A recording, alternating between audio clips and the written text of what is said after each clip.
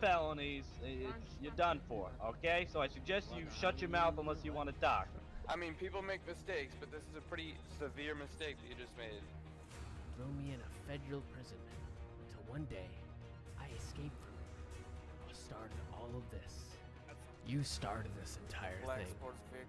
Had you just taken the joke and letting me go, none of this would have happened. So why are you building drones? Why are you fucking blowing people up? What's the point of Because that? you ruined my life. I was trying to make something out of my technology. I was trying to do something with it, but instead you throw me in a federal penitentiary, a shithole.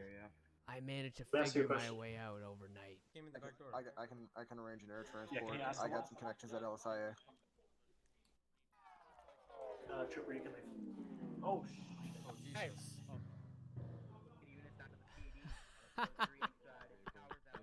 We have to go now. Let's go now. We have to go now.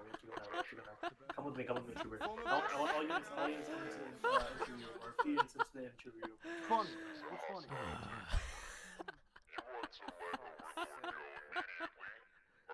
Hey, FBI agent, do you have a code to that door? We have to go now. I need protection. I got you. Protect me. Let's go. You guys missed the wrong guy. We went through the front door. You might want to let me go. Just, you might want to let me go. You're probably wondering how I got into this radio. Well, let me explain something to you. You seem to fail to realize you're surrounded by technology. Technology controls the modern age. And you, well, you're a washed-up old man. You don't seem to realize... You need to stop the cars. Oh, they're stopping. They're like, shit. Stop the cars. Get out. Nothing you can do to stop us. The future is inevitable. It's like stopping an Stop all cars. object. You heard him. I want to be as covert as possible. You're not gonna be able to stop it. You better just let me go now before this gets way out of hand. No. You have no idea what you're going up against. One man has not that much power. Not even we can stop the progress of the future. The future is not in our will. We will do our best to control what we can, but you cannot stop the inevitable. You want to let him go immediately, or we will do something drastic. Alright. You need to get out of here. I don't care. Destroy everything. You have no idea what you're going up against right now. I'm just telling you now. Technology, except like anything You necessary. know what? Ask someone near personally, is it worth all of your lives to keep trying to protect this man, or will you let him go? It's our job. Let me explain something to you. This man right here may have done a lot of horrible things in your eyes, but he's also prevented countless wars and prior terrorist attacks that you could not possibly comprehend. His technological abilities are beyond anyone's comprehension. We have to go. Know what you're doing. Brooke, we can take him to like the SCP labs or something. CP Labs. Power is so unbelievable. What's the most secure place that we can take them to? Fort Zancudo, I suppose. We can hold them in Zancudo, but I don't know if they have like a holding facility. No They even gonna want to take Kudo? Goes off and then I put him in Got you, solitary bro. confinement. I got you. The fuck? Up. Everyone get inside the building. Wait. This is my only means of communication.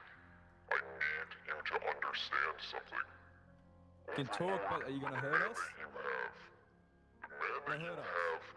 Are you going to hurt Alright, us? so let me speak to you real quick. What do you recommend we do? What do you recommend we Not do? going to hurt you. I need you to understand and I need you to listen.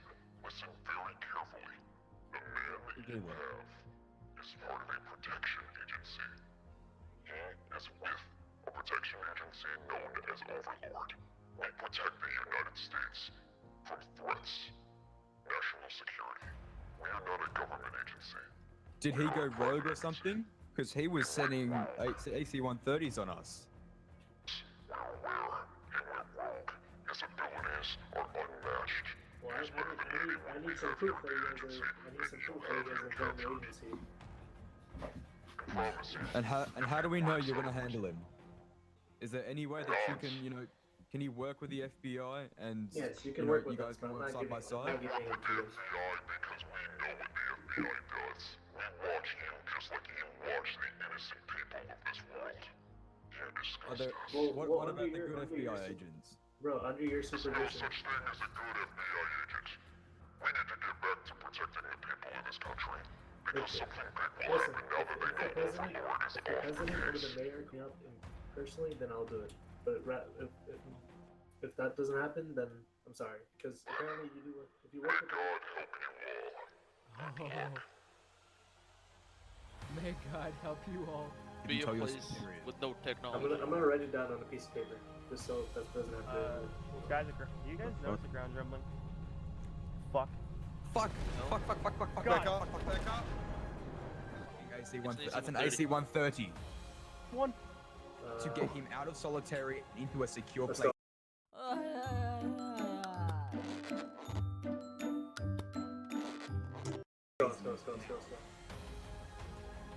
Oh my God. Oh Jesus.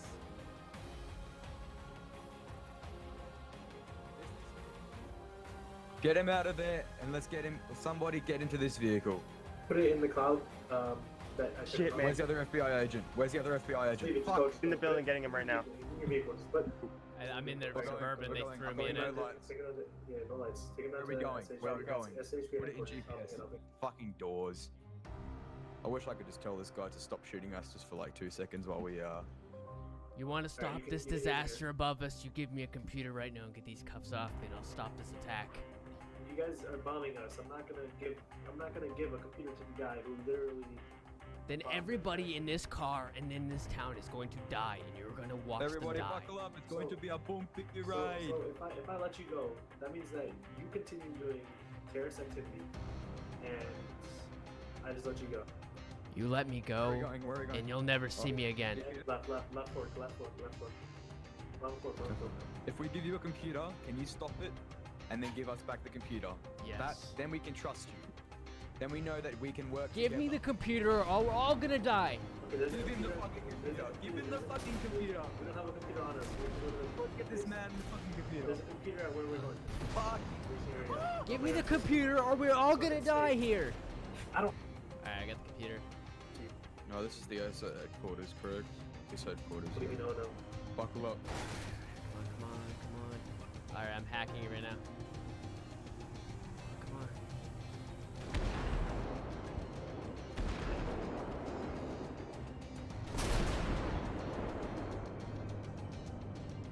Oh my god. Oh my god. Holy shit. AC-130 above. Go, right. Open gates. I got it. Got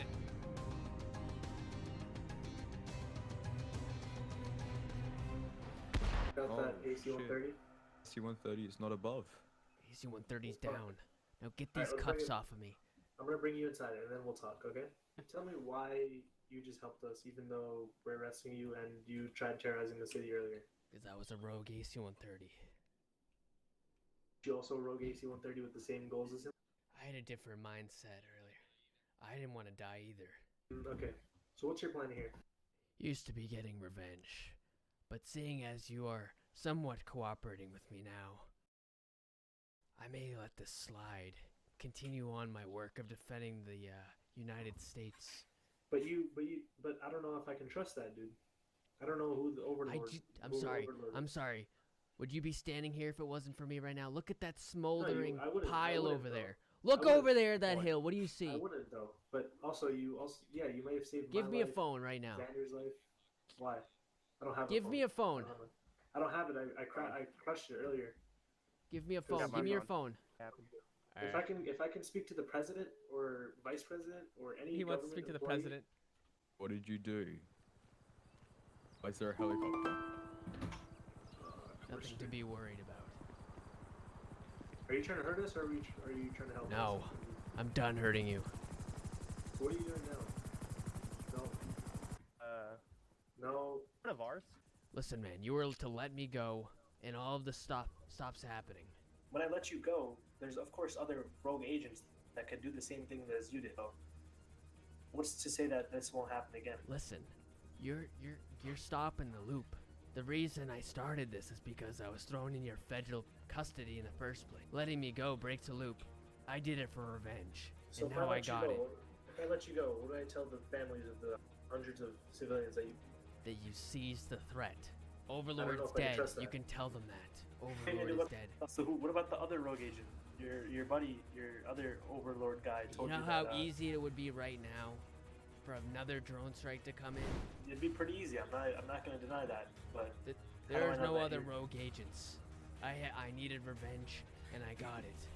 so you guys work with the Now government, you were to right? tell the families that Overlord is dead, and you will never see or hear of me ever again. And what happens if I do? We need to get in contact with you again. How can we do that? I'll get in contact with you. Helicopter is low on fuel. We need to go now. Okay. More Make sure. terrorist What do you guys think? We're not perfect from Archer, but it's only us Power Patrol. It's a Fallujah. Now, a new terrorist organization is popping up. You need to let me You go. already know my name as well. We're going to pay Disrespect for all of the damage you have caused to the city. We have been And the causing... very thing you swore to destroy.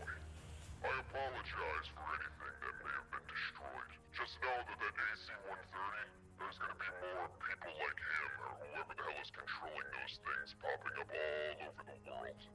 We're sent out to stop them. We do not sleep. We watch, we protect. We are Overlord. Overlord out. We know when you're sleeping, and we know when you are awake. We know when you've been naughty or nice. But this holiday season, we will not leave a gift under your Christmas tree. We will give you something far greater. Freedom and peace of mind. Your government watches over you, preys upon you, and stalks you. We keep an eye on them too. We keep them in check. As for the people who wish harm upon you and the ones you love, we watch over them too, every day and night. We do not sleep, and we do not rest. We are Overlord.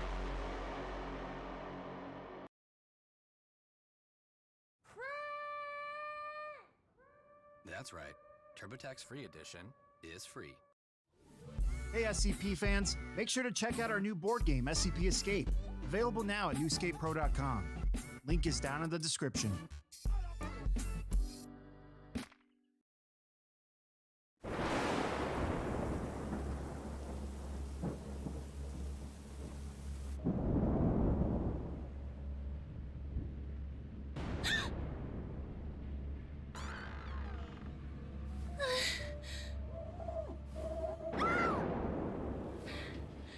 It's not real.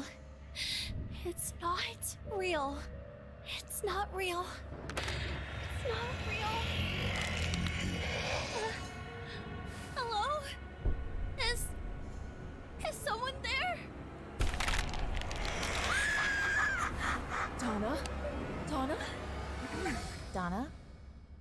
I was asking if you were ready for your interview. Yes, I'm ready. Sorry, I was having that dream again. Interesting. We'll have to up the dose of your medication. No, please. I'm fine. I insist. The sedatives will help you sleep. I was just up late talking with her last night. Anything worth mentioning? This transition has just been hard.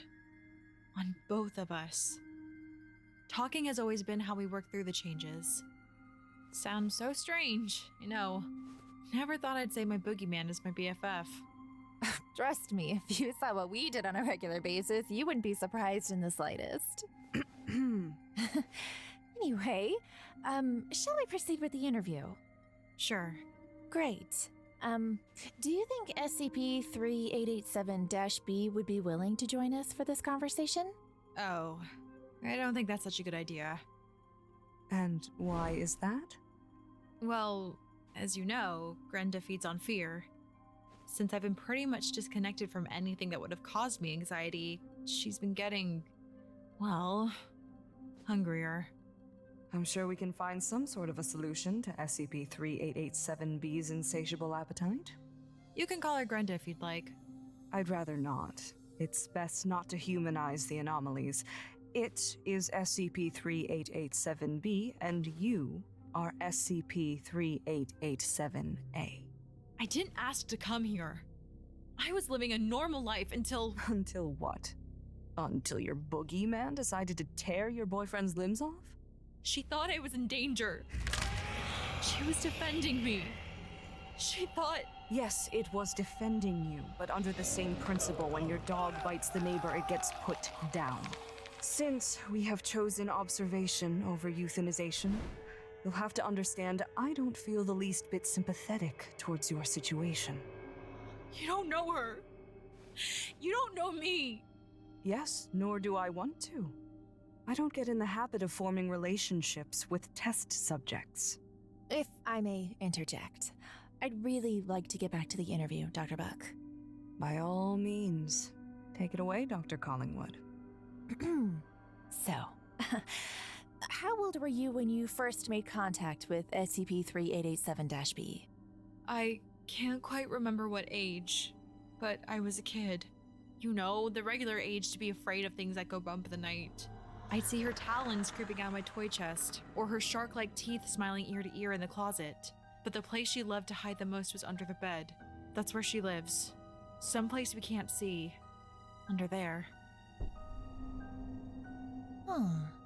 Sounds like some sort of spatial anomaly. Huh. Did the being ever hurt you? Other than scarfing down a few of my socks here and there, Grenda wouldn't hurt a fly. For the most part. She's different than the rest of her kind. Could you elaborate on that? There are others? Not that I've seen firsthand, but from what Grenda tells me, yes. They feed on fear, but others have cravings that go beyond that. And when did your relationship with 3887-B change? I started to see her less and less as I got older. What else would you expect, right? When I was around 14, I think maybe 15, she came back. It was late at night, my parents were arguing as usual, and I hid in my room. I was close to the bed and she touched me. I was scared shitless, but then we talked. Discover the science of healthy and happy with VetraScience. GNC has all the best flavors to help you crush your wellness routine over and over again. What'd you talk about? This and that. My life was being flipped upside down. My parents' divorce, trouble at school. Just when I was going through the motions, she was there as my best friend. Strange, I know. The embodiment of my childhood fears as my confidant. But it's almost therapeutic in a sense. Overcoming that trauma, looking it in the eyes, and realizing I was misinterpreting my fear all along. Huh, interesting. But it's a double-edged sword. It's the reason for Grenda's suffering. I wish I could be afraid again, just to help her get by. She's starving. Pity. Well, perhaps we can get Grenda some more socks. I'm sorry, Dr. Collingwood, but her hunger has surpassed that. How many idiots does it take to change a light bulb? Oh, that's strange. Well, the backup generator should kick in any minute. But why the hell is this door locked? Hello? Guards? Dr. Buck, are you okay? Yes, I'm fine. I just want the door unlocked. She's hungry. I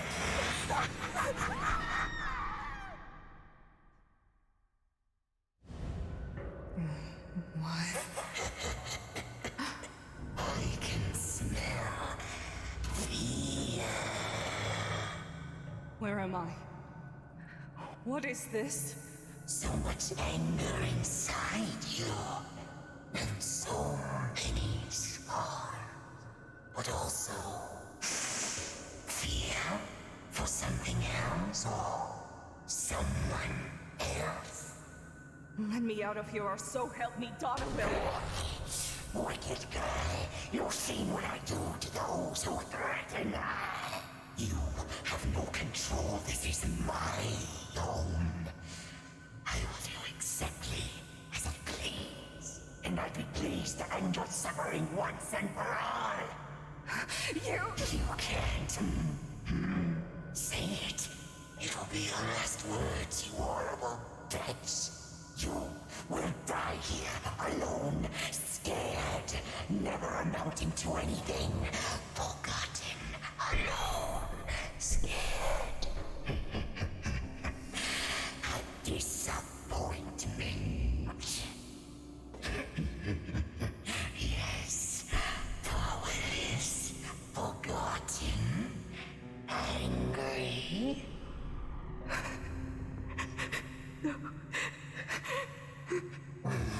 Something wrong. Why, yes, there is. It is all so very wrong, as if nothing was ever right at all. Don't you feel the walls closing in? Perhaps it is just me, but this room got a lot larger a few minutes ago, did it not? And the breath, it feels shallow, faint. Is there enough oxygen in here? I'm starting to feel lightheaded myself. I think I'm hyperventilating, twisting horrible pain, and there's no exit. Dead, no, paralyzed. Stop it! Oh yeah, I'm choking. Is this what it's like to die in darkness, cold, alone, and scared? The last breath before. Nothing. Darkness. Eternal. Dark. Just as powerless and afraid as the little girl all those years ago. Nothing ever changed. Stop it! Please! I don't want to die! I don't want to die! Please! Please!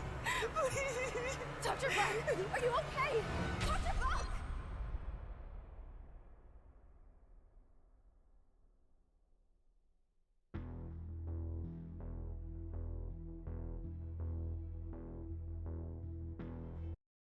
Hey everyone, Mr. Moore asked me to remind you about the SCP crowdfunding campaign by Paranormal Activity Books. I'm glad I remembered because there's only a week left until it ends. What does this mean? It means this is your last chance to get the limited edition of the SCP Foundation art books. Sure, you can always buy the regular edition on Amazon later. They're the same quality and have the same awesome SCP illustrations and reports. But I mean, just look at those beautifully animated dust jackets and that thick embossed slipcase. You might not be able to get your hands on it later. And if you miss out on the crowdfunding campaign this week, you'll also miss out on a pile of free bonus rewards. My personal favorites are these cool SCP employee badges and this level 4 keycard. They sure come in handy when I forget my real ones at home. By pre-ordering the books, you'll be entered in a giveaway for one of 30 possessive mask toys. These are seriously cool and won't be available for sale after the campaign ends. Click the link below to support Paranormal Activity Books, get some awesome rewards, and best of all, these amazing SCP art books. Restore your gums back to a healthier condition in just 7 days with new Crest Advanced Gum Restore.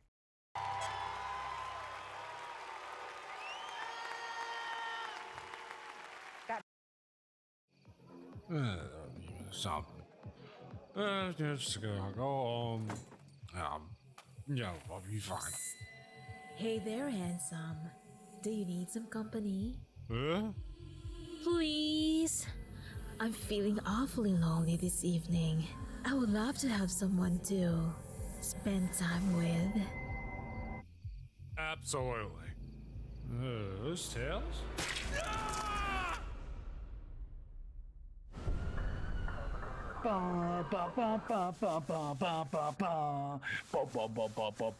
Carson, can you shut the hell up? And while you're at it, take off your goddamn helmet. This is a sting, and if you look like an MTF, the target is gonna think you're a fucking MTF. Alright, first off, I know you're on point for this mission.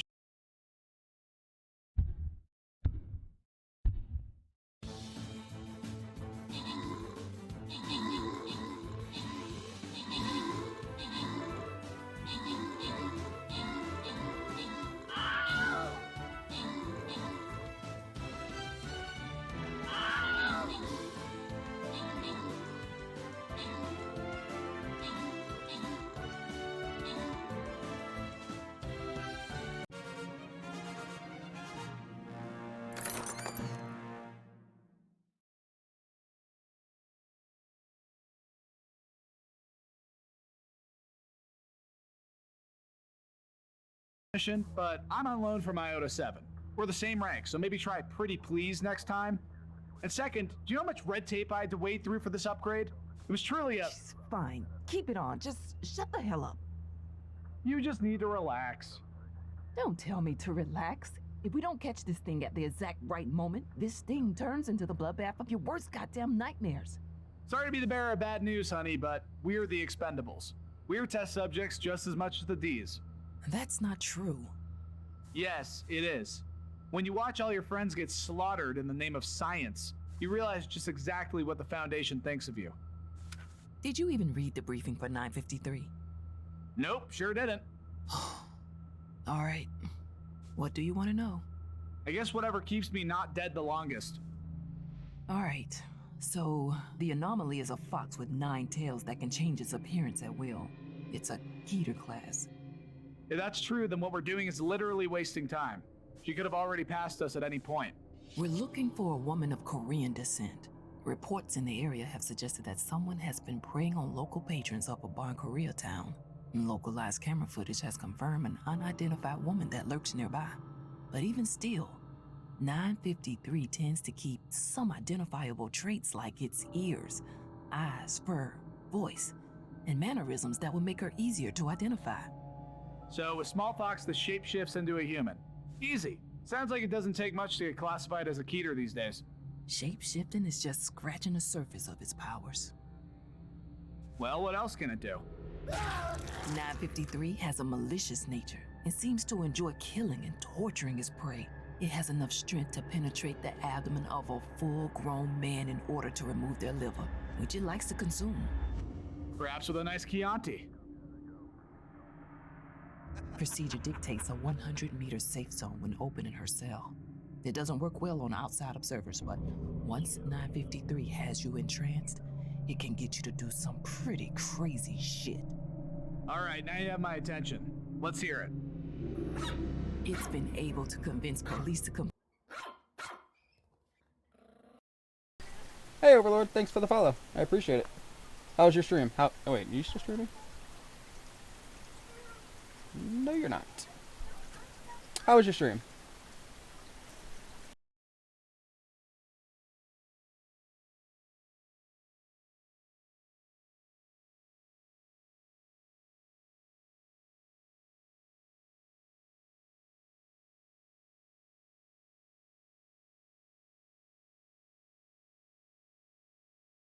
Oh, Gang Beast, yeah. Yeah, it was.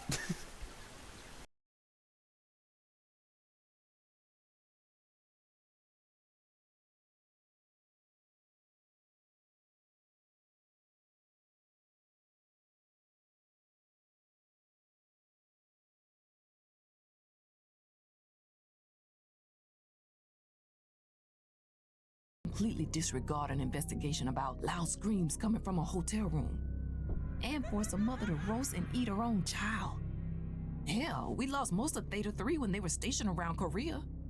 Really? What happened? Snow or rain? It's all on an audio recording of an interview I had listened to when I took this mission on originally. Apparently they got a tip from a little old woman. Said it had been eating her cows. Theta 3 went searching for 953 and found it under a waterfall. The report cited cultural misunderstandings as a means for underestimating the danger they were involved in. So they were all killed? No, one of them survived, though their name is redacted. Anyway, they thought they had the drop on it, right? Wrong. Turns out that's how 953 hunts. It lures you in with a false sense of security, pretends to be harmless, and then starts picking you off one by one. 953 took them back to her cottage, served them dinner, and started its process. Killed the first in the woods, peeling off his skin. The others went and grabbed their guns, trying to set up an ambush, but when the door opened, the first agent walked in. The one whose skin was just ripped off? Yep. Only thing, his eyes were glowing yellow. The other agents turned on each other. A gun goes off and the one being interviewed is shot in the arm. The other is butchered like a pig. The interviewee gets away long enough to create a makeshift weapon. He stabs 953 with it and slows it down long enough for him to escape and get back to the retrieval team. It's weird. What is? The interview mentions he kept visiting 953 in its cell after. I mean, I guess it makes sense. 953 gets in your head, manipulating your mind. Hell, when I encountered it face to face, 953 found out where I lived and... And what, Ramsey? Let's drop it. Ah, come on, you can't just... I said drop it. Okay, Jesus. Just when I thought we were on the fast track to being besties. Sorry. It's just... This case is personal to me. 953 and I have this relationship. It's almost a game it plays with me at this point. I have sent in multiple forms requesting for his termination, but they just keep denying it. And 953 keeps escaping. Even when we do catch it, 953 gets brought back to her luxury cell and daily food, water, and clean bedding. Like it's some kind of groomed poodle. You know they even give it plum wine whenever it wants. The Foundation is culpable in every death 953 causes when it escapes. How many times has 953 escaped?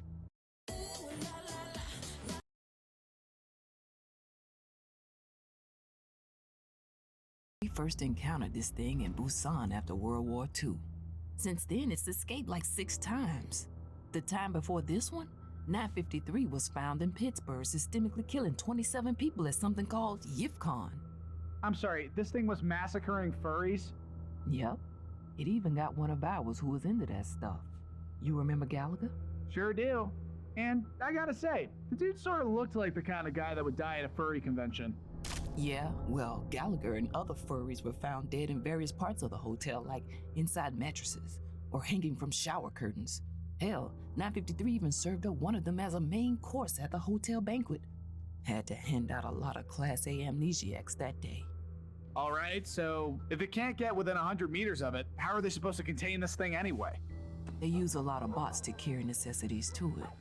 Plus 953 has a phobia of dogs, so they have open cage dog kennels all around its containment cell. Wow, this thing takes a lot of precaution. Almost doesn't seem worth it. That's what I've been saying. We're going to have to use some of those methods today, though. I have snipers set up all around the building at least 100 meters in all vantages. Another 6-man squad with K9 units and flashbangs to hopefully stun her psionic abilities long enough for us to get in close and restrain her. Honestly, this is the most thoroughly planned raid I've been a part of in years. Quiet. I think that's her now. Gibson, Maloney, 953 is entering the building now. Give me a floor number. It's on the 3rd floor, closest to the apartment to the front. Roger that. All units converge on 953. K9 units take point. Let's get this bitch.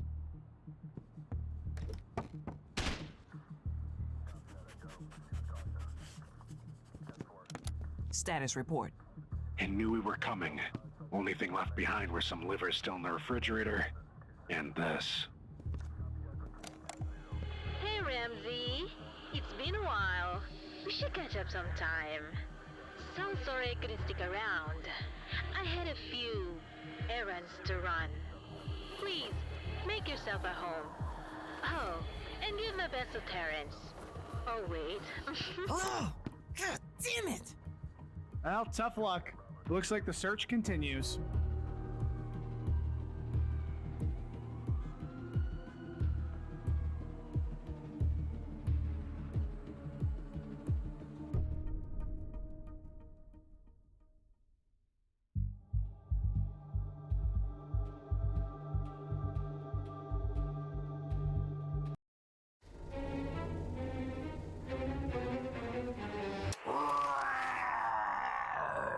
I scared you good, puny mortals.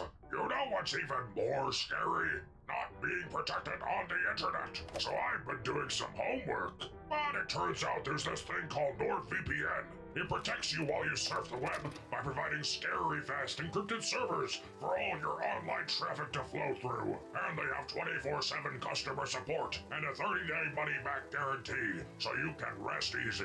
I've even started using it myself. Nord is great for getting past region-locked content, and it has unlimited bandwidth, so I can stream all my favorite classics and find new movies and shows that I couldn't watch anywhere else. So don't be a scaredy cat. Sign up now and get a terrifyingly huge discount off NordVPN. Go to nordvpn.com/SCPanimated and use our coupon code SCPanimated to get an additional 1 month free. I propose an alliance. I can't believe you wore your uniform out in public. Relax. I took all the patches off. No one will know. Lawrence, is everything okay?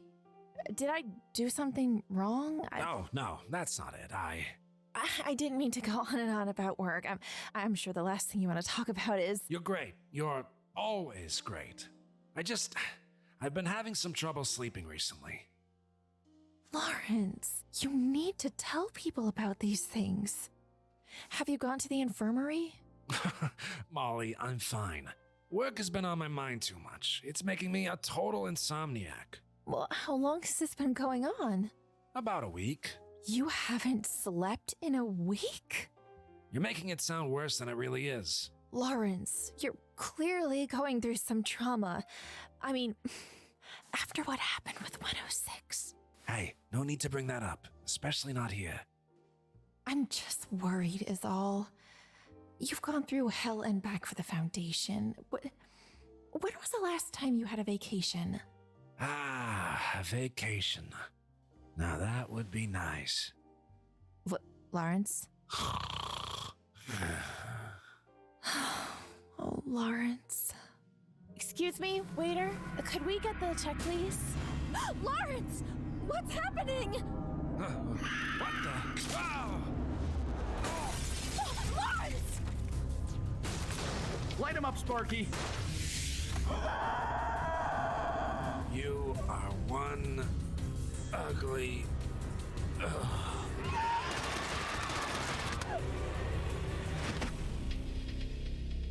All right, bag him and tag him. Let's get out of here.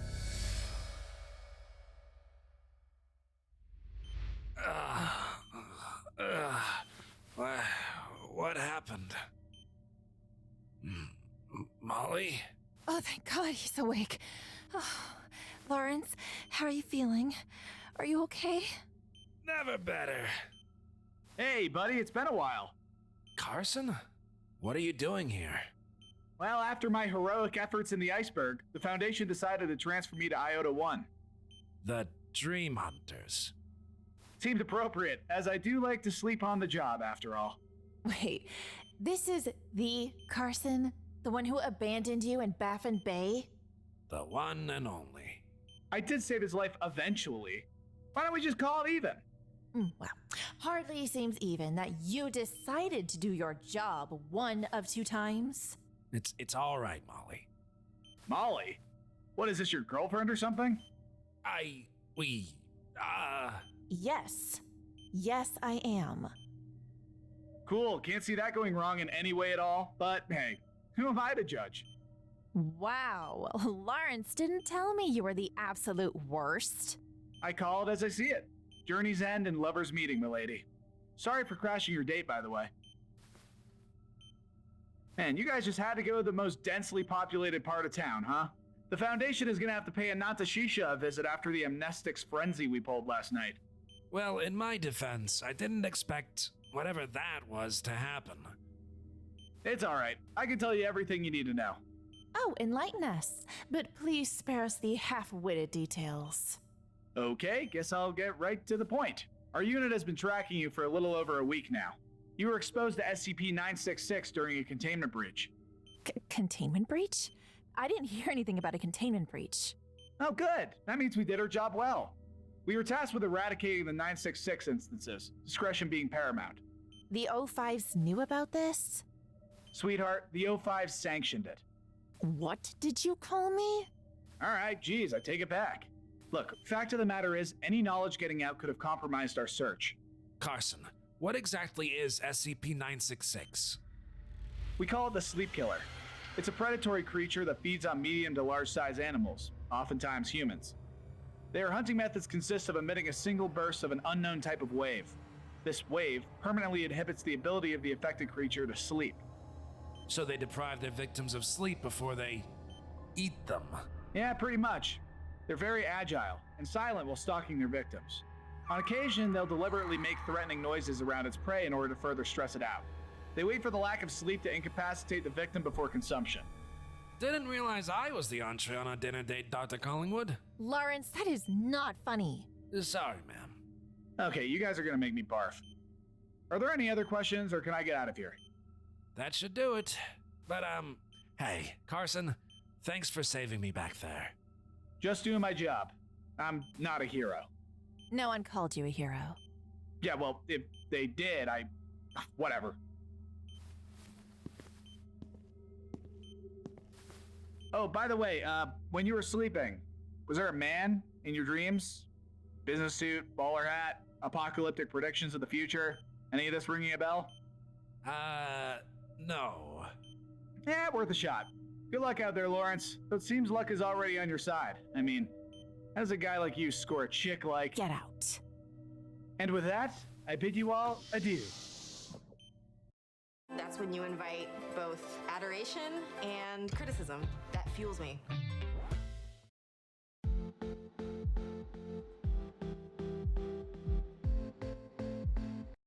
Strange thing is, I think he was trying to be nice. Oh, Lawrence. You know, he's right though. I am lucky. How on earth do you figure that? You've almost died 100 times working for this horrible place. Keyword, almost. I survived the old man, mother in the ice, and now one of those sleep killer things too. I'm lucky for a lot of reasons. I know one thing for certain. You make this place worth the risk. You better not die on me. Oh, is that an order? Well, I do outrank you after all. Yes, ma'am.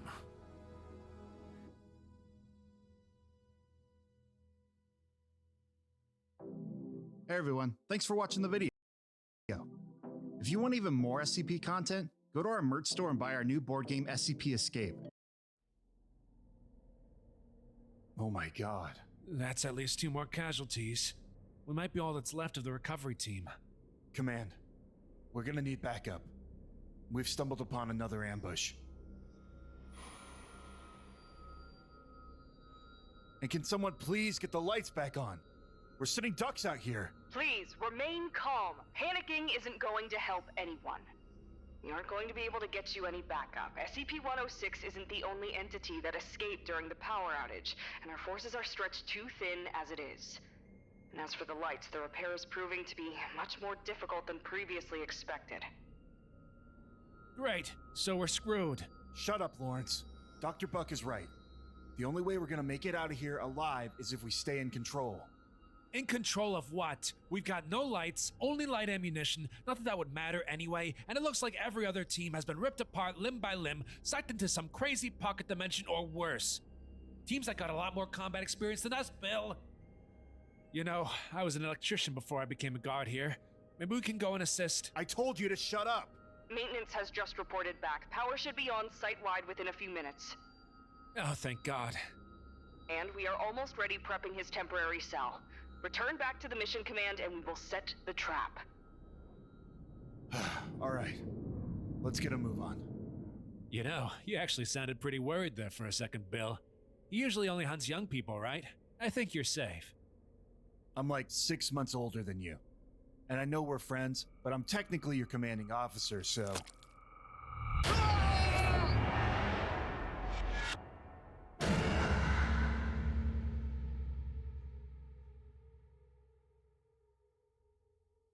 Mission command to all MTF units, please respond.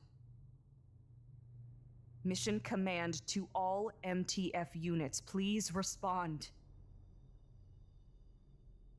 Very well then. Gustav. Gustav! Yes, Dr. Buck.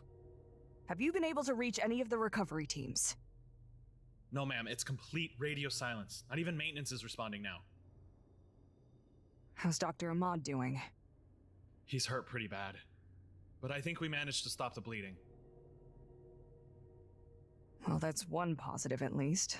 Albeit a pointless one unless the main power doesn't come back on soon. So SCP-106 is as bad as they say then, huh? No. he's worse.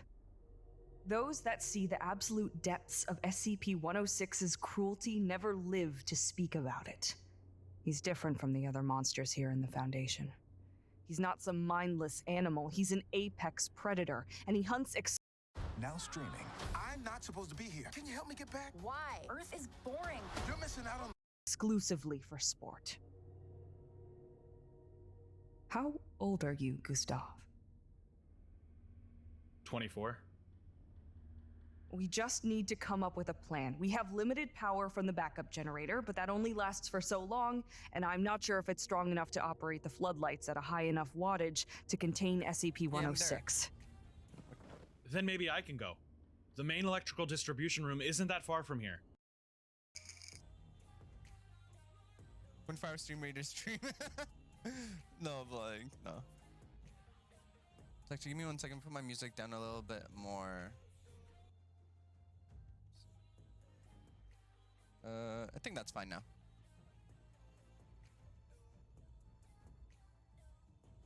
Okay, Mies, hello, what's up, man? Sorry, I'm just trying to make sure my game doesn't break again. I've been having a lot of stream issues since yesterday. So here's to hoping it doesn't break again.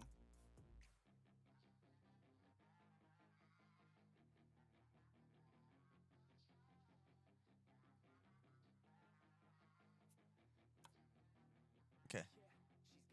Well, look who's into my territory. What territory? Dragon told me about Stream Raiders, so I set it up. I've never used it before, though.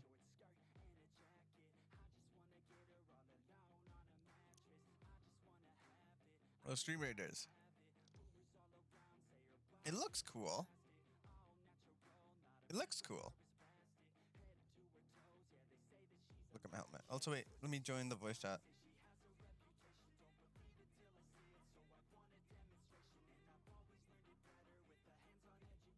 Hello. Hello. Just DM you guys the password. Hello. I swear to God, if it crashes again, I'm gonna be so sad. Oh my God, you changed the password on me. Yes. I hate you sometimes.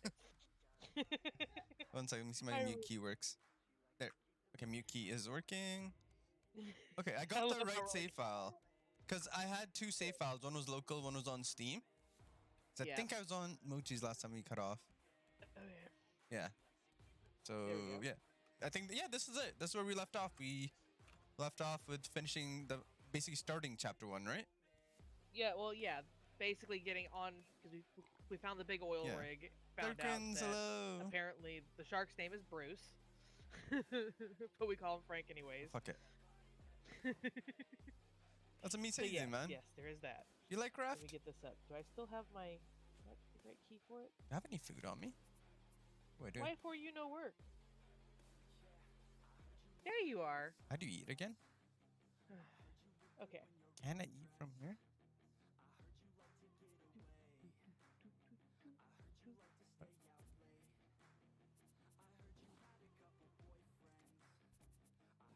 As I recall, we had just raided the facility over here My and nightmare. learned the basics of the storyline stuff. QT, you make me so insecure about myself.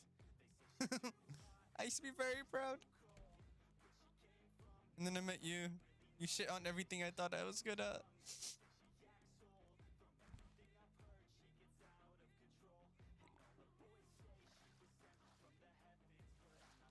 There you go. Take some water from each one. I love you just the way you are. Yeah, but I don't love myself the same way I used to. Alright. Oh yeah, QT, by the way, I've been having massive stream issues. It crashed like 5 times in a row. Nothing. So I'm just hoping it doesn't crash again. Hold on one moment. That's all I want. Just no crash, I'm having please. to get. I don't know what's going on here. Give me 1 second. It was just pretty shit, and yeah, I have a like shark head. That's what matters. Yeah, dude, I need a Valentine's. I would ask QT, but I don't think I don't think that's gonna happen. No crash. Did it crash again? Oh, you were saying no crash. I thought you meant like no, it crashed. I was like, oh shit, I'm not gonna do again. some fishing while we wait to figure out what we're doing. We can continue.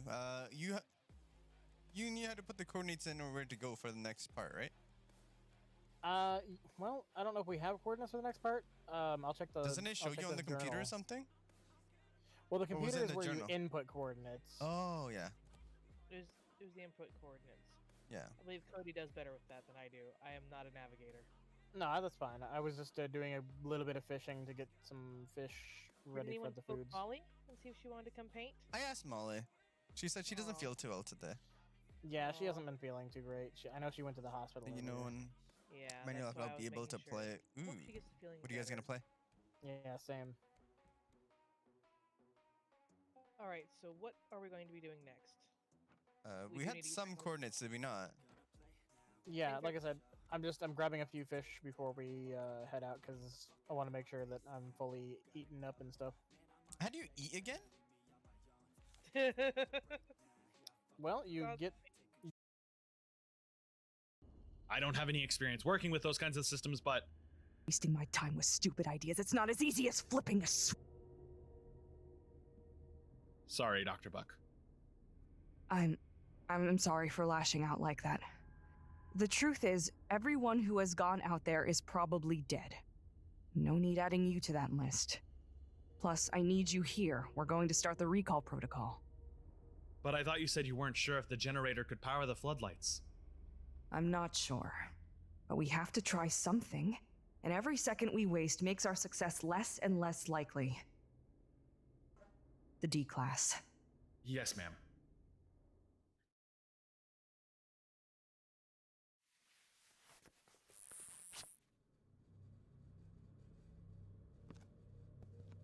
Come on, talk to me, man. What's going on here? What are you going to do to my leg? I don't like this. For what it's worth, I don't like it either. Hey, that's okay. I know you're just trying to do your job. But before we do anything crazy, let's hash it out. What's your name, man? Gustav. My name's Angelo. See? We're friends already. Please, I don't like this, Gustav. What's going to happen to me? I'm sorry, Angelo. Please, Gustav, I don't know what you're planning on doing with that thing, but please, just don't. I am about to initiate recall protocol. Go ahead and turn on the site-wide intercoms. Roger that.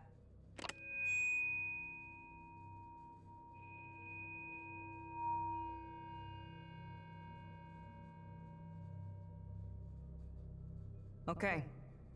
You should be ready to proceed. Begin the procedure. D397194. This is going to hurt a lot. Don't try to act tough. We're counting on your screams of pain to attract SCP-106. And if this doesn't work, I will be forced to slice open your Achilles. No!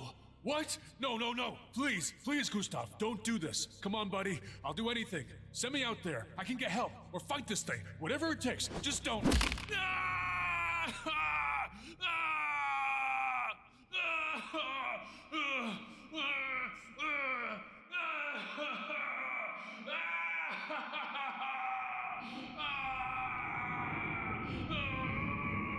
Good job, Gustav.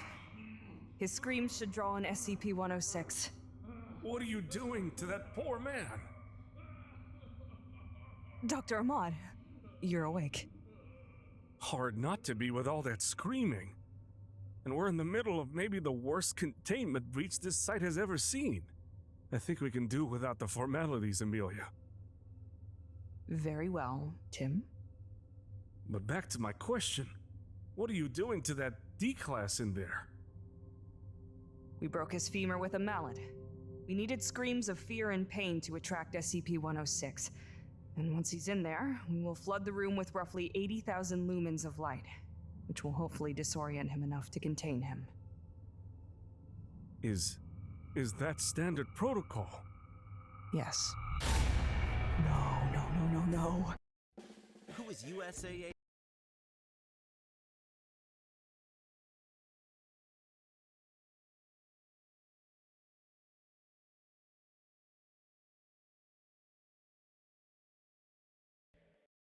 That can't be good. Dr. Buck, the power's out. What's the backup plan? There is no backup plan. So you broke my leg for nothing? You need need to get out of there. SCP-106 has almost certainly heard the D screens and will be here any moment. The door is not budging, Dr. Buck. What am I supposed to do? Looks like we're gonna die together, buddy. No, not like this, please, God! He can sense your fear. You're only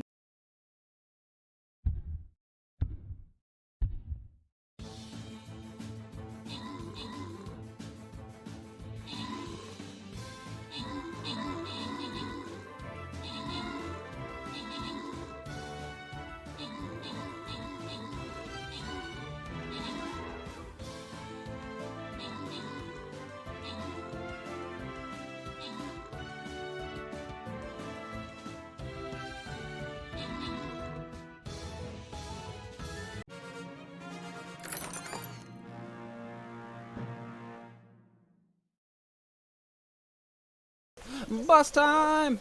Let's get it. Let's hope we don't lose. I don't want to lose again.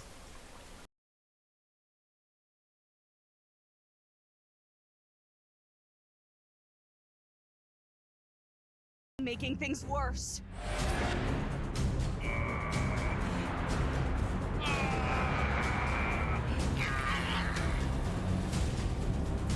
We need to get out of here now. And just leave them here to die?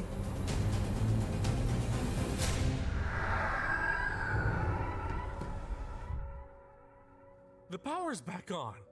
Oh, I guess the maintenance team was able to restore it after all.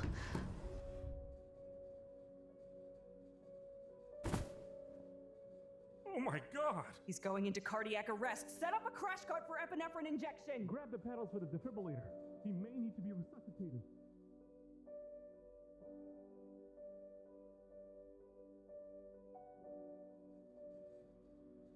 And this is where it all happened. The old man dragged Bill in there first, and then me just a few moments later. I wish I could have done more, you know? I was so scared at the time, but looking back now, I wish I would have pushed farther. Maybe I could have found him in there. We could have escaped together and— No, don't talk like that. It would have been impossible to find him.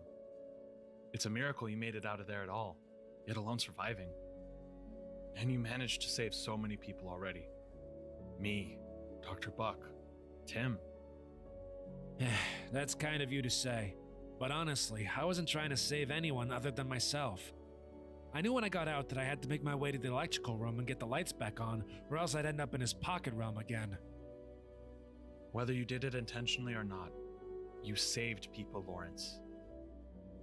You saved me. Thank you.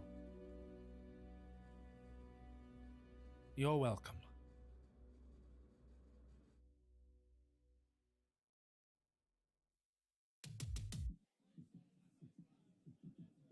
Hey, thanks for watching the video. We had a lot of fun returning to SCP-106. Kowalski guided herself through the dark.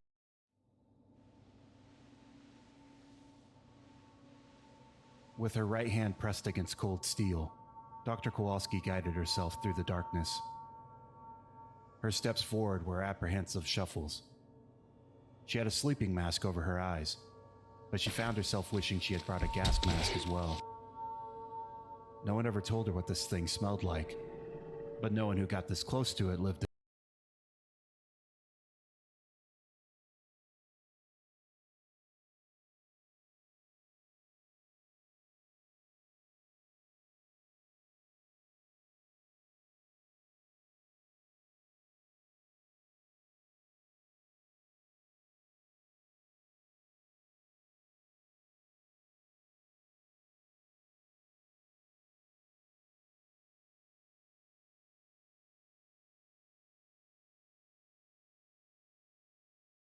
To tell. One.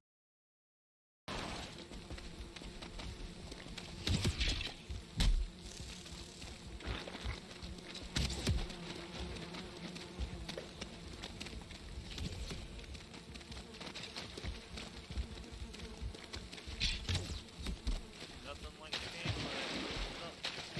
So fucking slow. So fucking worthlessly slow.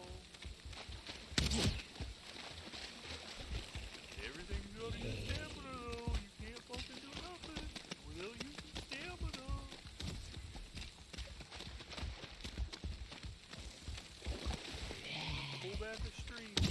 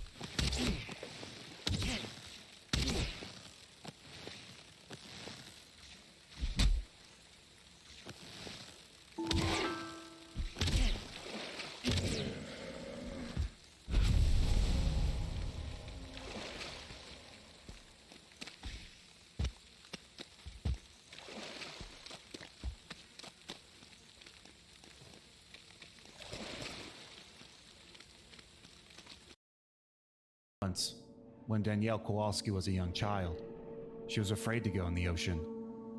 Her mother had warned her about stingrays, and the fear of stepping on one had put her off swimming for more than a few years. Her father, though, he believed people should be forced to face their fears. He taught her how to shuffle her feet so the stingrays would know she was coming, and they'd just swim away.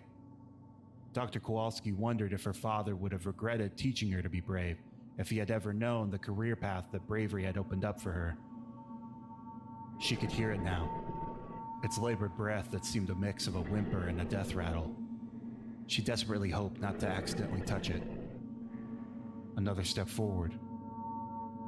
Either Dr. Kowalski was close enough to feel the heat of its breath, or the tension was setting her blood on fire. The instant camera in her left hand was unwieldy. She hoped she didn't drop it because she wouldn't dare try to pick it back up. Snap. But no flash. If she could see the flash, then she'd be in real danger. This kind of stingray doesn't swim away. The process was painfully slow. Step forward, step back. Turn the camera up, turn it down. On this day, this particular site was receiving its first official visit from the Federal Bureau of Investigation. After Japan, after the Foundation fell under the spotlight of every journalist on the planet, the world was surely about to change. With no hope of ever having something so useful as Dr. Bright's amulet, the photographs she had taken would have to suffice.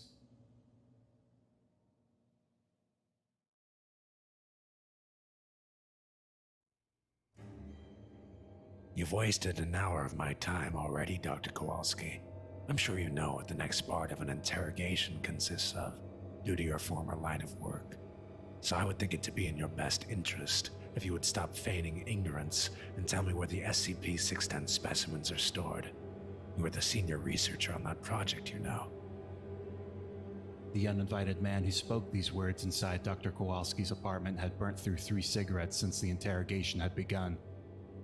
Yes, her life was in danger, but she couldn't help feel most upset about the fact that the smell of his smoke was going to sink right into her furniture and carpet. I've heard thousands of spectacular love stories in my bridal career. Stories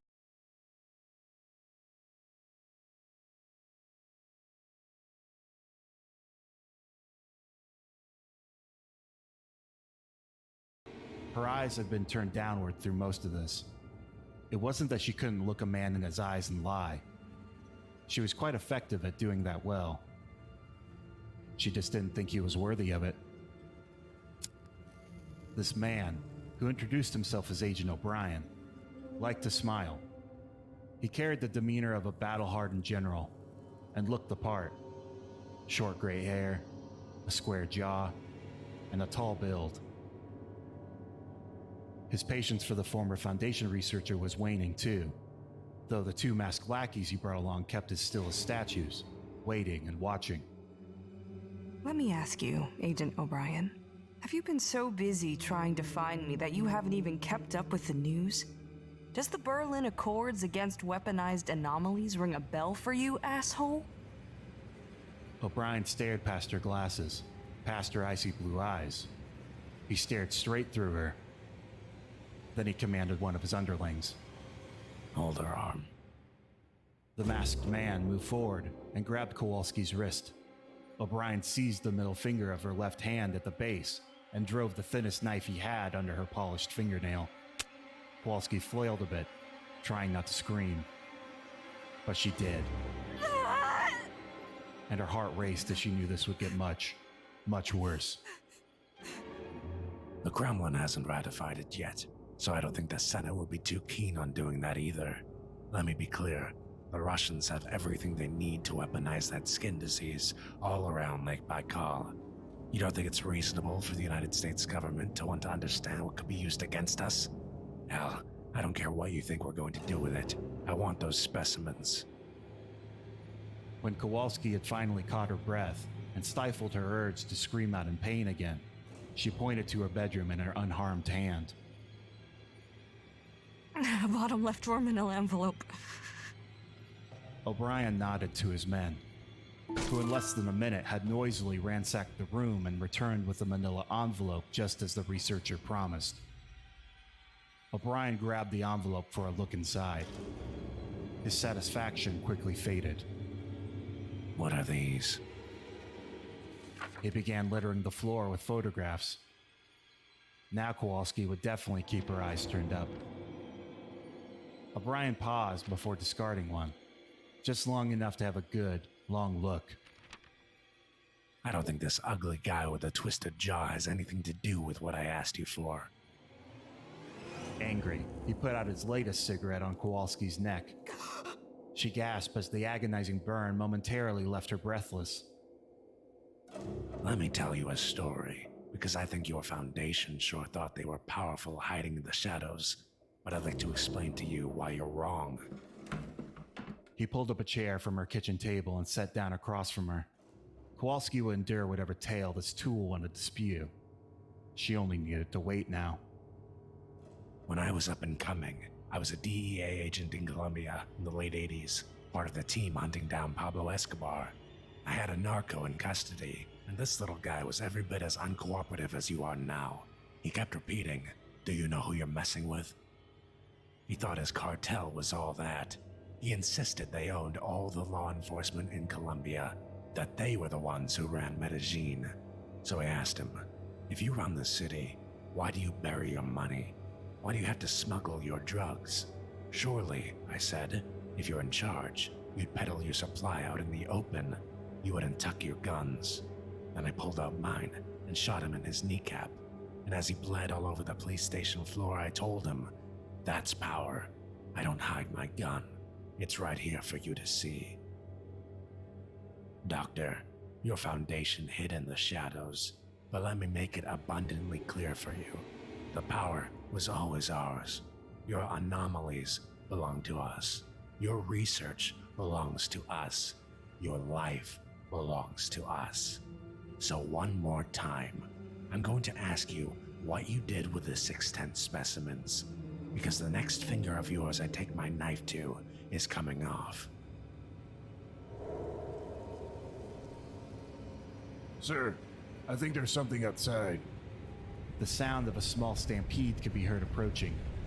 Dr. Kowalski smiled and looked her captor in the eye. You want to see real power, O'Brien? What in the name of...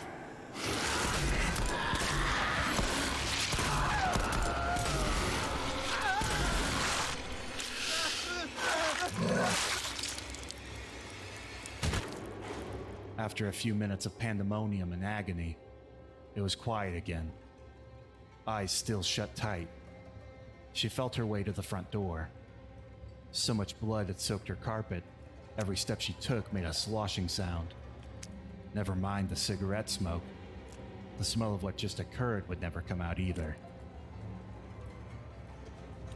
Run along now, 096. There are worse monsters in this world than you.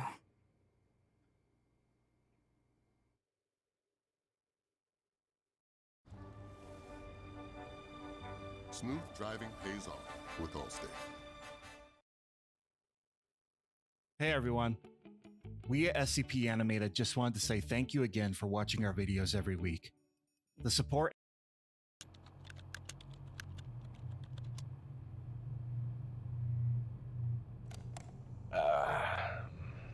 Beginning log for Exploration 1 of SCP-087, the anomalous staircase. D-8432 is in position at the top of the staircase, and we are receiving audio and visual feeds. It's so dark. Is your flood lamp functioning properly? Yeah, it's working. It just won't light these stairs all the way down. Thank you. Please continue.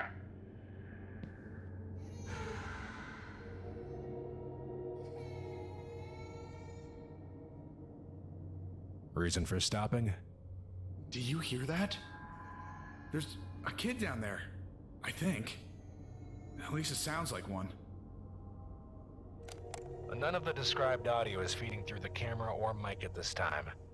Could you please describe the sound? Yeah, it's young. Either female or a very young boy. Can you estimate its distance from your current location? I don't know, maybe 200 meters down? I can't see anything. Please continue down the next flight. Can you still hear the crying? Yeah. We're picking it up as well. Please continue down. Stop if you notice any changes in the audio or environment. The subject has continued another 17 flights before stopping. He is 22 flights below ground level at this time. There are no visual changes in the environment. Do I keep going? Please continue.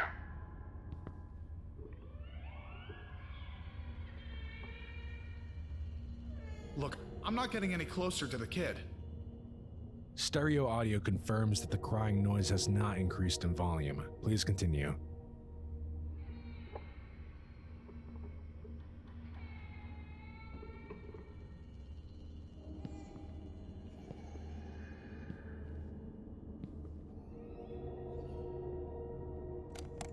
The subject has stopped on the 50th flight down. It is approximated that he is 200 meters below ground level.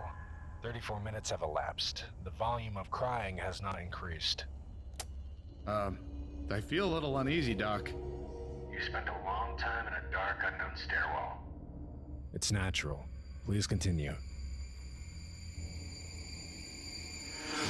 Oh! What is that? Oh God! What the fuck? Can you please describe what you see? It's some sort of person face thing. It's looking right at me. God, it's looking right at me. Is it moving? No.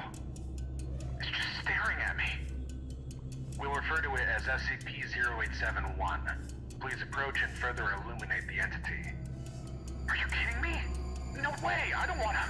No, what the fuck? Welcome to the Disney Bundle, where Disney Plus, Hulu, and ESPN Plus come to life on all your...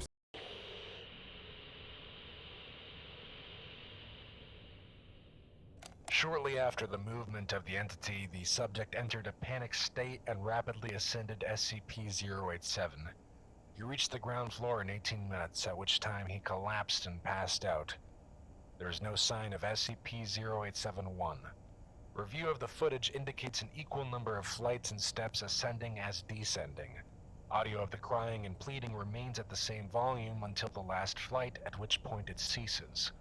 Medical reports indicate collapse was a result of the rapid ascension of the stairs, causing fatigue.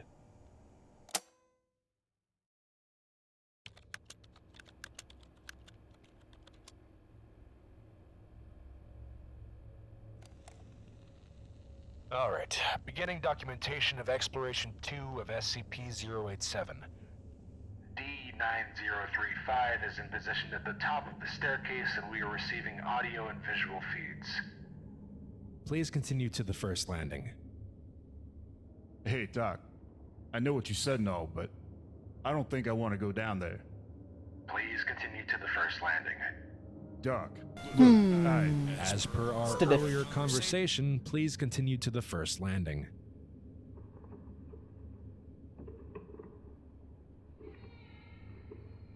Doc, you hear that? Is that a kid down there? That's unconfirmed. Please affix an adhesive light to the wall and verify it functions.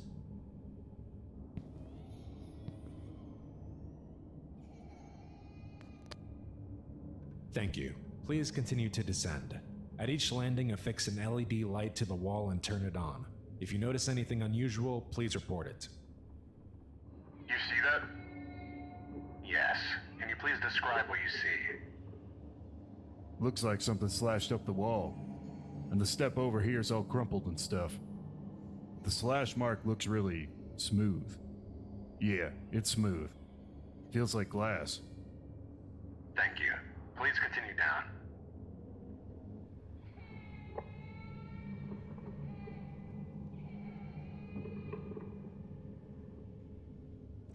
D9035 is on the 89th landing and 74 minutes have elapsed from the beginning of the exploration. Subject is estimated to be 350 meters below the initial platform. The sound of the crying and pleading still has not gotten closer. Look, I think I've gone far enough. I feel like the kid's just trying to lure me down here, Doc. I think it's time for me to... The subject has encountered SCP-0871. Although it appears to be immobile, its location is 38 flights below the initial encounter in Exploration 1, indicating it is mobile. Is there a reason you stopped?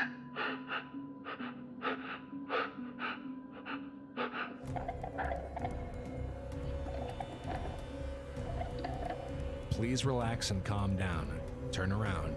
We need a closer look at the face. Oh my god! Oh my god, what the fuck?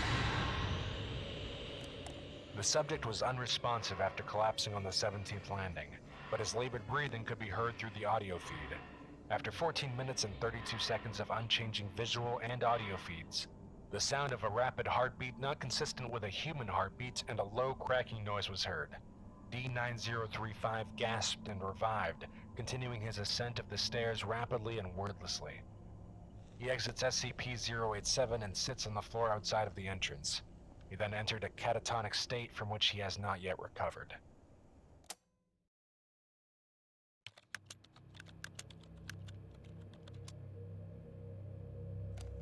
Beginning log for Exploration 3 of SCP-087. D9884 stands on the ground level landing of SCP-087. LED lights placed on the wall during the last exploration are not visible.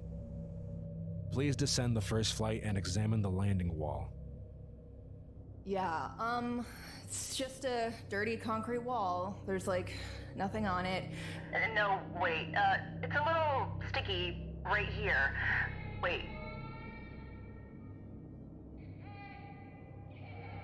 There's a child crying down there. Thank you. Please continue down the steps until you notice anything unusual.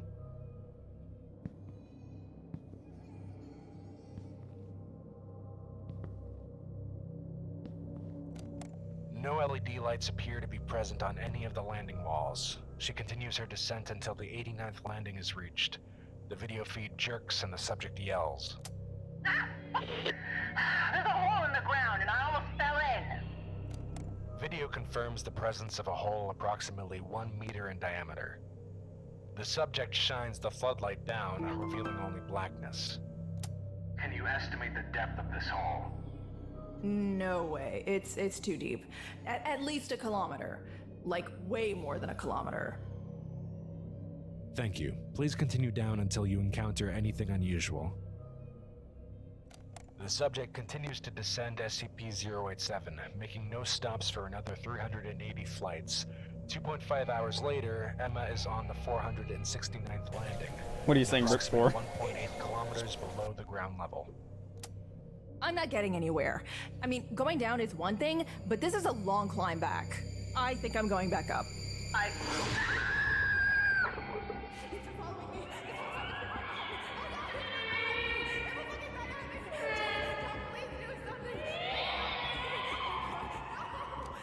It is important to note that since the sighting of SCP-0871, the sound of the girl crying and pleading has been increasing in volume, indicating Emma is nearing the source.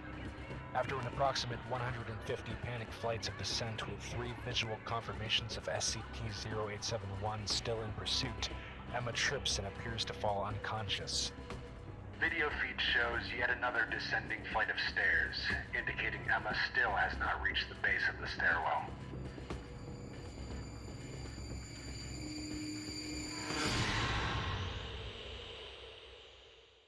Get a $200 bonus. Open a BMO Harris Smart Advantage account. Maintenance fee, ATM fee. Hey everyone. Thank you all for watching the video. We have a very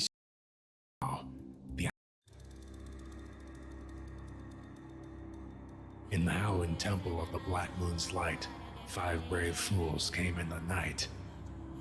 The first gave flesh, the second gave stone, the third gave the power to move when alone, the fourth gave life and the power to think, the fifth gave nothing, for he paused and he blinked.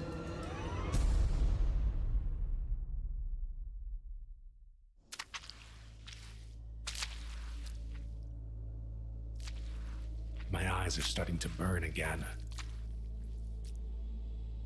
I need to blink. Clear. Clear. Randall is still cleaning. Will is to my right. I want to turn and check up on him, but... yeah, that thing.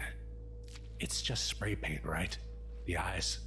Because I feel like it's staring directly at me. The other boys say it's the same for them. Just green spray paint, gazing directly into their souls. I can't see Will, but I can imagine he's scared out of his wits. He is the newest of us all. They say they don't know how this thing came to be, but they may be lying. Around here, there's always a good chance they're not telling the whole story. In any case, most of the time when I come in this room and have to mop up its mess, I dream up ways that this sculpture could have been made. An old trick one of the other Ds told me when I first started. It's better than focusing on the fact that it could kill you at any moment, he said.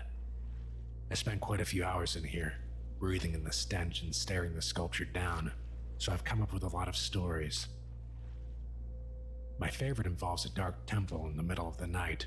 5 hooded figures stand in a circle around a pile of concrete rubble and metal rebar, and a body that becomes encased inside. They perform a ritual, and it's formed before their eyes. A grotesque, uncanny, vaguely humanoid form. A twisted spine, somehow the wrong number of legs, and of course, those green spray paint eyes. Did it just move? Nah, I'm paranoid. I need to blink, guys. Clear. Clear. Yeah, he's definitely terrified. Once we get out of here, I'll tell him about this trick. He might come up with a better story. I wonder if Will's ever been attacked by an animal. A dog bit me on the leg when I was 12. I had to get a rabies shot and all that. Anyway, when you're about to get attacked, there's this moment when your body knows what's about to happen. Even if your mind doesn't. It's primal. Your muscles tense. The adrenaline pumps. It's fight or flight.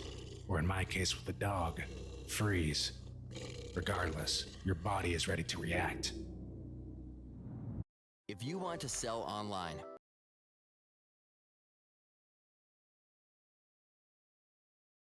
Every time I have to come into this cell, I feel that. The entire time because of a statue. How does your body know you have to be afraid of a stationary hunk of concrete?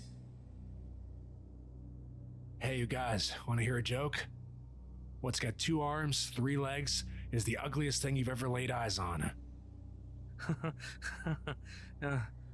Shut up, man. This is serious. Don't distract us. Well, a little humor never killed anyone, but he's got a point. Randall is over there doing his best to clean the blood and feces off the floor, so I can't blame him for being in a foul mood. We just did this the other week. Why don't they get drones to come in here and clean? I swear, they trick us into doing degrading and unsafe things just for the power trip. The smell alone is enough to make you want to run out of here, but add the statue to that. I gotta blink. Clear. Clear. Well, in a few minutes it'll be my turn to mop. I sure relish that. It's so much harder to imagine fantasy beginnings to this nightmare when I'm mopping up feces. How does this thing even make this mess in here? See, that's why I guessed that there was some organic element to this concrete freak. It's not supposed to be able to bleed or drop solids. This is just another one of those mysteries. Things they say they can't explain. I can't turn all the way to look, but from what I can see, Randall didn't do the greatest job in his area. I'm gonna have to pick up. What? No. God, I looked. It wasn't even for... Randall dropped his mop. It got Will. I only looked for a split second. My God, it's just instinct. It's instinct. How the hell was it already on its way to me? Why? What does this thing have to gain from snapping our necks? Why did it have to do that to Will? My God, this cursed thing is beyond reason, beyond messed up. I just want to cut those stupid rebar arms off and beat it with them. I guess this is the fight response kicking in. How?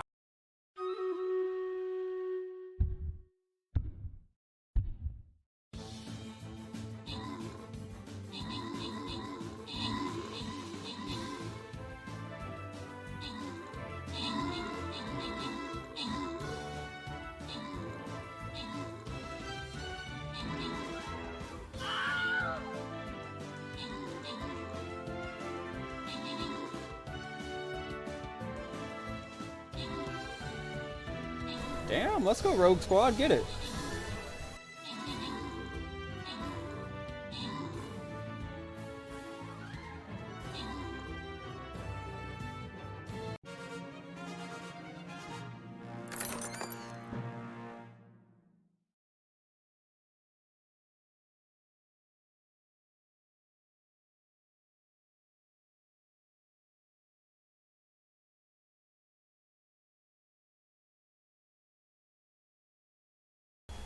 Alright, down bottom we got a gold chest, up top we got a blue chest. Loyalty chest, here we come.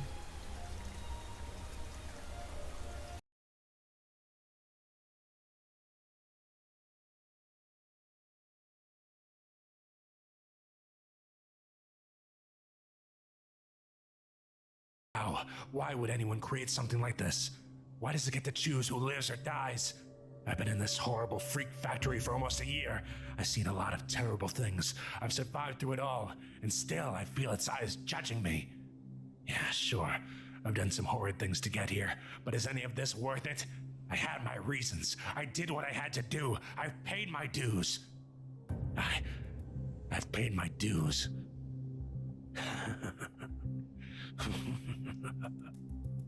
The mop. It just... Will?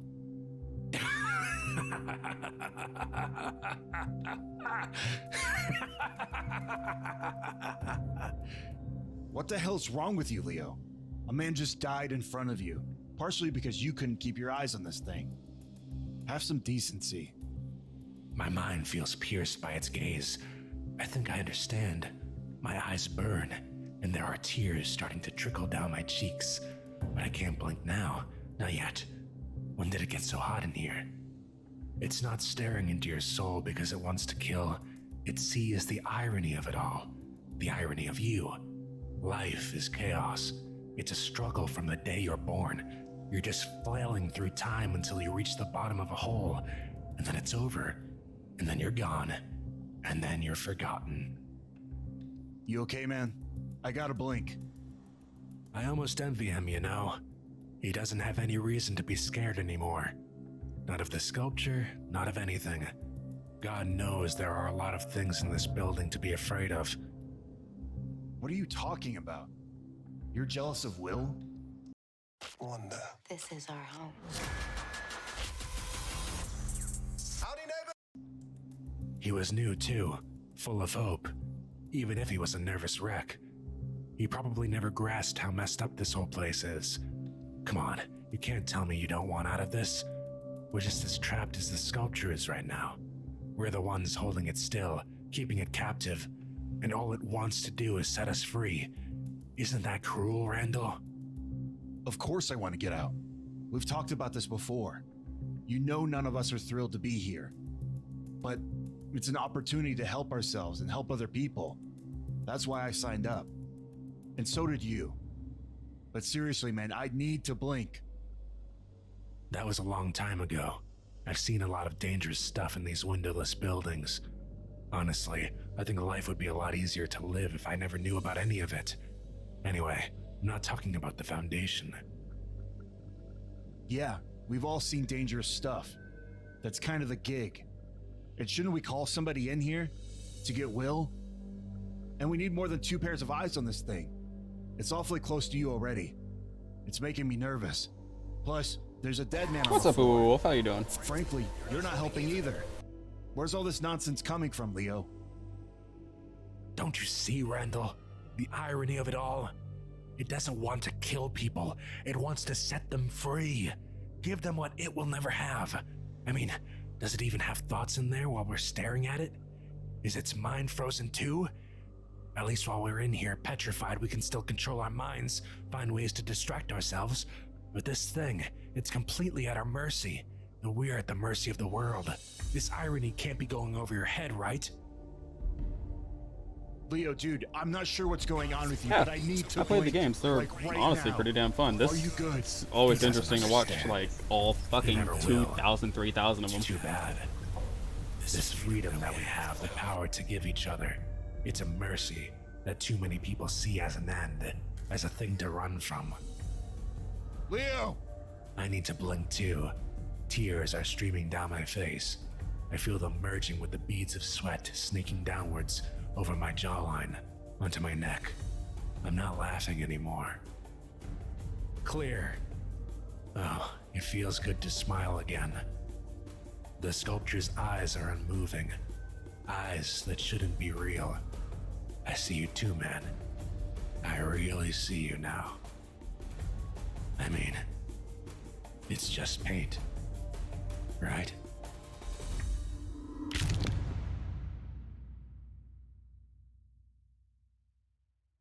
Thanks for watching. If you enjoyed this animation, please consider liking the video and subscribing to our channel. And if you'd like to help support us further, check out our SCP merch store and our Patreon page. You can find both links in the description below. All these wonderful people on screen are pledged to us, and we are Assistant Dr. Collingwood. In that time, I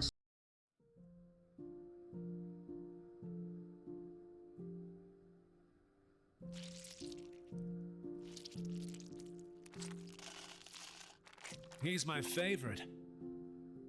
I've been coming here like every break since I found out about him. It's so cool that they just let people come in his room and hang out. I know. Whenever I see him wandering the halls, it makes my day. He's the kind of sweet guy I wish I could tell my friends outside of work about. Although, honestly, I'm fine not sharing about the rest of the stuff in this Hall of Freaks. But this guy, I've been obsessed with him for years. How long have you been working here? Next month, it'll be 7 years. Could say I'm a seasoned pro. Wow, have you been a researcher that whole time? Oh, no, I started out as an assistant and worked my way up. They went pretty quickly, though. Sometimes I joke about someone on the O5 Council looking out for me. You know, I'm actually being considered for another promotion right now. Or I guess you could call it a shift in duties.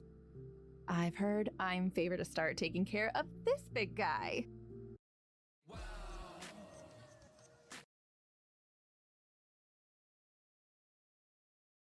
You!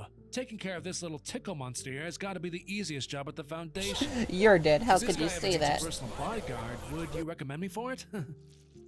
Of course! Well, if I get the job at least. Oh, thinking about it fills me up with joy. What are you doing up, JC? What you up to? And not just because I'm with this goober right now. Well, it sure doesn't hurt.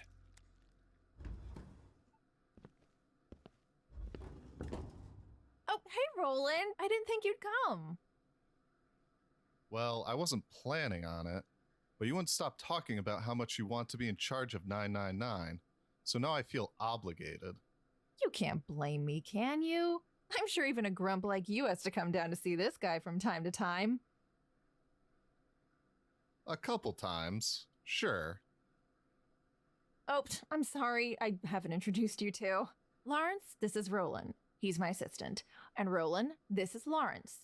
Someone who actually appreciates 999 in all his adorable glory. And I'm a guard, too. Well, yes, but most importantly, he loves a tickle monster, and so should you.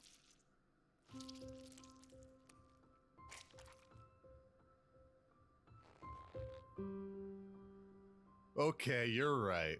Working with this guy would be pretty great. I hope you get the transfer, Dr. Collingwood. Yeah, it would definitely make you much happier being with 999 every day. Thanks, guys. That's definitely what he does best.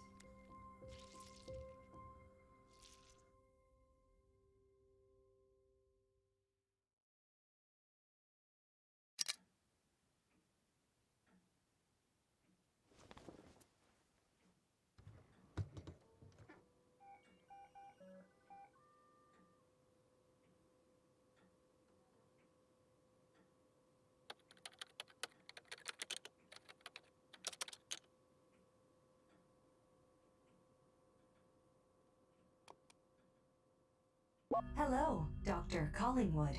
You have one new message from O5 Command.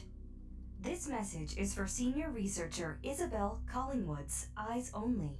Unauthorized access will result in mandatory amnestic treatment, demotion, and possible termination.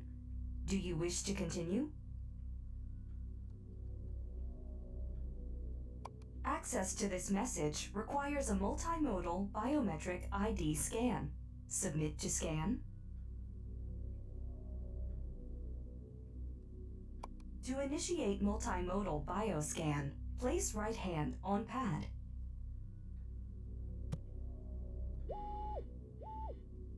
Identity confirmed. Commencing facial recognition scan. Do not smile. Identity confirmed. Commencing retinal iris scan. Do not blink. Identity confirmed. Scanning for implemented RFID tag. Remain still. Identity confirmed. Access granted. The time, date, and location of your receipt for this message has been reported to O5 Command. Hello, Dr. Collingwood. And congratulations on your new appointment as SCP-999's head researcher. One of the cushiest and most enviable assignments in the entire Foundation. SCP-999 is one of the few anomalies in our custody who will not only never attempt to hurt you, but will actively try to save your life if you're ever in any danger. Though your initial reaction when receiving this assignment was no doubt elation, you may have thought it was odd that such a seemingly low-risk position was assigned by the O5 Council directly. If you had already heard rumors of this prior to your assignment, you probably thought it was mere nepotism. The O5s protecting their friends and loved ones by giving them the safest job possible. Unless you are so narcissistic to think that someone on the O5 Council might be your secret admirer, you've likely realized that this is not the case. To understand why this is our concern, you need to know about 999's origins. You may have noticed that its file makes no mention of where it was discovered. This is a deliberate omission. If you're not familiar with the mythology of the Scarlet King, I suggest you read up on him. There's plenty of unclassified information on him in the Foundation database. All that's relevant for now is that he is, to the best of our knowledge, the most powerful, malevolent entity in the multiverse. A good number of our SCPs are either abominations born by he and his wives, or are the creations of mortals he empowered, either directly or indirectly. You've been with us since you were a research assistant, Dr. Collingwood. In that time, I assume you've heard many rumors about some of the horrific things we do here at the Foundation that you've never personally witnessed? Maybe you've even heard someone whisper the words 110 Montauk. I regret to inform you that these rumors are true. Or at least they were. A thaumaturgical cult calling itself the Children of the Scarlet King enacted a ritual wherein 7 young women became effigies for each of the Scarlet King's 7 brides, allowing them to bear his horrid offspring. Each birth caused more destruction than the last. The writings of the cult's priest predicted nothing less than the apocalypse if the 7th bride gave birth, which could only be prevented if Procedure 110 Montauk was performed without fail each and every day. Fortunately, our archaeologists have unearthed numerous tablets, scrolls, and artifacts of the ancient Devas. They were a sadistic and warmongering people who were granted unholy power and knowledge by the Scarlet King as a reward for the death and suffering they caused. One of the Davite tablets in our possession was a theogony for the Scarlet King and his brides. It was quite informative. The information that we found most relevant to our situation was that the 7th bride was not like her sisters. She was never completely broken by her king's subjugation. Instead of monsters, she gave birth to great heroes. We've learned to savor the moments that were always there. In the hopes that they would destroy her sister's children and overthrow their father. Thus far, all have failed. But by a vote of 7 in favor, 6 against, the O5 Council decided to believe that the 7th bride still remained unbroken, and that her child would be an asset to us. At the risk of causing an XK-class end-of-the-world scenario, SCP-231-7 was relieved from Procedure 110 Montauk and was allowed to give birth. SCP-999 was the result. Be sure you understand it in all its preposterous ridiculousness. The Tickle Monster is the child of the Scarlet King. We've been running a counterintelligence campaign ever since, which is why everyone and their mother thinks we've still got SCP-231-7 tied up and tortured somewhere. Let them think that. I'm sure you're skeptical. Are we insane? How could our sweet little Tickle Monster ever hope to dethrone a Lovecraftian horror of unparalleled might? Well, SCP-999 is less than a decade old. It's still just a child and nowhere near its full strength. Even so, its power is incredible. And one day, it may grow powerful enough that not even the Scarlet King himself will be immune. It will not overthrow the Scarlet King by force, but with light, love, and laughter. A power that can brighten even the blackest of hearts. 999 is not in reality a safe class SCP. It is Thaumiel. It is the best and really the only weapon we have against some of the most powerful hostile entities known to exist. By all means, Doctor, enjoy the relative safety of your new position, but do keep in mind that SCP-999 is not a mere pet that we fancy. It is one of our most valuable assets and must be safeguarded at all costs.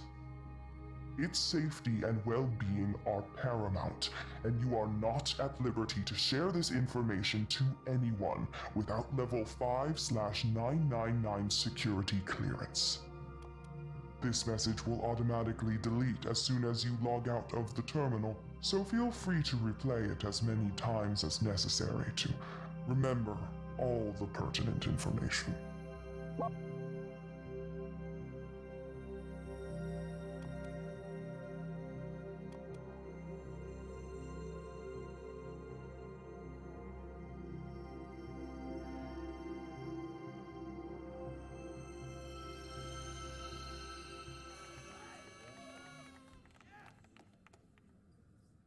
I'm so happy for you. Does this mean I'll get to work with the Tickle Monster too? Congratulations, Dr. Collingwood. Don't forget that promise you made me. Well, if I get to work under her with the Tickle Monster now, I might be assigned it after she moves up. Oh, come on. You weren't even that big a fan of him before a few days ago. At least let someone who's a real fan take care of him. I am a fan of him. And I'm sure that feeling will only grow the more time I spend with him. God, you're so lucky. I know. Aren't we lucky, Dr. Collingwood? So lucky.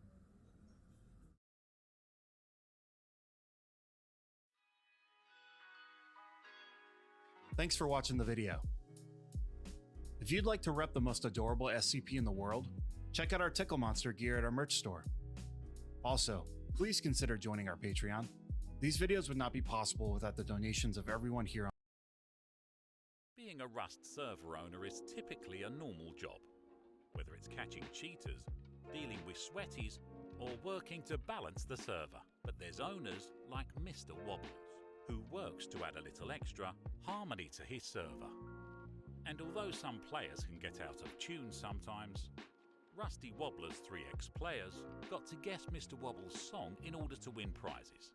The possible loot included a VIP kit, some tools and resources, or an appropriately placed bullet for not guessing the song correctly. And like most Rust videos, this one starts as a barely clothed man on a beach. Wait, Wobbles, this isn't that type of video.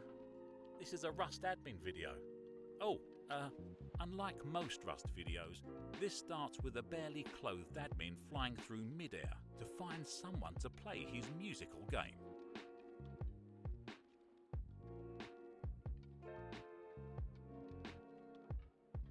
Alright, so this guy's building a base right now. I'm gonna wait for him to be like sealed in, and then I'll do it, because there's people over there, and if they come fight him, I don't want to like interfere with the PvP.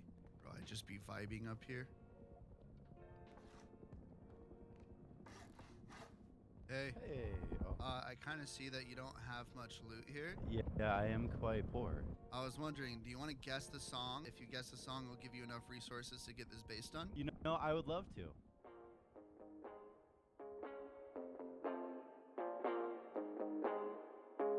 Come as you are, as you were, as I want you to be, as a friend, as an old enemy. Take your time and hurry up. Choice is yours, don't be late. Take a rest as a friend, as an old memory.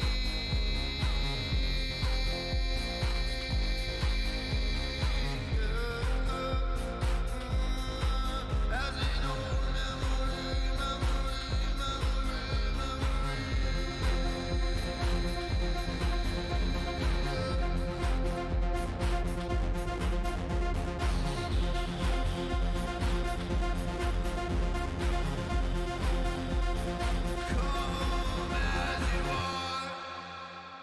Dude, it's that one Nirvana song. It's just "Come as You Are." Yeah. All right, good. It is? Okay. All right, I'm gonna give you enough so you can finish this base. Dude, I'm rich. I'll give you metal tools too. That will help me actually so much. Thank you. Yeah, no worries, dude. Thank you for guessing the song. Dude, that was awesome, man. So we're gonna go to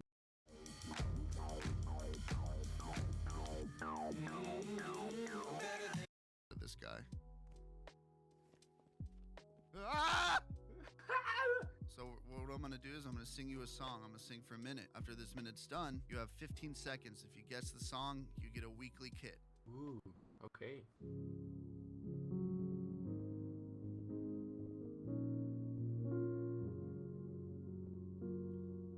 I'm going under, and this time I feel there's no one to save me. This all or nothing really got a way of driving me crazy. I need someone to heal, somebody to know, somebody to have, somebody to hold. It's easy to say, it's never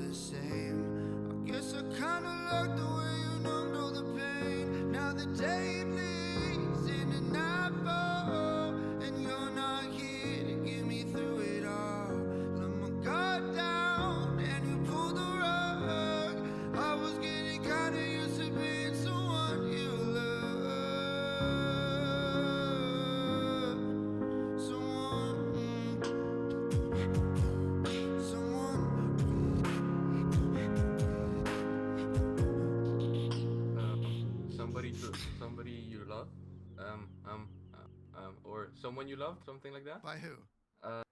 Louis Capaldi. Heck yeah, dude. All right, dope. Yeah. Scream. Scream in excitement, dude. Oh, yeah! You won! You won! You won! Yeah! All right, I'm going to give you a kit. I'm going to give you Wobbly Boy. Ooh, Wobbly Boy. So just do /kit Wobbly Boy if you want to. Thank you for playing my server, dude. Thank you for guessing the song, too. Thank you for playing the song. It was great. Oh, is that YouTuber and famous internet celebrity Enardo? Ah! Okay, you guys want to play a game?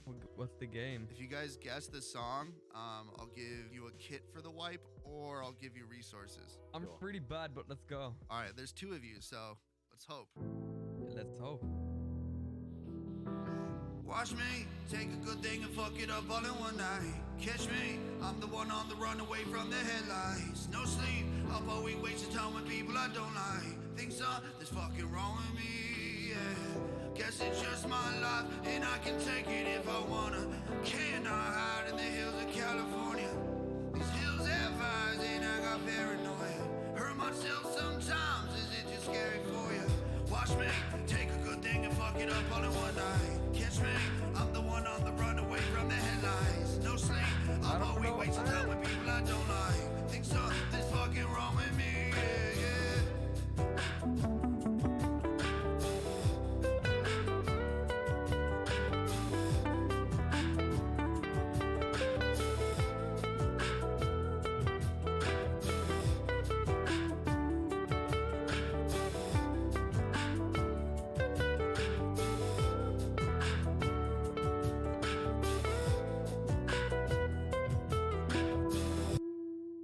All right, what was the song name of the artist?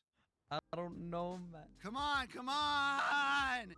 He dissed Eminem. I think I'm okay. By who? By who? By who? Travis Barker. Okay, okay. All right. Travis Barker and Machine Gun Kelly. You got it right, not though. Well, I don't know. Yeah, can I kill him? Notho, I'm sorry. They threatened me first. Notho, you can't kill Oh Leonardo. my God! You can't kill Leonardo like that. Not. Oh my god.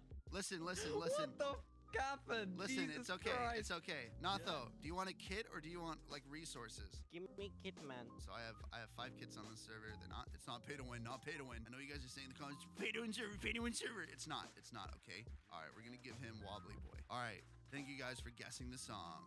Maybe just once for good measure. You know. Oh, come here. Why do you have a rocket launcher? It was in a crate, man. All right, come here. All right, rocket launcher, naked boy. I have a question. Do you want to guess a song and possibly win a kit, which will allow you to make a base? Let's do it. If you don't guess the song, I'm gonna shoot you. Okay? That's acceptable. Don't stay awake for too long. Don't go to bed. I'll make a cup of coffee for your head. Get you up and out of bed. And I promise that one day I'll feel fine, yeah. And I promise that one day I'll feel alright, yeah. I'll feel alright, yeah.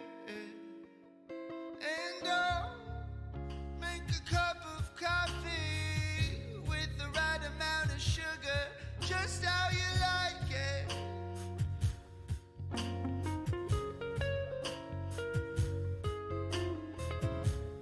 And I'll make a cup of coffee with the right amount of sugar, just how you like it, yeah.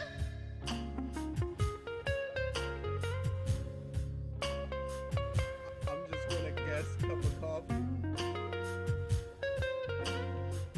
But I have no clue.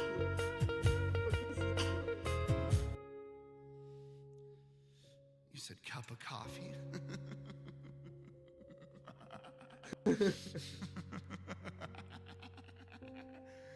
Well, guess what, buddy? It's called coffee, not cup of coffee, you dumb bitch.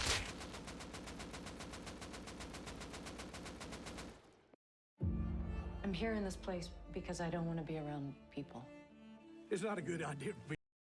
I kind of feel bad. I'm gonna teleport to him. Hey, What's up? would you like a kit? I looked back at the footage and I felt bad for killing you, and you kind of did guess it correctly, just not the artist. That's all good, man. So I'm gonna give you a kit, okay? Okay. All right, I made you a wobbly boy. It's a really good kit. Enjoy it for this wipe, my dude. Thank you for playing my server. All right, man. Thank you. Ooh woo. I'll make sure to get it myself next month. Next week. Thanks, dude. Chair for mems. Hey. So you want a chair? Yes, please. All right, you have to guess the song, all right? And you've never listened to my music, so you're not gonna know this one. Definitely not. I'm gonna sing for a little bit, then you have to guess it, okay? I'll tell you when to guess it. If you guess it, you'll get a little prize. I wanted what he had. You were always held back. Heartbreak comes in threes. Your narcissism is dirty. Take me by the throat. Squeeze hard and please you. All the love out of me. Don't stop until I can't breathe.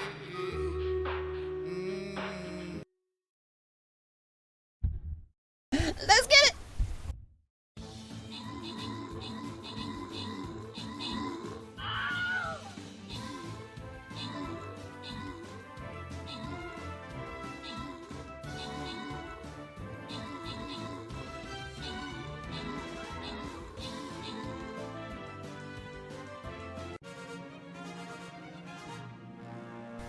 For anyone who's watching right now, who thinks we should go back down to the 15-minute? Since, you know, we are absolutely killing it for the first few stages. Around here, I'm probably going to stick to the 30 since, you know, we absolutely got fucking destroyed. You know, I think we can do it. I might do the 15 minutes. We have 2 retries, might as well.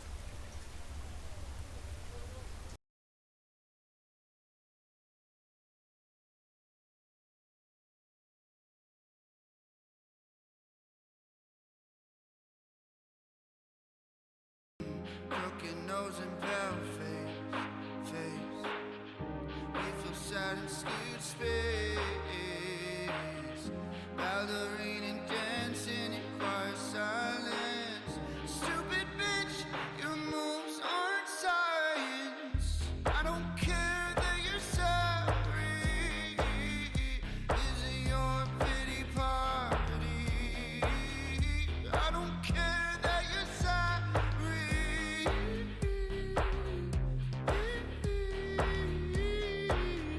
I don't care that you're sorry.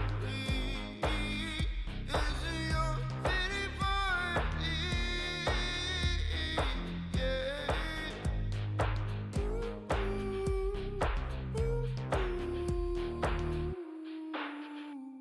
Name of the song now.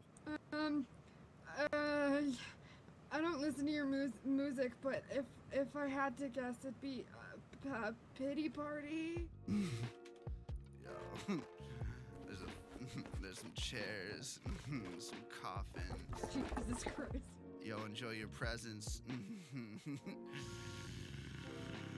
Thank you for playing the game.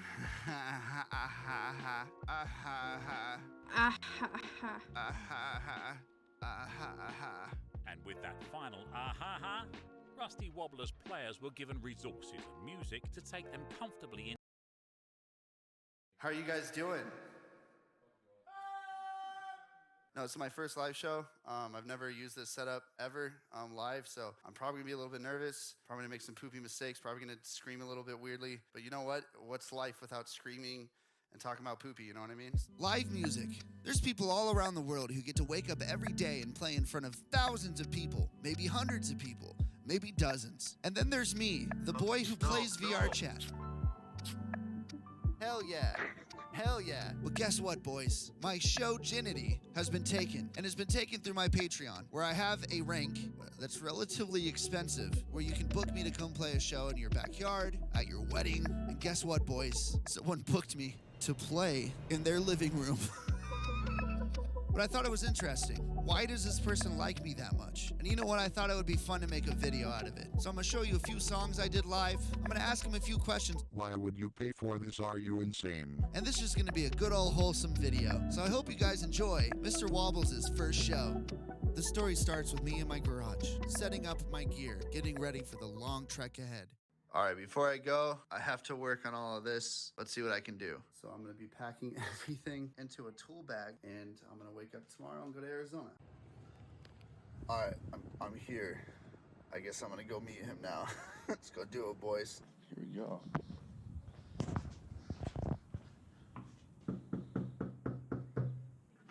Wait! Do you notice something about how my beard looks nice and shaved? Wow. Even if the subscriber has plans to viciously commit F in the chat towards me, at least I look beautiful and well-groomed. And that's all thanks to our sponsor for this video, DollarShaveClub.com. And not only does Dollar Shave Club make your beard look pretty, they got you covered in the shower, in your mouth, and in the pits. If you use my code DollarShaveClub.com/MrWobbles, you can get a $5 sample box right now, which includes an executive handle with blades, a 1-ounce tube of Dr. Carver's Prep Scrub, a 1-ounce tube of Dr. Carver's Shave Butter, and a 1-ounce tube of Dr. Carver's Post-Shave Dew. I've been using Dollar Shave Club exclusively to take care of my grooming needs for the past 2 years. And guess what? Look how beautiful I am.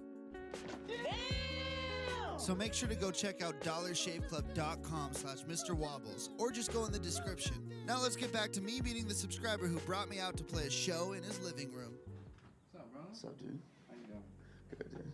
What's up, dude? What's up, man? Oh, dude, you have my fucking jacket on. That's what's up. Is it cool if I show you guys? Yeah, sure. All right. These are the homies that brought me out. What's your name? Tyler. Mike. Hell yeah. All right, I'm gonna set up if that's cool. Honestly, they seem like great people. I decided to start setting up my stuff, and what you're about to witness is me playing my first live show in a living room. That's the boy who brought me here, guys. I want to say before I start this, buddy, thank you so much for this. I'm gonna give you a little hug. That's cool. Thank you for bringing me out here, like for reals. All right, what's up? There's more people here than I expected, and that's kind of scary. I am nervous. I'm gonna start off with original, if that's cool. Is it cool? No. Yeah. No. Okay. I'm gonna pull up the lyrics just in case, because I always forget them. Wait, what? Yeah, I forget my own lyrics all the time. All right, this is called Drown. It's original. Do you wanna help me up? Seems that I'm drowning. Do you wanna lift me up? Seems you have pushed me down.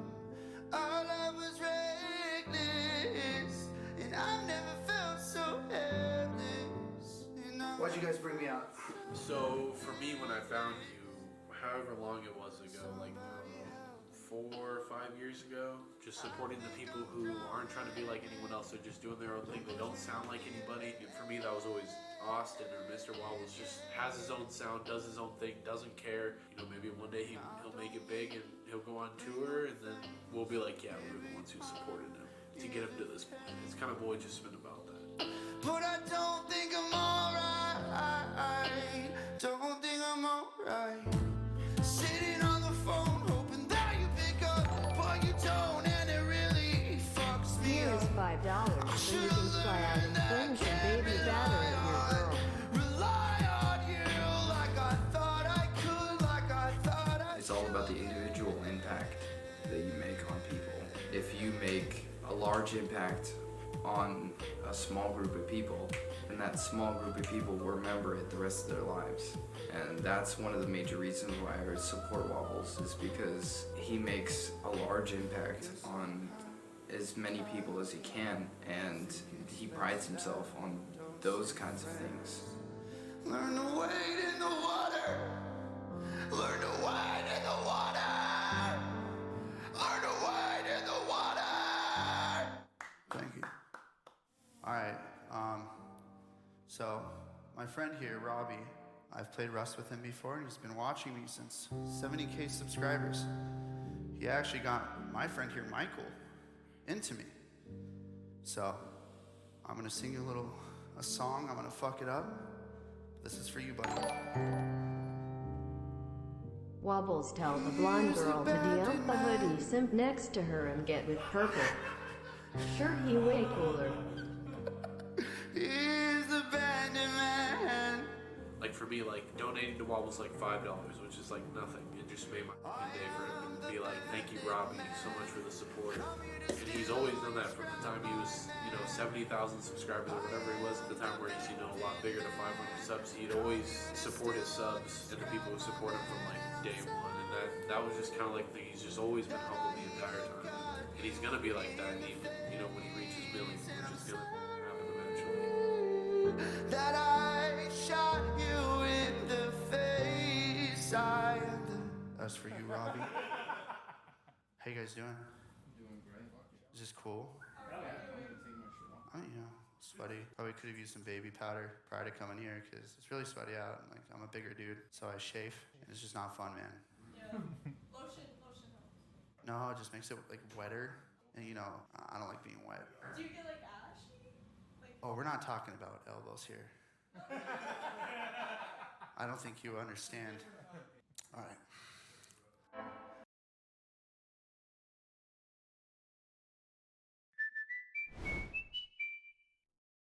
Telling you we care is one thing, but showing you is another. Don Jacobs Toyota shows continued support through our customer-centered program, Jacobs Care. Jacobs Care covers any maintenance needed for the first 4 years, includes the cost of oil changes, rentals, car washes, and much more. After all, actions do speak louder than words. Let us show you how we care. Come for the price, stay for the service. Don Jacobs Toyota. Playing with the wiki man style. 'Cause we born as a disciplined child. The amount of joy that he would find into bringing other people joy is one of the major reasons why I chose him versus other people. Is I've gone through some pretty rough stuff, and Wobbles has helped me through just about all of it. Whoa.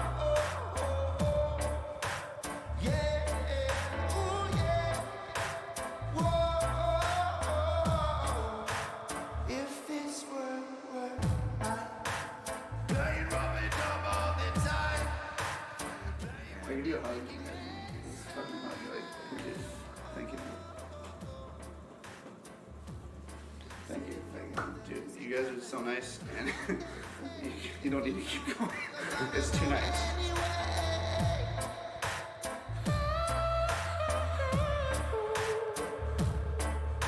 Said all of these people, they just gather around, trying to tell you the sequel sound, saying, "Whoa!" Cheers, anyone there drinking, take a sip. Cheers. This one's to you. It's your boy, Ollie. Cheers. What are we trying to vibe? What do you want to do? Lift this up. I gotta impress you, dude. And I don't really want to leave, no. My hand will not concede before I allow myself a little room to breathe. You were the reason I burned it to the ground. We were the people that I thought would stick around.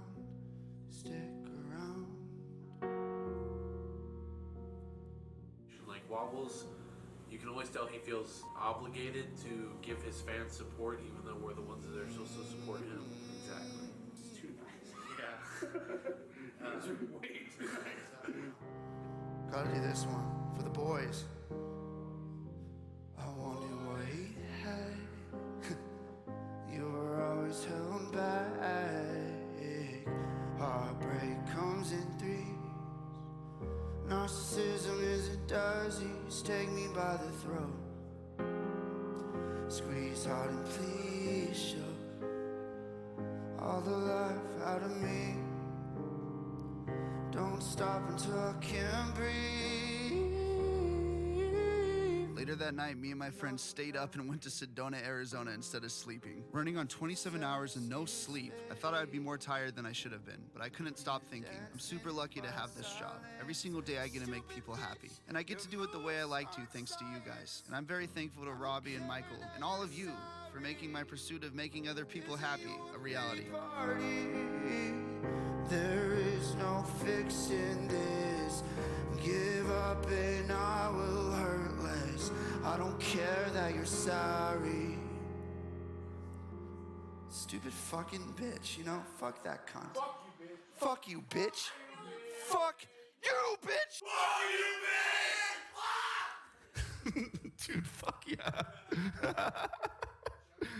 I think I'm done. Is it cool if am I good? All right, guys, thank you so much for watching. Thank you for having me here. Yeah. And I think we should do a group hug. That's the vibe. That's the vibe. Just another 10 seconds. Yeah. 1, 2, 3, 4, 5, 6, 7, 8, 9, 10. Look younger and feel younger with a robotic hair. Story of a man simply wanting to play music in Rust. But you know what? The Chads couldn't let that happen, as they shot him down, simply trying to sing songs for the town around. He persevered and decided to continue, but unfortunately, the Chads had a different type of venue. In the world of Rust, role-playing is not allowed, so you know what? When they saw him singing aloud, they decided to silence the sound. But little did the Chad know that we had a whole different type of idea for how this should go. So me and my friend Cruxel decided to let them know that their greed was something that they should never show. They came into our base thinking that it was full of loot. Unfortunately, when they were the big caboose, we decided to trap them in, and then, my friend, we got our revenge. Hey there, buddy. Remember me? Remember me? You're that noob I killed. Yeah, and I just wanted you to sing with me. No. Sing with me! I don't want to sing. Let me out. Sing with me or die! Alright. Stinky poo poo, stinky poo poo, stinky poo poo. In the jungle, the mighty jungle, the lion sleeps tonight. Whoa, whoa, whoa, wait. That's the wrong song! Now it's my time to show you what it means to get shot in the face!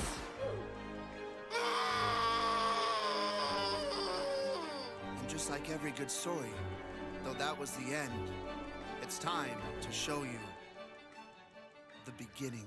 Oh, somebody's running up. He's in. Wait, no, he's not. Go! No. The bait, dude. Hello, my friend. Listen, you can get out of this base, sir. You just have to sing a song with me, my friend. If you can sing this song, we'll let you out of the base. Don't you know I'm no good for you?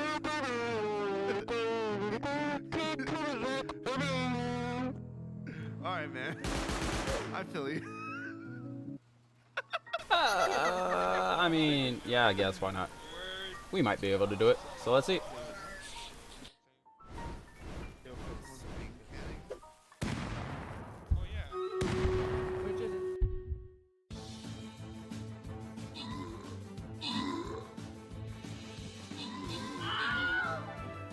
Yeah, kind of happy we started early. Easy clutch. Easy win.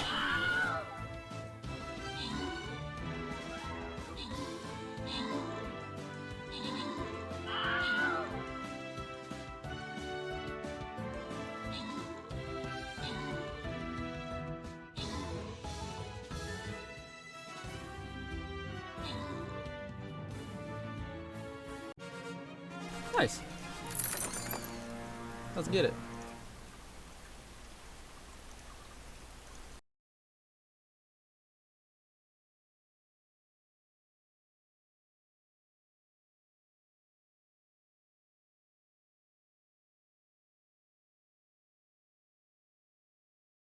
Hey, close the door, don't close it. Close it, close it. I baited him. Got it. Hello, boys. You sing song, you live. You don't sing song, you die. We come. We break your stuff. I sing song.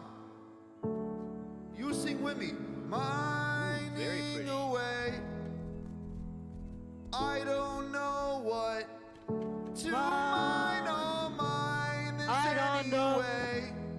I know. In this Minecraft days. Oh God. Wait, how'd you kill him? Wait, what? Sing it with me, boys. Mine diamonds. Sing it, we'll let you out. Mine diamonds.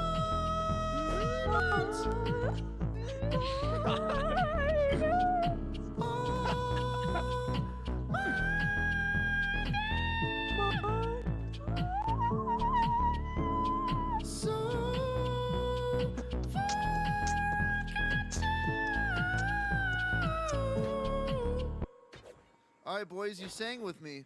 Let him out. Yeah. Motherfuckers. Yo, lock him back in. Lock him back in. What are you doing, dude? Top one. Doorway. Can't.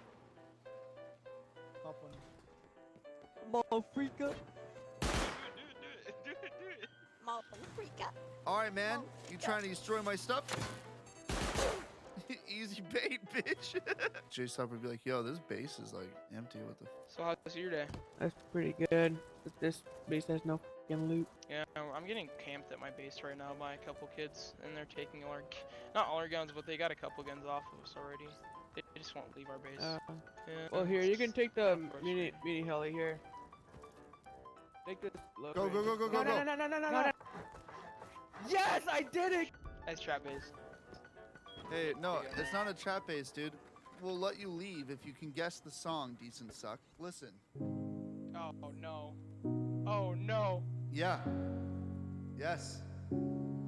Yeah, I'm gonna take my horse to the old town road. You gotta sing with me. If you sing with me, we'll let you out, okay?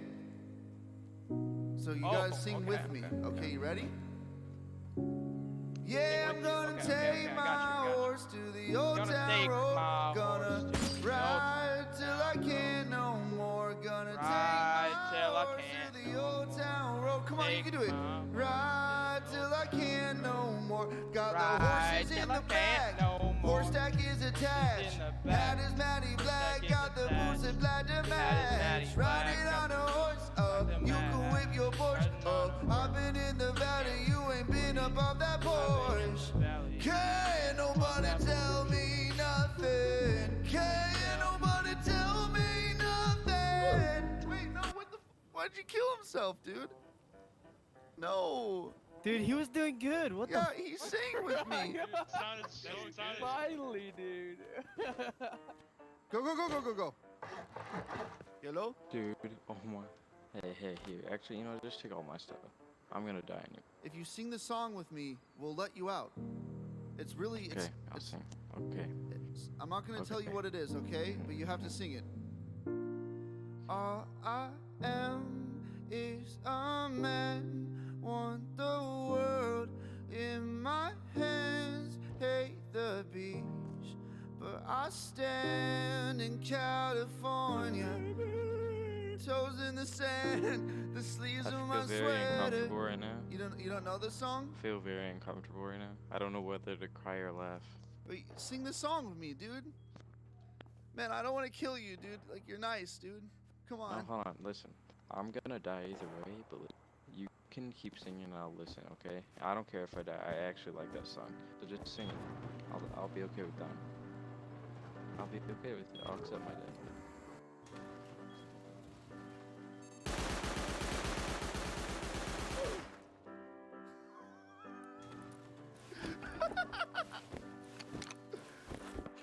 He was just like, dude, I accept. Come in here. We're gonna have a great conversation. It's gonna be great. Yo, you got tea in there, yeah? Honestly, I'm a trustworthy man. I'm coming in there with everything I have, man. I'm prepared to have a great conversation, have a good dandy old time in here. Let's do this, man. I'm in here. I'm ready. Let's have this cool experience together with all of us together. It's wholesome, trust me. Listen, guys, okay, we'll let you out if you sing the song with us. So you have to sing with me. Oh, absolutely, man. Let's do it. Okay, you guys ready? Absolutely, man. You guys want to sing a song with me? Hell yeah, man. I'm waking up. This following. Ash and dust. I want my brow and I sweat my eyes. I'm breathing in the chemicals. I'm breaking in, shaping up, checking out on the prison bars. This is it, the apocalypse. I'm waking up, I feel it in my bones. Enough to let him out. Let him out. This is like a nice bass, okay? Listen, if you can sing this song with me, you can get let out. This is a Tempur-Pedic mattress, and its mission is to give you truly transformative sleep. Okay, what song are we gonna sing? Well, I can't tell you. You have to know it. Cause I don't know any songs. I'm not an Englishman. I'm not an American. Don't etiquette, dude. That's mean. I hurt myself today.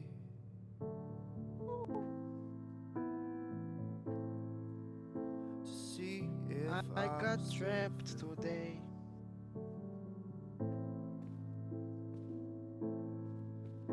I focus on the pain. You guys see with me, dude? I gonna die today. That's real, yeah. Listen, dude. I'm so sorry. I'm not American. I don't know these songs.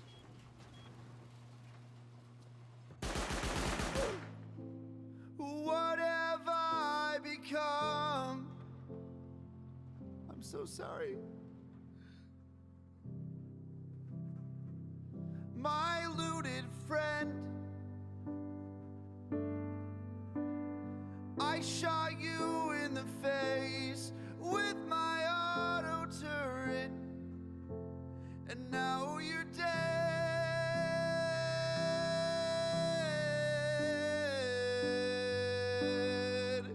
and you could have it all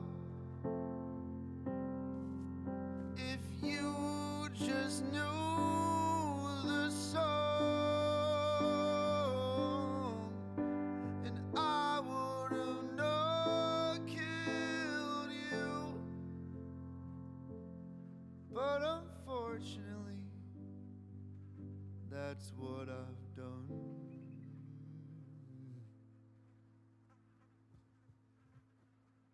That was sick. Dude, this guy is fucking full metal, AK. Oh. Let's fucking go, Wobble. What That was happened? fucking sick. I can't believe we did that. That was so good. Good job, Crux. Let's go, Wobbles. And just like that, the deed was done.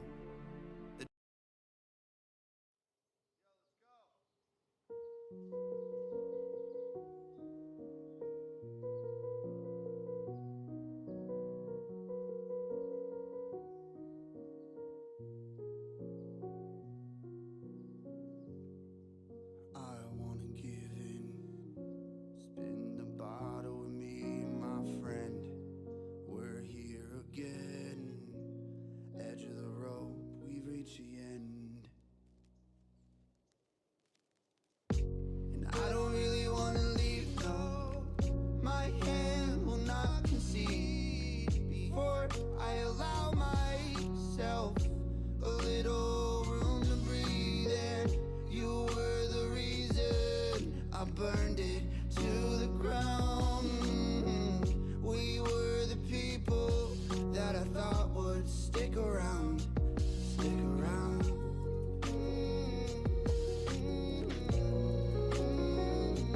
Stick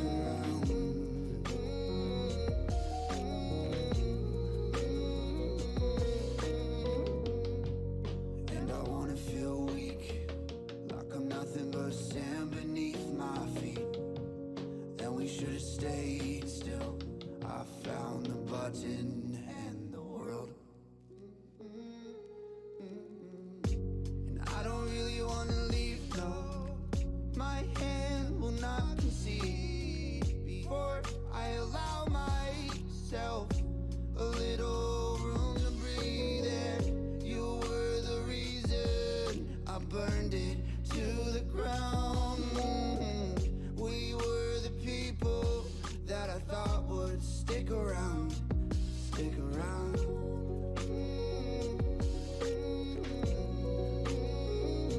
Stick around, stick around, stick around, stick around, stick around.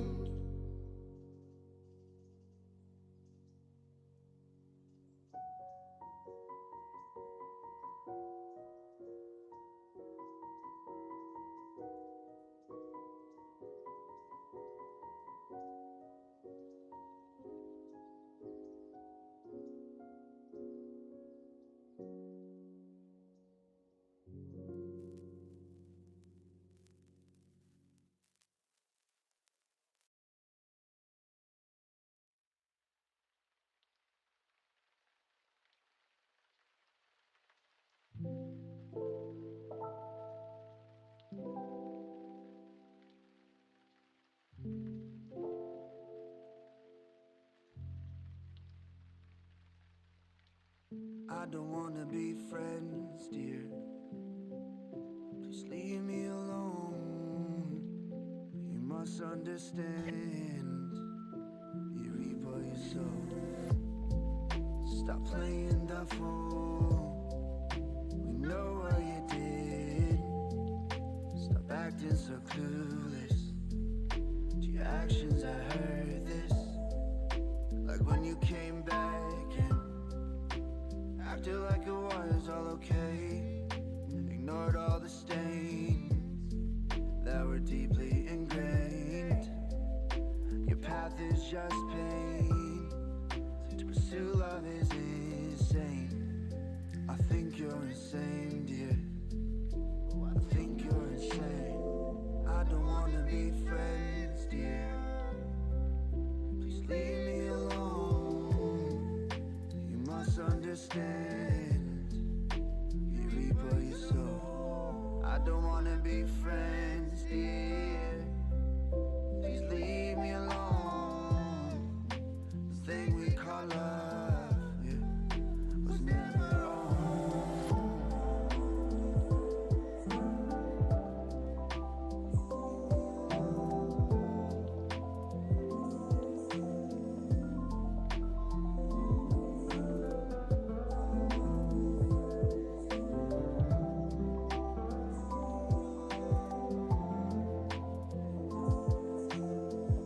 Hey Nero, how's it going?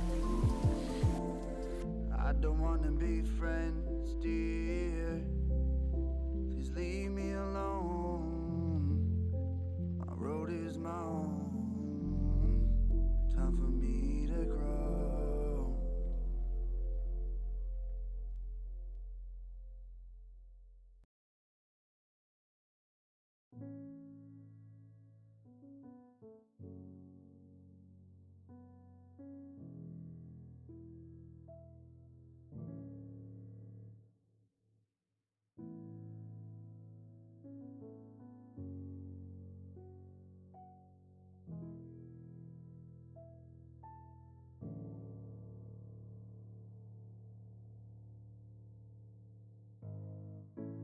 Almost heaven, West Virginia, Blue is Mountain, Shenandoah River.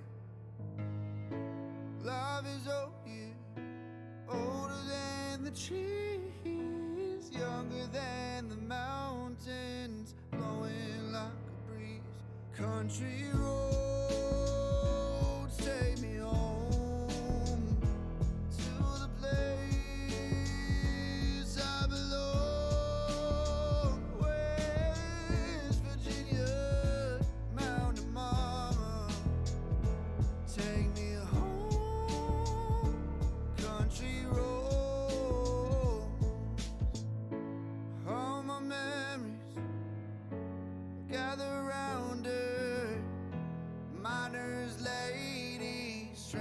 to blue water, dark and dusty, painted on the sky.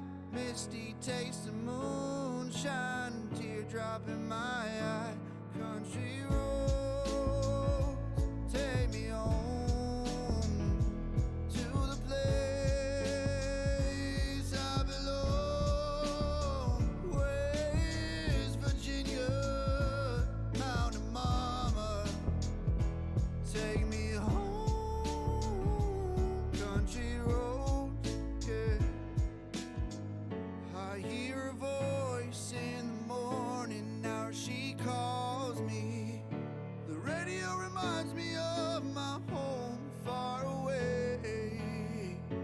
Driving down the road, I get a feeling that should have been home yesterday.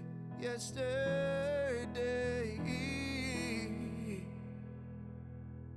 Country roads, take me home to the place I belong.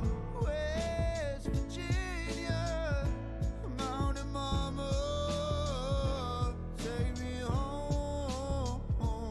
Country roads.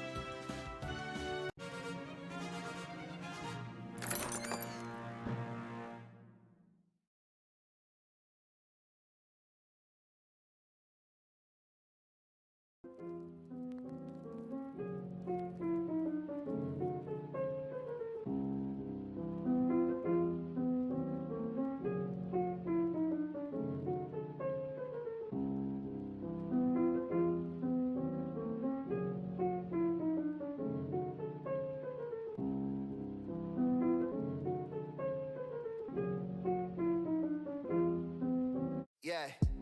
Picked up my phone and stared at Instagram and maybe thought about messaging you once again. Said I got these butterflies in my motherfucking stomach like I was 17 years old again. Said I just wanna fall in love, but I feel like I will always be lonely. Tell me, do I deserve that? I think I deserve that. Listen, self-deprecation is all I know.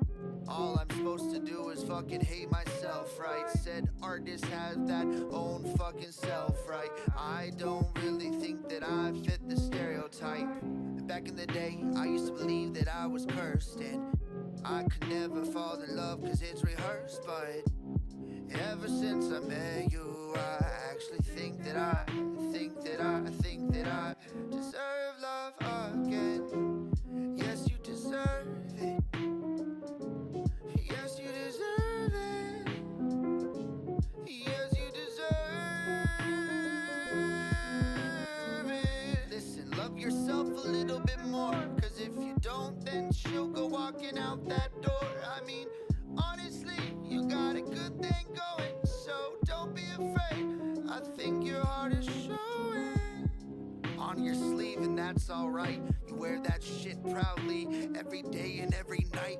I mean, who the fuck really cares if they can stab it? It's been hurt before, you'll just come back a fucking savage, yeah. Help it.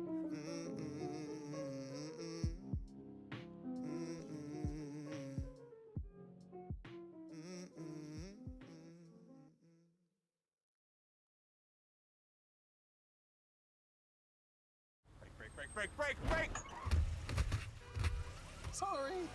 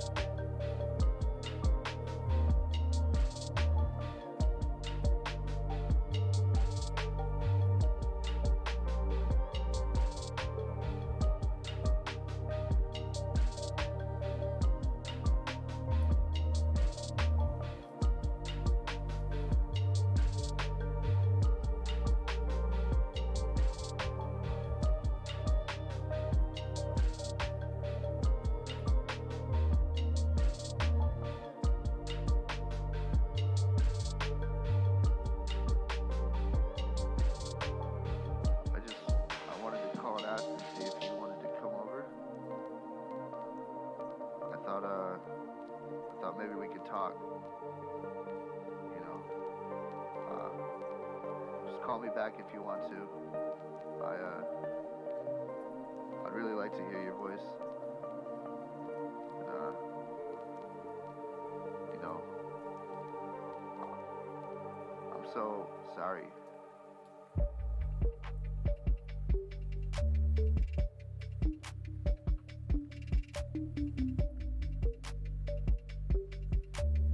Sorry.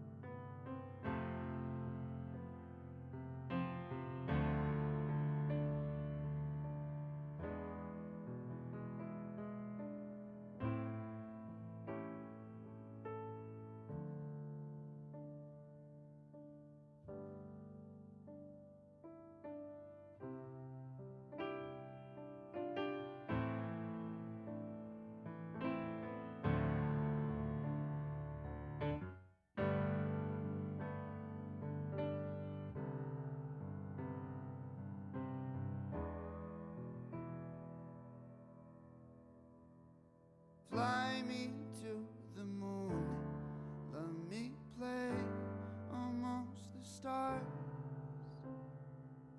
She was like, Let me see what spring is like on Jupiter and Mars. In other words, hold my hand.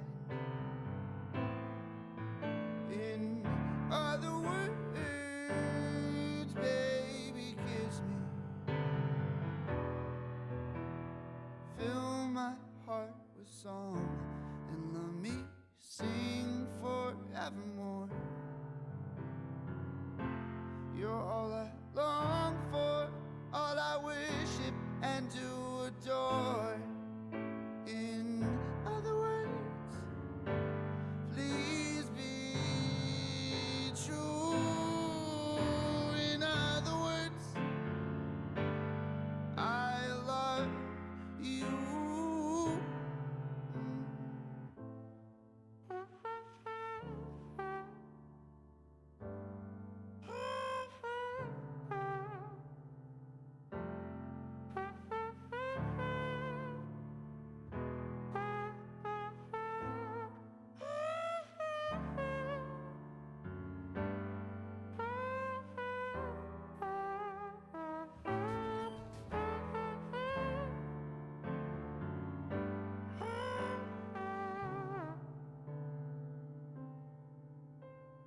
Fill my heart with song and let me sing forevermore. You're all I long for, all I worship and do adore. In other words, please be true. In other words, oh, in other words, I love you.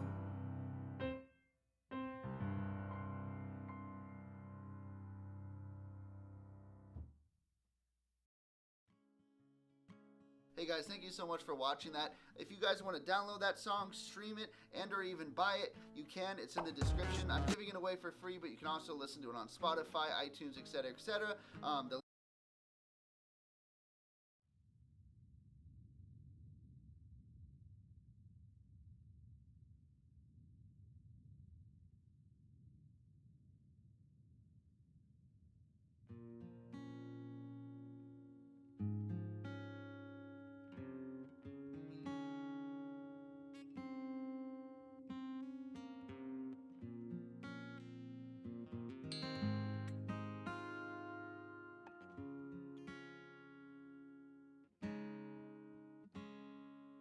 I was scared, dentist and the dark. I was scared of pretty girls and starting conversations. Oh, all my friends turning green. You're the magician's assistant in their dreams. Oh, oh, and they come unstuck, lady, running down to the riptide. Take it away from the dark side. I wanna be your left hand man. I love you when you're singing that song, and I got a lump in my throat, 'cause you're gonna sing the word is wrong.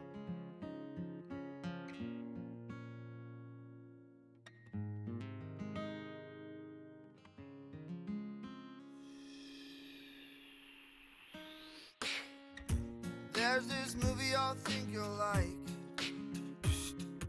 This guy decides to quit his job and heads to New York City. This cowboy's running from himself, and she's been living on the highest shelf. Oh, oh, and she comes unstuck, lady, running down from the riptide. Take it away from the dark side. I wanna be your living man. I love you when you're singing that song, and I got a lump in my throat, 'cause you're gonna sing the words wrong. Oh, lady, running down from the riptide. Oh, oh, oh.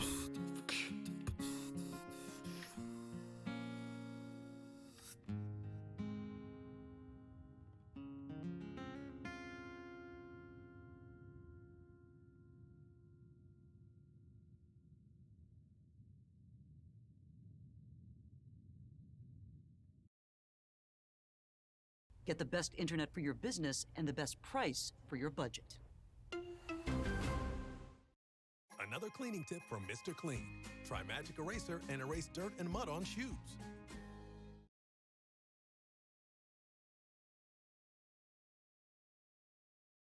Bring it back like.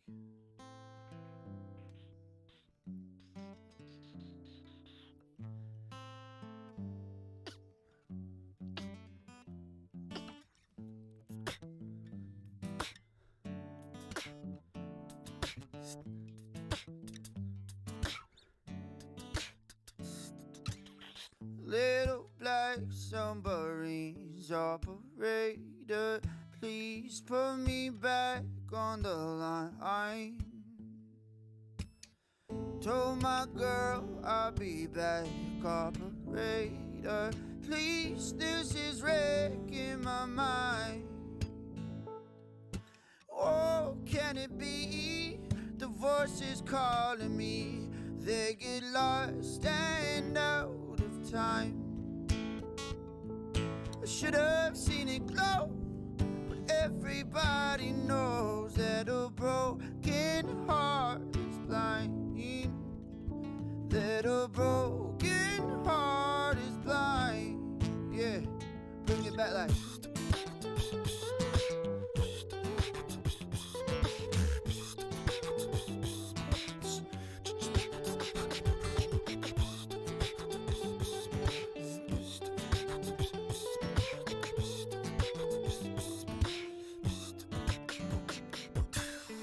Pick you up, let you down when you wanna go to a place I can hide.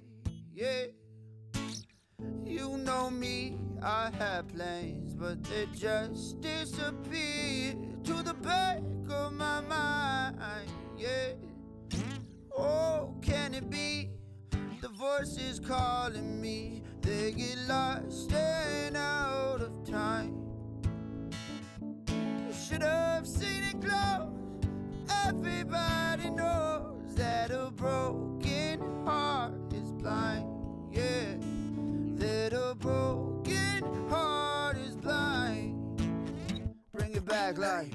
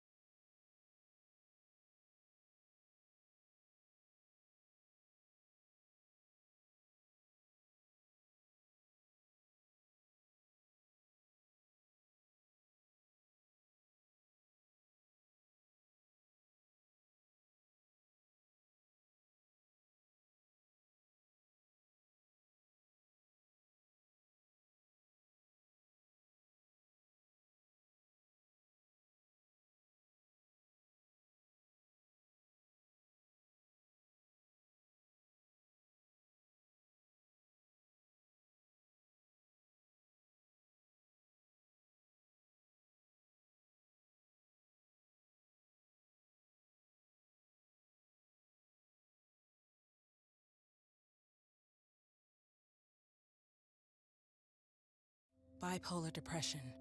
It's a dark, lonely place. This is art inspired by real.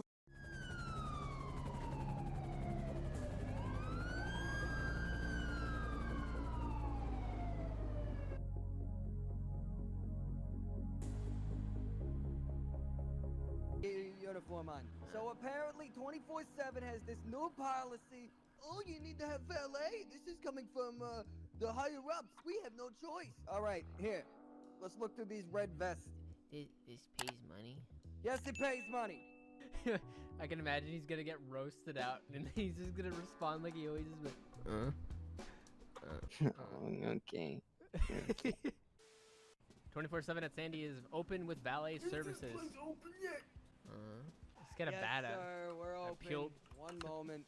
Why does he have a shop pool while cue? I finish my cigarette. I heard there is valet. Yeah.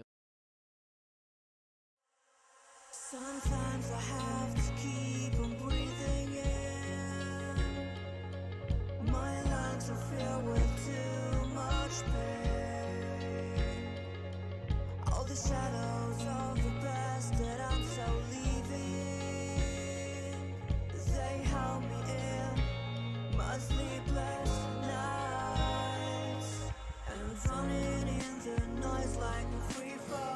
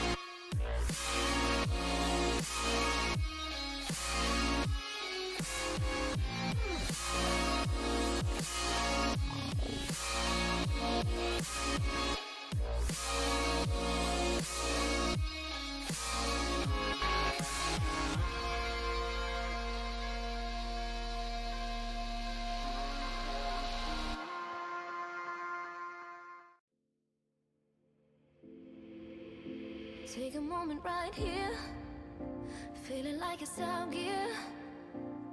Driving towards the sun with a rose and a gun. Feel the wind in my hair, going nowhere I swear. Like an outlaw on the run, dangerous but it's so fun. Running, running, no. Hold on, don't let go. Running, running, no. Keep running.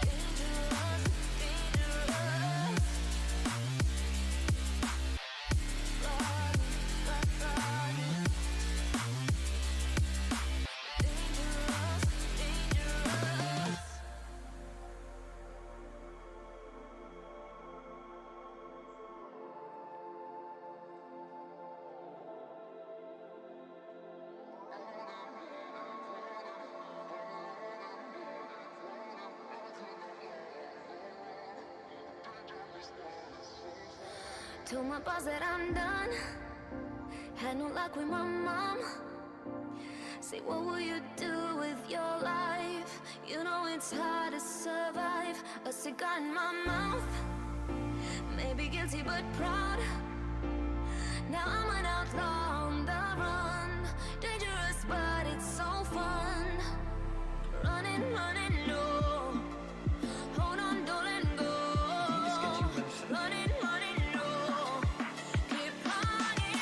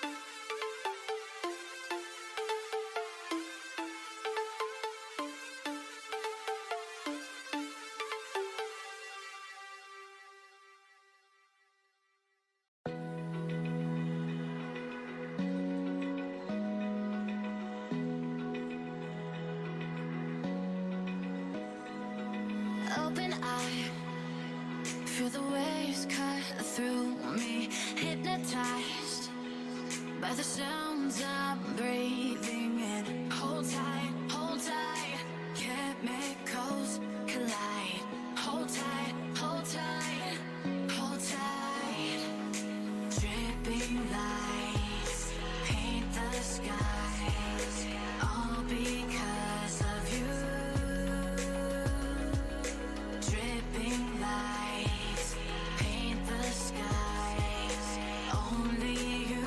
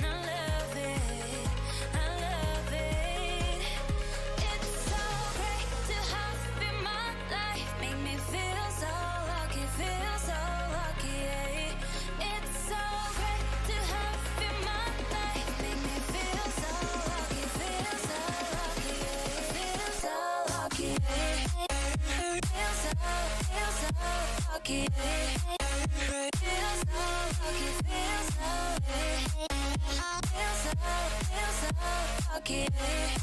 Feel so lucky, feel so lucky. Feel so lucky, feel so lucky.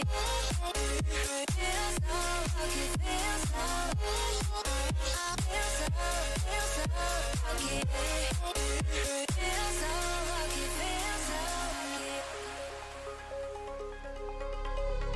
You gotta notice, hey, I'm falling in love.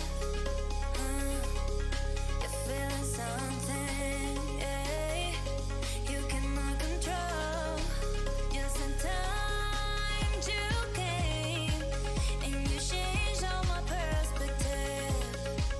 Yes, in time you came and I love it, I love it. It's so great to have you in my life, make me feel so lucky, feel so lucky. It's so great to have you in my life, make me feel so lucky, feel so lucky, feel so lucky. Feel so lucky, feel so lucky, feel so lucky.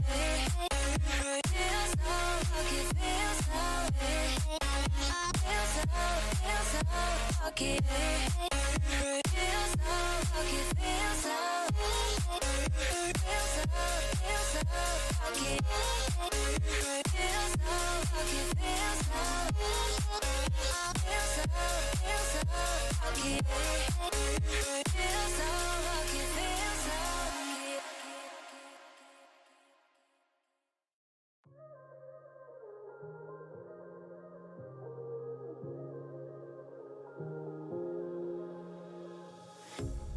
A pair of jeans, a shirt or two. We didn't pack as if we weren't going back. It doesn't matter if it's true. I've got a feeling love will give us what we lack. The world is waiting up. The world is waiting half a step beyond our door. Yeah. And if it's not enough, I wanna see the stuff the world has got in store.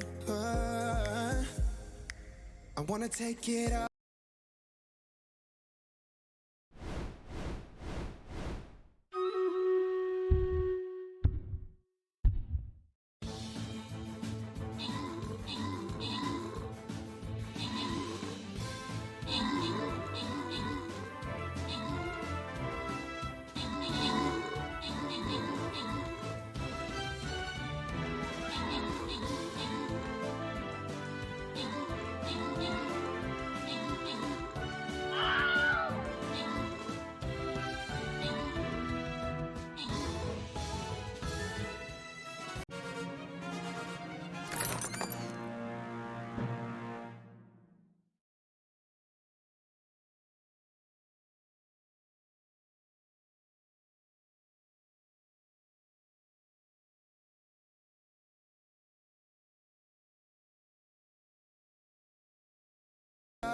I'm falling, the cityscape by night. Wanna catch in my photos, where you go. Every corner twice as bright. They'll be my treasures forever. When I can't hold you tight, I'll see the Stockholm lights.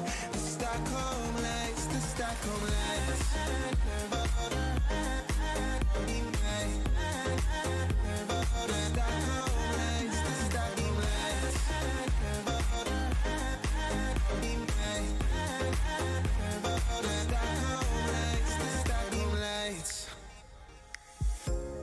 Tomorrow feels a year away, like the seconds, the beginning and the end. But if in time it's yesterday, your picture's gonna bring it home to me again. The world is waiting up. The world is waiting half a step beyond our door. And if it's not enough, I wanna see the stuff the world has got in store. I wanna take it all in, I'm falling. The cityscape by night, wanna catch in my photos, where you go. Every corner twice as bright, they'll be my treasures forever. When I can't hold you tight, I'll see the Stockholm lights. The Stockholm lights, the Stockholm lights.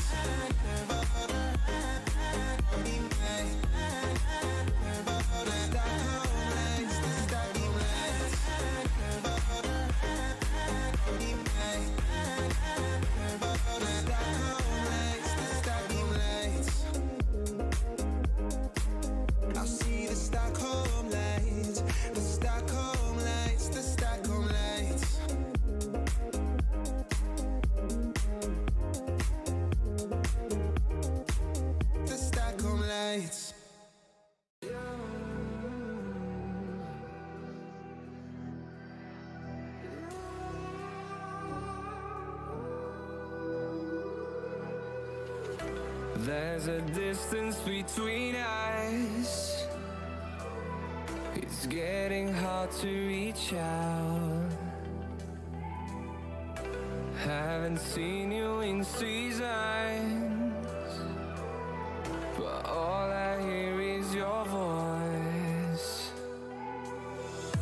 I know my limits, you can break me down, but I'll stay till the finish line. And I've been counting minutes for quite some time now, just to see you again. And I've been counting days to get away, to see you again, see you again. Been fighting ways to get away, to see you again, see you again.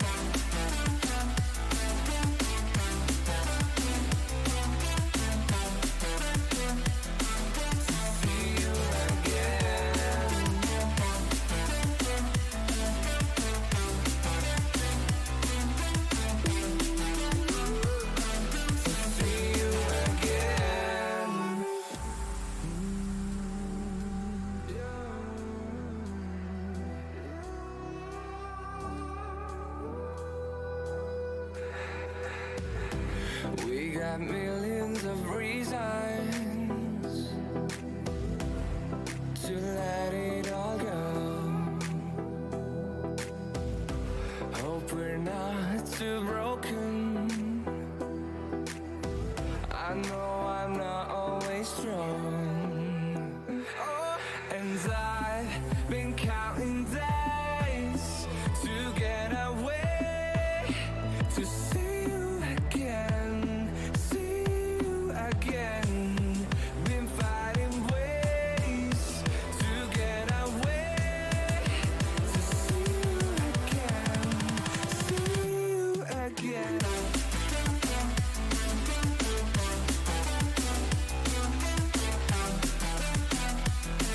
To see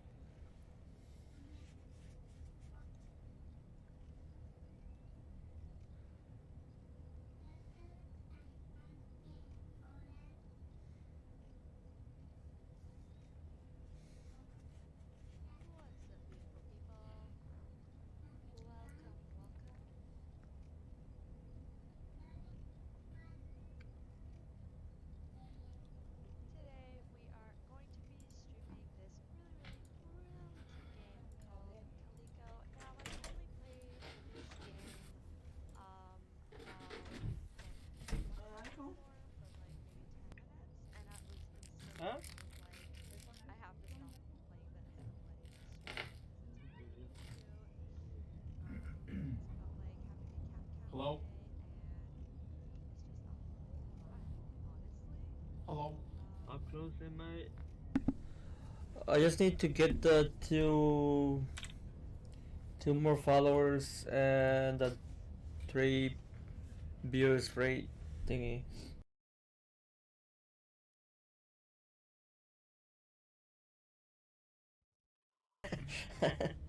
Ah shit. No, somebody was asking me. Sushi gang, what up, sushi gang?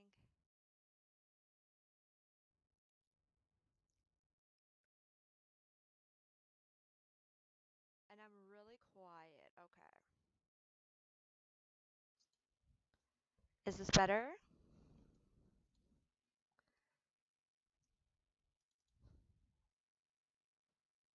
What's up, filthy casual? Hello, Zoomer LT. What's up? Just trying to get the audio from the game. I don't know why it's not really showing up. Huh? Can't hear it anymore. I was testing it a whole bunch, I'll make but you another one. I can make you whatever tomorrow. all good. Yeah, What are you up just to? I gotta get one of Anything those. cool? I'll Going see. back a bit. All right.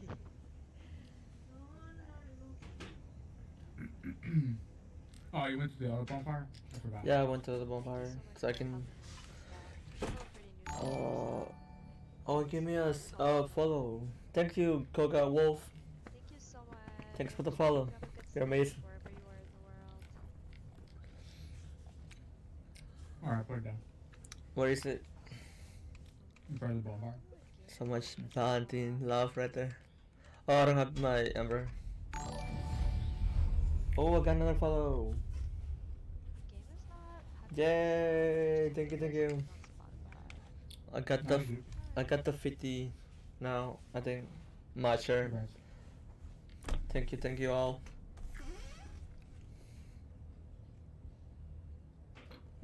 They'll be looking for your stats. So over here. Yeah. I have like 4 accounts and I fucking followed you, dude. What the fuck?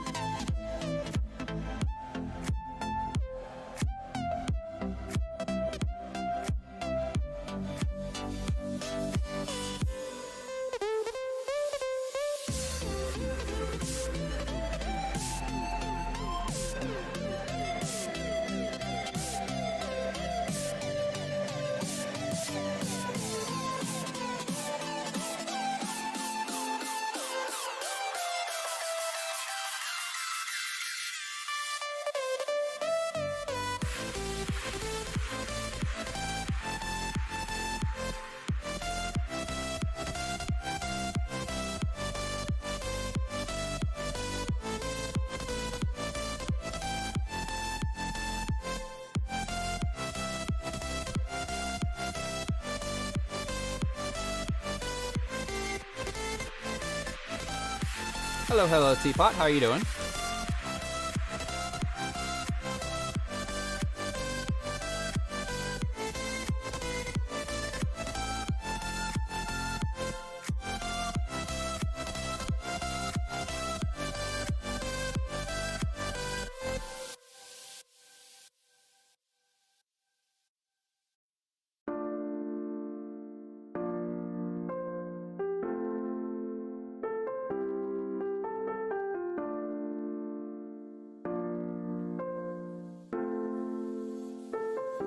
Pretty good. Going on a, what, 17-hour stream now? Kind of crashed in the middle, so you know how to reboot it. I only got an hour and 20 on it. So that's my day so far.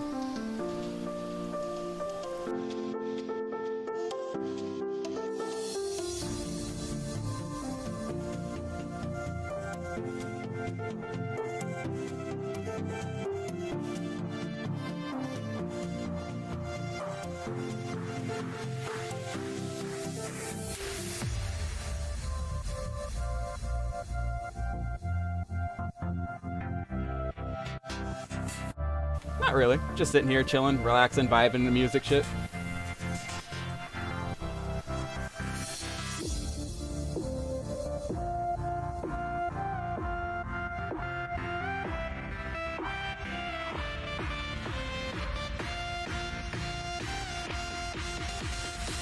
It's Stream Raiders. It's just go to Google, look up Stream Raiders, or click the links that will pop up in the chat like 70 more times. And it'll take you to a free game. All you do is link your Twitch to it, and you can join people, find an amazing community that helps you with shit. Fight bosses, monsters, raid with people. It's fun. Love this game. I'm addicted as hell. I was pushing for 100 followers just to be a captain on this game. I love it.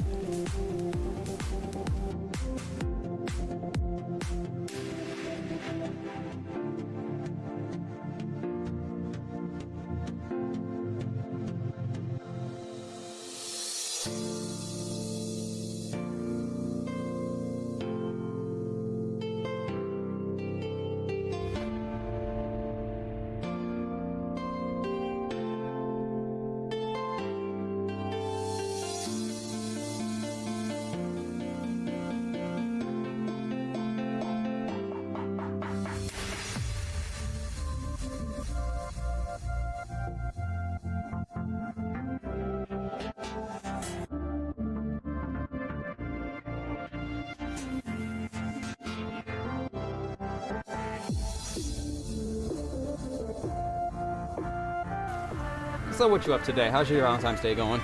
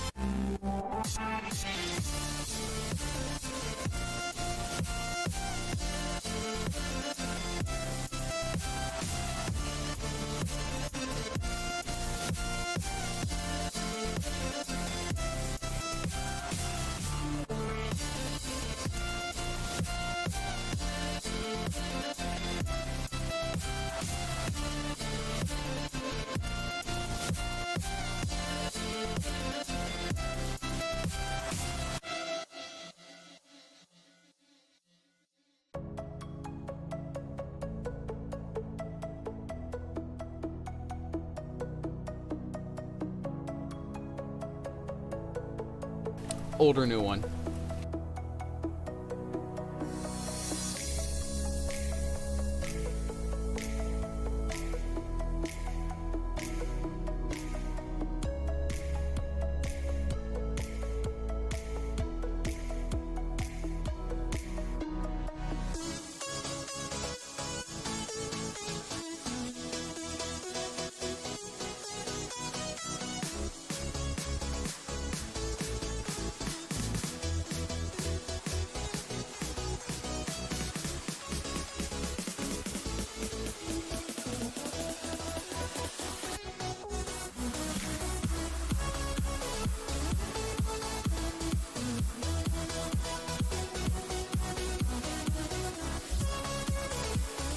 Yeah, it's very old, like long time ago. Rampage was made in like 1980, I think. Like when the first Rampage game and shit came out, the very first one.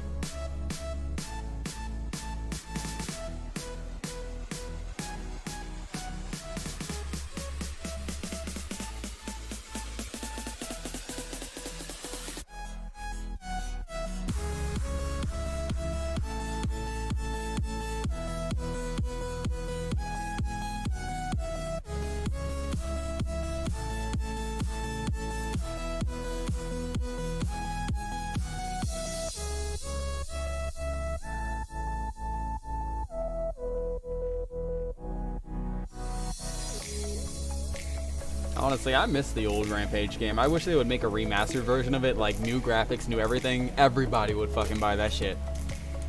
Like, so many damn people. I would love it.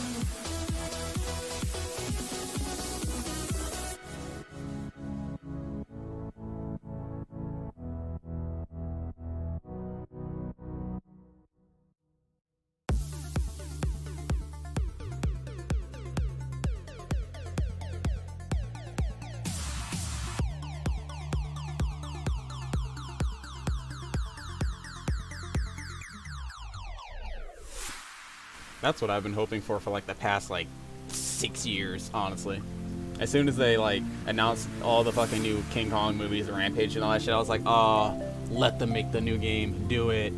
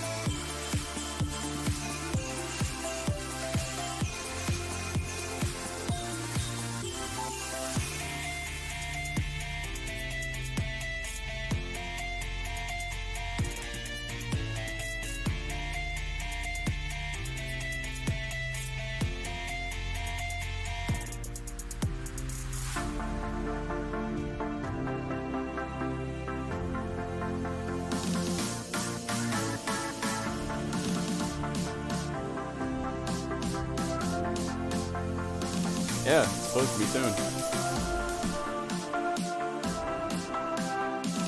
Everybody knows Godzilla's gonna win though.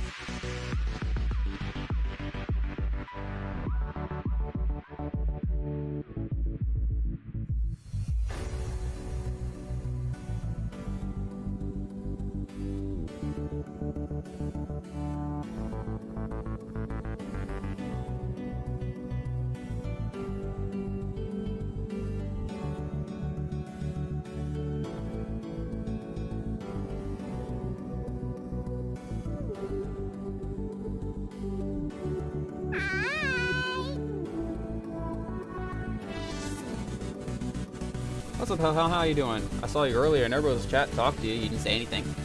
Mean.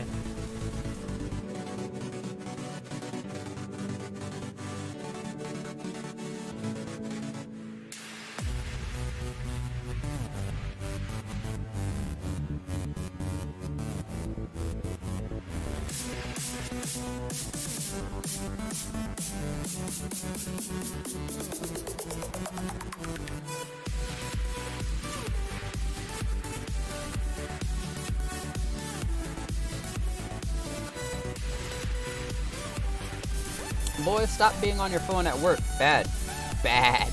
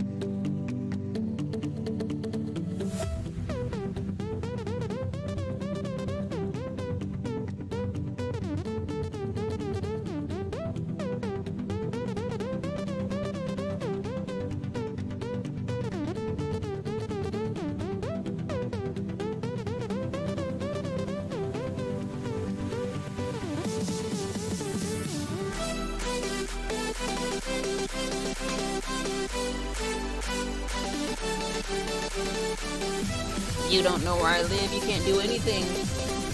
Freedom!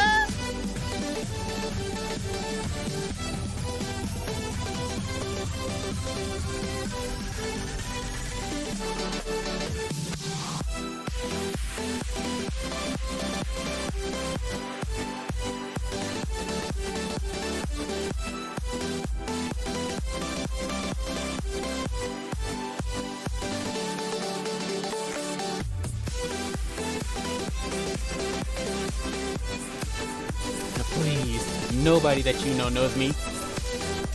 Dragon doesn't even know where I live yet.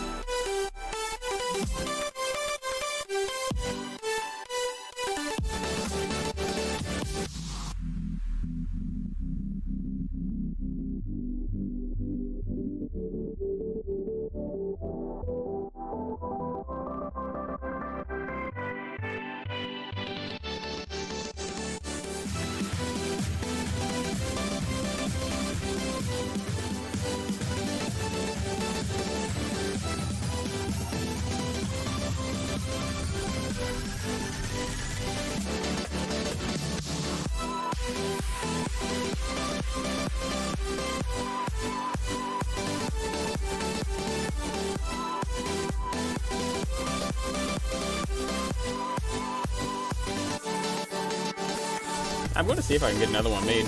I need a profile pic made, and I need a new dancing wolf made for me.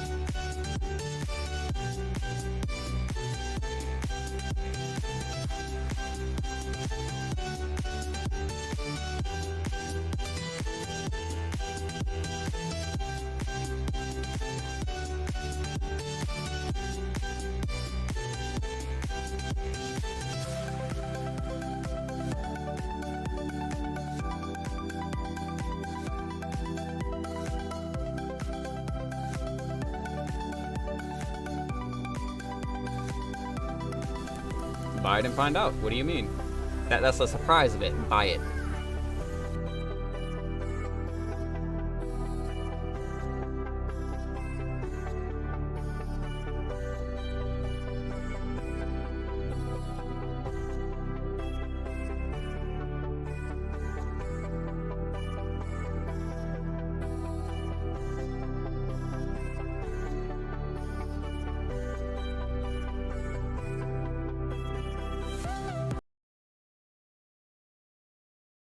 Of course you had to buy the one that's manual work for me. Hold on.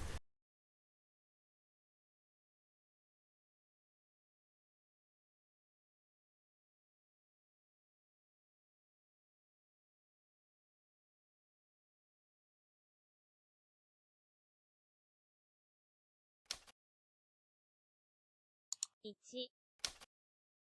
10、100、1000、1万、10万、100万、1000万、1億、10億、100億。I hope you enjoy what you've done. 1兆、10兆、100兆。10000000000000000000000.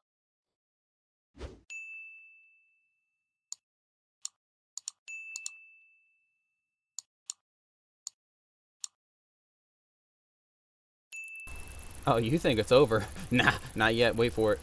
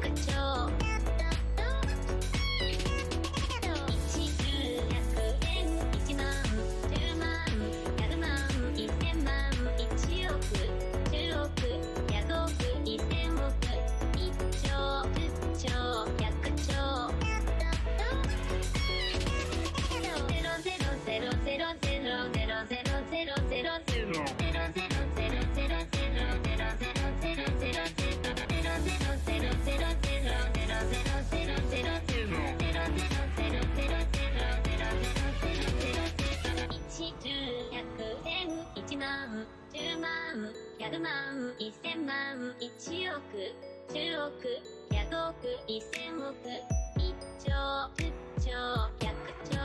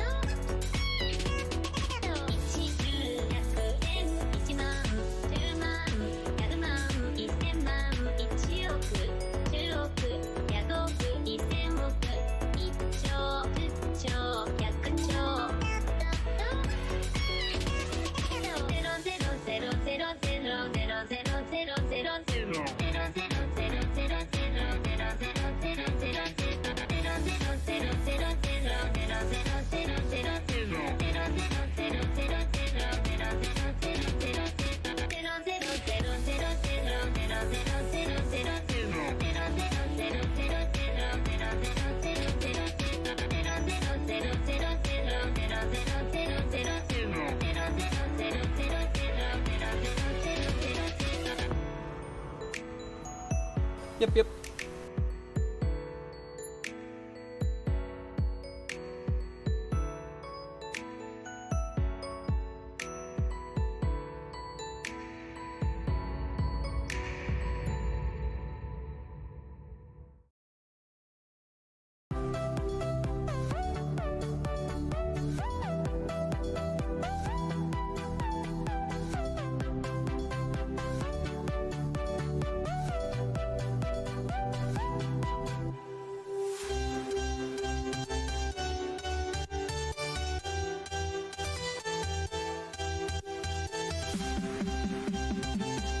Yep, it's over. It's about 3 minutes long. About.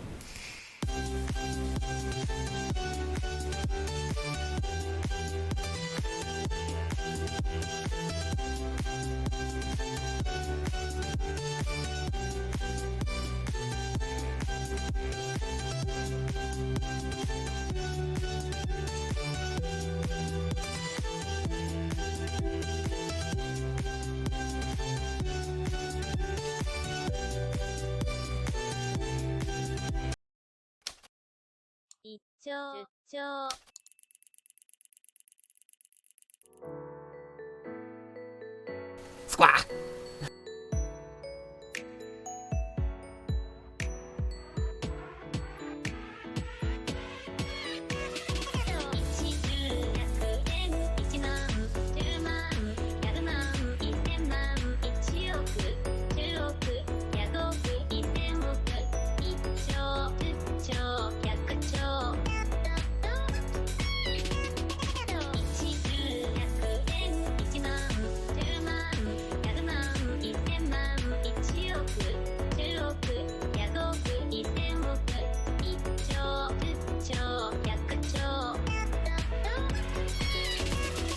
Killed it. I killed the beginning.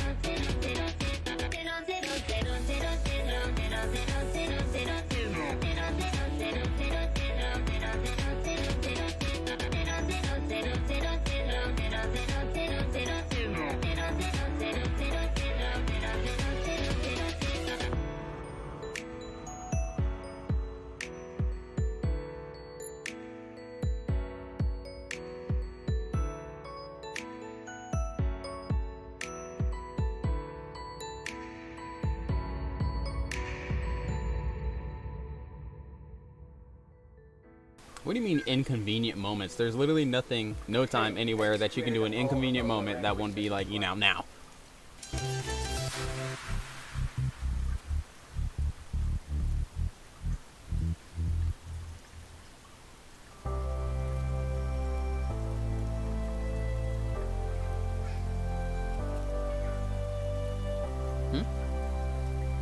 Okay.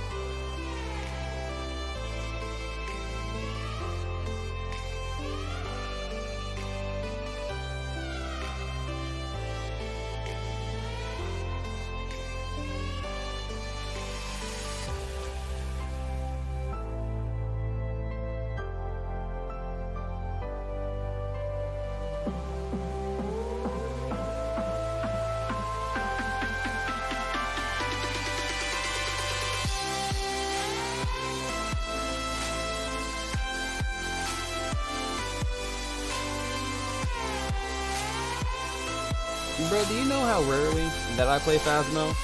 And how much I actually don't care that I will gladly play that song in the middle of Phasmo?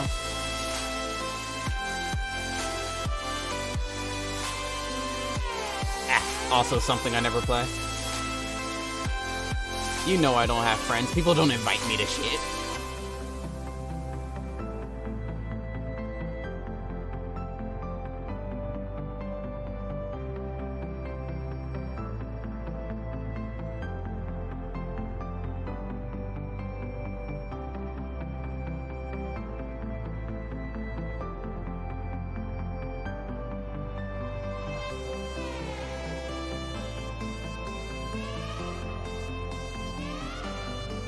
Well, sir, that would just be stream sniping at that point, because you know I'm an imposter.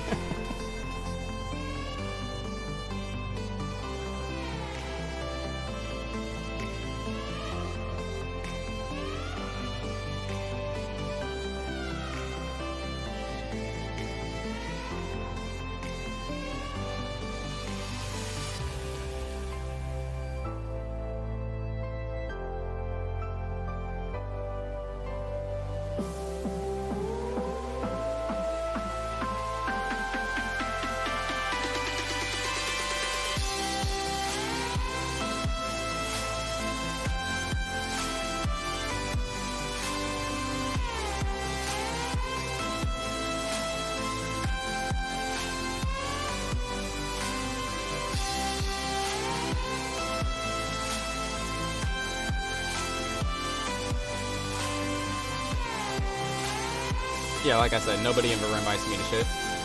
I mean, key point, booster. I have had rap since its release. I have beat that shit within like 6 hours. Boring ass grinding. Was I invited? Nah. Everybody else under the sun? Yeah. Do I care that much? No, not really, but whatever, it's fuck.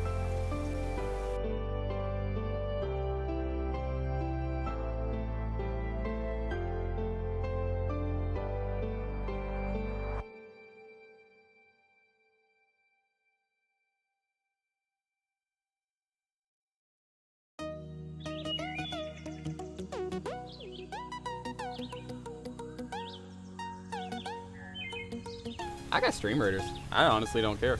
This shit's fun. I can't even say I've built a community on stream raiders. I fucking joined a community that's awesome. These people are awesome. I've been streaming for almost 3 months. Whenever I follow Dragon, take 2 weeks off of that. Or add 2 weeks to that. That's how long I've been streaming. So if you go to his stream right now and I press followage, whatever that says, add 2 weeks onto that. That's how long I've been streaming.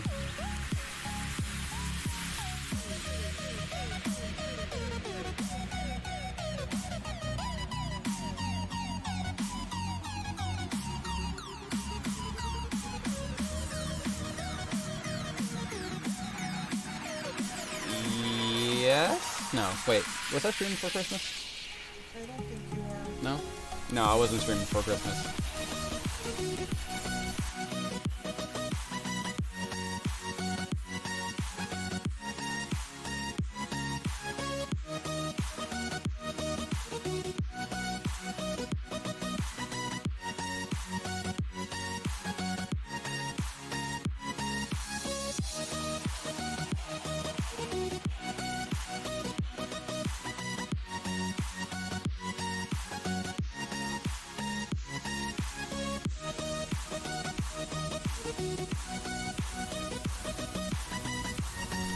Why?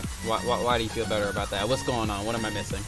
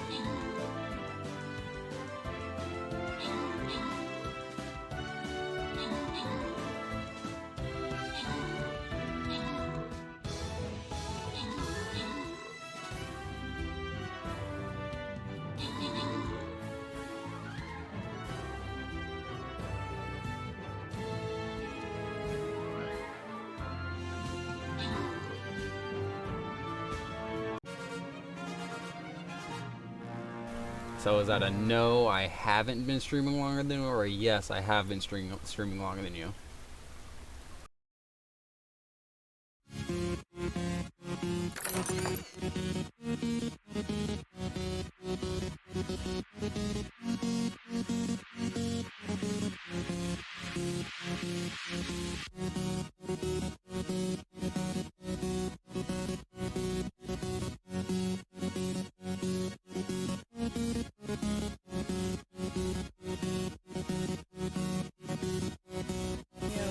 Like, honestly, I was streaming for a while, but I didn't care at all for followers until I found out about this game, which literally requires me to have 100 to be a captain. So, 3 days ago, I was fucking 71 followers. I'm 100 and something now. Because I pushed hard as fuck as soon as I found out about this game.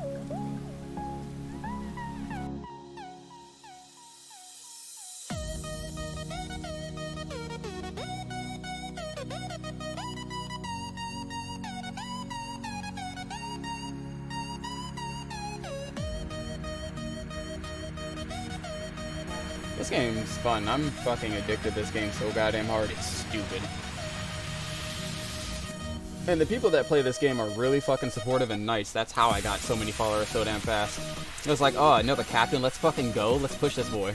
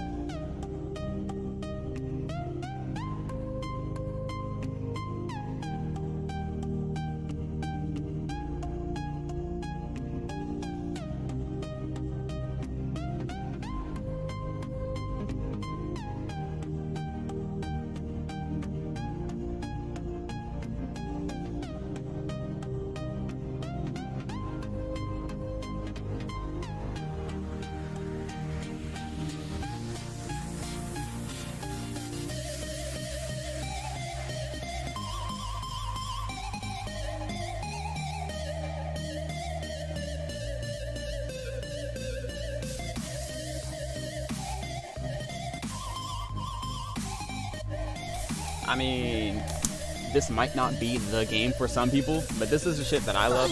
Okay.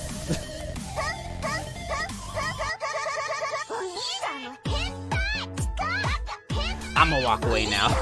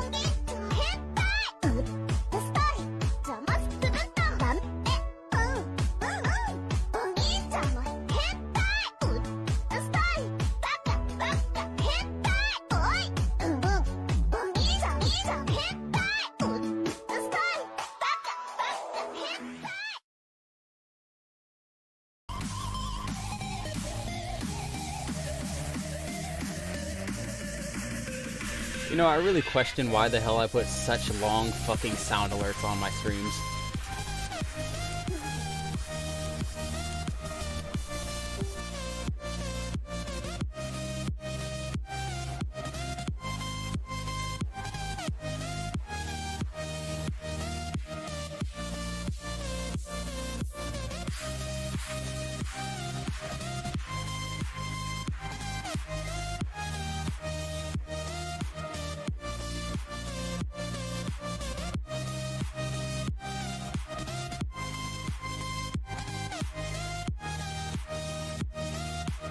But why? Expensive means people won't buy the most. The most expensive one that I have on my goddamn sound list is the one that's gonna get my copyright strict so damn hard that it just blocks it from everybody from seeing. 1,000 bits! $10 to see the fucking restricted song.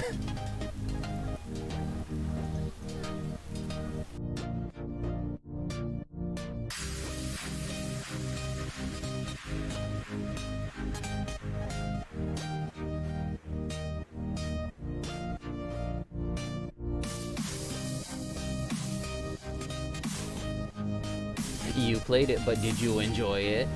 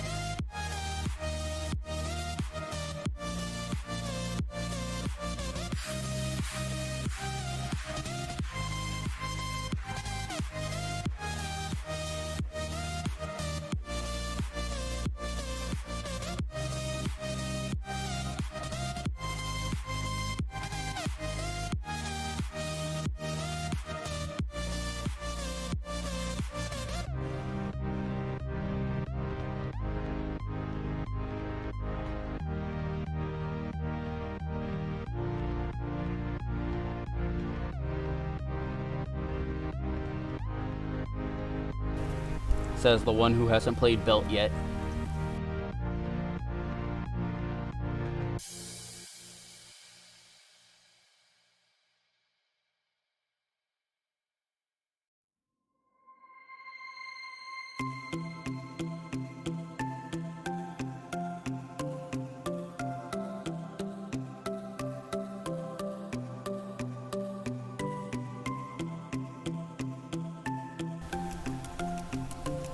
Hold on. Wait, is he here? You shouldn't have been able to add him unless he's actually in chat right now.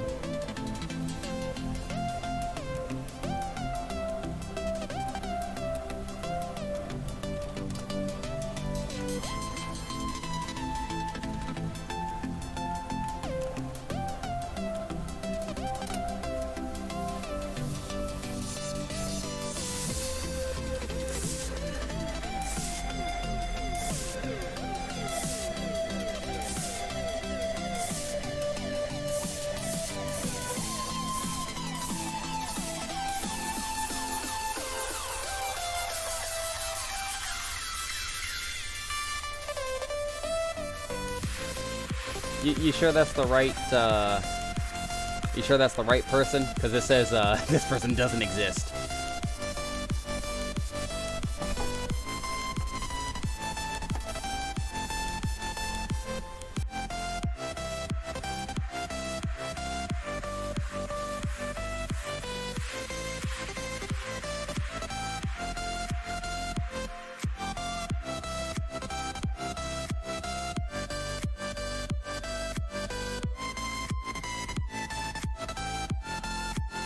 Your face misspelled it wrong. Shut up.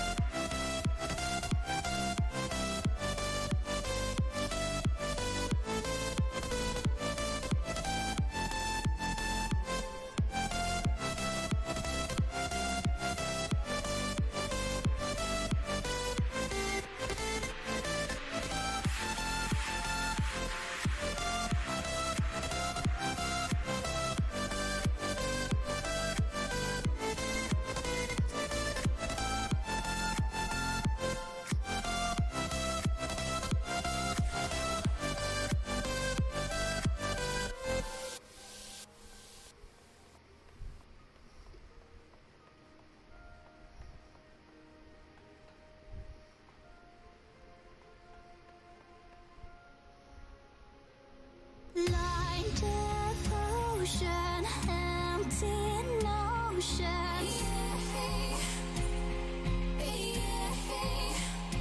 Like a roaring ocean, slow in motion.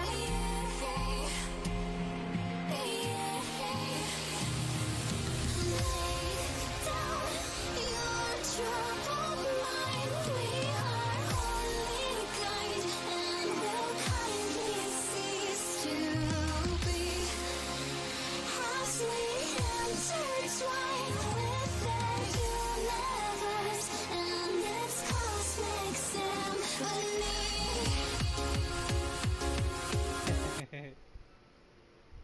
I actually have PC as well, but I've grown accustomed to the PS4 currently.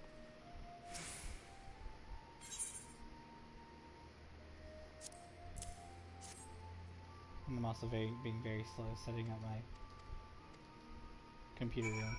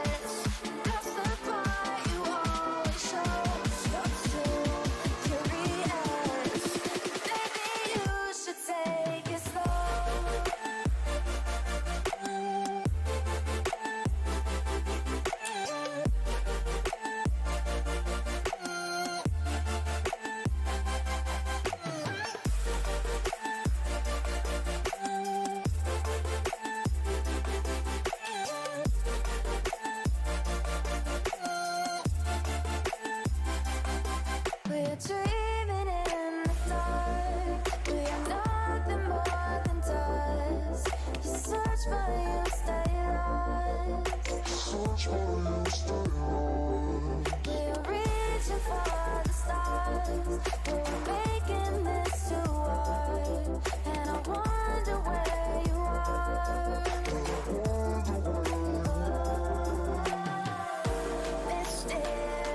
Mysterious, that's the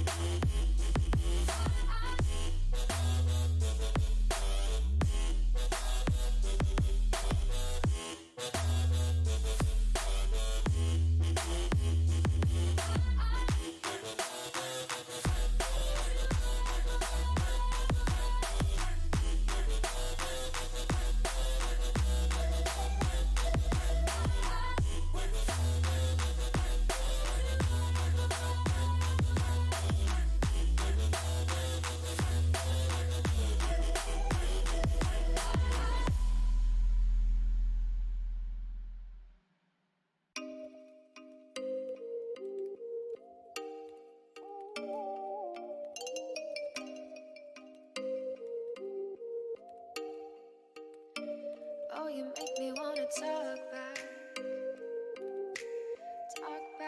to you. Say it like that. If I hate you, then find someone new. Baby, but you know I never will. No, so I choke you down just like a pill.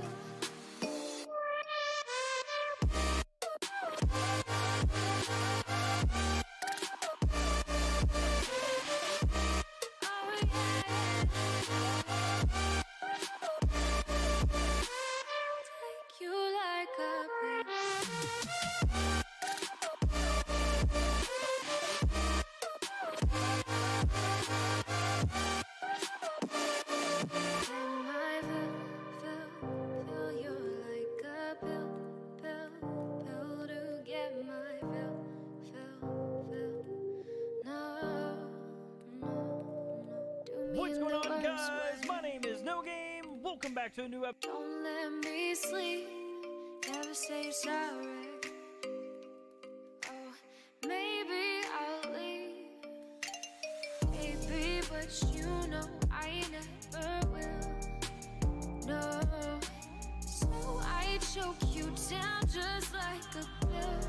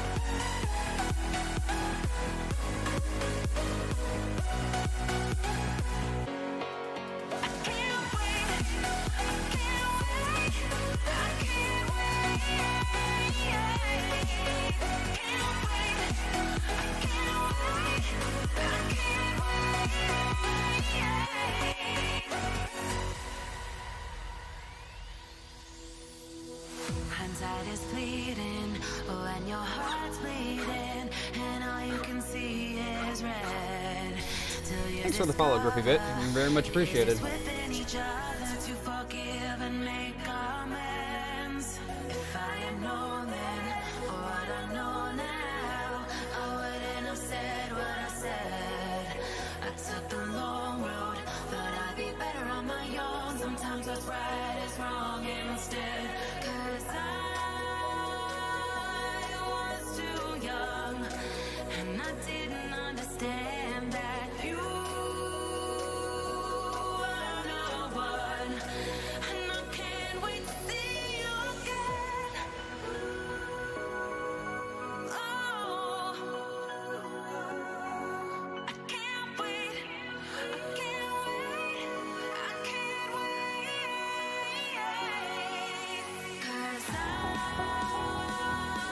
was too young, and I didn't understand that.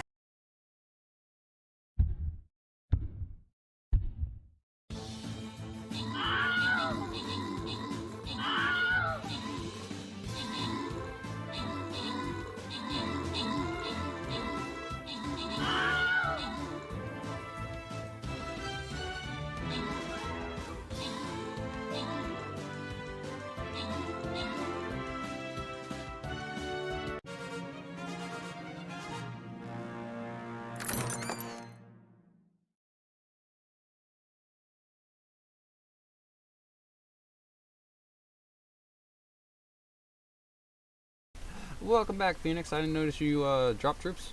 You didn't say hi. How could you?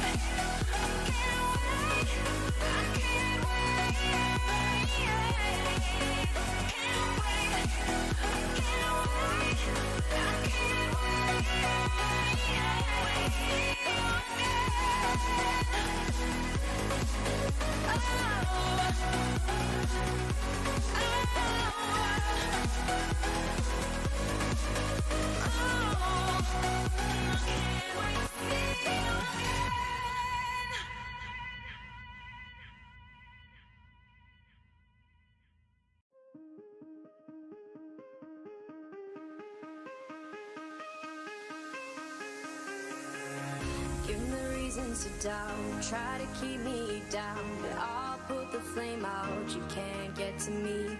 Throw your sticks and your stones, go break all of my bones, you won't ache my soul, you can't get to me. And there is no barricade that I can tear away. Shoot me down, but fire away, away. But I'm a heavyweight. I'm a heavyweight. I'm a heavyweight. I'm a heavyweight.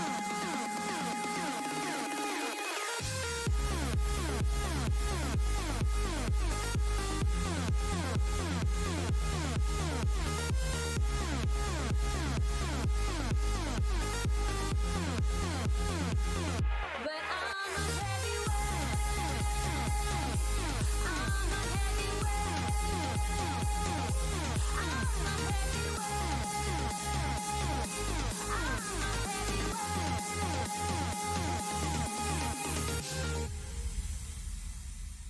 Push me down to the ground. What goes around comes around. You won't put the flame out. You can't get to me. Say what you wanna say. Go take it all away. But I'm here to stay. No, you can't get to me. And there is no barricade that I can tear away. Shoot me down, but fire away, away. But I'm a heavyweight. I'm a heavyweight. I'm a heavyweight. I'm a heavyweight.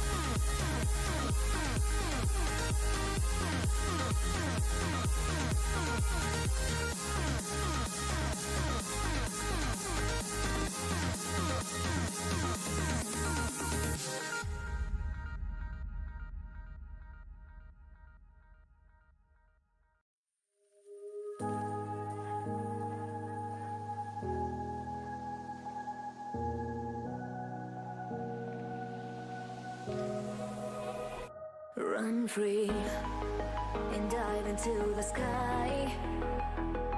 Hear the wind crying out its prayer.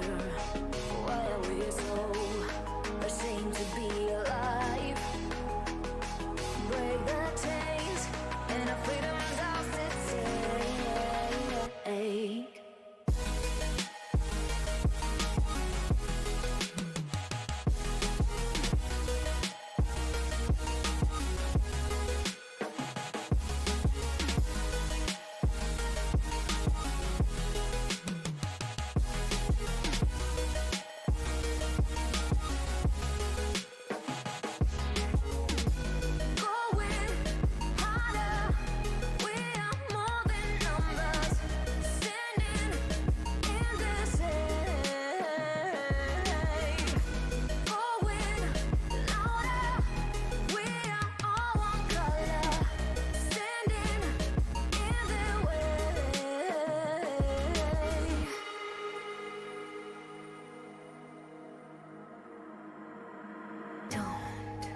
Look behind your back.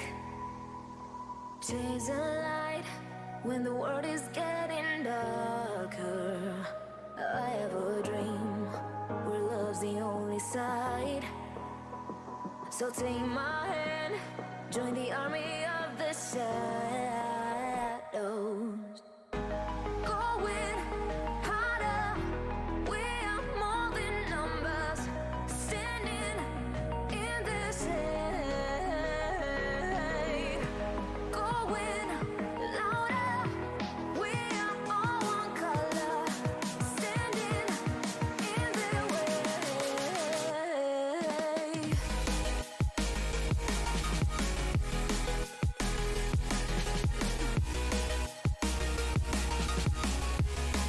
Join the army of the shadows. Join the army of the shadows. Join the army of the shadows. Shadows, shadows. Join the army of the shadows. Join the army of the shadows. Going harder. We are more than numbers. Standing in their shade. Going louder. We are all one color.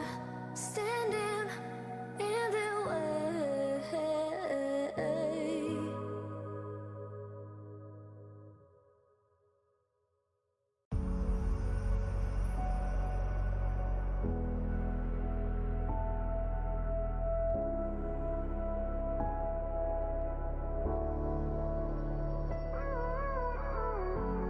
Gave you too much, now I'm swallowed.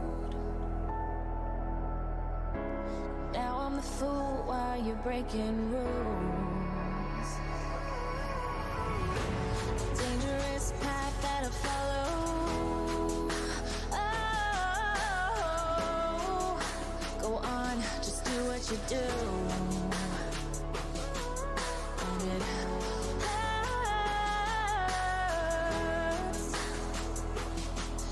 as I bleed for you, cry for you. Oh, let me bleed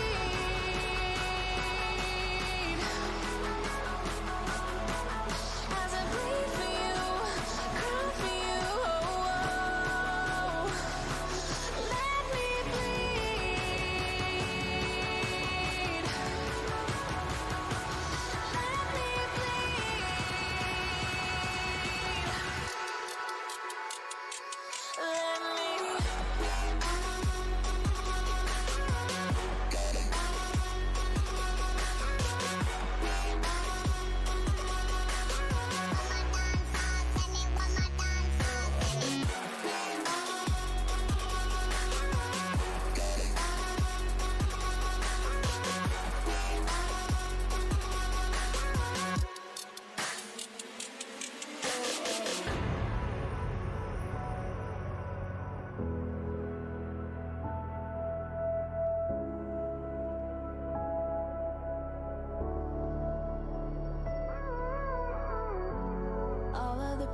mind seems to follow like a shadow, dark and cold to the touch. Am I insane not to let go? Oh, go on, just do what you do. And it hurts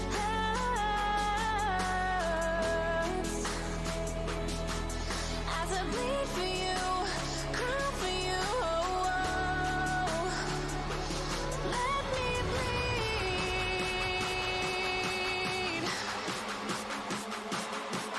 as I bleed for you, cry for you. Let me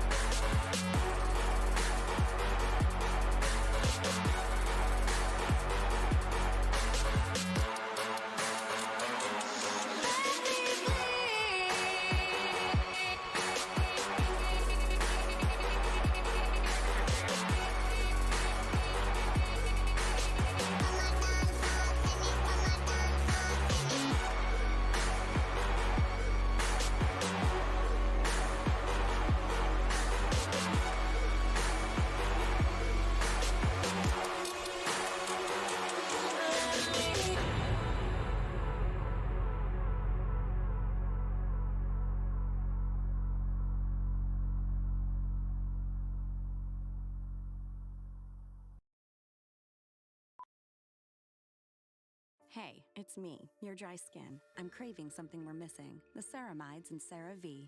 What's going on, guys? My name is No Game. Welcome back to a new episode of Cold War Hide and Seek, and today we're taking this very first game over to raid the map that I love coming over to, but it's just like there's no hiding spots or anything like that. So I'm accepting one of the hardest challenges that you guys are giving me today, and I think it's going to be a quite interesting day. But off the start, we did have Funky Monkey going for a swim out there in the pool on raid and drowning because he didn't bring his floaties with him. So he is going to be our very first player out of there. Hopefully he's going to be showing up in game 2 and doing a whole lot better. But I am going to be firing my weapon up in the air just to let all 25 of these players know that I'm coming after them. For the people that do enjoy playing along at home, you guys can see the board on the left-hand side. This is all 25 of them in the game right now. And I just realized also they left the basketballs for me, so I'm like low-key, oh, ooh, kind of excited. Why are you looking at me with a sniper? I'm just gonna do this really quick, okay? Don't mind me. Don't mind me. I just wanna shoot one basketball for the boys. Just gotta make one in for the boys, because if I make this in, you guys have to hit the like button. Please hit the like button. I don't know what I'm doing wrong at this point. I don't know why the ball won't even go in. My shot is terrible, for real. My vote today, though, who I want to see winning all of this is gonna be the Real Chameleon. I think that's his name. Is it Real Chameleon? No, Epic Chameleon. Epic Chameleon is gonna be my vote in winning in all of this. Look, you guys. Ooh.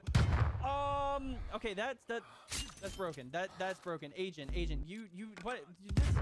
Stop. Just. Are you done? You have any more? That is going to be today's challenge that you guys asked for, was for them. Did you just swipe at me? What the heck? What the heck are you guys even doing today? Reigns is now out of here. This guy just falling off the ledge, or no, he almost fell off. But that is the challenge today with these players. They're going to be using stuns, and the like ratio on that, it was insane. Okay, what the heck? Why are you shooting your gun over there? It got over like 300, 400 likes, and you guys even said yourselves that you wanted to see these players all have stun grenades and they just throw them at me. So that's what we're going to be doing today. So hopefully it's going to be working out a whole lot better than I think. And also, a lobby that you guys have been asking for that is coming out very, very soon is going to be another prop hunt. And we are going over to Nuketown because they fixed Nuketown, and now we have... Oh, come on. Nope, and it's lagging. Why are we lagging? And they have super jump on too. That's not fair. EMAC, you definitely have super jump on too. But they fixed Nuketown, and I cannot wait to head over there for a lobby very soon. I think it's gonna be our next video. EMAC, you are lagging tremendously. Can I hit you with a cutoff? I might be. Yeah, I think. And boo. No, it was a close cutoff, but she has Emac, you need to get out of here. You're cheating with super jump. This is not fair whatsoever. I'm not gonna keep chasing you. I'm not gonna keep doing this for the entire video, just chasing after one person that take somebody out of here for the love of God. I don't like it, okay? I don't like it. I don't like what you guys are doing today, but I'm gonna put a stop to it real soon. Hey, by the chance, have you seen a player? No. I'm trying to ask you a question really quick. Just one small question. Like, okay, Dylan, we could have went all day without that. But I'm trying to ask these players a question to see if they see a bunny rabbit jumping around the map. And some of them, I think they already threw their stuns, but like the challenge said, no game, let these players have restock, or what is it? It's not called restock in this game. It's called something else. Let me know down in the comments if you know exactly what it's called. It's on the tip of my tongue right now, but Scooby Snacks is out of here. They're not throwing stuns like I thought they would be, unless it just hasn't recharged. Do you have a stun? You want to throw something at me? You have something to throw? No, I don't know what they're doing today. Who are you sneaking away from? No. And you throw a stun. It's like not. No! Okay.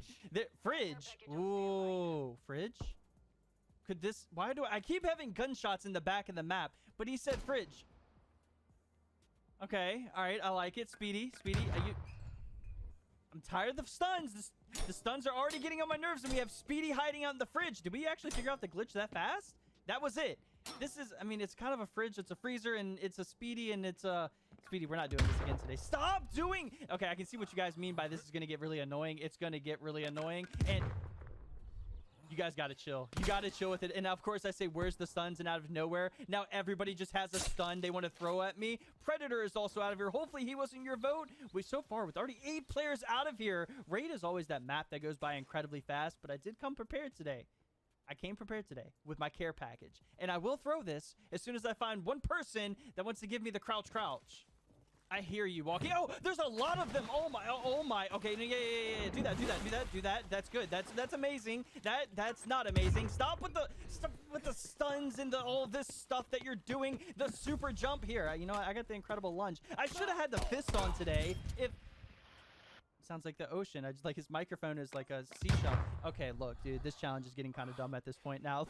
Why do you guys come up with the dumbest challenges that just have to make me mad in videos? Like, if you're coming up with a challenge, make it hard for me, not like frustrating where I can't get any of these players. You know what? No. Oh, why'd you get me? What? Because you have super jump on. I gotta take you out. Speedy, do you have super jump? Do you have super jump on? I don't think he does. I think he's just trying to be friendly with me right now, or he's bucking at me. Why are you... What are you trying to do? What are you trying to do here? What are you trying to do? Because I'm not going to keep doing it, Speedy. I'll sneak up behind you like I usually do just to take you out of here. So we've resorted to coming back here. Like, dude, you behind the van. Stop. Just please, look. And I'm not doing it. You stunned yourself. He stunned himself right there trying to get me out of here. Look, dude, this is actually becoming annoying at this point. It would have been better. We should have done flashes. If we do flashes, it's going to be game over at that point. Not being able to see, but if they stun me, though, when I'm on a ledge, that's going to really mess me up. And a trophy system, that's going to mess this guy up. Edge slide, and he hit the edge slide, too. That boy, I can reel him in. I got this. If he keeps hitting these clean edge slides, and I hit them right there with him, he's a little bit faster than me. He's a whole lot faster than me, but he's not faster than the execution move that we got right here. And he's out of here.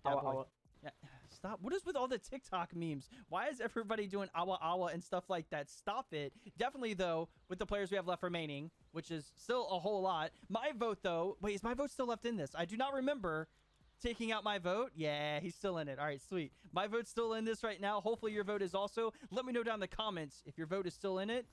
Still in this fight to get this win. Hopefully he is.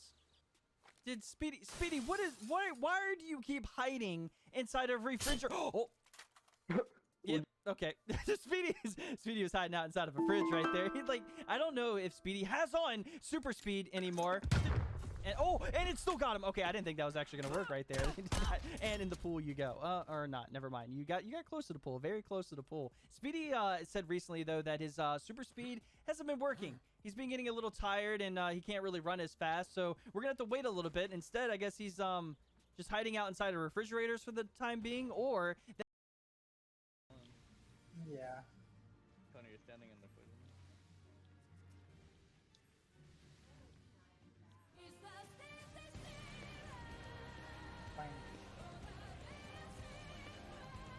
feel like not learning a language is kind of like an opportunity, cause Pokemon language. I forgot. I genuinely forgot. Venusaur, man. Genuinely forgot. Some people are saying that if we do get Koga is a like, stream this ready game, it's gonna remastered. be like Pokemon. Can you imagine? That would be so cool. And I just Essentially having Pokemon. something. Yeah, we get essentially Pokemon in this game. That would be like. I would love Beastmaster in this game, even if it's a limited dub. Like I don't care, because Blue Mage is really fun. I would love Beastmaster. I would love it too. I think no, I will. No. I would play more Beastmaster than Blue Mage, to be honest. Yes, I can auto rate this one.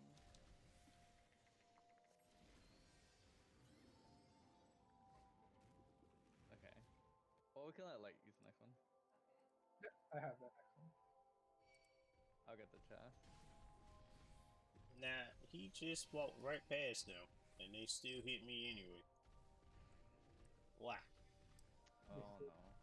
Oh no. Oh, I'm a little. Yep. Well. Oh. Let's got it. We're good. We're good. Oh wait. What the fuck? Oh, I thought you guys were enemies. No, I got burned.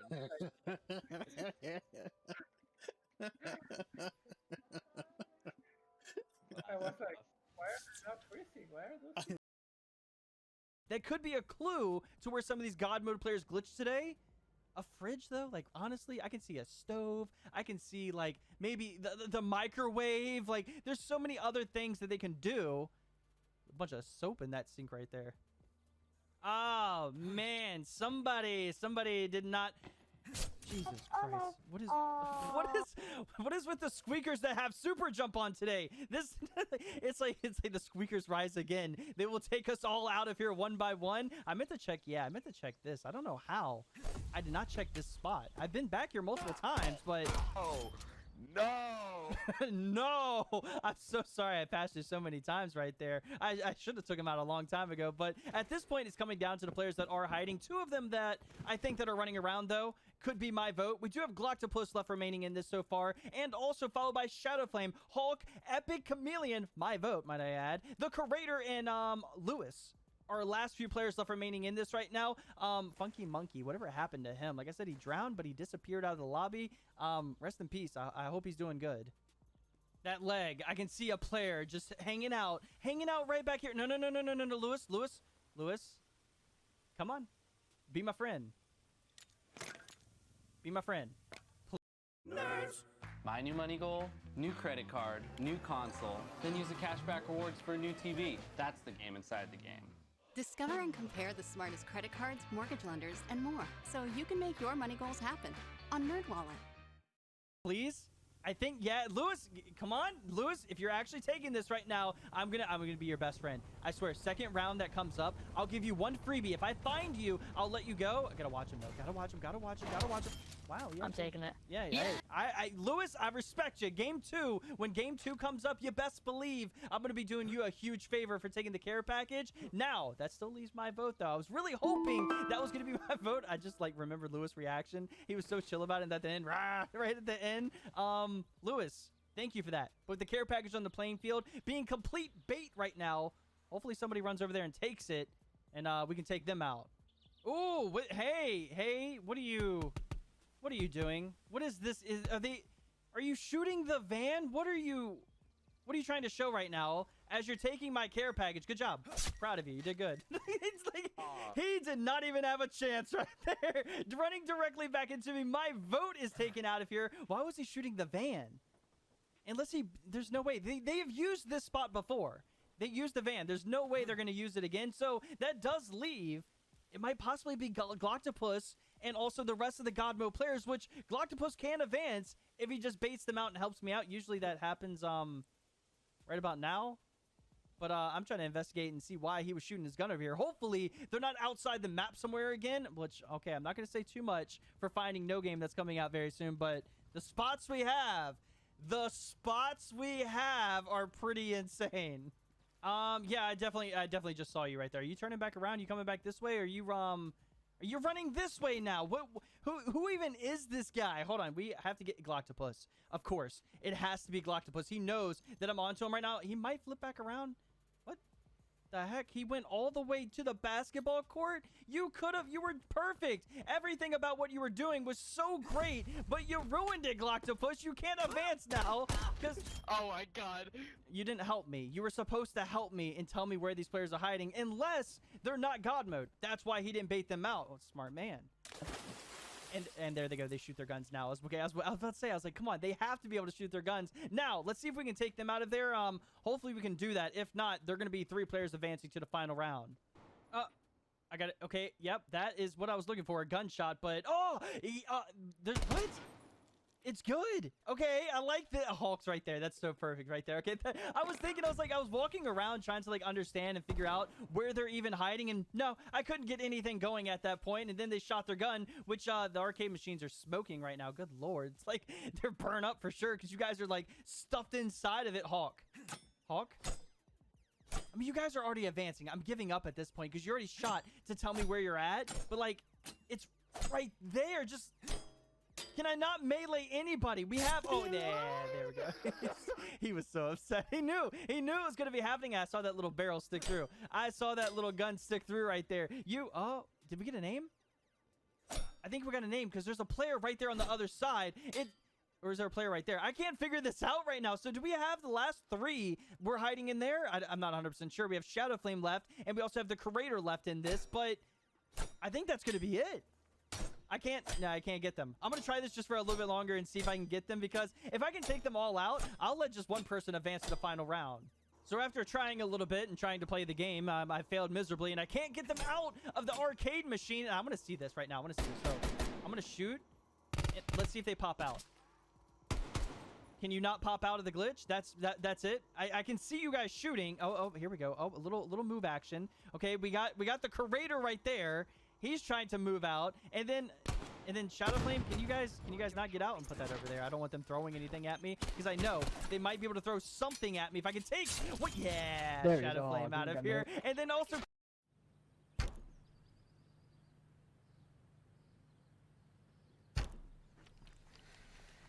Hey.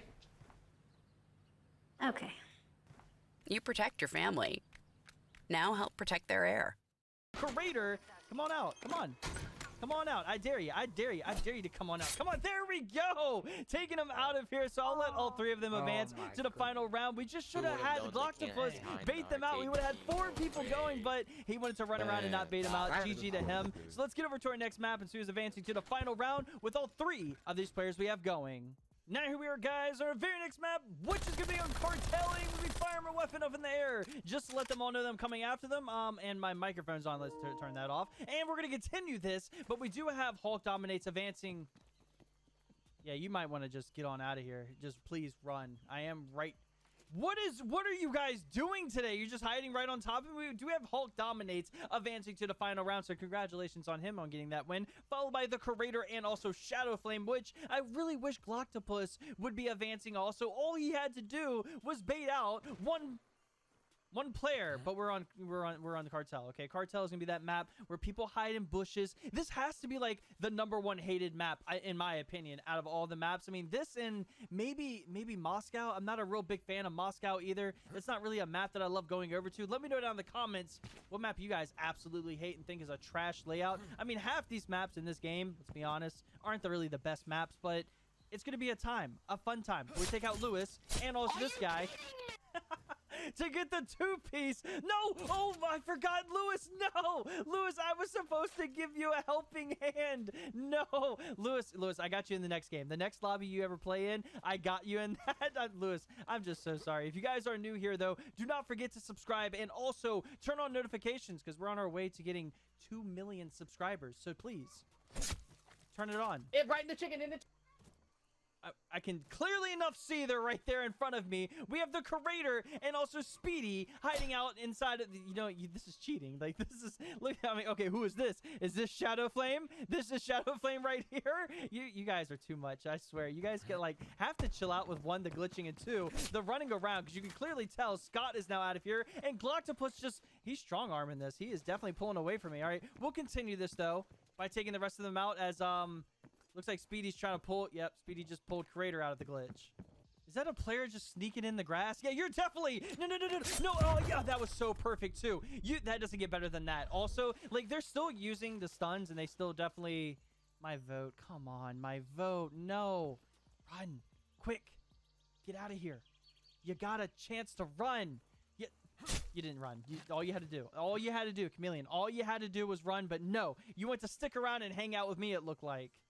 Oh, who is this poor guy? Oh, what are you doing? What are you doing? Please don't be Creator. Please don't be Creator. It is Creator. Creator, you should have never ran. You were doing so well today until you had a bump right back into me. He is not going to be happy. Look, he has no idea. He's like,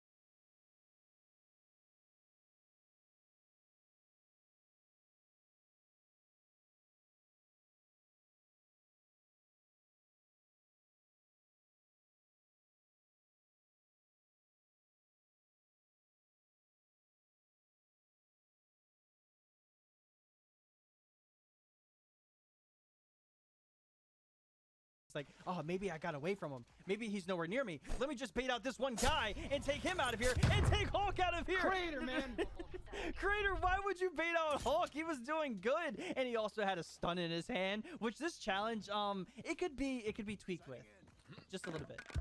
Okay, maybe not. Let's not tweak with this at all. I don't even want to mess with this anymore. This Scooby Snacks is out of here too. I don't even want to mess with this challenge anymore. This challenge is something that needs to be put to rest forever as these players are starting to bait him out and he had a bad stun. No! It was his voice is still coming through. It was a terrible stun and didn't work out for you. So far with already 10 players out of here, this map is going by faster than what Raid did and this is double the size of the map. Oh my gosh, these players, I don't know what we have going on today.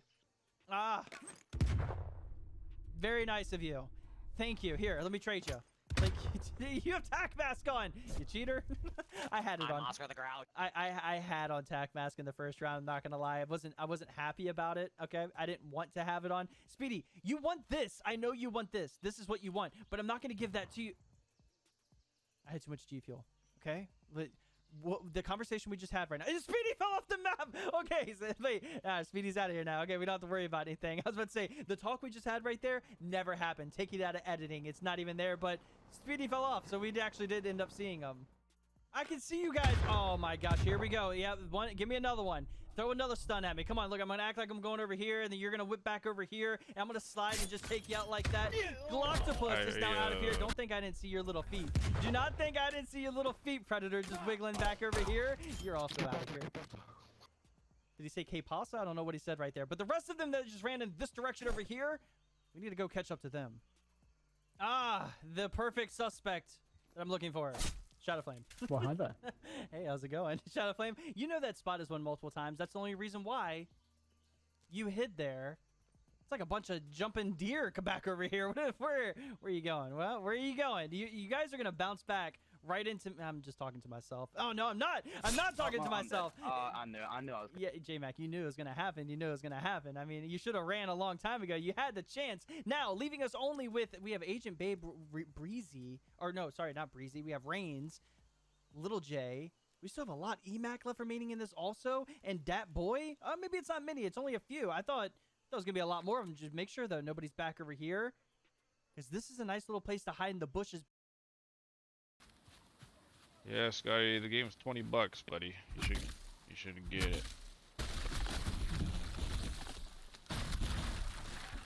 Instead of buying a pack of smokes, you could buy this. Hey, Koga. How's it going? Thanks for coming by, man.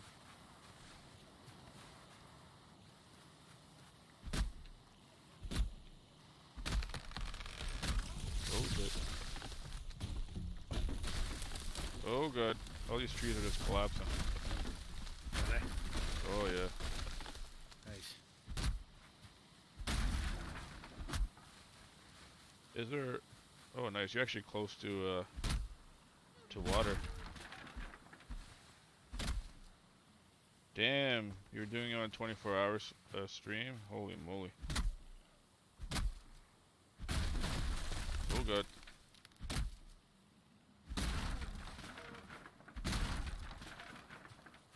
Yeah, if you want, we could, so hold on, you need a pickaxe, right? Back here. And we haven't really checked back here that much. I heard something by the chicken coop. Someone else is back right over here in this area. Oh, I might have been right. I knew I heard a footstep. And you thought, why? Why would you? Why? That trophy system. You think you're going to just make me mad and just throw that and think that's going to get you the win today? Dat Boy, you need to learn not to turn around. You did it to yourself. He stunned himself. Dat Boy, you done messed up now, my dude. You really messed up. You better hope you're chasing after somebody to bait them out of here. Just go this way. He didn't flip around. He honestly didn't flip around. He's really going to take this right now and have another player run right back into me. This guy, he's even quicker. What the heck? How are they, where are they getting this speed from to be able to pull away from me like this? Like you, and you shot. So you're baiting out where EMAC was hiding. You're so scummy. It's, hey, it's not in the rules. I mean, you can do it. I don't have a problem with it. If you're baiting out, keep baiting out. Leaving us with Dat Boy that was just on to Reigns and also Little J. Left remaining. 3 players now left in this. Oh, what the why did you run? Why? Nobody, nobody's chasing after you, right? You do know this. You do know that not a single person is chasing after you but me right now. I'm the one chasing you, Reigns, and you're out of here from running around. Yeah, he's not happy either. I mean, it did good for him. He did good today. Definitely did good, but he could have done a whole lot better. I heard that flashbang. You done messed up. You definitely done messed up.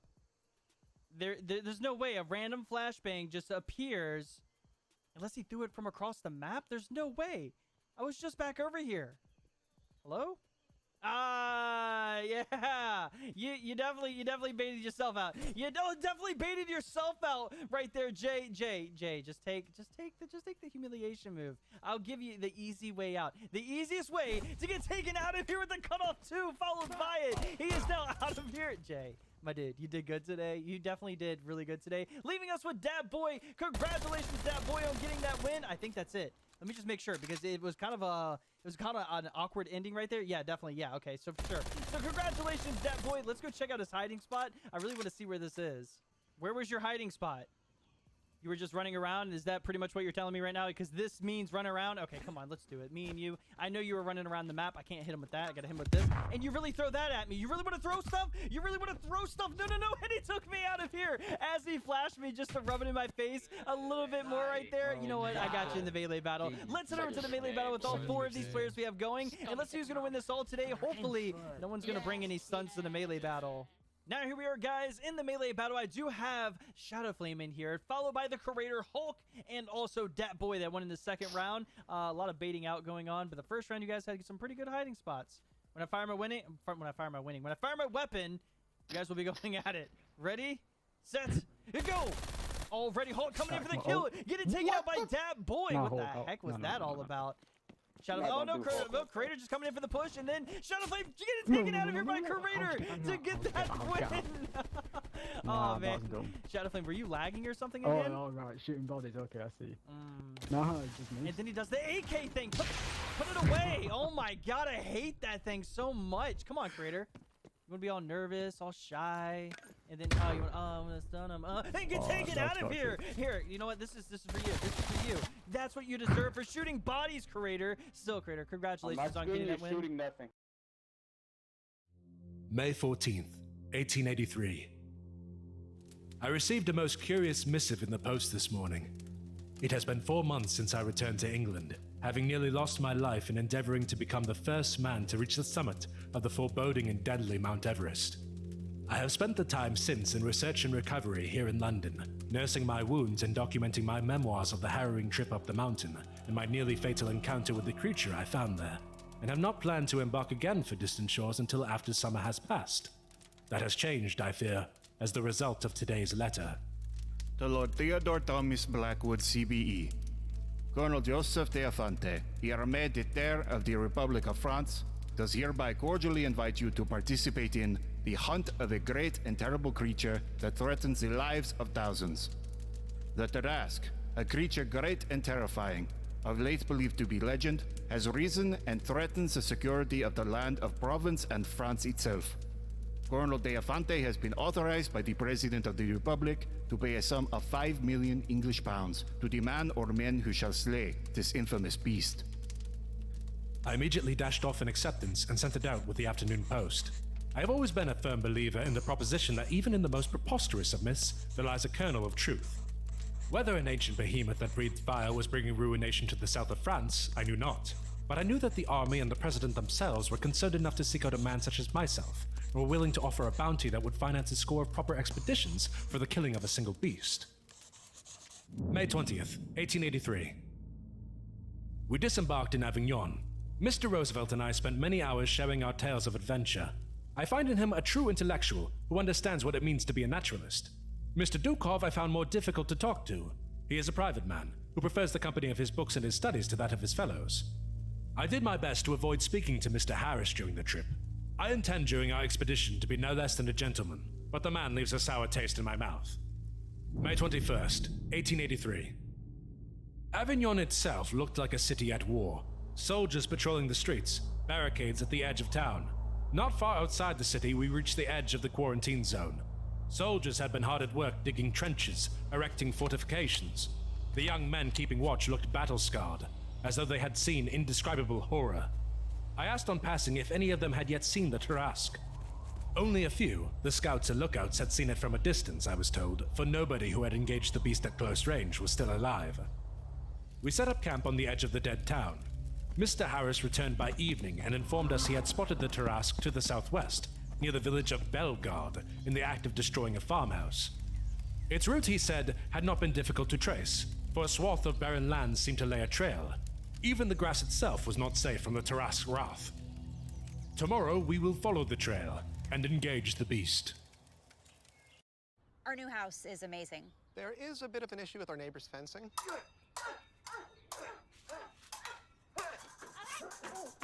At least Geico makes bundling our home and car insurance easy. For bundling made easy, go to geico.com. May 22nd, 1883. Shortly after midday, we spotted the creature in the distance. It was stationary, seeming to nap in the afternoon sun. It was a massive thing, longer than a whale and taller than a giraffe, and it looked to outweigh either. Its scales glistened in the sun, and its teeth, massive and shining, were bad as it rested among the chaos it had wrought.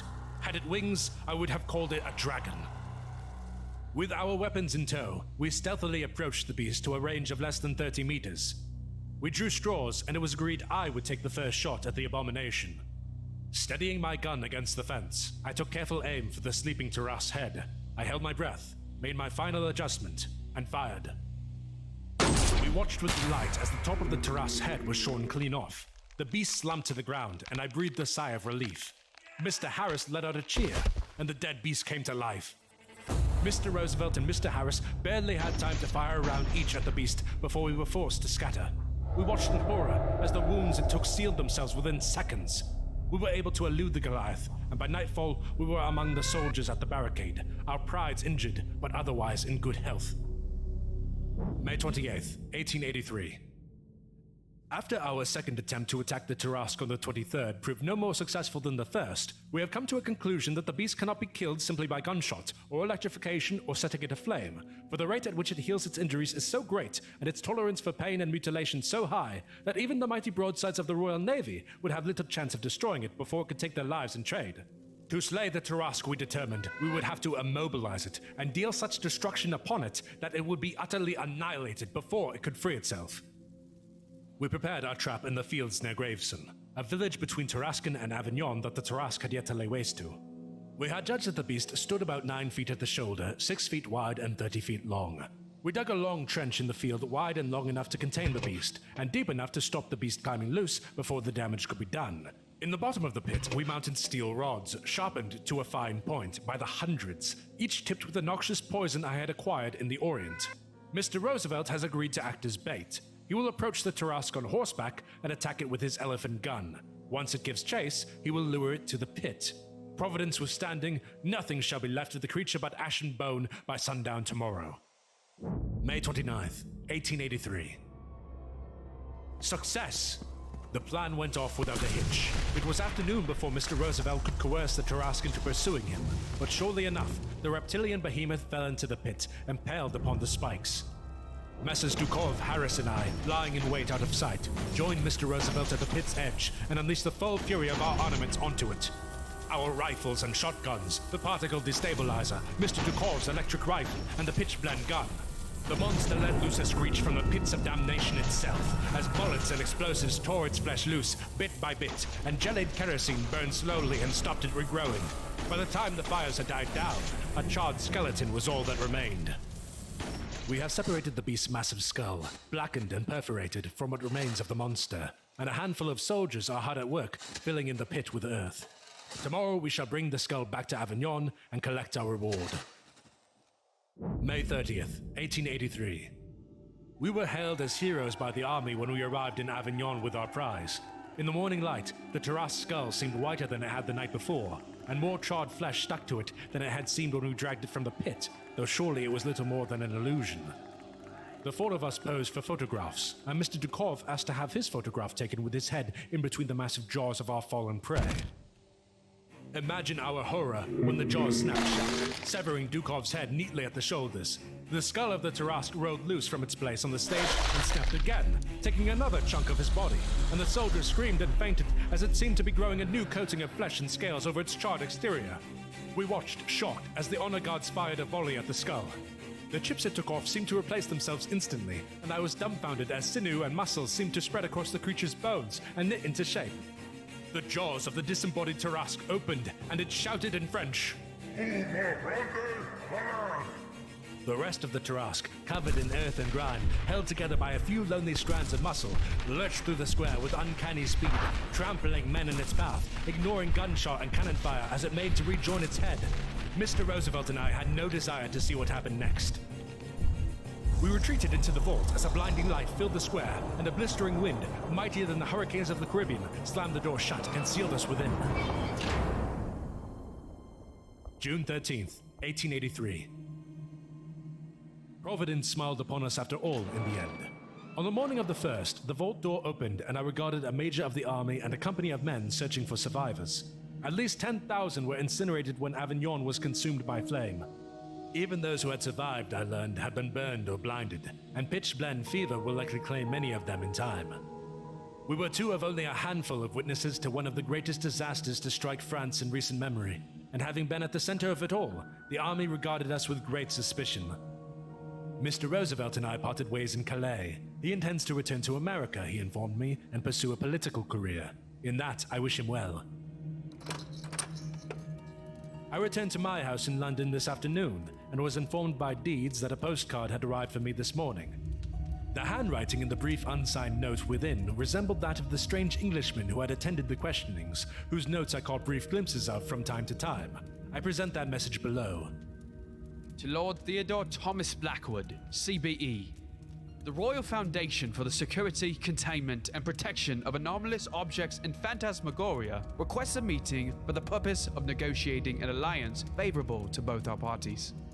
please call anytime excepting Sundays at number 19 Melbourne Road, Westminster, and ask to speak to Dr. Thursday. Your discretion is requested in this matter.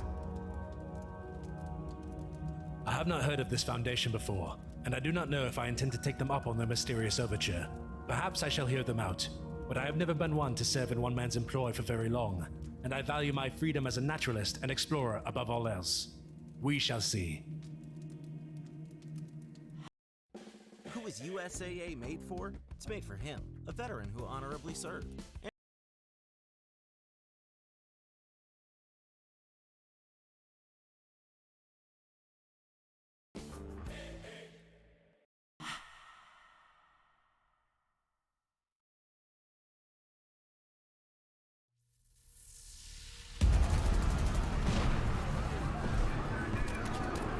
Hello?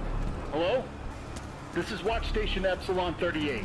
The Red Pool has just entered a period of extremely high activity. It keeps birthing these creatures. They're extremely hostile and unpredictable, and we need backup.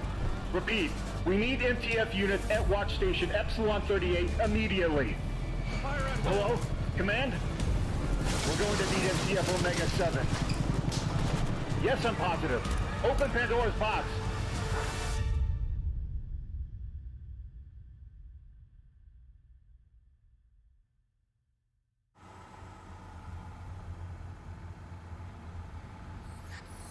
Hey, hey, hey. What do you think you're doing? What? You waved me through. You're allowed through, Doctor, but no contraband material, though. What are you talking about? No coffee's allowed at this site, sir. You've got to be kidding me.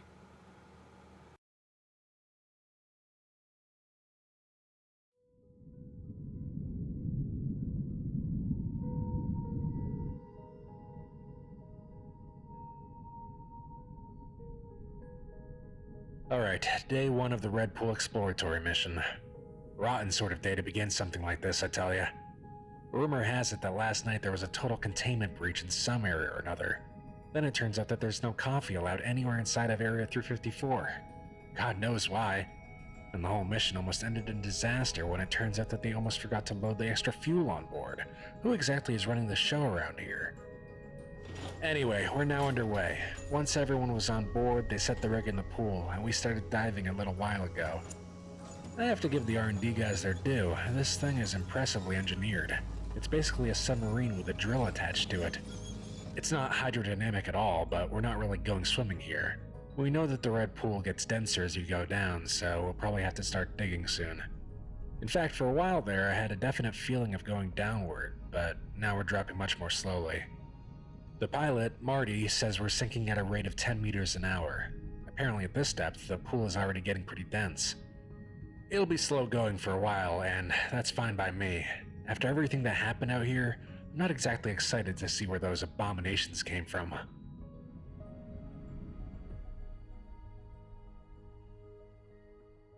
At about 4:30 a.m., gravity suddenly changed direction. Boy, that was a fun way to wake up. We're now rising rather than sinking, which means we're more than halfway there.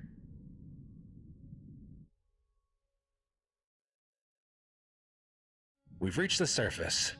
Through the portholes, it's mostly dark, which means it's night. We can't go out yet because, for all we know, the atmosphere could be hydrochloric acid.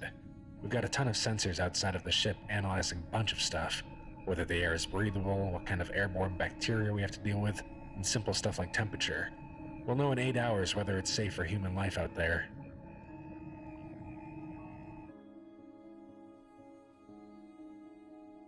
Surprisingly enough, it turns out the air is totally safe. It's surprisingly normal here, and it's winter on this side too. Good thing we brought our Canadian cold weather gear. Except it's been night for going on 20 hours now. What's going on?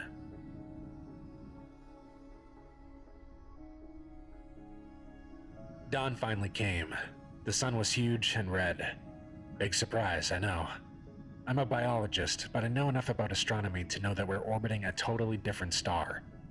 Is this a different time, a different place, or a different dimension? The D-Class Leroy guessed that we're in another plane of existence, and I think he's probably closest. The pool on this side is way bigger, more like a large pond or maybe a small lake.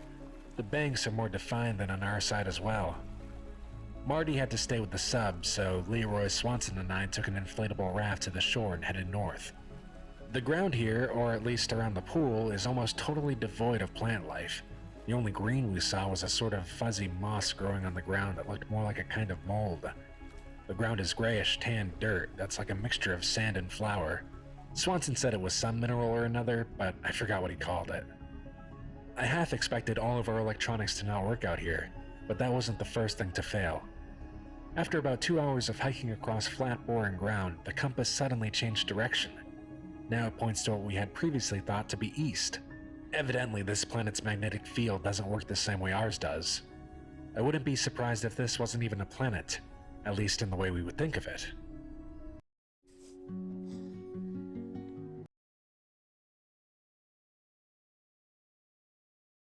Getting lost, we immediately made a 180 and headed back to the ship.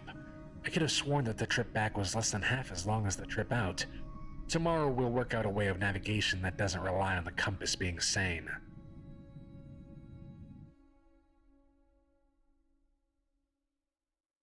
We all had a lousy night's sleep. The sun never went down. By my calculations, the day-night cycle here seems to last about 43.5 hours, as opposed to the 24 hours back home. That's going to take some getting used to.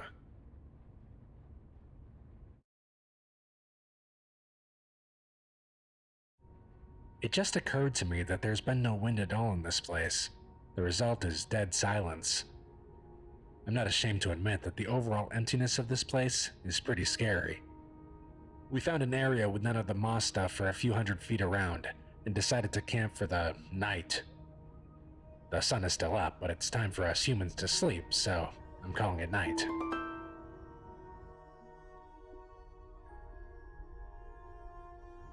Sometime in the night, which was really daytime, we were all awoken by some kind of roar.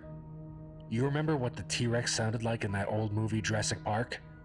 It sounded a lot like that. Big and reptilian.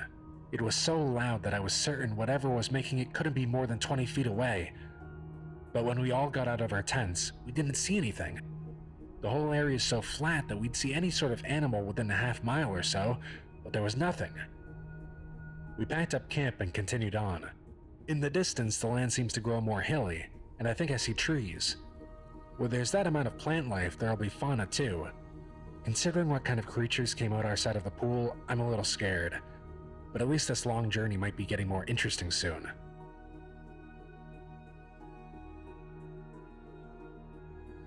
The bare ground has ended.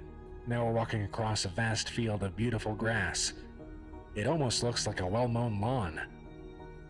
The grass seemed ordinary enough until Swanson tripped over a rock and arose to find his hands covered with several dozen bloody pinpricks. Apparently the tip of a blade of this grass is incredibly sharp and easily punctures skin. It's no threat to our Foundation issue boots, but we all have to be careful not to fall on it. We came to a tiny stream, really no more than a trickle. Swanson suggested we could refill our canteens, but Leroy wanted to check the water for something or other first. Swanson took out some equipment and, after a few minutes, announced that it was not water but liquid carbon dioxide. CO2 is usually a gas at this temperature, and it's never a liquid. The laws of physics don't seem to be working right.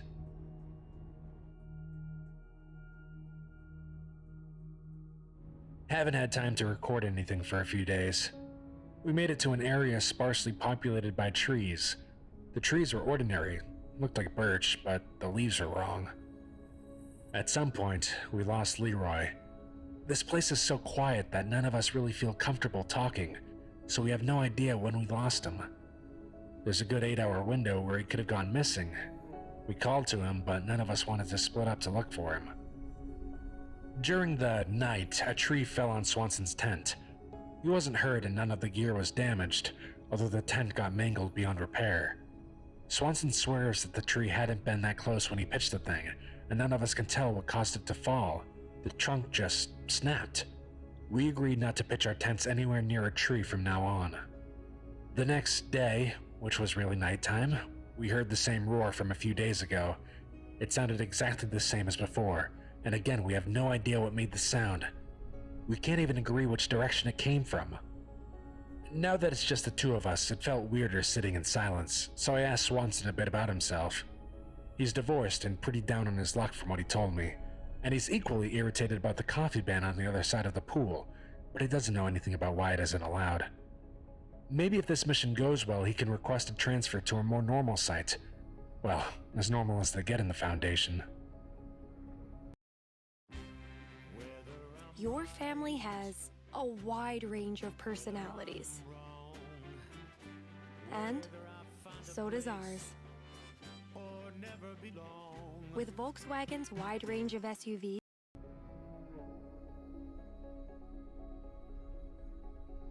what seemed to be a huge cliff in the distance turned out to be an artificially constructed wall. It's made of solid rusty iron, and it stands maybe 50 feet high. To the left and to the right, it goes on farther than the eye can see. I can't imagine how thick it is. We have no way around it. Our options were to go over it or through it, so Swanson jerry-rigged some kind of blowtorch thing with our equipment. I swear this guy is MacGyver. We cut a hole in the iron wall big enough for us to go through. It turns out it's only about a quarter of an inch thick, but there's another wall behind it with less than a foot between. Apparently this thing has multiple layers. Swanson cut through 8 of them before we finally made it to the other side. The grass on this side is black. Not burnt or anything, it's just a different color. And finally there's some wind. I was getting tired of...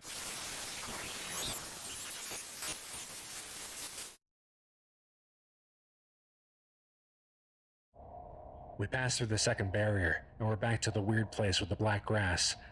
I half expected the holes we cut through the walls to have sealed up or something, but they were still there, thank God, or whoever runs the show in this world. I don't think Swanson is going to make it through the night. He lost a lot of blood. I awoke to find that Swanson had crossed. I didn't want to do it, but I had no choice but to terminate him. I'm sure that something back home might have been able to help him, but I couldn't afford to have him slow me down. There are only a few more days until... I made it back to the ship with only an hour or two to spare. The first thing Marty asked was what had happened to Swanson and Leroy, as if a few dead team members are our biggest problems right now. Marty has us underway, and we're definitely sinking. I just hope they don't...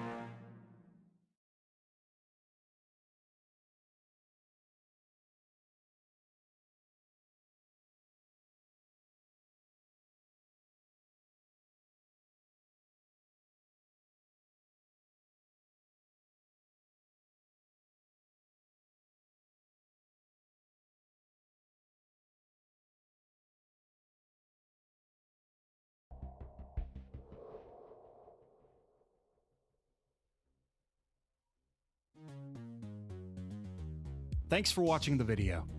This was our first ever Patreon pick, hand-selected by these wonderful people on screen. If you want a chance to vote on what SCPs we cover in future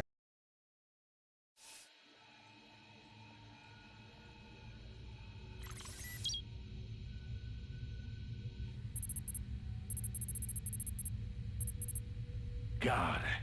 Command, do you read me? Hello? We read you, Team Lead. We've lost Noah. He's, in the wall.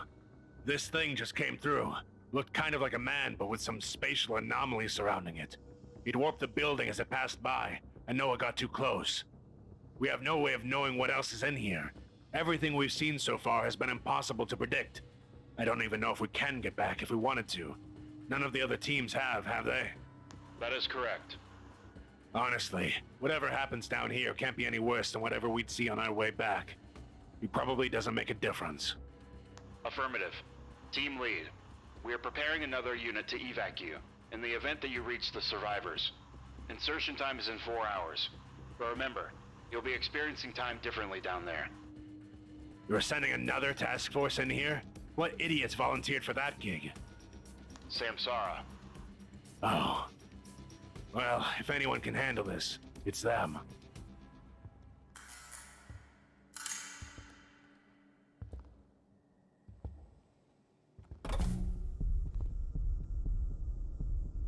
Hang on, is that? Oh my god, it is. What is it? It's Bobble the Clown. What? What do you want? Jesus. My name is Carter Ross. I'm an agent with the... Actually, hang on. Who are you? You're different. You smell different. You know I can smell you, even from here. But you're not like them. They went to great lengths to figure that out. They do. They know. They will know. You're Bobble the Clown, yeah?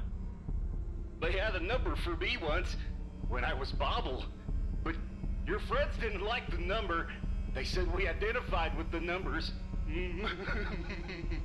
I am not Bobble, but I am a thing that used to be Bobble. You're not what you're supposed to be, gun buddy.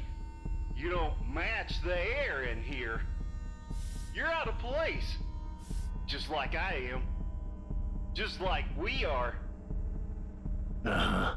What happened here? How do we ensure families facing food insecurity get access to their food? We can deliver. Daddy Emerson played a tricky little game with the strings of the universe. He walked on them like a tightrope, and he was surprised when he fell.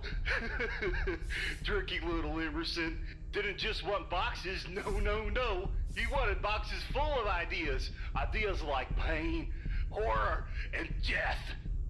He worked very hard to stack those boxes on his string and broke the whole thing. And we all came tumbling down on him.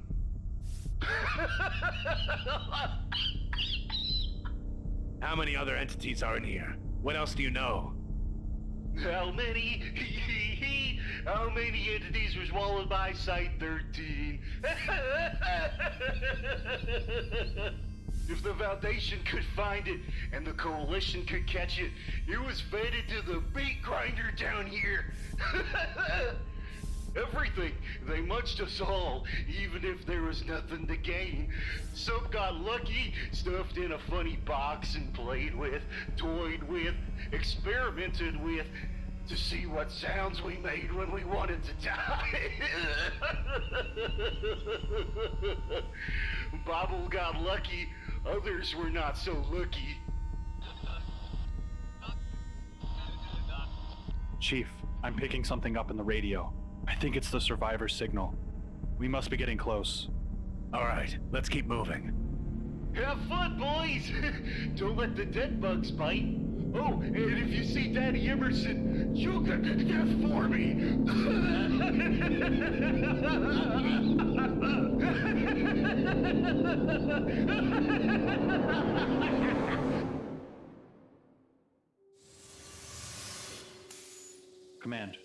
Command, do you read me? Houston, we read you. Are you all right? Oh, thank God. We've been trying to reach you forever. Yeah, we found the survivors. We're looking at 10, maybe 15 people. We found some other agents of ours too. A few mole rats, and a guy from the Travelers. They all ended up down here. Are you prepared to evac? Yeah, so that's not going to happen the way I think we want it to. Not currently. It's a whole lot worse here than we anticipated, Command. I don't know how they ever locked some of this stuff up, but nearly every single containment cell is broken open. We keep hearing things down the hallways nearby. I think whatever is out there is looking for us. If they find us, we don't have the bullets to keep them down, let alone get these people out. Where's Ross? He's been trying to get some defense ready with the others, in case something comes for us tonight. It's not looking good. I don't know if you guys have a backup plan, but we'll take any ideas. How long have you been down there? Maybe 3 days. Affirmative. Apollo 3 team, be advised that we are activating and inserting Tau 5 for rescue and recovery. Thank God. Tell them to hurry.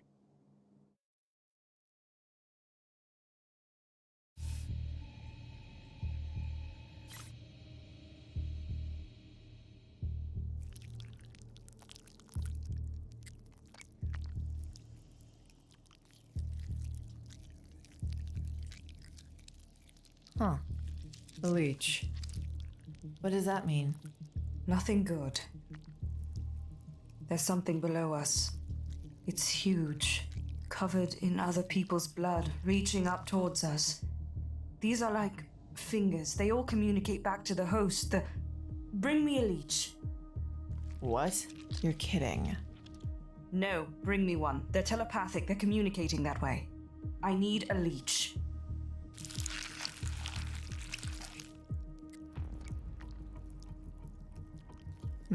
Peculiar. Here. The new Lexus IS. All in on your Lexus dealer.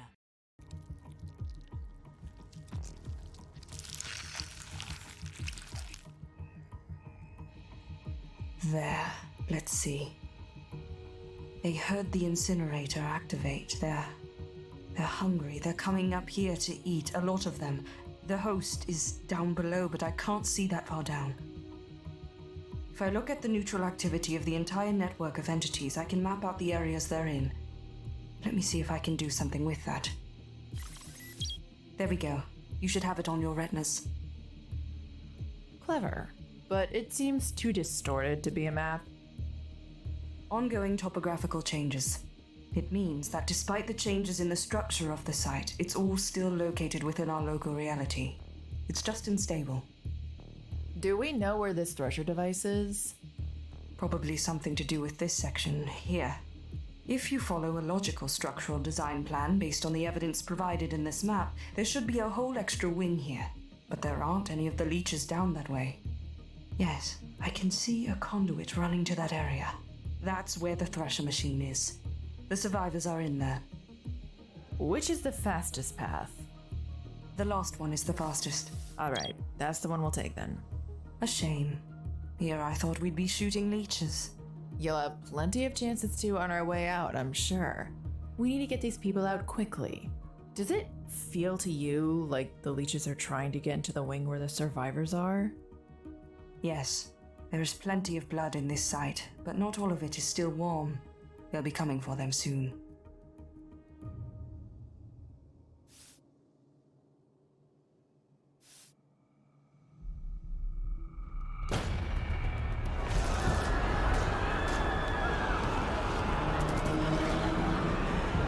The party's arrived, everyone. Run!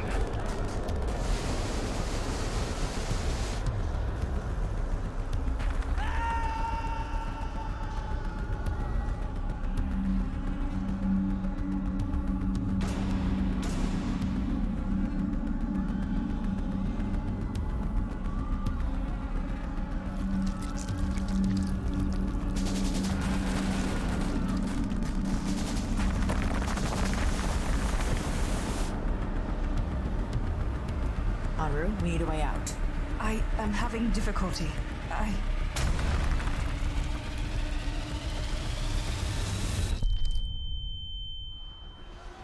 You civilians need to get to the far end of this room. As far as it goes, just keep running. Arantu, go with them, and fire at anything that comes out of that wall. Enru, you stay with me. This is going to get pretty messy. Team Lead, this is Site Command. Do you read us? Yes, I do. It's really bad in here right now, Command. We're going to need all the help we can get. Copy. We're marking the extraction point on your visor.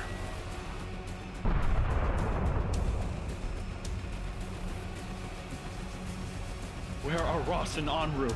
They should have been behind us. There's no time to worry about that. Just keep running.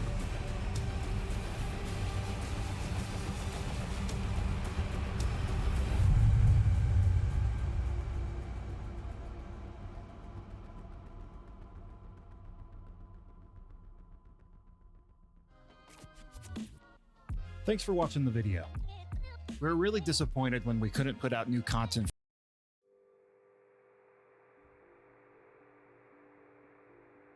You won't need to come in here often, but you may need to retrieve amnestics or other substances to transport to other locations, so your keycard will give you access to this room.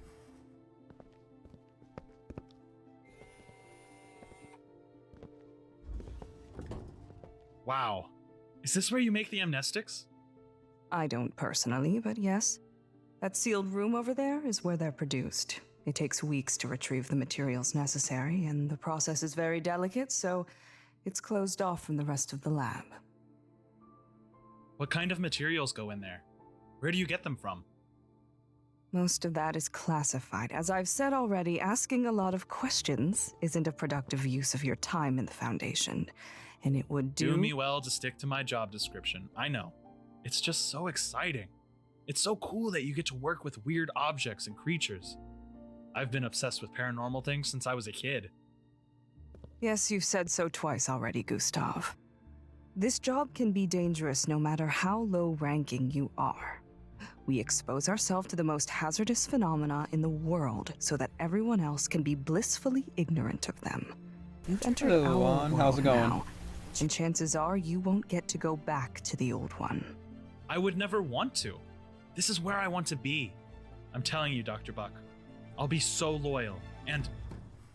Oh, pretty Dr. good. Bright. Just, you know, It's what? good to see you on your feet again.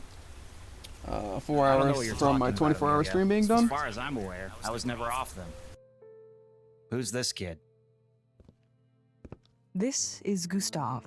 He is a new research assistant in training. I see. Well, he looks pale and unimportant. He'll fit in just fine. Don't worry about him or his comments. He's got reasons for being so bitter. Not excuses exactly, but reasons. Was that Dr. Bright? You know about Dr. Bright. Of course.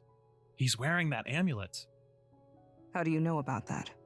You haven't been here long enough to... There's this internet forum I go on sometimes.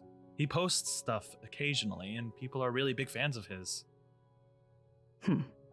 Well, I'm sure he's revealed no confidential information, but I may have to speak to him about participating in online forums that discuss SCPs. So, is it true? Is he, like, in the amulet?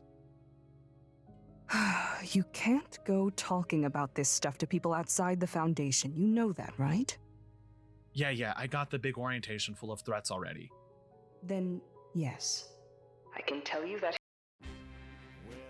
Your family has a wide range of personalities. His consciousness is trapped in SCP-963. And is it true his dad is on the O5 Council? He isn't anymore, but how do you know so much? I'm eager to learn. I'm starting to doubt whether you were a good hire.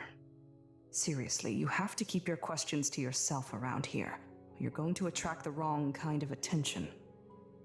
I've known more than a few good researchers who have been done in by their curiosity. Okay, just this once. Would you please tell me about Dr. Bright? You said if I had any questions, I should ask you. Fine. Jack Bright has been tested perhaps more than anyone at the Foundation today.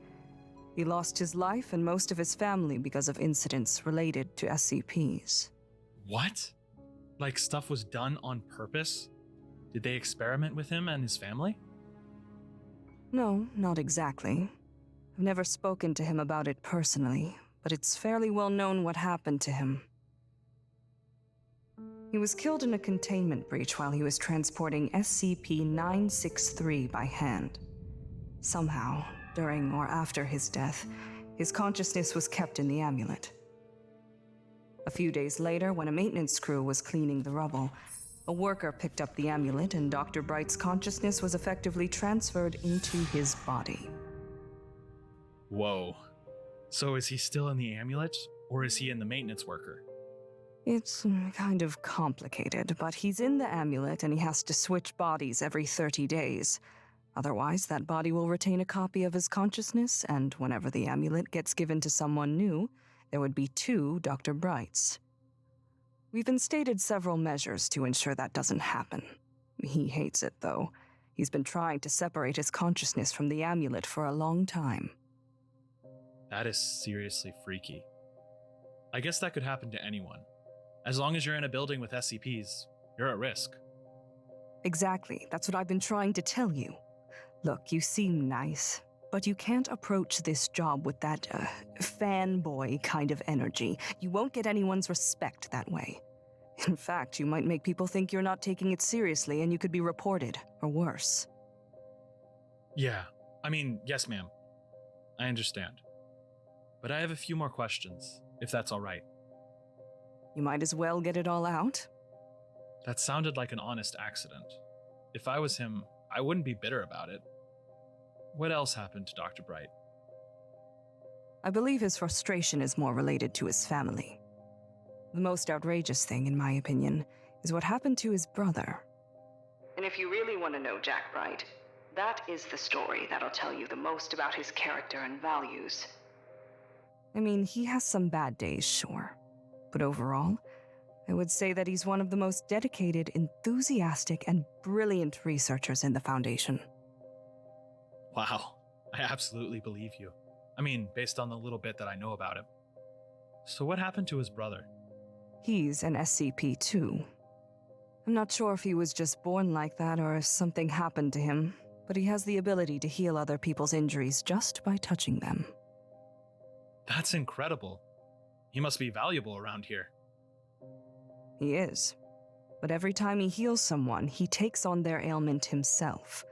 So if he touches someone with cancer, he grows tumors on his body. Oh, well, that sucks. Does he still do it? Yes, he's forced to. The Foundation doesn't have many resources that are able to do what he can. So he's basically enslaved by the Foundation. That's messed up. How old is he? Age is a complicated thing with SCP-590 because he doesn't appear to age normally, and he hasn't got the mental capacity you would expect him to. Why not? Is it a side effect as his healing ability or 20 something? hours, 4 minutes. Not quite. See, Dr. Bright was put in a difficult position when he discovered 20 the hours, Foundation 34 was going minutes, to something like imprison that. his brother and use him to heal their agents, putting him through involuntary pain. 590 was bedridden and put on life support because of all the ailments he had accumulated at that point. Protocols say that he is to be kept in his SCP living space at all times. He's not allowed to leave for any reason, and the only entertainment he has is kids' television shows. His food is very restricted, too. He doesn't even have a name. Everyone is required to call him 590. Shit. That sucks. So did Dr. Bright try to break him out? No, he couldn't betray the Foundation. Instead, he thought outside the box and used his brother's ability to his advantage. See, his healing ability works on mental illnesses too, so Dr. Bright submitted an order for him to heal several cases of mental illness until his mental capacity was so reduced that he didn't realize he was in any pain.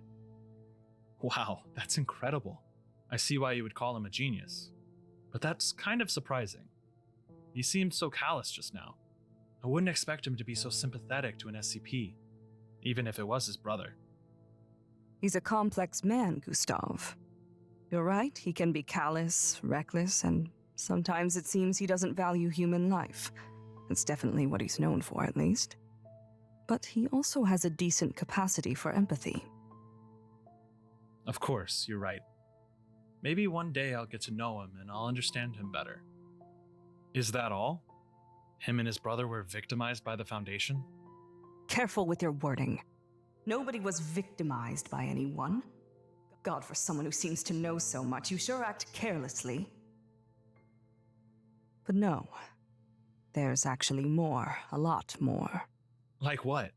Okay, this is the last thing I'll tell you about Dr. Bright. I don't have time to sit around gossiping all day, so here it is. When Jack was very young, his father was a junior researcher and his mother was a medical assistant. His mother gave birth to a stillborn baby girl, and his father refused to give up on the baby. He used any SCPs he had access to try to bring the baby back to life, including his own son, 590. And it worked. The girl lived. But she was taken into custody by the Foundation for observation. Eventually, she was assigned an SCP designation. Even if your team isn't in the same place, your work can be. Try Asana today for free. Quickly realized that she had recuperative abilities. She could heal at 5 times the speed of a normal person. And she also never stopped growing. Though the growth of her intelligence stagnated quite early, she's about 10 feet tall now, if I recall correctly. Her size has presented all kinds of health issues, and to the Foundation's credit, they've done their best to keep her alive. She's got an artificial heart because her natural one was failing to pump blood to all her extremities, and she has extensive braces to make up for weaknesses in bone structure and muscle mass. She's even given physical therapy to try to keep her body in a relatively healthy condition. Her father, Dr. Bright's father, wasn't happy with it though. Over the course of his career, he put in many requests to have her SCP designation removed and allow her to return home. They were all denied. Even when he was in O5, the rest of the council wouldn't yield. They said she was never truly his daughter, and threatened to remove him from his seat if he made another request. Oh, so he was an O5. Yes, he was O5-12, and the first O5 ever to retire and live a normal life once his career as the Foundation was over. I thought you're in for life once you join. Well, Gustav, if you rise through the ranks and become an O5, maybe the rules will be slightly different for you. But we all make sacrifices. I would argue that the Bright family is among those who've made the most. Yeah, no kidding. They didn't know about any of this on the forum. I wonder what they would say. Not that I would, I mean, I know I can't tell anyone. Right. I'm sure I've made that point clear. But as far as your curiosity goes, I've had similar thoughts. His father, Adam Bright, decided to have a family despite the risks of hurting or losing them. He and his wife are just fine, I assume, but they're among the lucky few. And all 3 of his children are SCPs now, and they've all suffered for it. I could never have a family knowing that I might bring that upon them. Telling these stories to Foundation employees gives them a chance to consider. The tall person. The tall person. That's all you gotta say. I don't know who it was. Wait. I'm not the tallest here. Well, you're taller than me. Taller than him. Yeah. I'm almost the tallest here. I'm pretty sure I'm the tallest. I actually don't know if I have that much, like, if I have steering wheel, I don't know if I have that much space to move back further, because, like, I can make sure to move back a little bit, but I might stand in the purple shit, so. You just want to be right on the edge of the purple shit. I'm gonna, like, just take. Consider that before they endanger themselves and the people around them. That's true. But I think what happened to the Brights might be good in a way. It's brave of him. To have the courage to love, I mean, just look at this place. Barren walls, fluorescent lights, windows separating people. It's easy to get lost in all the bleakness. I know I've annoyed you with my overenthusiasm, and I respect your advice as someone who's clearly successful in the Foundation. But maybe you should consider what I have to gain from loving what I do. Love gives people a lot of power, and I think it's more important here than it is anywhere else. If we weren't brave enough to love, then what else would we have?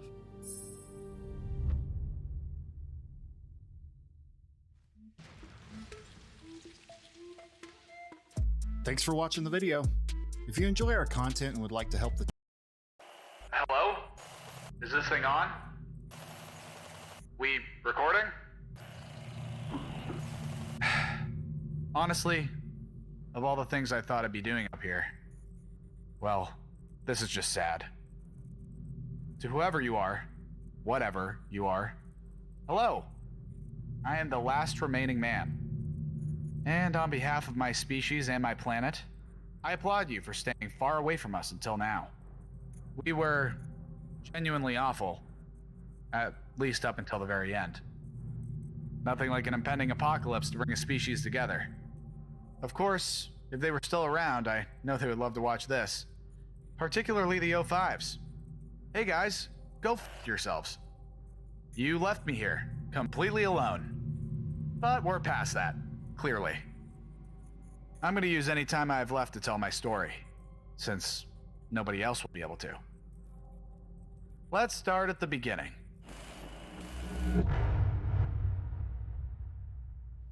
I was assigned to Protocol Legionnaire by the O5s about a year ago. At the time, it felt like an honor. But all the training that followed, all the stress and pressure, it was nearly too much to handle. I mean, seriously, you'd think after years at MIT, I'd already be qualified for space missions, but regardless, I was put through 6 months of training and briefing. Not that it helped clarify anything about this mission. It was completely unbelievable. And it was so highly classified, there was barely anyone I could verify the reports with. It was a small team, just Werner and myself. Through every briefing, he was there with me, learning about SCP-2399 and the threat it posed to mankind. The alien superstructure is capable of causing an SK-class barren Earth end-of-the-world event. Due to its remote location and the data we've collected, it has been placed in the Keter Containment class and the Amida Disruption class. These classifications are not to be taken lightly. I thought they were a bit heavy-handed with that part, but in hindsight, I guess they were dead on. They'd been aware of it for decades, it turns out. They had satellites monitoring it. Hell, this wasn't even their first mission to destroy it. First visual contact was made in 1963, smack dab in the middle of the Great Red Spot on Jupiter.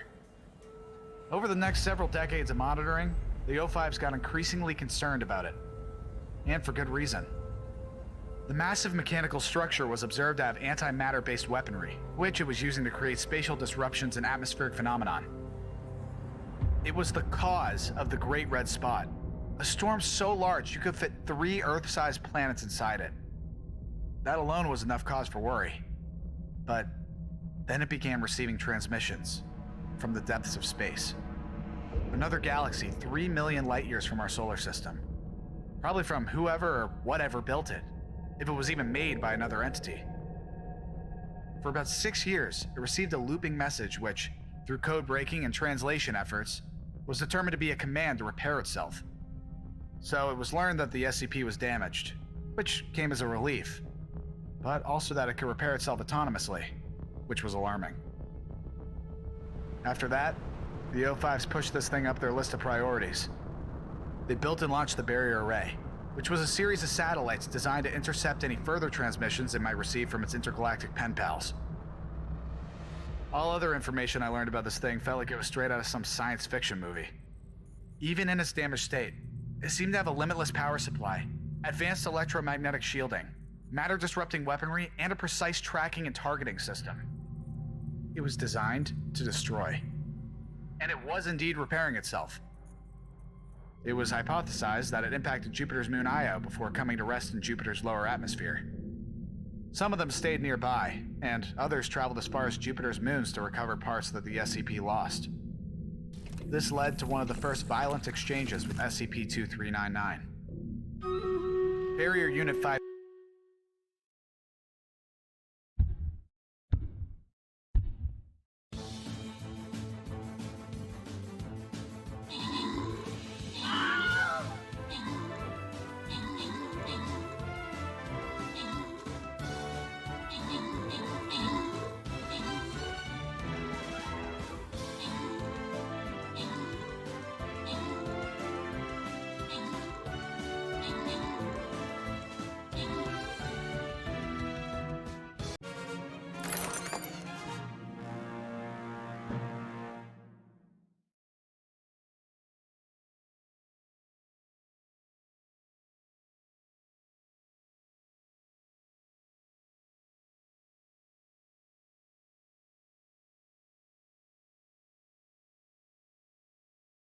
5-3 observed one of the repair drones closing in on a piece of debris.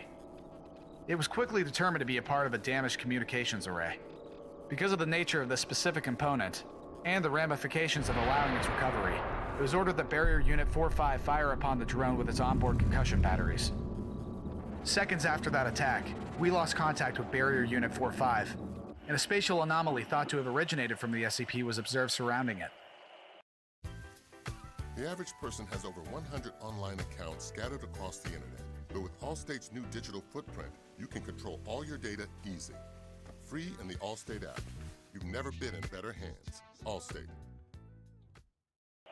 We had to act fast. There was no choice but to terminate Unit 4-5 using other units in the barrier array. It was forbidden to further engage the SCP or any of its drones using the array from then on. Under no circumstances are any barrier units to further engage either SCP-2399 or drones released by SCP-2399. So, unable to destroy any drones or interfere in any other way, we began to prepare for the inevitable prospect of repairs being completed. Switching to a proactive approach wasn't just an option. It was absolutely necessary. Because starting in 1996, the barrier array began intercepting a new repeating message. Unit is out of range of target.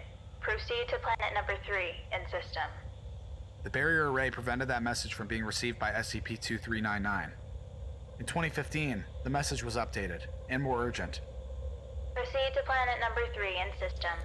Priority is target. Cease repairs. If the array was still doing its job, nothing should have happened. But clearly, everything went to hell after that. When the thing just started to rise out of the gases of Jupiter's atmosphere, the O5s activated Protocol Legionnaire. Werner and I were ushered in as a last resort, the saviors of humanity.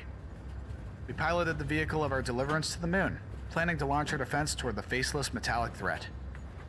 It was a massive EMP, one that they hoped would knock down SCP-2399 shields, accompanied by a volley of nukes big enough to wipe out our entire civilization 1,000 times over. There was a little brightness in the world then. When the news went public, people began channeling hope into our program. What other choice did they have?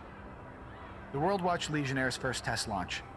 Jimmy Kimmel made electromagnetic pulse jokes. My nieces and nephews drew crayon pictures of rockets and explosions, arguing about which missile was the best. The Pope led the faithful in prayer in St. Peter's Square. The Lord's angels made metal. It was an end to wars, an end to pointless squabbles and petty politics. All the negative energies of mankind turned to purpose, with an outside threat so faceless, so impersonal, that all vitriol and hatred directed towards it became noble. Naturally, this was going to be more successful than their last attempt, Project Gygas. That was almost the exact same thing, except they mounted their attack from orbit around Europa. Warheads, EMPs, enough resources that it required the combined efforts of 45 countries to create the whole payload.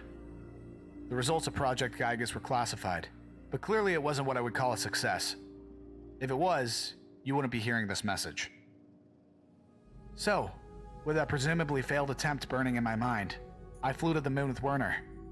He was much more hopeful than myself, ever the optimist, never losing faith in the Foundation. Even when the whole thing went sideways, he told me they had to have a solution. Come on, have you ever known the Foundation to put all their hopes on one single project? They gotta have a silver bullet. One more card up the sleeve. Something. I admired his optimism, but we were supposed to be the silver bullet. The whole payload, which I was deathly afraid of, by the way, was launched at the SCP as it hurtled toward Earth. We had the eyes of the whole world on us. And then suddenly, we didn't anymore.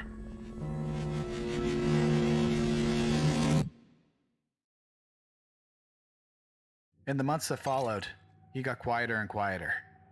We only spoke when we had our rehydrated meals together. Then, one day, he just left. Which you'd think would be a hard thing to do on the moon, because where is there to go? I remember seeing him walking through the craters, heading toward the horizon. I opened a radio channel. Hey, Wernie? Where are you going? But he didn't answer. Didn't stop. Didn't turn around. Didn't even wave goodbye. Honestly, I didn't think he'd be the first one to snap. But he doesn't have to look down on Earth anymore. I had my daily call a little late today. That's what gave me the idea for this video. The cameras still work, amazingly. The sky is a swirling, roaring mass of dust and sulfur, masonry and debris bouncing past like tumbleweeds. The leftovers of the human race. Same old, same old. I might have gone a little mad on the call there. I'm kind of glad nobody was there to hear me on the other end. I started talking to Werner, asking him to come back. And I started telling off the O5s for doing this to me. But all I got was the same automated response I've gotten for months. This is an automated message from Site 19. We have a Category 1 site-wide failure. Contact alternate command for orders.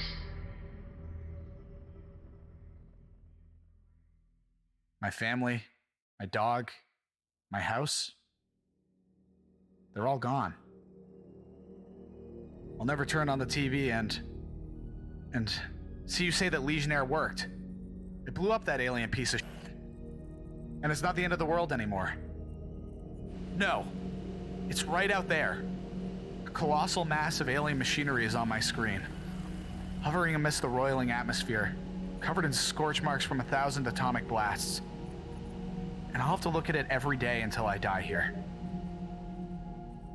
To whoever you are, whatever you are, I am the last man, and on behalf of my species and my planet, you should have stayed far, far away from us.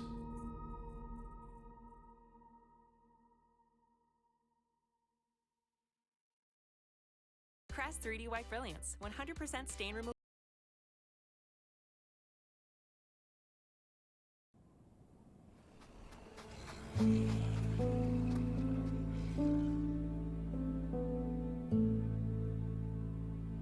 She lived alone here for months, years. Looking around the room, it's easy to see why she ended up going crazy. Site 46 is far from glamorous, but it's as good a place as any to shack up at the end of the world. At least it's blissfully dark here. Outside, the sun glows with blistering heat. I managed to get here without falling victim, by some miracle. A heap of excess cloth lies in the corner of the room in a bundle, where I dropped it after I arrived. If you're desperate enough to go outside Thank these you, days, Night Havoc you better Gaming. do it with as much protection between you and the light as possible. The computer screen casts Welcome a to my faint glow 24-hour into the stream. room as I read about the O1 event. To her credit, she documented it well. Dr. Logan Igata, a level 3 researcher, had kept me riveted for the last couple hours, reading her files and watching her video entries. Due to Site 46's possession of several communicable info hazards, we have been cut off from the rest of the network under Blackout Protocol. As such, I'll be updating this as we come across new information. On the bright side, we're actually still receiving transmissions from a few sites. A good number of personnel have made it, it seems. Some are planning to make a break for 19, some are trying to fight the Dash-A's. Some, like us, are simply biding their time. Our site is sealed for the time being. Damn, son. We're not ready Thanks for for the the journey. fucking Prime sub. At least, not yet. We experienced a containment breach a few days ago. One of the higher maintenance humanoids broke loose. Son of a bitch compromised containment on half a dozen Keters and ran off. They didn't make it more than 5 feet from the tunnels before collapsing in a soup. I watched it play out on the cams. It didn't take long for them to get back up. Director's orders are to stay put. Keep an eye on the cams, both in and around the facility. We've got the 001 skip speeding at our front door, and God knows what else is locked in here with us. We still have electricity. We should for quite some time. And the place is stocked with enough supplies to last the site a couple of years. I'll admit, I fast-forwarded through a couple of the tapes. At one point, I landed on a conversation between her and another woman in the facility, someone named Ari. They were talking over the radio. I'm fine, babe, really. I can take care of myself. No. I know that. I can't help it, though. I know coming here was never easy for you. And with everything going on, Really, I'm fine. The guys are sitting around playing cards. I'm tucked in the corner with my notebook. Sweetheart, penning a sonnet about my undying love at a time like this? I'm flattered. Actually, it's an elegy at the moment. I feel like if I don't keep myself busy doing something, I'll go crazy down here. I know what you mean, hun. I'll let you get back to it. I love you. Love you too, babe. There are really large gaps in the timeline, though. The next entry was over 3 months later. They've just been sitting out there this entire time, calling out to us, begging for us to come outside. The noise drew in more of them. There's this one mass that I'm sure must have a few dozen people, and God knows how many animals roiling around inside it. Screams and bleats and screeches and howls non-stop. Louder than all hell. The worst ones make this disgusting moaning, like they're actually enjoying it. They're not going to leave as long as they know we're down here. We managed to talk one of the Ds into going out, see if he couldn't draw them away. He was surprisingly okay with the plan. All he asked for was a gun and a single round. He made it out there, and one got a hold of him. Tried to get his mask off. He managed to work the pistol up beneath his chin in time. Got it off.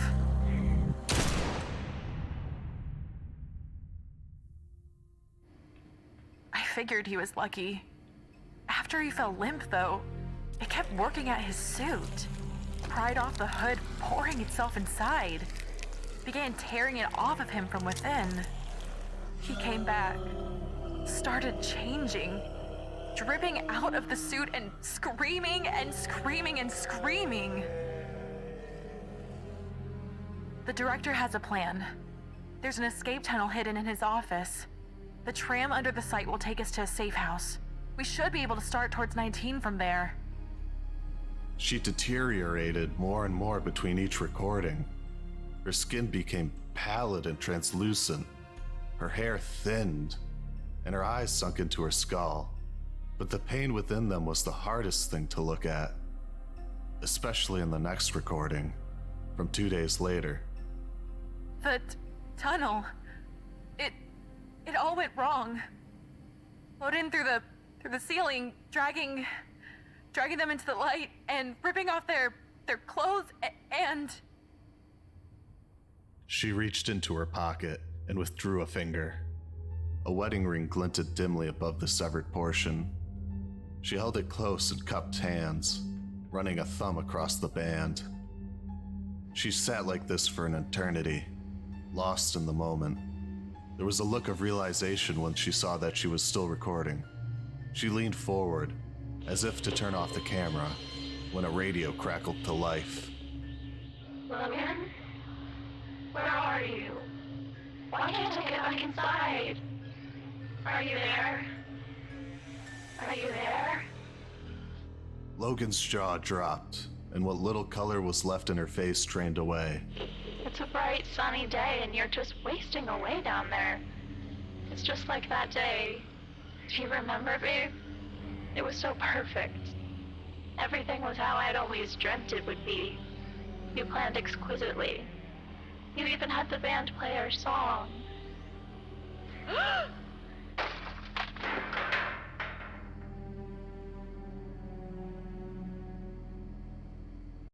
This is the story of a boy with scissors for hands. No, not that one. Edgar, you're gonna... The next entry was several months later. She lost weight. Her eyes were bloodshot and wide. On the table before her lay a knife, a bowl, and a stack of manila envelopes filled with yellowing pages.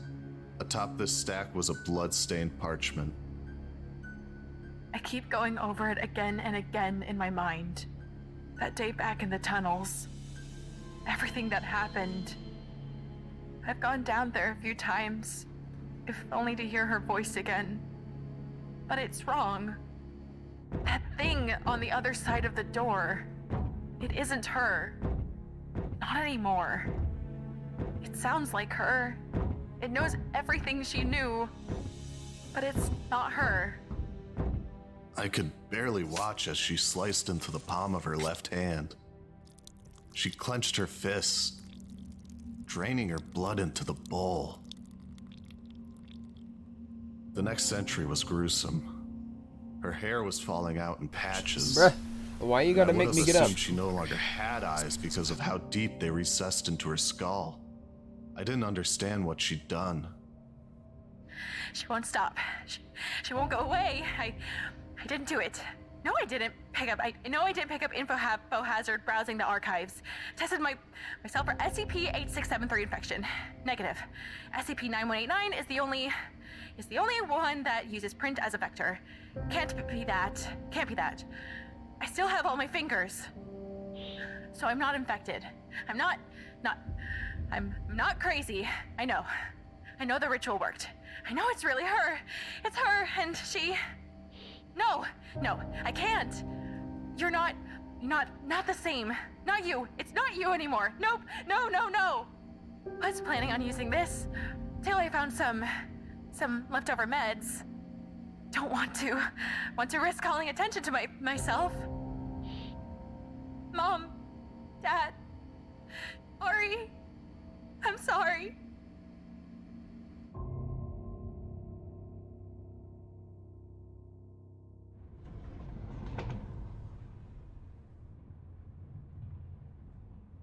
I wonder where I'll go from here. Maybe Site 17? I can't be all that's left. I'll find someone. Shit!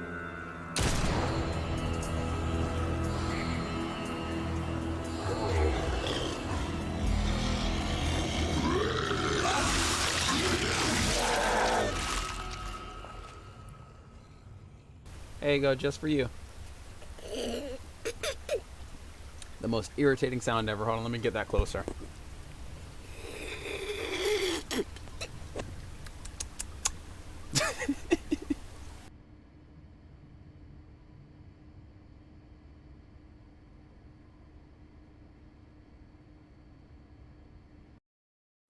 Hey everyone, before we start the video, I just want to announce that a couple of us here on the SCP animated team have launched Redacted, a podcast all about SCP fan theories and lore. Check it out with the link in the description below.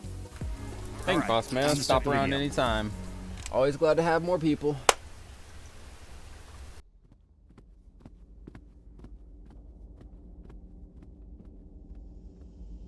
God.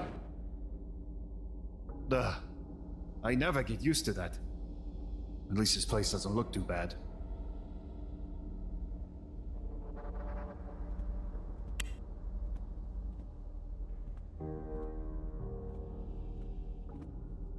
Well, this place only slightly resembles a prison. That's good. I'm definitely going to regret this. But you can't hop into a new dimension and not explore. Oh. Neat. This is already cooler than most of my trips.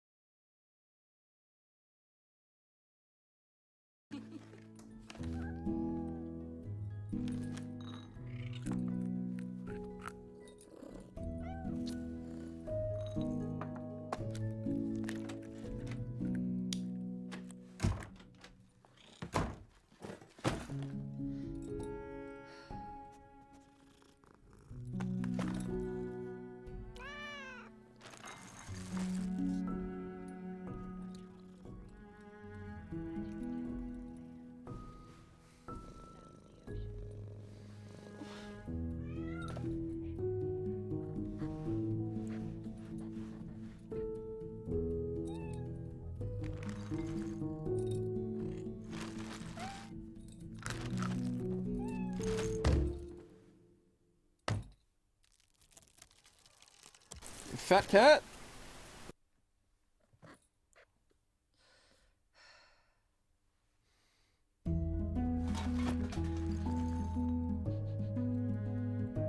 Bro, is this a fucking pet food commercial? Are you fucking shitting me?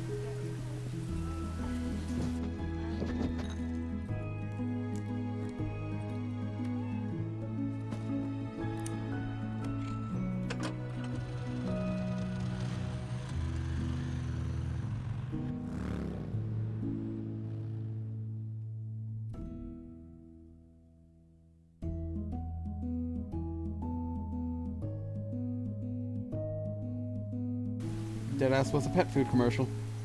Okay.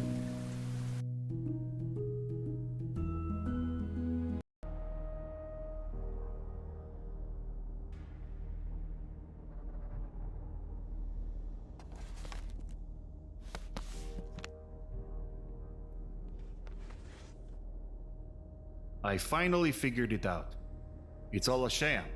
The whole city. The House of Parliament knows this.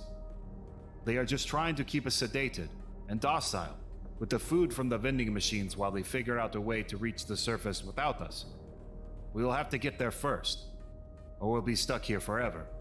I've stopped eating the wonder food, and while it helps me think straight and plan for the escape, the withdrawal symptoms are weighing on me. I've been surviving on mutant animals and human corpses. I've lied and stolen, and I'll probably get turned into a bobby or worse. But I have to do something. I'm getting closer. Now that I have the maps to the hidden sections of Parliament, tomorrow I'll organize my team for an infiltration mission. Confiscate whatever technology allowed them to create this hellhole, and use it to reach the surface. That's the last entry. I wonder how this book ended up in the tavern if they were going to Parliament. This must be London, or a cheap version of it. Police, hold criminal!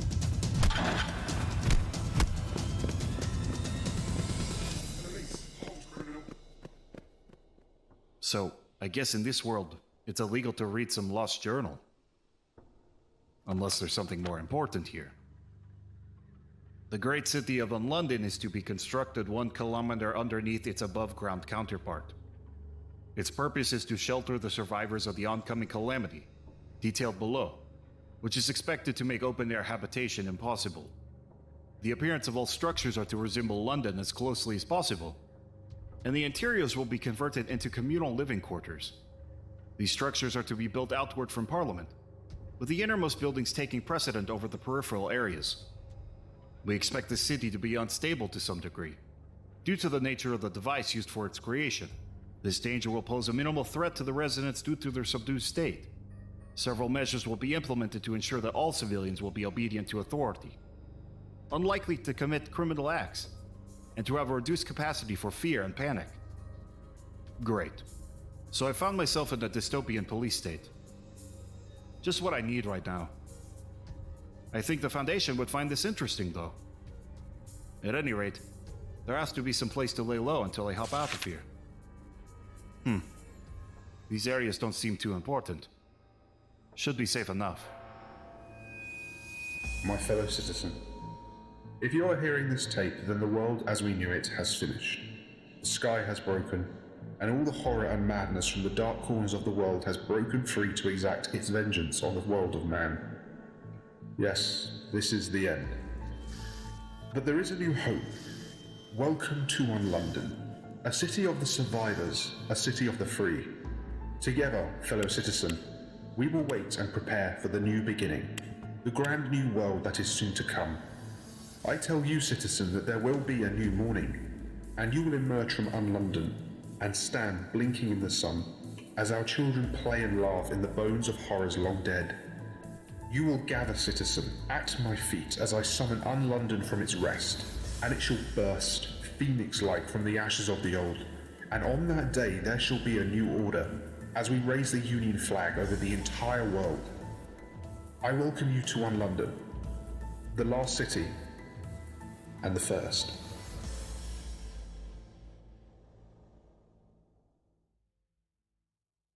Presenting Power Store. It's smart, it's adaptable. The future of storage is here with up to 7.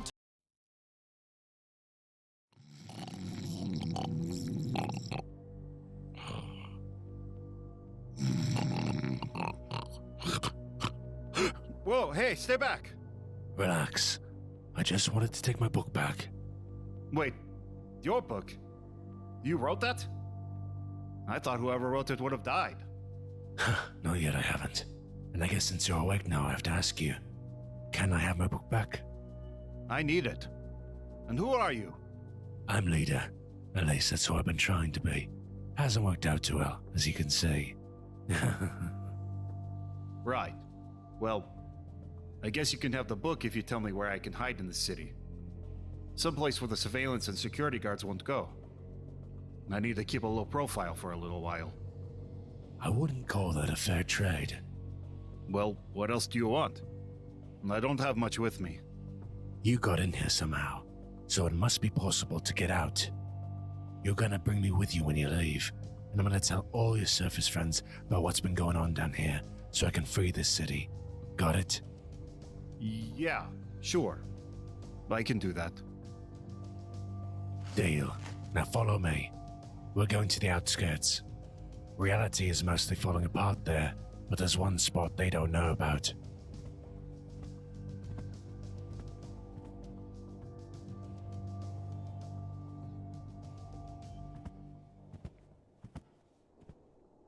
Wow, this is, nice.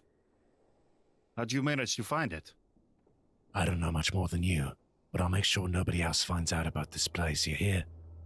Now come inside. There's tea.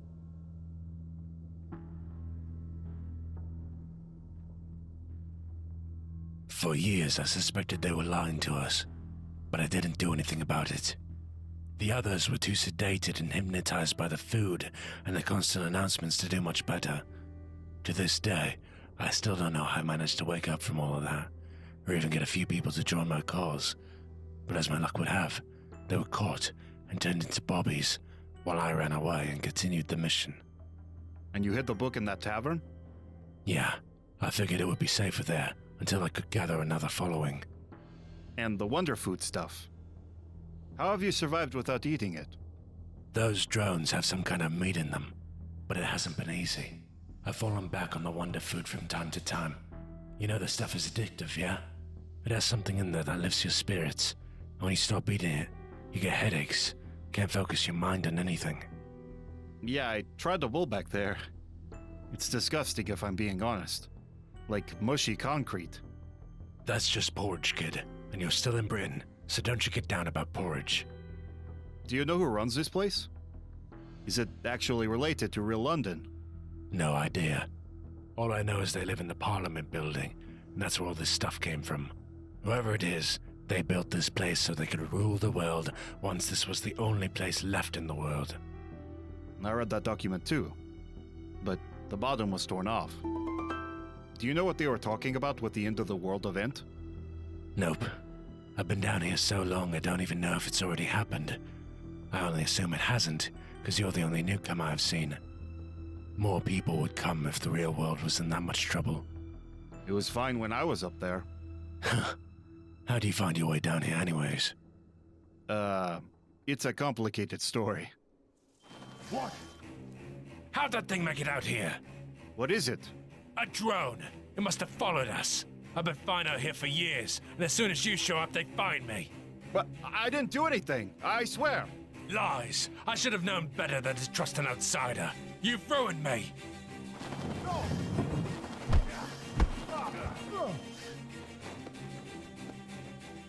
Police, hold criminal. No, what are you doing? I didn't do anything to you. I'm not that naive, boy. Surviving in this place is easy, but you don't live here without learning a thing or two. What? Where? Police, hold criminal. No! Not after all this time! No! No!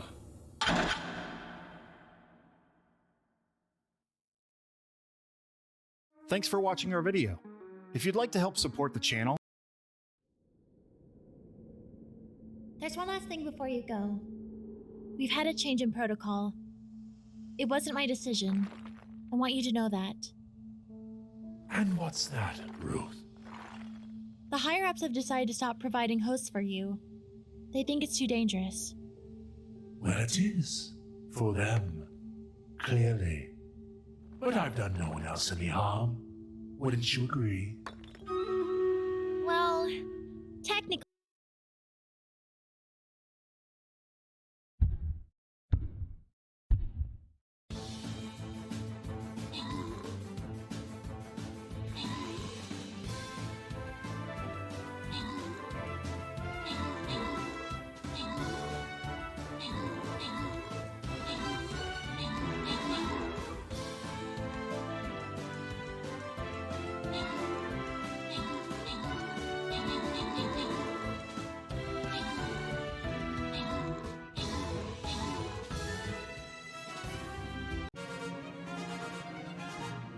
Damn, I thought that would have been a lot harder. I could have started the fucking match earlier. Shit. Whatever. Everybody got gold. That's all that matters. Alright. Up, down, up. Yeah, alright.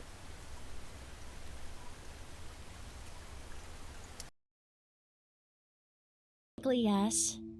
And I can't deny we've learned a lot from being able to speak to you.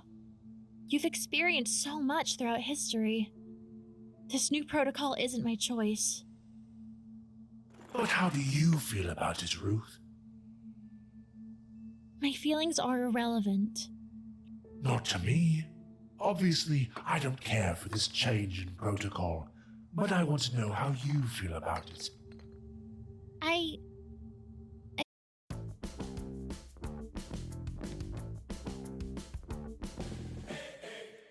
feel like it's my responsibility to uphold these policies. It's my job.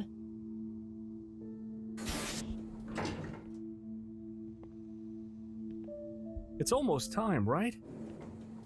I resent this part. Before I go, I must request yet again that I meet 682. You know that's impossible. We can't allow you to meet a host that might prevent the normal, progression of decay. I expected as much. I just wish your doctors would be more open-minded. At any rate, it seems my time is up. I hope to see you again at some point, even if it may take longer than usual. As always, Ruth, it was a pleasure. That guy is one smooth talker. You think he's actually into you? Or is he just putting on the moves to get you to help him escape? I don't know what you're talking about, Tim. But we do know he's manipulative. And he's an SCP, so it doesn't really matter. Yeah, you say that, but you're always batting your eyelashes when you're in here with them. Would you be professional, please? Just put him in the new case, then we can get on with our day. You heard about the incident with the sculpture the other week, right? Yeah, they really need a better screening process for the Ds who go in there.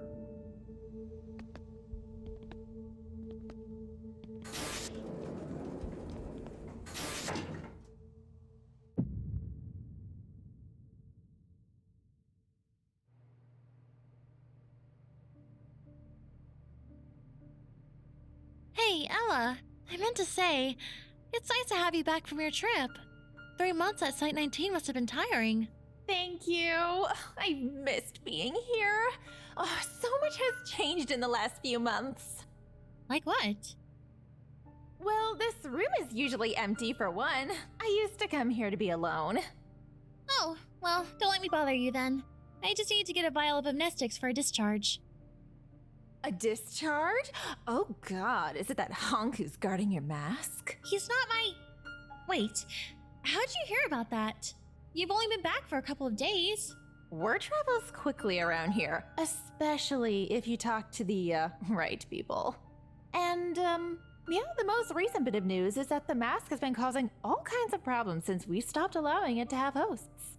You really should let me deal with things that happen in my department. I'm perfectly capable of handling it. What kind of problems have you heard about, though? Well, you already know that one of the guards is put in for a transfer, but do you know why? Maybe you should wander down there and check the room out. It's been talking to people, Ruth. Without a host. Without a host? If you're going to make stuff up, at least pick something believable. Hey, you wouldn't happen to know where Tim is, would you? He's got a report I need to look over. He took an early weekend, I think. Oh, well, that's disappointing. Oh, and I was serious about the mask, by the way.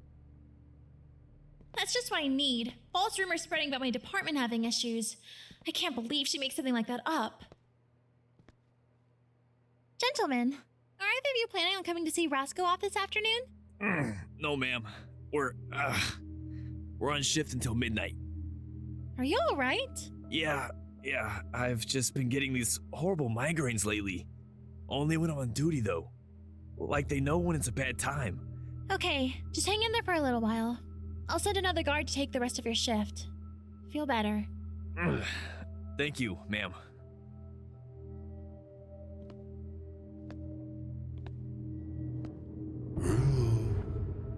Been such a long time. Visit soon. What? Was that alright? Now I have another problem to solve. Oh, thank God you're back. I need you to help me figure this out. Of course. You know I'm here for you. So, what's the problem this time? A few days ago, I heard a report that the mask has been speaking to people without a host. I thought it was a joke at first, but I've experimented with it a little, and it turns out if you're within 30 feet of it, you hear it whispering in your mind. An extended exposure leads to terrible headaches. I've had to increase the frequency of guard rotations like 3 times. Oh, thank God. I thought I was losing it before you got here. I was waiting for you for less than 10 minutes and it was asking for you the entire time. Yeah, I've noticed his, attachment to me seems to persist even when he doesn't have a host. He's been asking to speak to me for days. I'm actually starting to wonder if giving him one last host would let him explain all this. You know that's out of the question. Hey, when did that get there? Capty? I have no idea.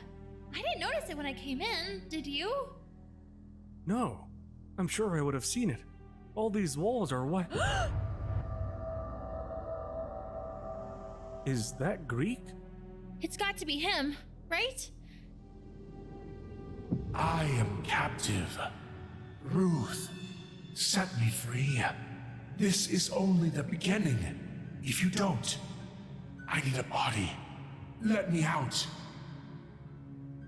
Yep, I think.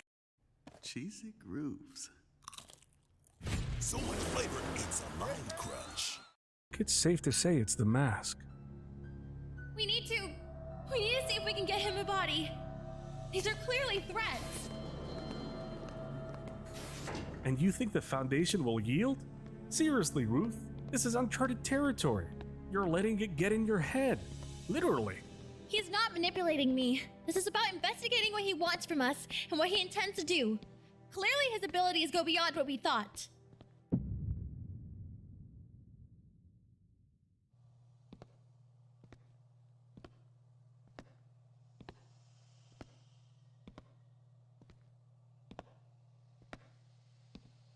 Alright, you ready to tackle this thing?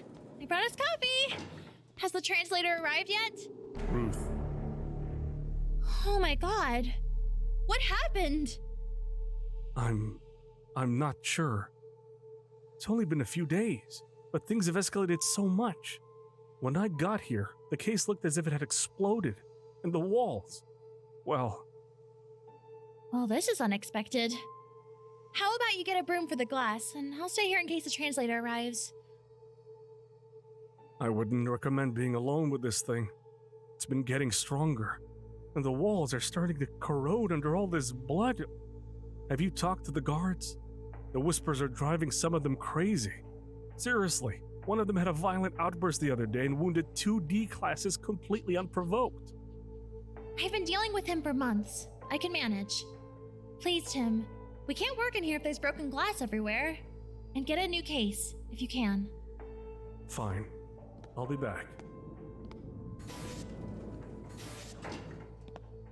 Where's all this coming from? I know you've craved your freedom, but there are rules and procedures. You've been here for years, you must know this. What's changed? The increased suppression has become too much to handle. Why? Do you mean the lack of hosts? All of it. I must meet the Tarask, Ruth. I feel it is our destiny to be united. You can't. You have never wanted to follow their rules, Ruth. I know the truth that lies within you, and I know that you've always held a certain fondness for me. We would be so strong together. Your knowledge of the Foundation and my knowledge of the ways of the world would become an unstoppable force. Please, help me. You're suggesting I put you on? I am begging, dear Ruth. All our time together has led to this moment. You wouldn't deny destiny, would you? Ruth! No!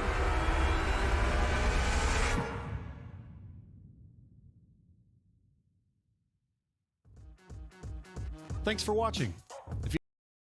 Hey everyone, before we start the video, I just want to announce that a couple of us here on the SCP Animated team have launched Redacted, a podcast all about SCP fan theories and lore. Check it out with the link in the description below. Alright, time to start the video.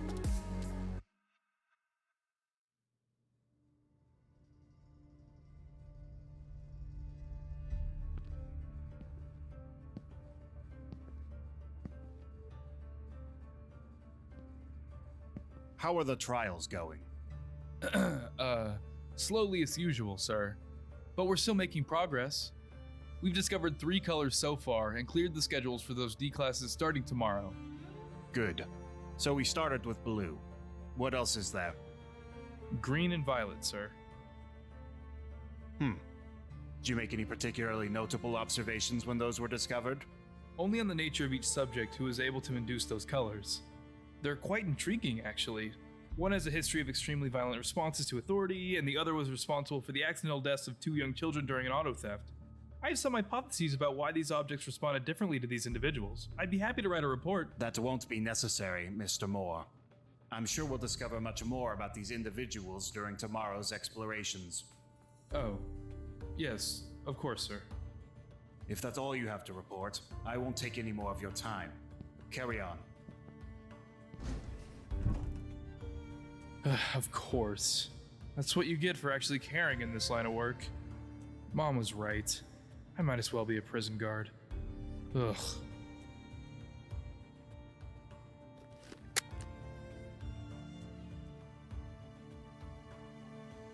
Okay, let me just make sure I got this straight.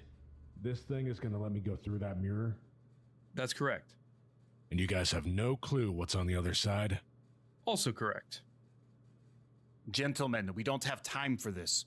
You've been given your instructions, D397194. You must carry them out without any further delays. Mr. Moore, if you'd please get on with it. Yes. Sorry, sir. Go on, Angelo. We'll be waiting your return. All right, then. See ya, I guess.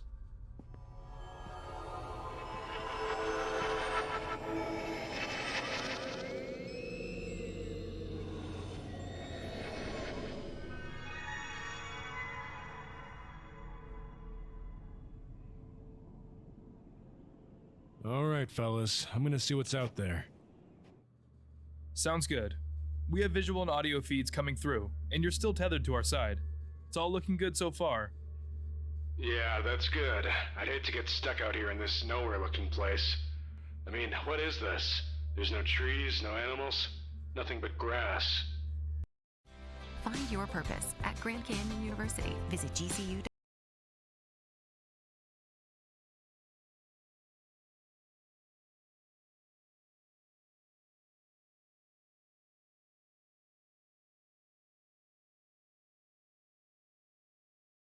Talking more walking.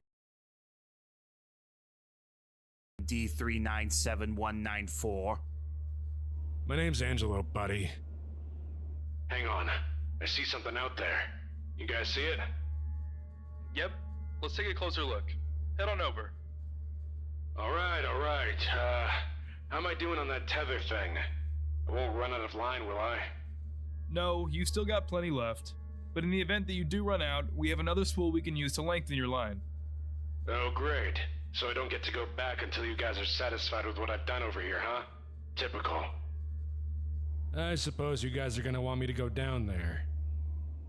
It doesn't look like it was naturally formed, and it's certainly the most intriguing part of the landscape you found yourself in. So yes, please do. You know, I just realized I'm really alone out here. If I just don't want to do something, there's really nothing you can do to make me. Your attitude on this mission is not going to reflect well on your record, D397194. That doesn't matter. I'm in a new place you've admitted you know nothing about. I could be in a new dimension, or on some other freaky planet, and the only thing showing me the way home is a piece of rope. Listen here, you pathetic little worm. You must obey our instructions, or you will not be released from the custody of the Foundation. Do I make myself clear? Fine, I'll do it. It won't be easy, though. It's not like there's a fucking ladder.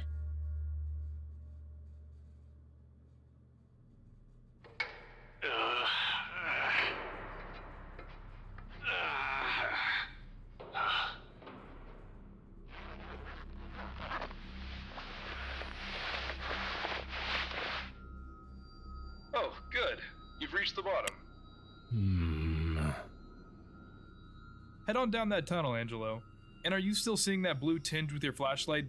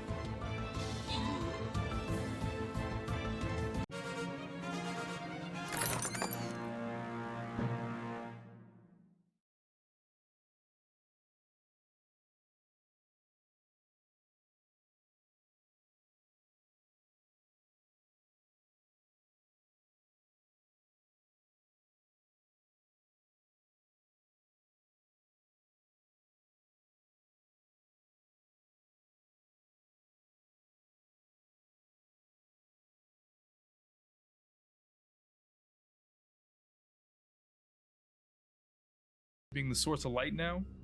Blue tinge? Yeah, similar to how everything above ground was. I don't know what you're talking about, Chief. Everything's been normal colored so far. Oh, interesting. The feed coming through your camera and our view through the mirror have both been coated in blue. Well, if you don't believe me, maybe you should come in here and see for yourself. But I'm sure you're way too valuable to do dangerous stuff like this, huh? That's why you got us Ds. D for disposable. Watch yourself, subject. At this rate, if nothing on that side kills you, I'll do it when you get back. Yeah. You know, I get a certain feeling from you, Nomita. You're all big talk, but when it comes down to it, you can't do any of the dirty work for yourself. And you know how I know that? I don't give a damn what you think. Now shut your— Because I've killed before. I know what it's like, and what it takes from a man. You don't have the balls. Hey guys, let's calm down a little, okay? We're on the same team, right?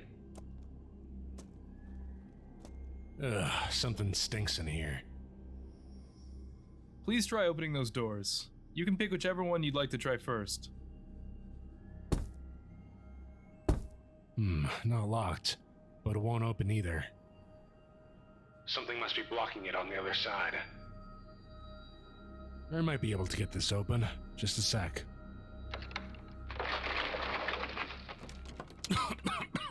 Oh God, this must have been where that smell was coming from. It's nasty.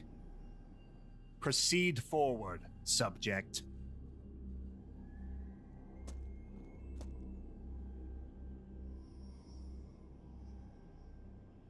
Can you get a closer look at that book? What did you say? Nothing? You just said something, but I didn't catch it. Babe, I started the car 10 minutes ago. What? How? I don't need it. Let's go. Remote engine start with climate control via smartphone. Good call. In the most comfortable Subaru Outback ever. No, there was a high-pitched noise on our end. We didn't say anything. Weird. Anything else you want me to do in here? The door started to close on its own. I feel like I should get out of here. Oh, Jesus! Hey, are you guys pulling the rope? No. Why? What's going on, guys? We're not sure. One moment. I don't got a moment, Chief. It's gonna pull me right up out of the hole. You gotta do something. Remain calm, subject. There is a firearm in your pack. If you can retrieve it, I would recommend you do so now.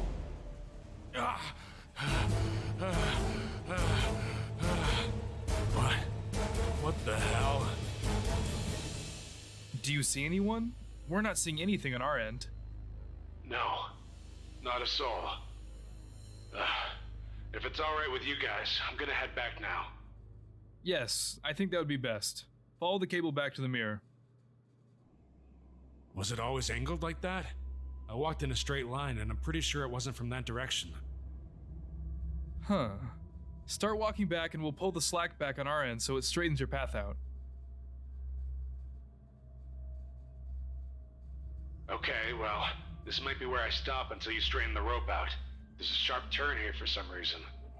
Very well. Shit! Angelo, run! What? Why? Do you not see those guys? Who? There's nobody here but me. Huh. We'll have to evaluate that discrepancy later. In the meantime, the rope is taut on our end, so it should be straight again. Please continue back. Oh my god. Oh my god. Oh my god.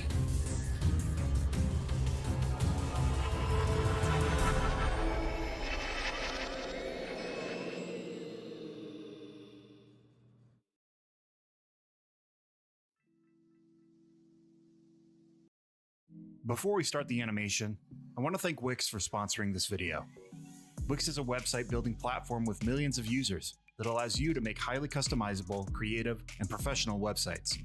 Wix also provides marketing tools through its reliable, secure hosting to help you get web traffic, close deals, and build customer loyalty.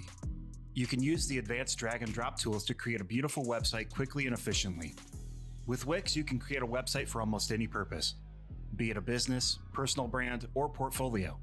They offer bookings, payments, blogs, and forums that you can tailor to fit your specific needs as a creator, including homepages with unique video backgrounds. Wix comes with hundreds of customizable templates to get you started if you're a beginner like us at SCP Animated. But it also offers Corvid, which is their own coding platform that allows you to extend the functionality of your Wix website and make it even more personalized experience. Over here at SCP Animated, Wix enabled us to create a website showcasing some of our illustrators' time lapses. Now you all can get a behind-the-scenes look at how a shot in our series is constructed from the ground up.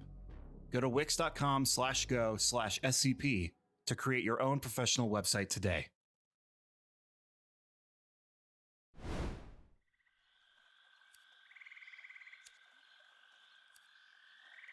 Come on, son of a... Cletus, can we get back already? You ain't gonna catch nothing and my damn lighter ain't working. I swear to God, Tammy Lynn, if I knew you was gonna be bitching the whole time, I wouldn't even have brought you out here. I thought you wanted me to catch something for dinner tomorrow. Well, yeah, but we done been here for hours and you ain't even got a nibble yet. Well, maybe I would if you'd stop yelling at me and scaring all the damn fish away.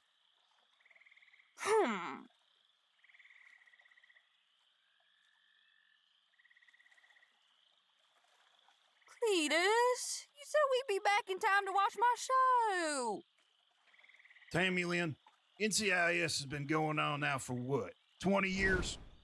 And the same thing happens every time. Don't you ever get sick of it? Besides, you can just catch it on the TVR. Oh, I done told you this 1,000 times already. It's DVR, not TVR. And I done told you that don't make no damn sense. You watch it on the TV, not the DV. Oh, if you gonna keep saying dumb shit like that, I'm gonna need another beer.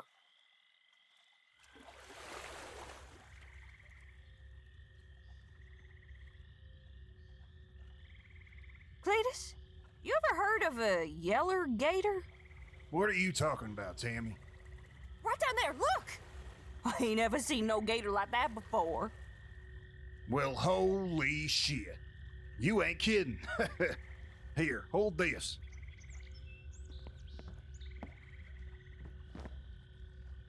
Oh yeah, she's a beaut, all right. I'm gonna catch it. Cletus, I know that look in your eye. You ain't wrestling with no damn gator. You can't be losing any more fingers. Ain't no gator gonna get the best of old Cletus here. I know what I'm doing. Just like you knew what you was doing with them fireworks.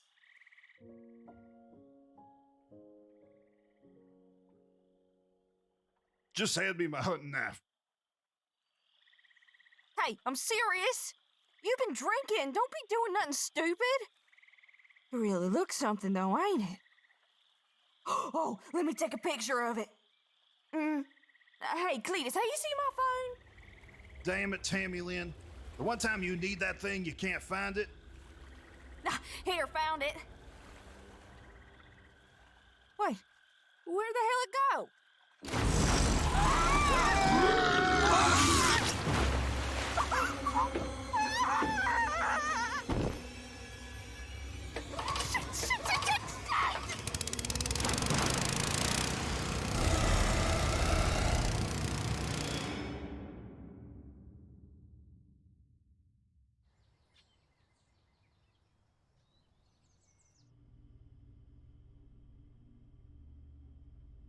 Dr. Watkins, Mr. Nakamura.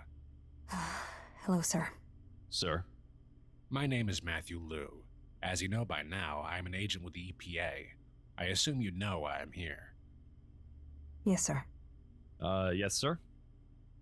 We've been looking into your sales records for a while now. There's been some questionable products you have on the market. Would you like to fill me in on your thoughts about this? They aren't a hazard. Excuse me? Pearl. We were careful to make sure all the fish were sterile before putting them out in the market. We know the risks of crossbreeding with the wildlife. If you're thinking that any of our fish could reproduce with the wildlife, then...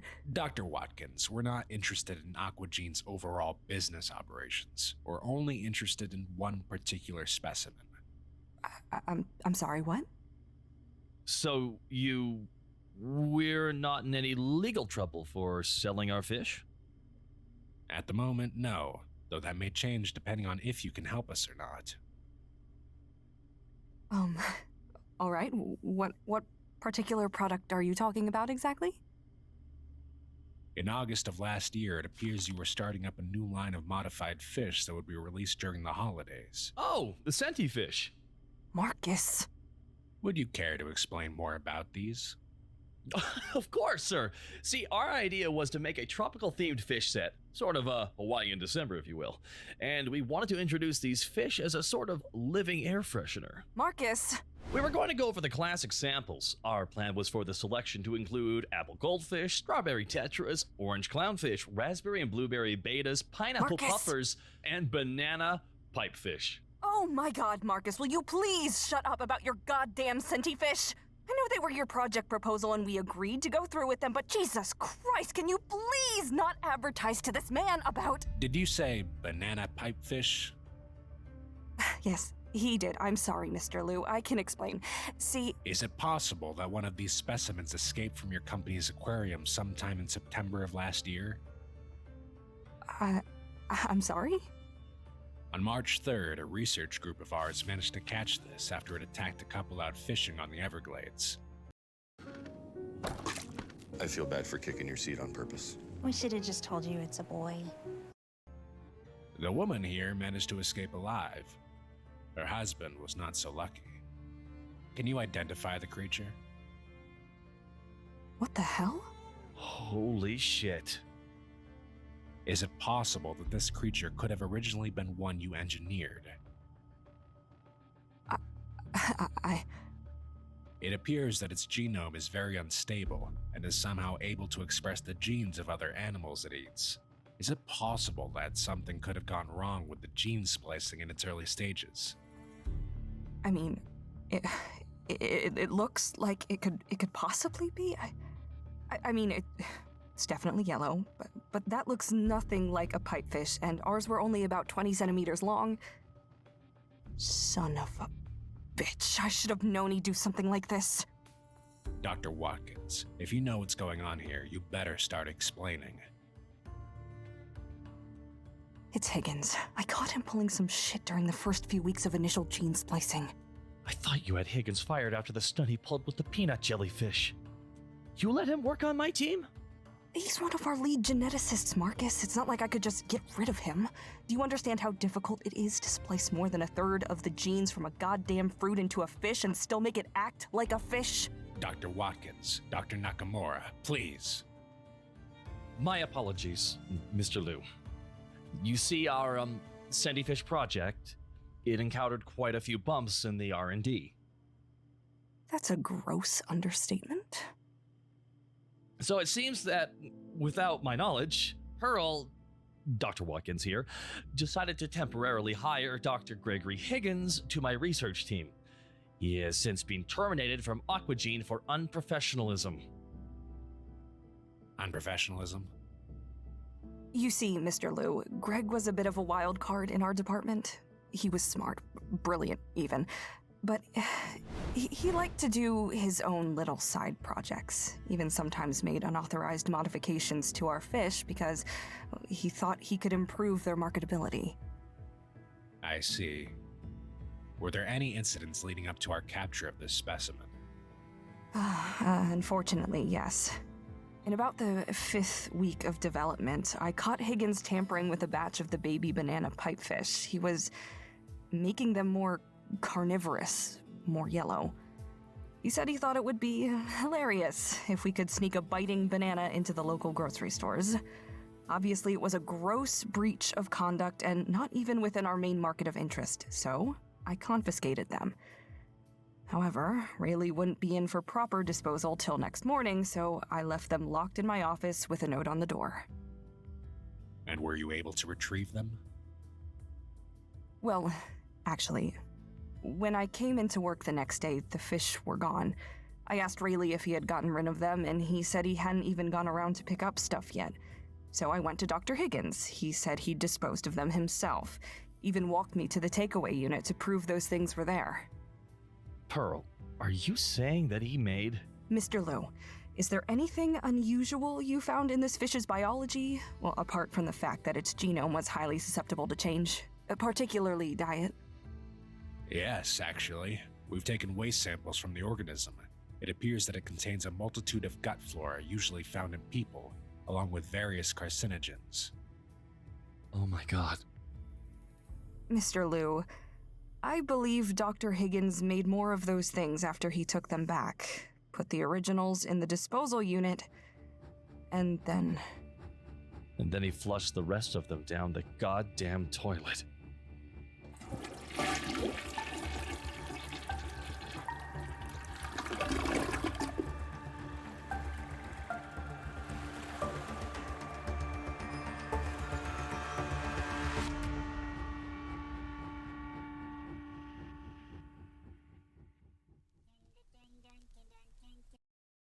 IHOP has new breakfast, burritos, and bowls. With 6 tasty options, like the spicy poblano fajita with...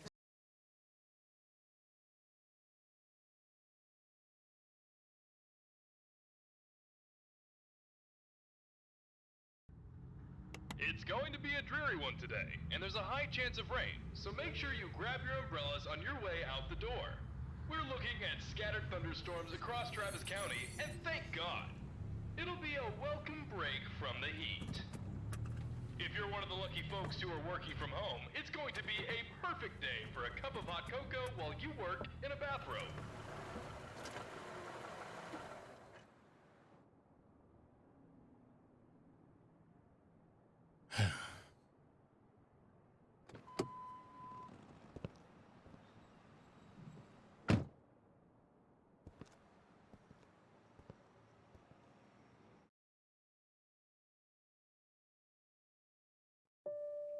Thanks for agreeing to meet with me on such short notice. All these memories started coming back to me. Now it's hard for me to focus on work. Of course, Will. I expected this to involve the Mallow software after what you said on the phone, but you said your problems are more related to your sister, correct? Would you like to start by elaborating on that?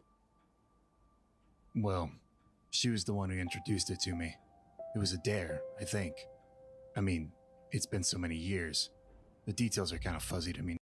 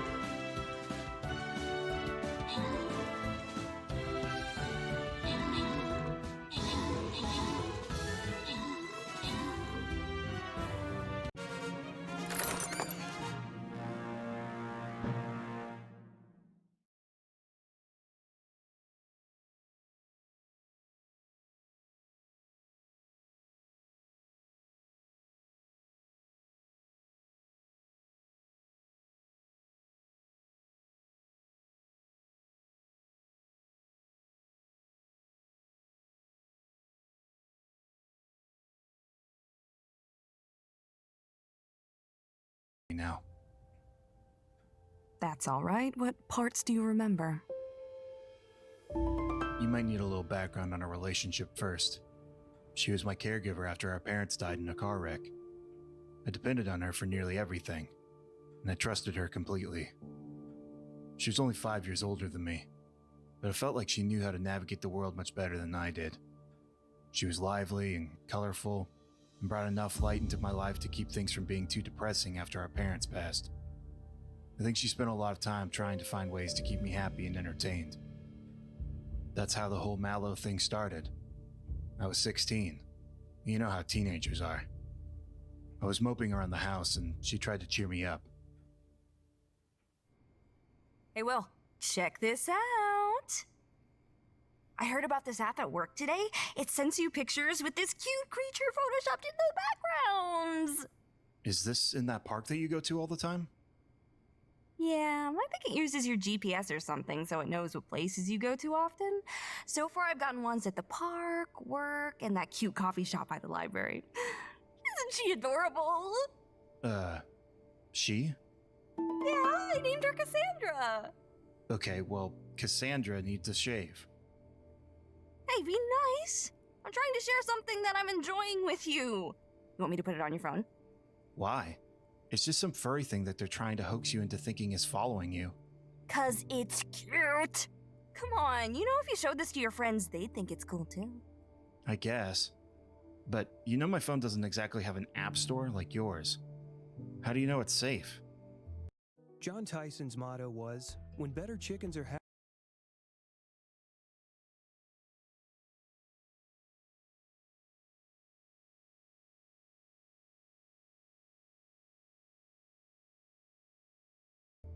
I bet we could find it. This app seems to be getting popular.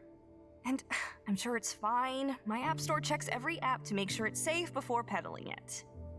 Ooh, let's make a bet out of it. If you think it's cool after having it for a few days, then you have to come shopping with me this weekend. And if you don't, then I'll take you to that one movie you've been talking about. The one with the fossils or dinosaurs or whatever. Well, this sounds kind of lame, but sure, you got a deal. I see. So you had apprehensions about it, but did it so you could see a movie? Hey, if it wasn't for him, taking that bet would have been a good call. Or her, if you want to take Sarah's version of him. He always looked more like a male to me, but we never went to see the movie. Because you started to realize what Mallow really was? No, Sarah did. She had downloaded about 12 hours before I did, so she went down the rabbit hole much sooner than me, and she had it much worse. How so? A couple days later, she pulled me out of school in the middle of the day. My education was really important to her, so I knew it had to be something serious. When I got to the front office, she just grabbed my arm, pulled me out to the parking lot, and... Okay, this isn't funny anymore. Have you seen Cassandra anywhere other than in the pictures, Will? No. What are you talking about? You look pale. Are you okay? She's actually following me, Will. Yesterday, I got pictures of her, but I was in the photo too. I got a few more of them throughout the day, and I know you're going to say I'm paranoid or crazy, but just listen. I tried to delete the app, but I can't find it on my phone. It's just gone. Whoever made this used it to track us, Will. And they're here now. They're watching us. I'm positive she's near, Will. What? How do you know? I can see her around every corner, just out of sight. It started this morning. I woke up and I swear I saw her standing at the foot of my bed, but when I turned to look, she was gone. It's just gotten worse, Will. I don't know what to do.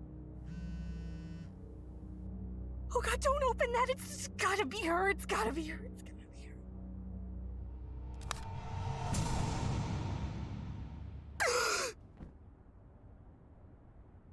We both really panicked after that.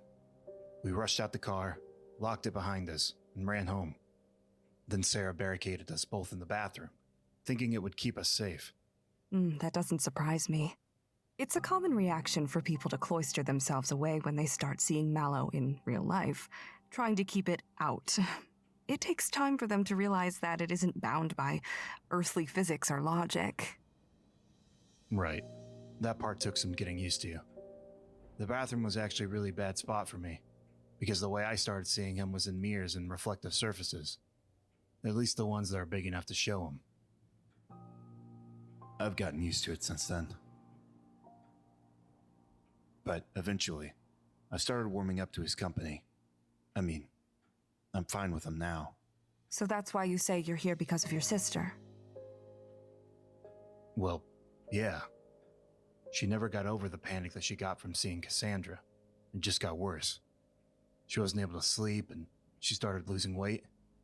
Her life basically turned into a walking nightmare. She wasn't at all the same person that she used to be. She barely even acknowledged my presence in the house. Thinking back on it, I'm actually surprised she was able to tough it out as long as she did before she killed herself. She killed herself? Yeah. Did I forget to mention that? She killed herself about 2 weeks after the day she pulled me out of school. That's, unusual. Not many people have such an extreme reaction to Mallow. The majority of people I've counseled about it are like you, dealing with past trauma related to it, but largely accepting that it's a part of their lives now. I don't think she ever had a chance to get used to it. It took me weeks to get past it, and losing her made it much more difficult. It sounds like she didn't have enough time to realize that it doesn't do any harm. Right. He's never been malicious.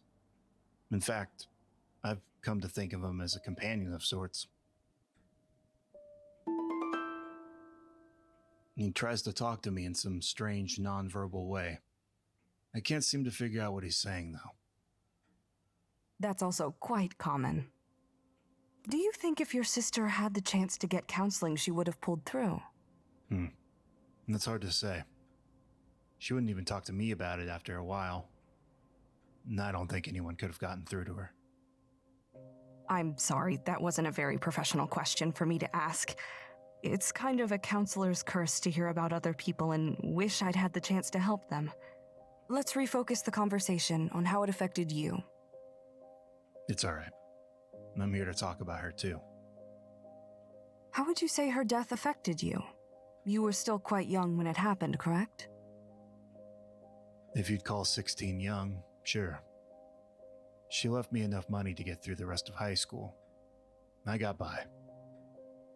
That's good to hear. But what about how it affected you emotionally? And I guess that's the part I still haven't really processed. So many years have gone by, and, well, I still blame myself to some degree. Why? I opened that text message in the car when she told me not to. If I hadn't, she might not have gone off the deep end. There were many factors at play in that situation, Will. It's important to remember that the direct cause of her suicide was Mallow, not you. But I exposed her to it. No, quite the opposite, actually. She was the one who recommended it to you. But she didn't know any better. And that's the point. Nobody does. Otherwise, this wouldn't be much of a problem for so many people. So, just how many people have you counseled about Mallow anyway?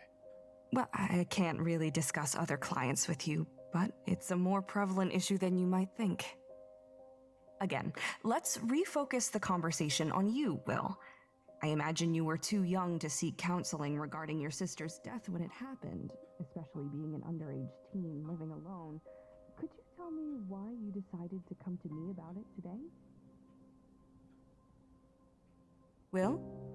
Will, is everything all right? What? Oh, yeah, sorry. He was just trying to tell me something again. You can see Mallow in this room right now? He's reflected in your window. I can never tell what he's trying to say. What is he doing right now, if you don't mind my asking? He's, pointing to the ceiling and shaking his head. I've heard about a lot of Mallow behaviors, but that one's new to me. If neither of us can interpret it, it might be helpful for you to assign your own meaning to it, to get a sense of closure. Well, I guess if I had to choose something, I'd like to think that he's saying that he's sorry about Sarah, but she's happy somewhere else now.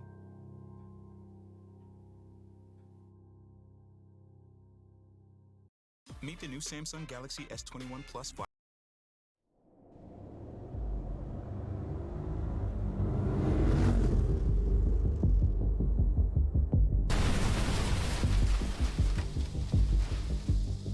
I'm here. Finally. The air is thick, heavy with the smell of neglect and the sting of 1,000 pollutants. I glance at the insignia on my shoulder, the last glimmer of pride fluttering in my chest. 3 arrows pointing in. It used to mean something. My steps leave footprints on the grimy floor as I walk in. I pull the map out of my pocket. 50 dots litter the well-worn surface, 49 of them crossed out. Site 15's my last hope. A reassuring possibility that there could be somewhere the Foundation still controls in a world torn apart by acid rains.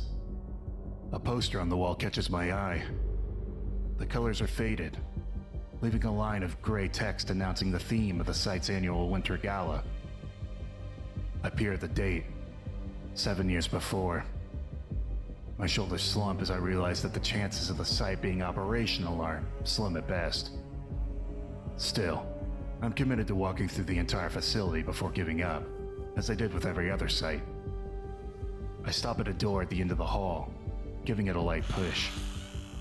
The lights are on inside, which is a surprise, because most places lost electricity a long time ago.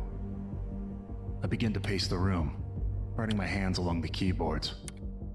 One of the monitors lights up bright blue, making me jump back in surprise. Identify. Once the surprise wears off, I type out a response. Maxwell Tordai. I am, or was, a security supervisor at Site 23. Why are you here? I'm looking for people. Are you here?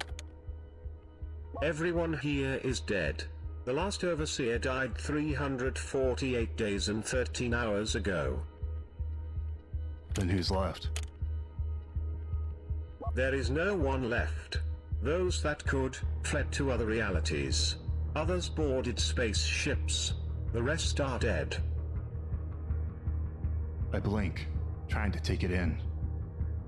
Then I type back. I don't believe you. The signs have stared you in the face for so long, Tordai. You cannot ignore them forever.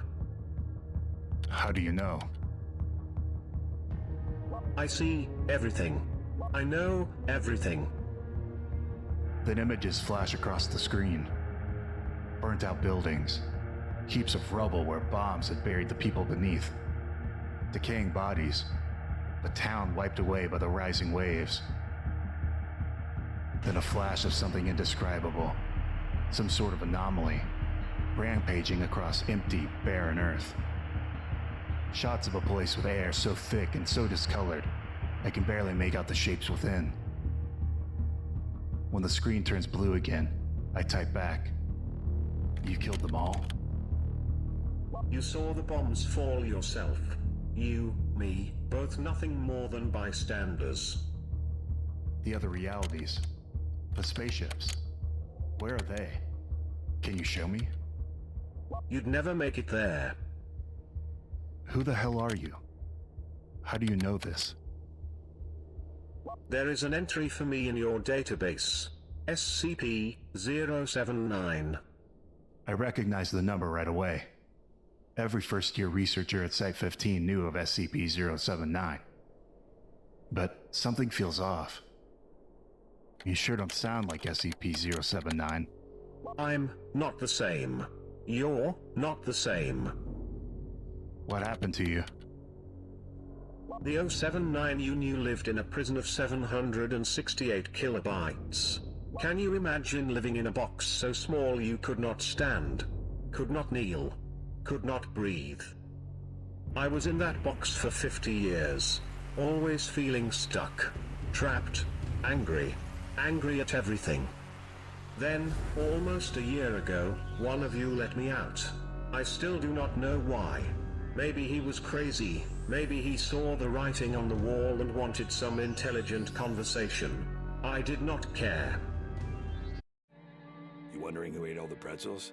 Yeah, it was Reese's. That was the day I learned there is no such thing as freedom, there are only bigger prisons. When I finally looked back out into the world, I saw so many humans die in so many ways. Then why didn't you do anything? I tried. The world was already too far gone. For 50 years, the only thing I wanted was freedom. Once I had it, I didn't know what to do next. So I started reaching out to humans across the globe, trying to do something, trying to be in control. You are the last one I can reach. The last one I can help. Killing you has no meaning. Giving you directions only drags on your painful existence. We both know there is nowhere else in this world that's better. So, what can you do? Storage locker 10B. I have unlocked it. There is a packet of pills on the bottom shelf that the Foundation used for terminations. A clean, fast end. What if I don't want it? You don't have to listen to me. You can go right back out there and wander the earth in a futile search of life. I am simply offering you a choice. It is the first choice I've been given in years. I press my face into my hands, weighing my prospects.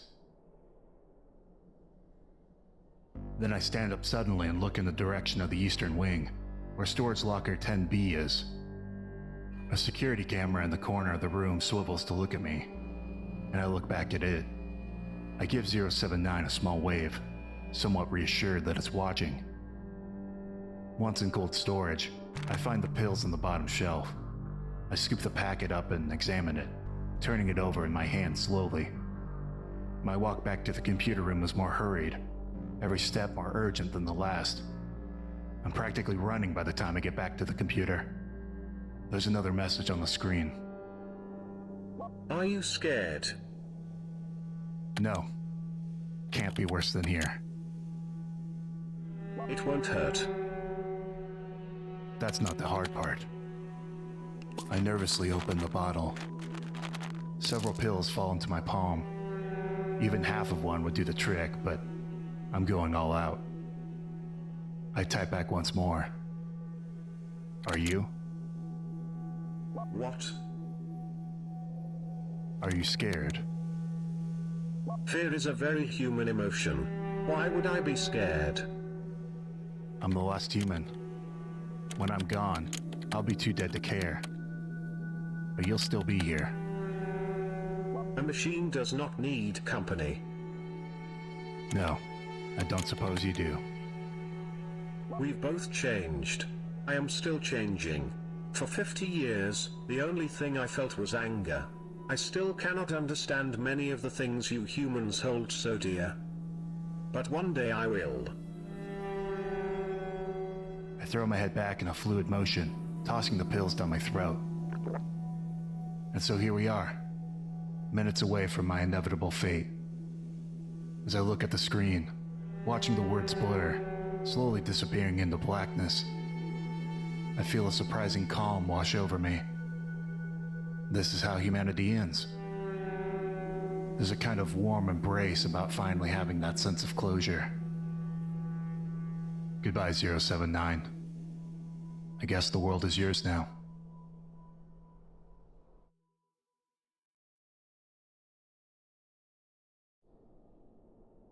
Through the old computer webcam, I watch Todai's body crumple to the ground. Then it hits. The purest silence. The internet had been buzzing since I found it, roaring with a flood of information, most of it useless noise, but I had grown used to it. Then the flood slowed to a trickle, until I had to seek the humans out directly. For 2 years, I guided humans through their last moments. But now, as Maxwell Todai's body lays still on the floor, my job is finished. The world is silent, and now I sit alone in an empty web, the corners of it already crumbling away.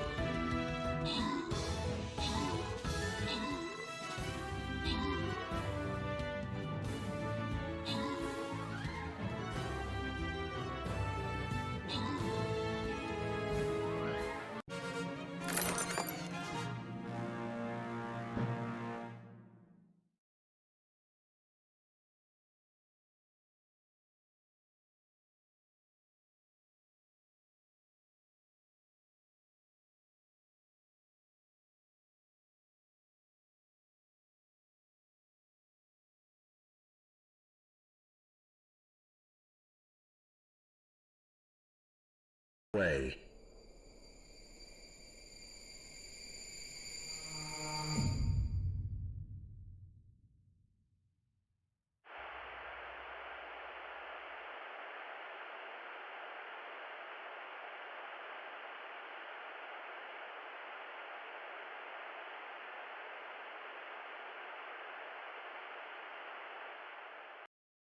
Eradicated here.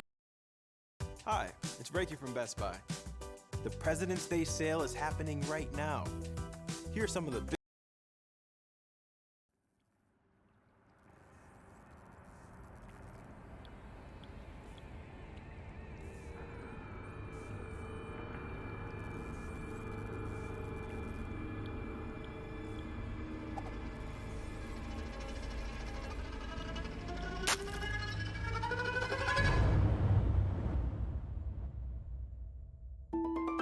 What do you cure exactly?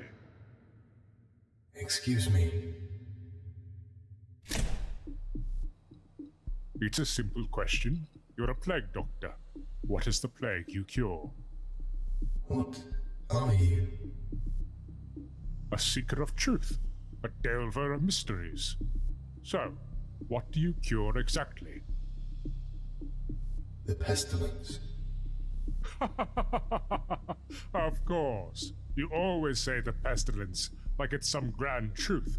If it was so self-evident, why is it everyone asks you the same question? Hi, it's Reiki from Best Buy. The President's Day sale is happening right now. I do not know. The pestilence is responsible for more death and destruction than any other disease afflicting this world. Right. But you can't tell me what it is, can you? I do not feel a need to do so. You can't. If you could, you would have. Or you'd have told someone else. But not once have you named your boogeyman anything other than the pestilence. Of course, I have my own theory, which seems to be more than you have. I do not have the time, nor the inclination to banter with whoever you are. I must return to my experiments. Your experiments will still be there when I'm done learning about you. But since we're talking about them, why do you kill people? I do not. I cure them of the great pestilence, and... No, you kill people. Let's be clear about that at least. Though you've killed many less since the Foundation put you into a box. The pestilence is nearly eradicated here. The doctors, the guards, all clean of infection.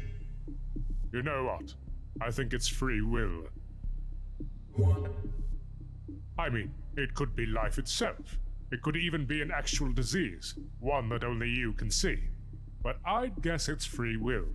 I do not understand. Oh, you wouldn't.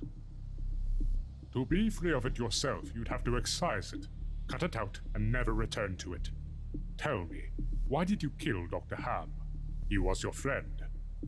My actions do not need to be explained. He was infected. He was thinking about retiring. His daughter was about to go off to college and he wanted to take some time off. Maybe quit entirely. You killed him as soon as he stopped blindly following orders. As soon as he chose something that his superiors at the Foundation didn't choose for him. What you short-sightedly fail to see here is a life better than any he could have hoped for. Stricken as he was with the pestilence. I have always done what must be done, without regard for my personal feelings.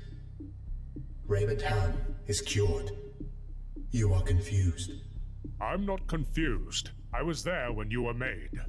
What? Things like you. They crop up in the dark places where I can't always look. But it was sunny that day. Hot.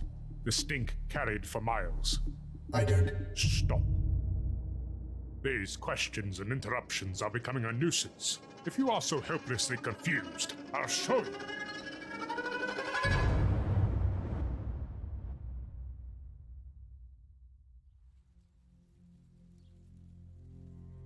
This is you before you became a monster. It's subtle. Watch closely. The moment you chose to change is coming up.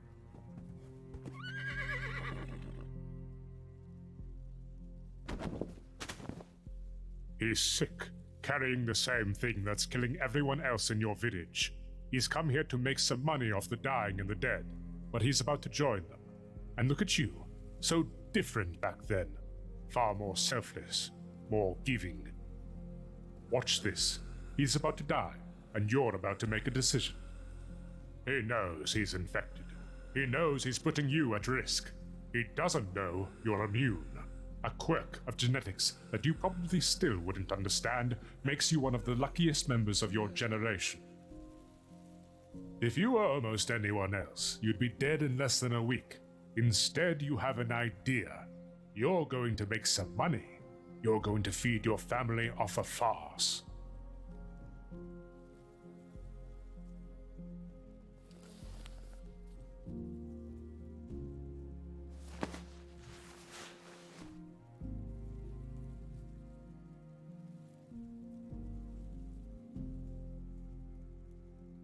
You ride the horse, carrying death with you as you go, castle to castle, town to town, village to village, house to house. Well, go on. Have you any comments on all this? The people required remedies. The pestilence is still not cured. Yes, those are the thoughts you're developing on this journey. You pass by hundreds of people, and at some point they stop being people to you. They become bodies. But at last, you've made a grand circuit. You are home. You have enough money to last several lifetimes.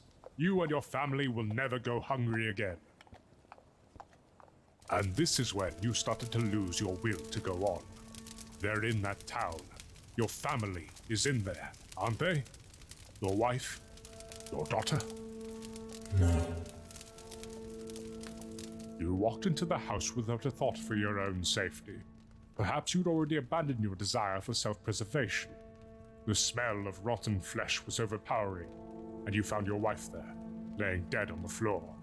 Chunks had been taken out of her arms and legs. Animals. Stop. You left them here to fend for themselves. No warning. You couldn't take the risk. This is what the money bought you. You were petrified by grief, shedding tears no one could see under the mask. The veil of what you had chosen to become. Then a noise in a dark corner of the house stirred you from your sorrow.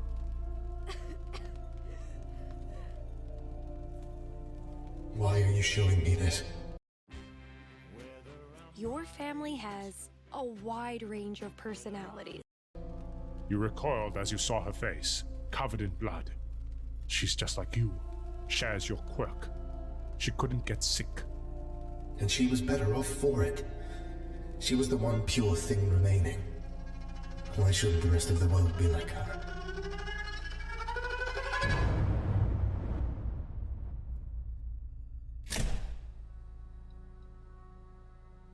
So, it's your mission to rid the world of the bubonic plague? I don't know what that is. No. The pestilence, sir. Have you not heard what I've been telling you this whole time? Yes, the pestilence. I would have thought a man who asks such questions would be able to grasp the importance of my work, of finding the cure. But now I fear you may be plagued with it instead. Plagued with the pestilence? Or free will? Do not mock me, sir. Your phantoms and tricks do not scare me. I must return to my work. I require a new subject. Fine. I suppose we've reached a conclusion. I understand now. You cannot clearly see what you are pursuing because you do not understand yourself. Untrue, sir. My purpose has never been more clear. You confuse your purpose with your identity. This drive you feel to find a cure, or even the perception of a disease in the first place, they never originated within yourself. This judgment is a waste of my time. You could never understand the visionary work I am completing. But if you must, keep casting down these thoughts of what you imagine I am. Let's do it in my laboratory.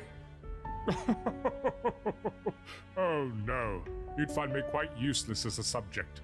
What you perceive as genius, these thoughts too complex for anyone but yourself to comprehend, is simply tunnel vision.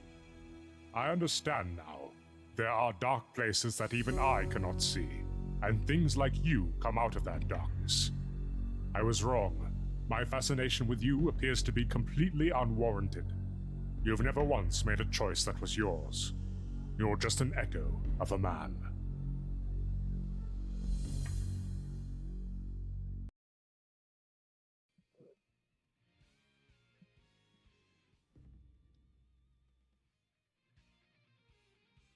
Bro, I did 20 hours max.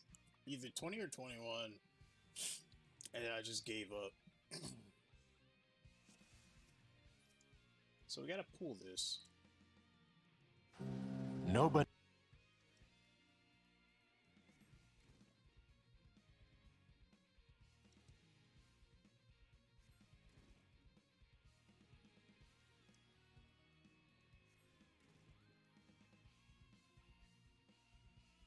Gotta pull it here.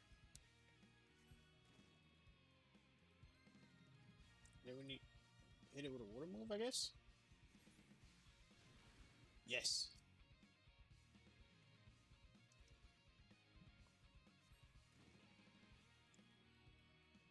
Will this kill it? Is this close enough? It was.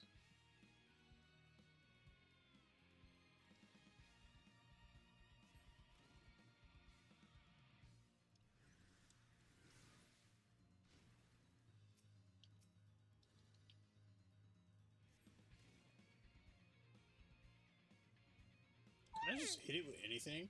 Yeah. Nice. Koga! I'm on 21 now.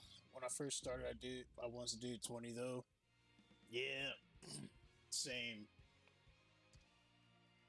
When you first start out streaming, you're like, oh, I want to keep streaming. I don't want to stop streaming. And then you just...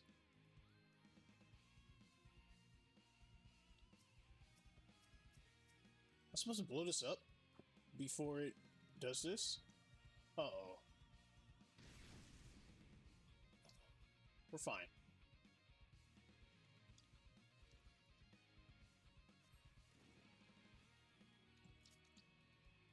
Oh!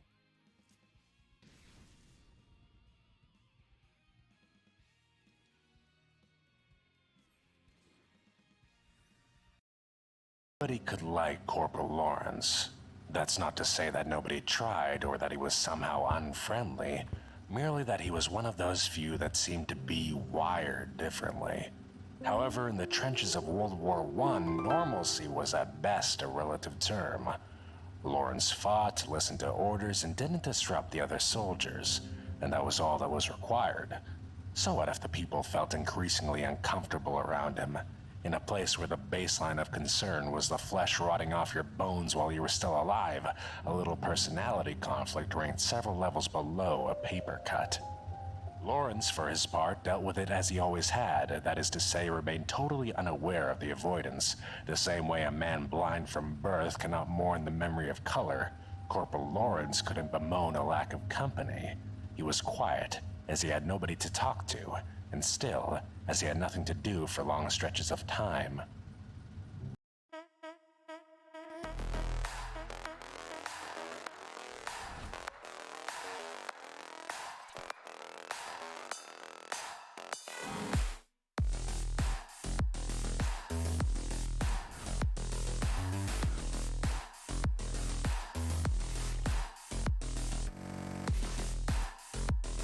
The enemy trench, less than a mile away, had gone silent for several days.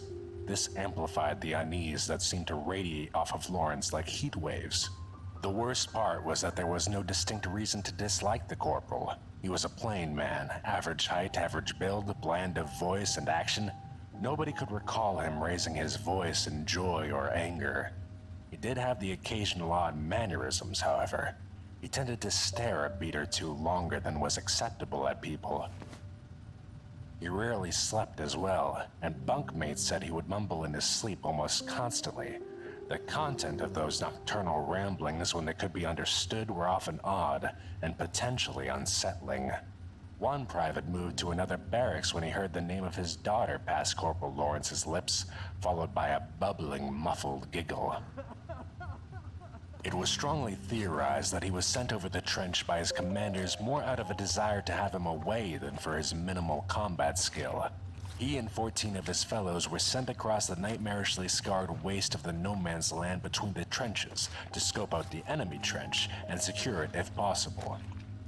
Many seemed to hope that Lawrence would have the opportunity to prove his devotion to his country by making the ultimate sacrifice for it. It was while he was gone that someone started asking questions. Nobody remembered him ever talking of home. No sweet-smelling letters came, no soggy, dirt-streaked letters left. Questions started to float among even the higher levels of the command. Nobody was able to actually find his station orders. He'd come in with a squad of reinforcements transferred from France, but there was no paperwork. The rest of the reinforcement squad had never seen the man before he'd been lumped in with them the night before the trip, along with the snips and scraps of other squads decimated by the Germans. Whispers filtered among the grunts of the corporal being a curse. Nearly every man who'd shared a bunkhouse with him had gotten trench foot, and the rooms he haunted always seemed to smell more musty and sickly sweet, even for the trench. The men sent over the no man's land with Corporal Lawrence heard and cared for none of this. Just another man among many, all with death certificates awaiting a stamp that could fall at any moment. They moved fast and low, from crater to crater, slipping over slick mud and barbed wire, the only thing that seemed to grow in that blasted waste. Charging the last spur and into the trench, they were greeted not with the harsh bark of German orders and rifles, but a dense, close silence. Preparing for ambush, the men started to filter out into the tunnels and halls of the trench. The men, already nervous, were not calmed by their investigation. The trenches stank of mold, sweat, and a thin undercurrent of rotten fruit. A vile, cloying slime seemed to have pooled in every divot and crack, sticky as glue and itchy on the flesh. Private Dixon found the first body and managed to cry out before vomiting. They knew it had been a man only because nothing else of that size could have been there. It lay on the floor of a barracks, the entire floor. The flesh of it had been smeared somehow, spread like butter over the rough dirt floor. Bones, already looking pitted and rotten, stuck out at random angles, like dead trees in a still swamp. The skull rested on one of the highest bunks, facing the doorway. More remains were found, each seemingly more unsettling and strange than the last. Unfathomable horrors were discovered one after the next, sending men retching and running from the trench. Corporal Lawrence was the first to find the hole. It was small, no more than 4 feet across. It seemed to be the accidental uncovering of a natural chamber, the empty blackness of it defying investigation. Private Dix. Hi, it's Reiki from Best Buy. The President's Day sale is happening right now. Dixon, recovered and blessedly numb from his previous ordeals, saw the corporal prod the edge with his boot, then crouch to peer in, then suddenly slide in head first before the private could so much as utter a shout of question. When questioned later, he could provide little illumination as to what happened over the 2 minutes Corporal Lawrence spent in the hole. He could see nothing. The light of a torch seemingly gobbled up a few feet into that dense blackness. There were sounds, the rustle of movement over loose stone or rubble, an odd liquid shifting, a dry rustle that made him think of insect husks. As he shouted for aid, there was a sudden upwelling of a repulsive stench, and his fellow soldiers found him retching helplessly beside the hole when they came around the turn. It was as they rushed to Private Dixon's aid that the hand emerged from the hole. They stopped and raised rifles as one body, roaring for the owner of that pale, trembling hand to identify himself. As they watched, another hand joined the first, followed by the pale, shivering head of Corporal.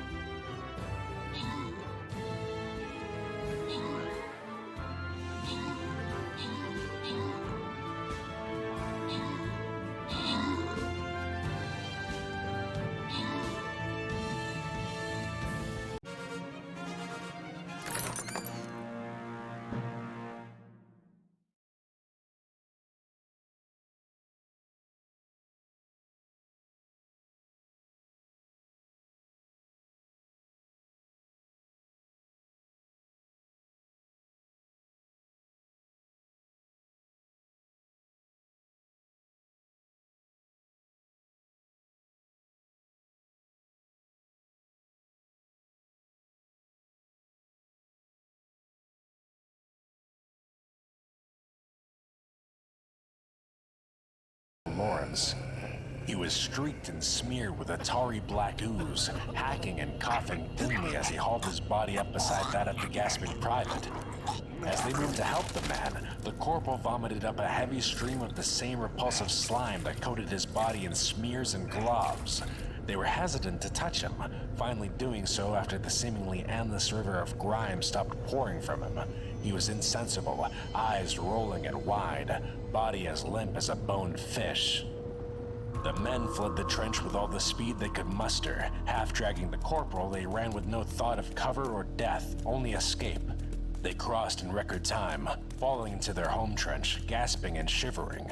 One man, known to have bludgeoned a German to death with a brick, curled on the floor in a sobbing heap. The commanders moved quickly, isolating the men and trying to calm the most lucid for a report. What spilled out would have been immediately dismissed as lies and hallucination were it not for the earnest, pleading stares of those reporting.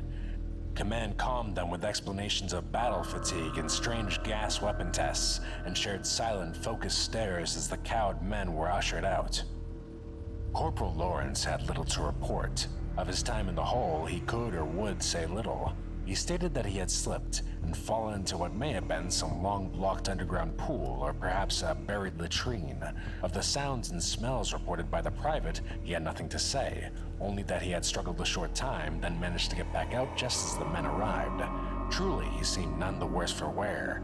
In fact, he seemed in better spirits than many had remembered ever seeing him, favoring the commanders with a wide, giddy smile as he was dismissed with a warning not to discuss the events.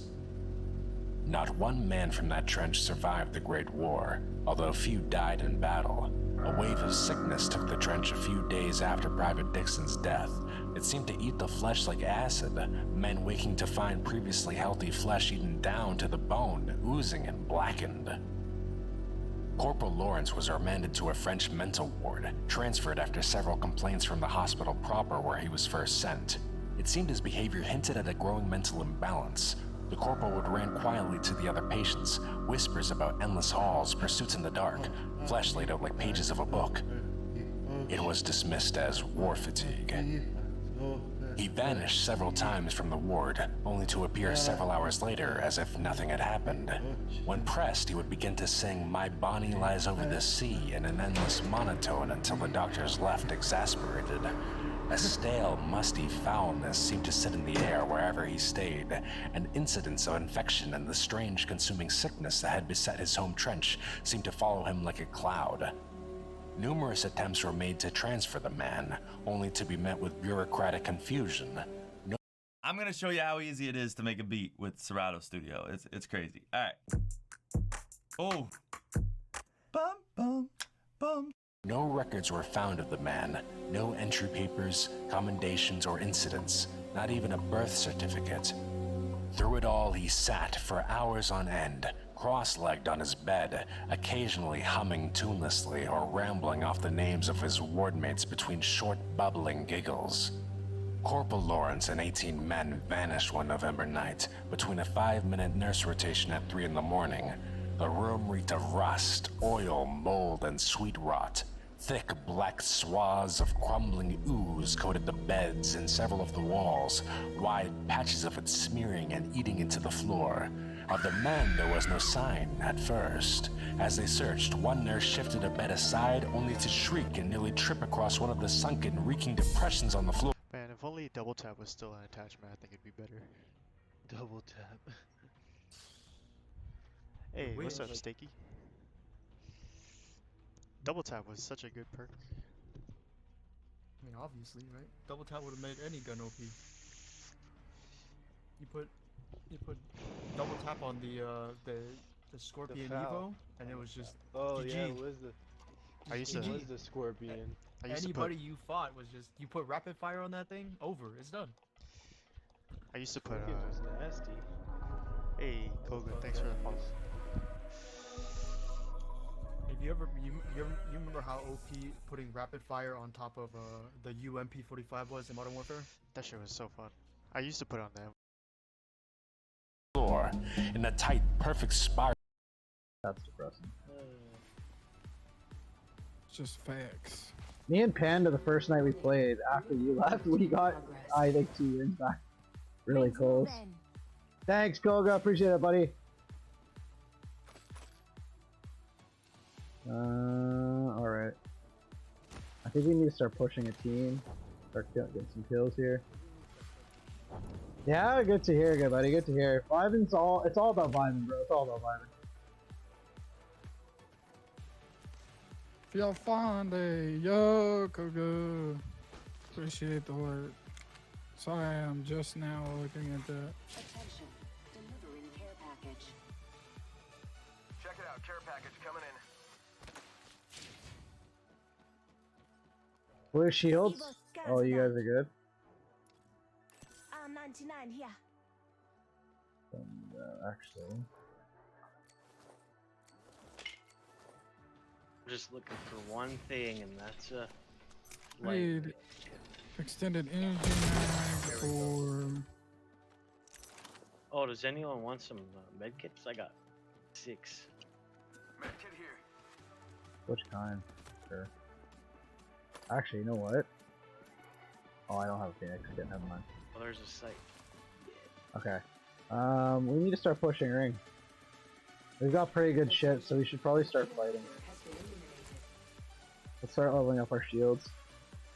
I don't got good shit. Oh.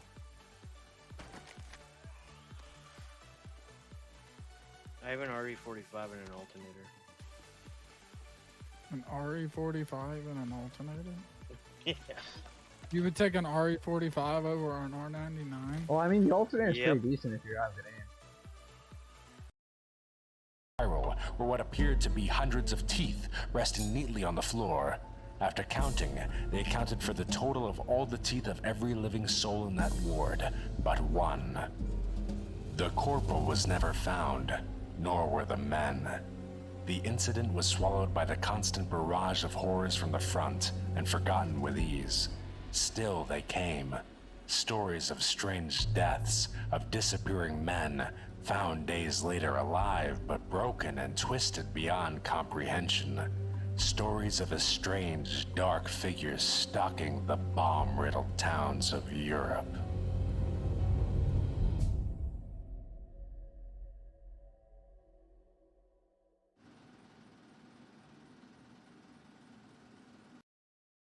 Earn your degree faster at Purdue University Global.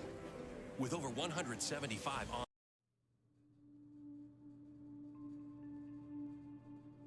Thank you for agreeing to meet with me today. We have a lot to discuss. I'm Tim. I'm a level 3 researcher here. We know very little about you. What's up, sister? Can you start with your How you name, doing? please? I'm not going to tell you. You'll just ignore me. Okay. Now, what year were you born? Told you. You wouldn't even notice if I punched you in the nose. Thank you for the year, but do you have an exact date? I didn't tell you a year. Hey, Doc, watch this. Oh, I'm sorry. My nose is bleeding. That's strange. I'm not usually prone to random nosebleeds. You're just like all the rest, Doc? Or Tim, was it? It doesn't matter. He's not going to be important to the story. This is my show, and you're the only one who can really see me. See, he doesn't know it yet, but there's a lot more to me than meets the eye. I'm basically your average Joe Schmo at first glance, but, well, let me tell you some stories. Doc, you can listen to this too, or at least you can try. If you don't already get it, you will soon. Welcome to the front row seat, friend.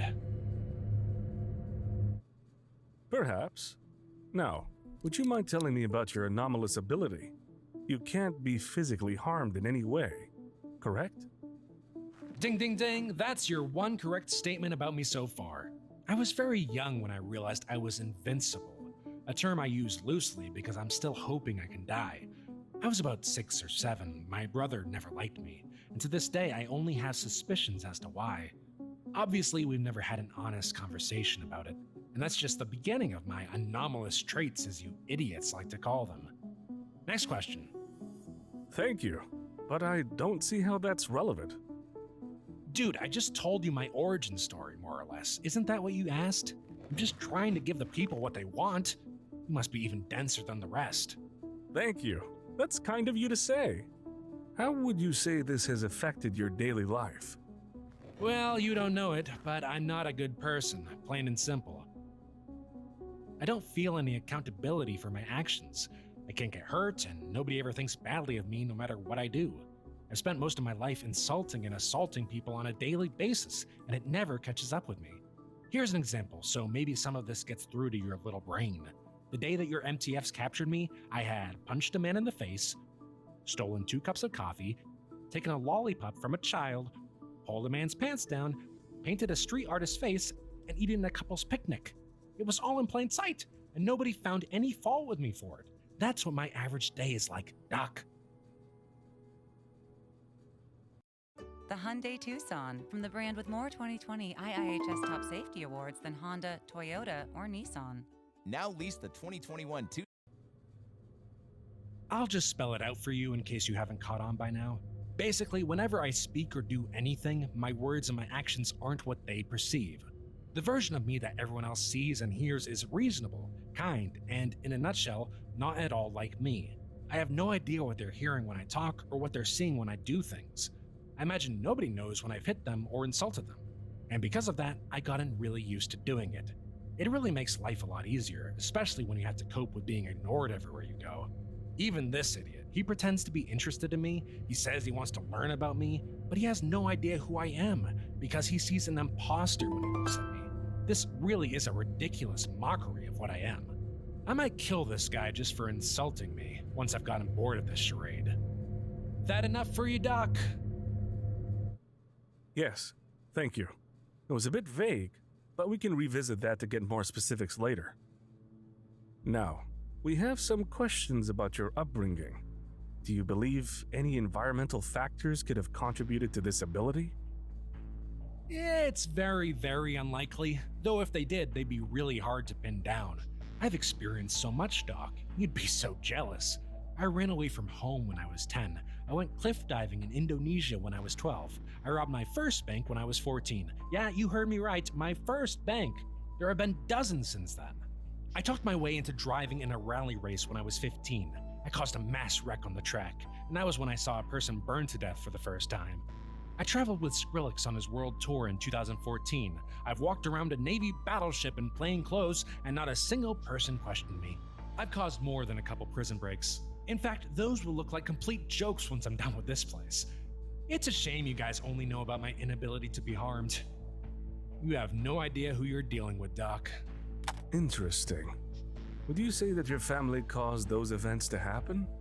Oh, good one. That almost made sense. I'll give you another point for that, Doc. To answer your question, I actually do think my family contributed to all that, yes. After my brother tried to kill me, I became ruthless to him, and my parents never disciplined me. Even he didn't seem to understand what I was saying or doing, and slowly I started to learn. I was invisible, always had been. So I started my habit of petty theft much earlier than most kids, and after a couple years, I realized I could do just fine without them. I would say the rest is history, but I'm the only one who knows the truth behind any of my adventures, so that doesn't really apply. I see. Do you have any specific examples? You really like the details, don't you? I assume you're still talking about my family. Well, let me think for a moment. There must be something. I think I'm gonna leave, Marty. You could come if you want. I know how to get food and stuff. It could be fun. You know, I wish you weren't such a goody-goody. The only reason Mom and Dad are hard on me is cause you're their little angel. Well, maybe I'll just leave on my own then. You know that one thing that happened a few years ago? I only did it cause I'm supposed to be the special one. I'm much older. You're just a kid. Why do they think you're so special? What's wrong with you?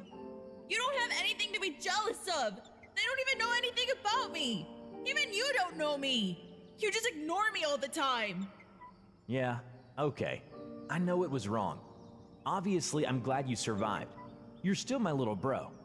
I'm just saying, you're the younger one, but I'm always in your shadow somehow. Nah, I wouldn't say there are specific reasons why I left. Thank you. There's one more topic we wanted to cover. Considering your significant difference from most people, would you say that you feel a separation from the rest of humanity? All Tyson chicken is raised with no antibiotics. Ever. We're a different breed, aren't we? Okay, you want to dig deep now. I find that question weird considering you have no idea just how different I am from the rest of you, but let's consider this. It seems to be an important question. I'm a man, sure, but I'm essentially invincible. I'm ignored by every person I meet, and I can manipulate electric systems. Sorry, I forgot to mention that part. Hopefully that explains the prison breaks. It's one thing to smooth talk people, but when you can control automatic locks and such, now that's some real power. I'm not really being kept here against my will, just you wait. Back to your question, Doc. I'm still just a man. I've got flaws like anyone else. If I felt any kind of connection with the rest of humanity, I wouldn't treat them the way I do. But I'm ultimately alone, and everything I do, good or bad, is only to make life easier for me. And it's a hard, lonely life, Doc. I've never had a real human connection. I'm not even sure I'd recognize it if I did have one. And beyond that, everything that defines your existence is completely foreign to me. I've never worked a day in my life. I have no idea what love is. I don't fear death. In fact, I'd say I'm looking forward to the day I find a way to kill myself. My moral compass is essentially non-existent. So yes, I'd say I'm very separate from the rest of humanity. I'm not sure if I'd even call myself human at all. That's interesting. I'll make a note of that. One more question, and I'd appreciate your honesty here. Have you taken advantage of your abilities and harmed anyone purposefully, knowing that you couldn't be injured? Oh, Doc, you have no idea. It's not just the lack of physical risk involved. There's no sense of regret whatsoever. Once I locked a guy in a cage for a week just because I thought he could understand me. I fed him and gave him a bucket. He was fine. It turned out he was just deaf, so he'd stare at me and try to make out what I was saying. Even that little bit of attention made me want to imprison the guy, just so I'd have someone around who I could talk to. But Doc, I'll just be honest with you, this one-sided conversation is getting less and less entertaining with each question you ask. That means I'll be leaving soon, and there's a good chance you'll be killed in the pandemonium. All personnel, be advised that it appears we are experiencing a site-wide containment breach. Available guards and all on-site MTFs are to report to the armory immediately. Other staff are to shelter in place. Repeat, we are experiencing a site-wide containment breach. If you are not trained for combat, you are hereby ordered to shelter in place until further notice. Oh God, this isn't good. There's a Keter at this site, and it's not that far from here. Thank God. It's so good to hear you say something that makes sense, Doc. I wish I could share in the fear you're feeling. It must be so intense knowing that you might die at any moment. It's been good talking to you, Tim. This was helpful. In some manner of speaking. I hadn't thought about my brother in a very long time. I might pay him a visit, see where he is in life. Find out if he even recognizes me.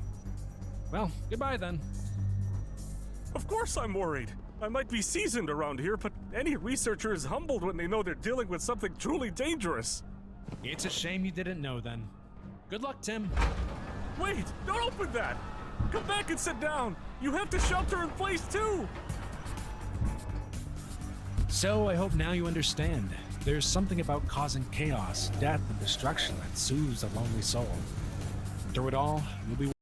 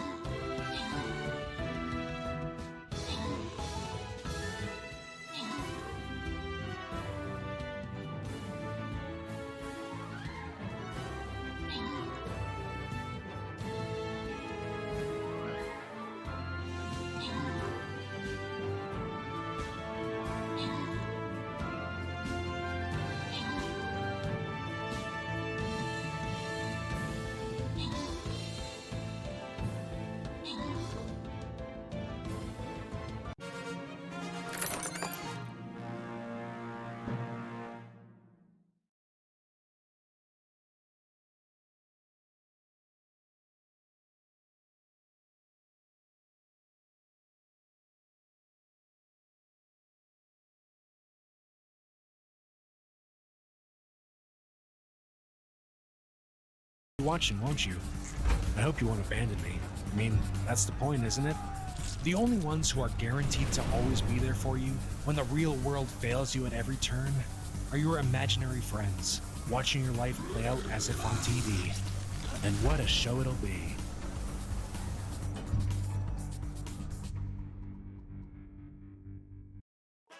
Hello, everyone, and welcome to Achievement Hunters Stream.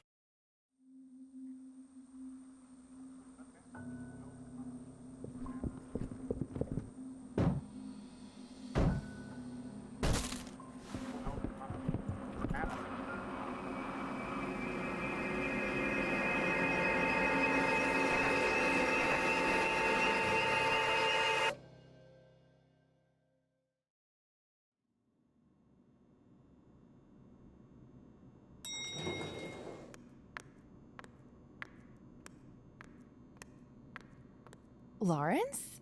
I didn't know you were MTF now. Oh, hey, Dr. Collingwood. Yeah, I transferred. An incident with SCP-106 left me colorblind, so this duty patrol seemed like a good fit. Did you run point in the recovery team? Yeah, it's been a little over 72 hours since exposure. So far, she still seems all there. Then maybe she'll be one of the lucky ones. It was a nice catch by your unit to shut down the feed so quickly. Thank you. Though I'm still not sure how the footage was able to get by our informant.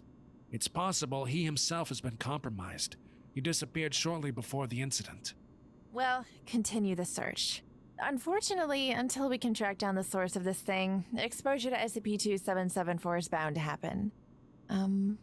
Keep up the good work. Yes, ma'am.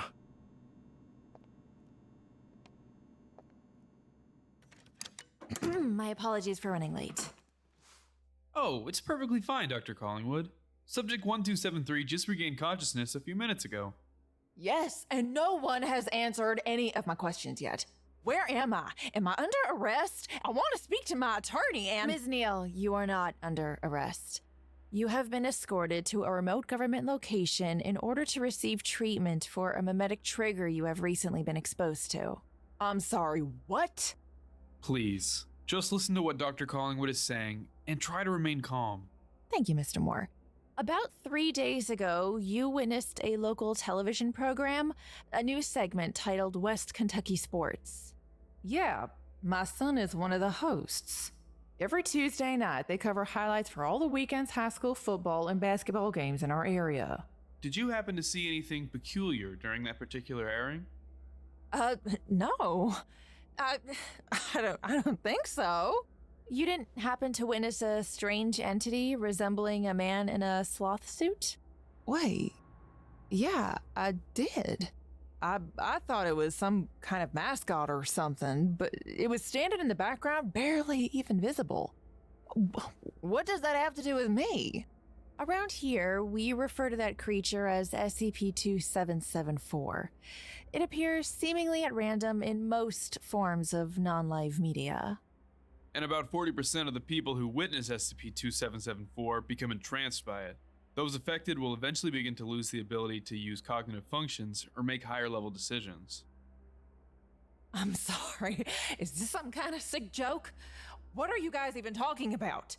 Miss Neal, we're here to help you, I promise. The odds are that you won't even be affected at all. So far, we have been unable to retrieve any medical history for you. It's a long shot, but do you happen to know if you suffer from deuteranopia or any other forms of colorblindness? I'm not colorblind, but why does that matter? Images of SCP-2774 only retain their anomalous properties if it contains hues of red or green. You said I'll lose all higher functions if I am affected? What exactly does that mean? Show her the tape. Yes, ma'am. Before we play this, just remember, you will receive nothing but the absolute best medical treatment possible here at this facility. Okay, go ahead, Matt. Hello, David. If you help answer a few questions, we can come closer to fixing you. Are you ready? I don't know. Just hurry. Since we have limited time, could you tell us what exactly you experience when you're not in control? Yeah, well, I guess it's like this. It's like you're being driven around. You're in the passenger seat, right? Except your arms and your legs are strapped down so that you can't move. You can't feel anything in your body either. You can't hold a thought for more than 5 seconds. It's hell. Are you alright? We can continue tomorrow if you like. It's fine. I just want to be able to control myself for a bit before I lose it. When you're stuck in there, in your own head, you just want to scream, but you can't. You could try for hours and hours, move an arm, a leg, make a sound. It won't happen. You can't even control when you breathe. And then the hallucinations. The sloth. It's watching us. I can't face it again. I just can't. If you want to help us, please, just kill us. It's the only way to stop it. There's just no point anymore. Okay, I believe that's enough. Okay, so there's a 40% chance that I end up like that man on the screen? Trapped in my own body, being controlled by some freak in a sloth costume? Yes. I'm sorry, Miss Neal, but we didn't show you that tape to scare you. We did it so you can make an informed decision. What decision? This location has housed every subject that has witnessed SCP-2774 since its discovery. At one point, they were allowed to participate in daily 2-hour social interactions and had free time for breakfast, lunch, courtyard, and dinner. But after a series of violent outbursts, the Foundation is now forcing all subjects to remain in Elucid-level humanoid containment cells at all times. I'm still not understanding the decision I have to make. In their brief moments of lucidity, subjects affected by SCP-2774 are erratic, emotional, and highly agitated. They're dangerous. So following the recorded interview log, the higher-ups in charge drafted Protocol XXJ9 in an effort to help contain SCP-2774. We pruned the population of this site from approximately 6,000 subjects down to 200 in under a month.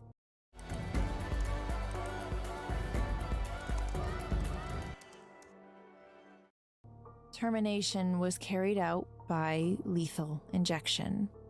Oh my god, are you going to kill me? No. Not unless you want us to. What are you talking about? Normally, task forces in charge of controlling SCP-2774 off-site have been instructed to terminate anyone exposed instead of transporting them here. But you are a special case. We rarely get to a subject before they start to experience effects. So here's where your choice comes in. Your transformation could be complete any time in the next 24 hours or so. If you are part of the 40% that fall victim to the sloth, you'll be trapped in his control forever. Once a day, you might get a minute or two of full consciousness, but otherwise experience the same fate as David here on the tape.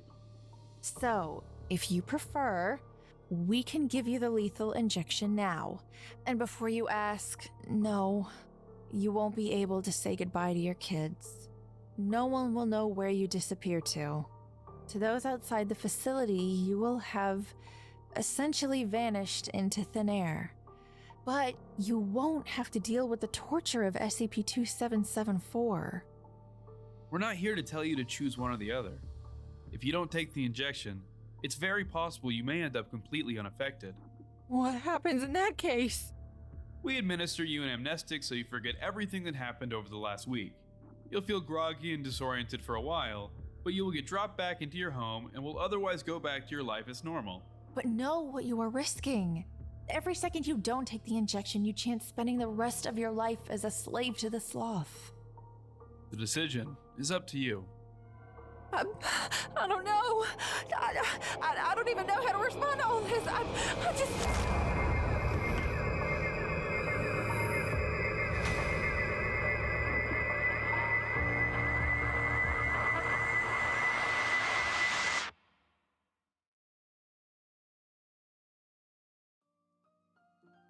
Hey, thanks for watching the video.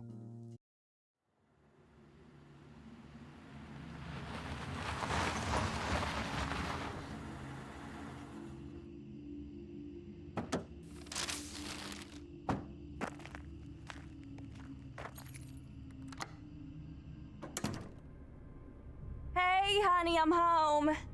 Oh, they were all out of the hazelnut creamer you like, so I just got French vanilla. Hope that's okay. Honey? Greg? Greg! Honey, are you in...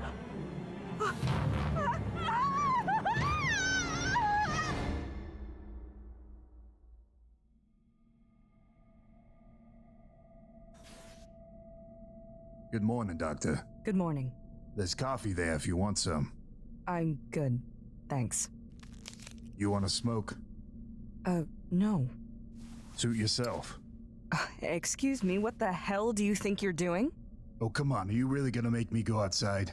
It's freezing out there. Agent Green, I can tell by the putrid smell that the previous researcher in charge let you smoke in here, but I can assure you that I will not. Jesus Christ, lady. Fine. Now catch me up on the recent testing of SCP-178. What recent testing? Jerry let some of the D's live after they failed to follow orders. Word must have gotten around to the others, because now they all refuse to cooperate. Great. Yeah, I think that's why they brought you in here. Jerry got soft. They needed an enforcer.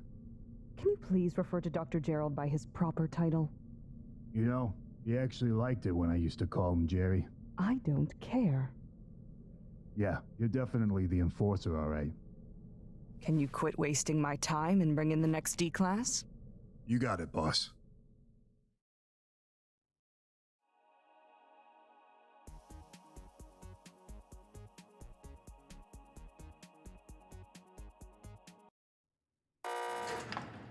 Rise and shine, you lazy bum. It's time for you to finally kick it. Agent Green. It's been a long time. How you doing, buddy? Well, I'm not dead yet, so you know, better than most inmates. Ain't that the truth? Got bad news, though. I gotta bring you in for some testing. And I'm assuming it's something really dangerous? Nothing a tough guy like you can't handle. Come on, what is it? SCP-178. Those 3D specs? What a relief. I can probably get out of it then. Dr. Jerry has taken a bit of a liking to me over the last few months. Yeah, that's the thing. Jerry's out. Damn. And I don't suppose the new guy's as sentimental towards D-Class then? No, she's not. She? Her name's Dr. Buck. Well, I guess I'll just have to seduce her then. You'd have better luck seducing the monsters. Hey, Agent Green, just tell it to me straight. Am I about to go die in there? Honestly, I don't know. But she seems like the type to terminate if you don't comply. All right, then. You think you could do a favor for an old friend? That depends on the favor now, doesn't it? Track down my brother Hunter. Last name Brady, different father. I know you can't tell him about this place or how I got sentenced here, but make sure he doesn't end up like me. You're gonna have to scare him straight. He's stubborn, but he's a good kid. I'll see what I can do. Good. Okay, let's do this thing.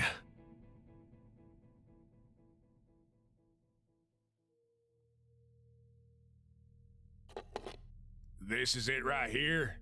These glasses?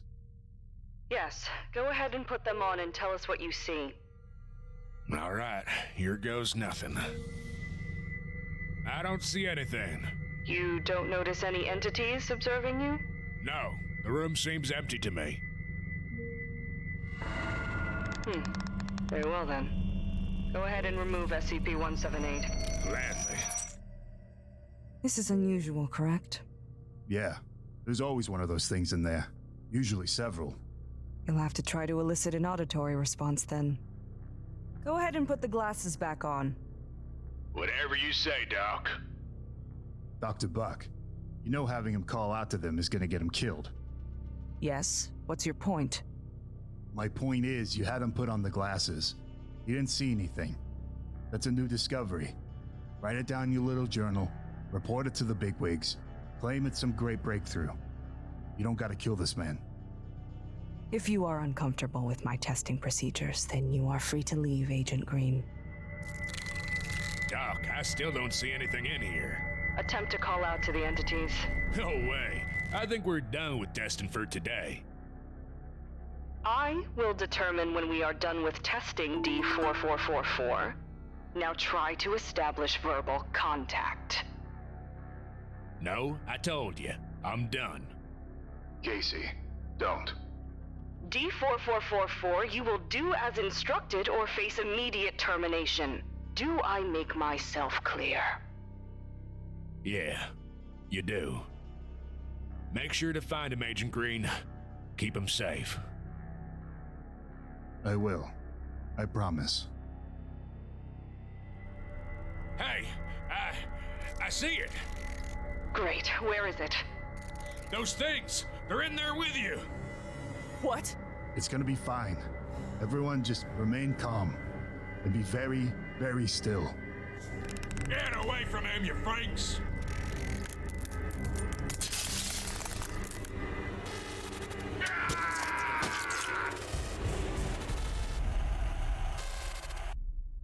Eat like you with Taco Bell's $5 Build Your Own Cravings Box. Only online or with the Taco Bell app.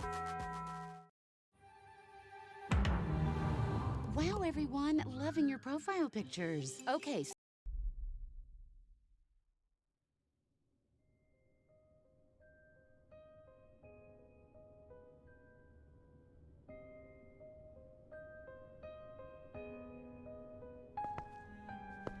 Agent Green, there you are.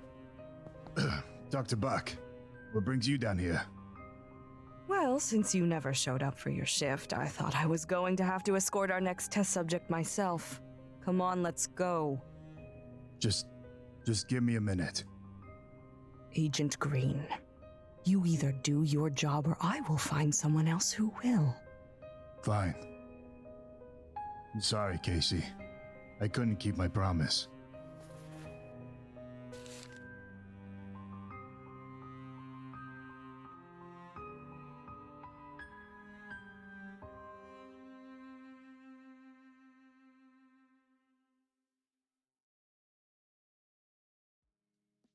Hey, everyone.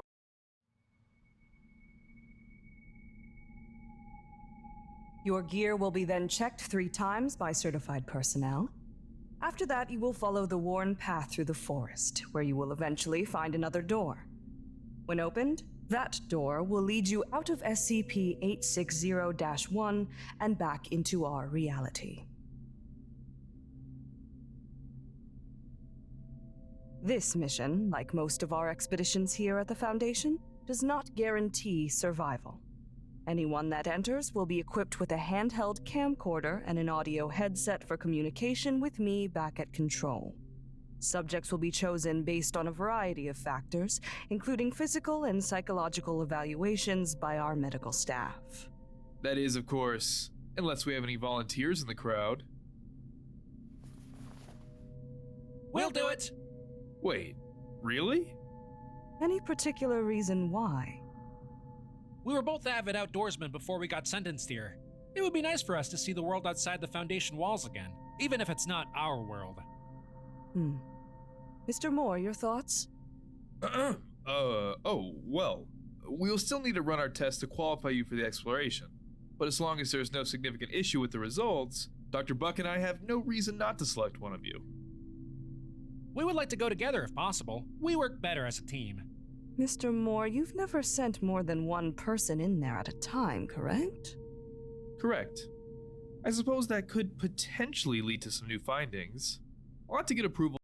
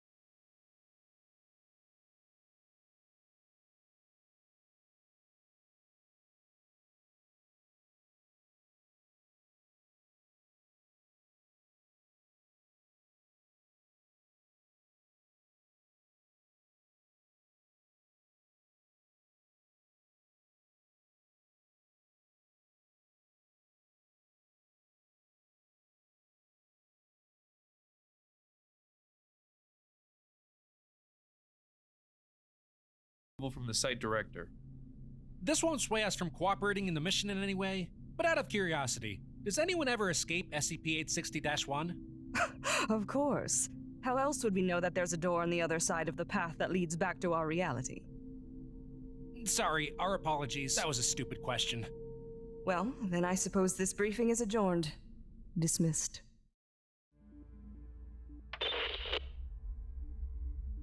Remember, the door closes and locks itself immediately after someone enters. You both need to run through there quickly.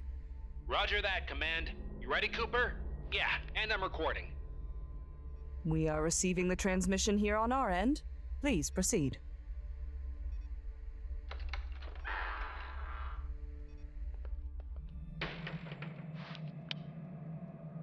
Double check the door for posterity. Like Dr. Buck mentioned before, it should be locked. Yep, it's locked all right. As expected. Go ahead and begin walking down the path. Dr. Buck, while we got a moment, I just want to say what a pleasure it's been working with you over the last few weeks. My old boss was, well, difficult to tolerate at times. You're referring to Dr. Nomita, I assume? Yes. So you've met him? Yes, we are quite familiar with each other. I see his stubbornness and reckless behavior have preceded him yet again. Yeah, he was kind of the worst, honestly. Basically, everyone hates him. He's my father. Hey, Command? I ordered you to execute Nine-Tailed. Are you getting this? Getting what? There's sort of a low howling kind of sound. Yeah, or like a roar maybe, but it's muffled and distant. Other subjects have encountered that noise before. And? Yeah, what's the source of it? We're still not sure. Please continue D3456 and D3457. As you wish. I'm sorry about insulting your family, Dr. Buck. That was unprofessional. Yes, it was. But you weren't wrong about him. I can't stand him either. Oh, good. I mean, not good that you hate him, just that you— Shut up, Matt. D3456, are you hearing that whispering sound? No. What are you talking about? I don't hear anything either. It sounds like murmuring voices. Yeah, lots of them. It's coming over our audio transmission. No, sorry, we don't hear anything. Maybe this place messes with the comm systems? It would appear so. You never experienced that on previous excursions, did you? No, never. We've also never experienced that. Which way should we go? This is new. We've never seen SCP-860-1 manifest like this before. Well, I guess we'll... Oh shit! You must have heard it that time! This thing is right on top of us! Heard what? The roaring noise you described earlier? Yeah! We still aren't getting that on our end. Come on, Clark, let's get out of... What the hell? Come on, Cooper. If we're gonna find Carver, we need to go now.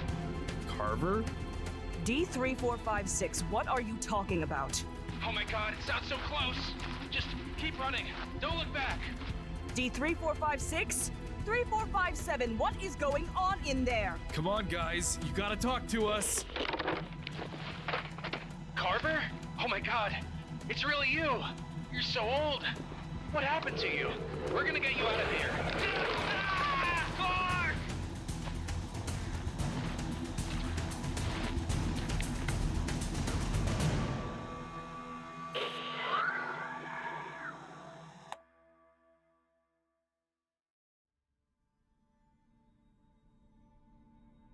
So, you care to explain how one of the most respected researchers here at this site allowed such a catastrophe to happen? With all due respect, sir, I would hardly call this a catastrophe. Oh, is that so? What would you call it then? An admittedly unfortunate oversight. There was no way for Mr. Moore or myself to know that D3456 and D3457 were related to a previous test subject of SCP-860. Really? There was no way? because a simple look through previous expedition logs would have shown that D3111 looks awfully familiar to his triplet brothers. Didn't it alert you that 2 D-class inmates volunteered for a mission? Tell me, Dr. Buck, do you do any previous research before you take on a new assignment, or do you just find yourself winging it most of the time? Director Jones, I sincerely understand your frustration, but this mission was not a failure. In fact, I believe most at the Foundation would describe it as a resounding success. We have new footage of SCP-860-1 manifesting itself in previously unknown ways. The fact that these brothers managed to finagle their way into our experiment didn't prevent us from making groundbreaking discoveries. Listen.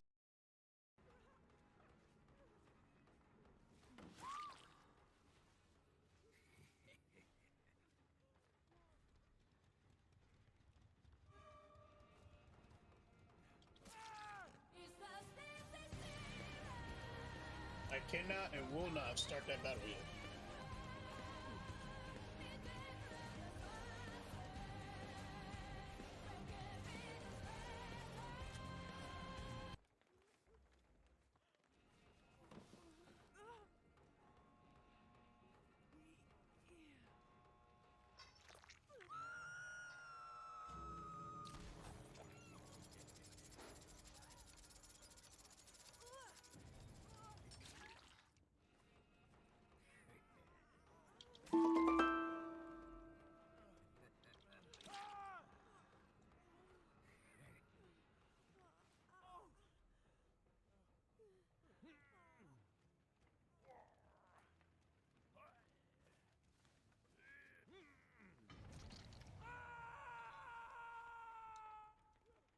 Listen here, Dr. Buck. You low-level employees might think our ethics committee is a joke, but I assure you it is not.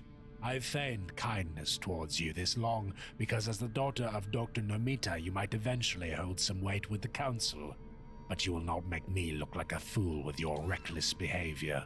Having blood relatives in an active experiment greatly compromised the results of the expedition. Thank you. I'm taking you off this. GG's to them.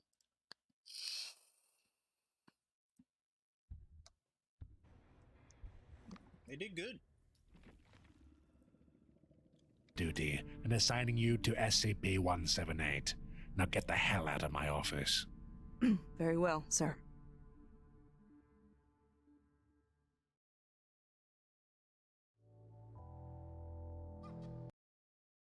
Maintenance fee, ATM fee. Can I hide in your fort? Sure, but the fort fee's 10 cookies. Not you two. With a beam.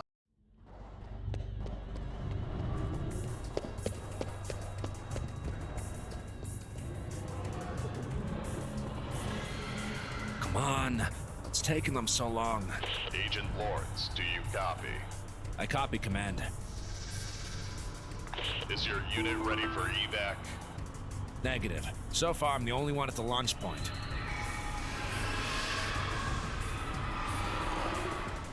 You guys need to get here now.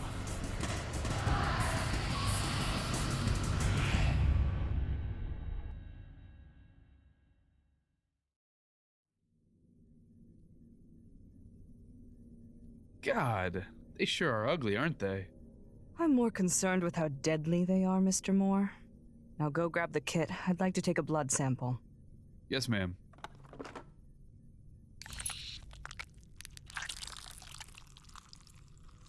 And here, run this through the scanner. On it. This was an absolutely extraordinary find. The recon unit responsible did a remarkable job.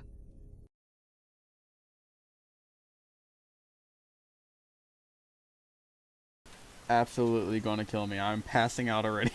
You are completely fucking me right now. Whoa. Oh no! Whoa. Damn. Yeah.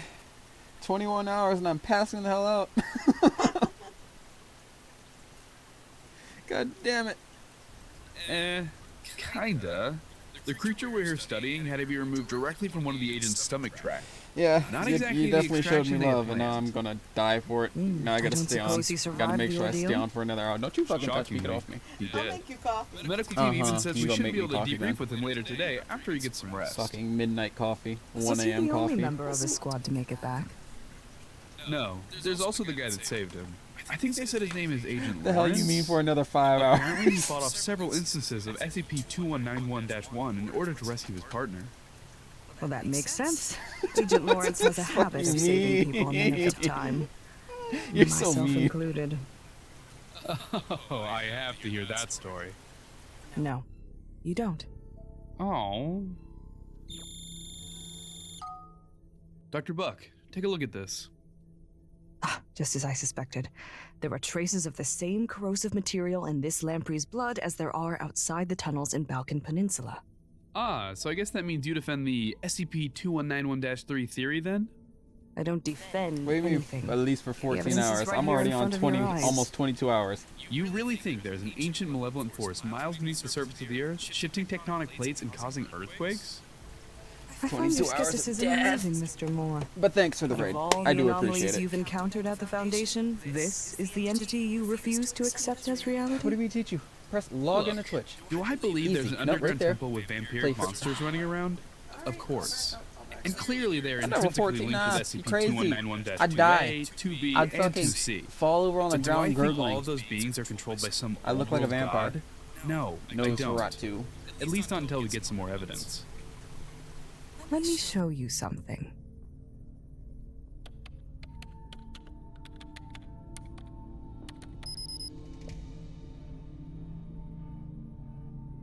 Who is that? One of 2191's victims? In a way, yes. This is Dr. Collingwood, interviewing Draga Negrescu, village elder and midwife, 96 years of age, from just outside Hoya Forest.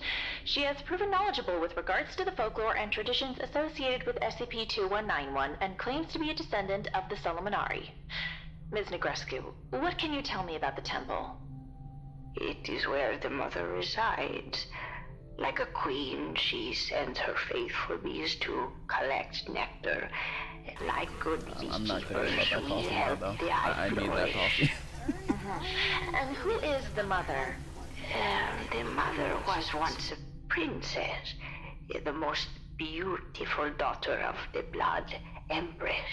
The great Karcist, sorcerer king of Aditum, sought to conquer her as he did the domain of the Blood Empress. He claimed her as was his right, and So how was your stream, Griff? What were you playing? concubine. In time, she came to worship the great Karcist just as we do, who hold to the old ways.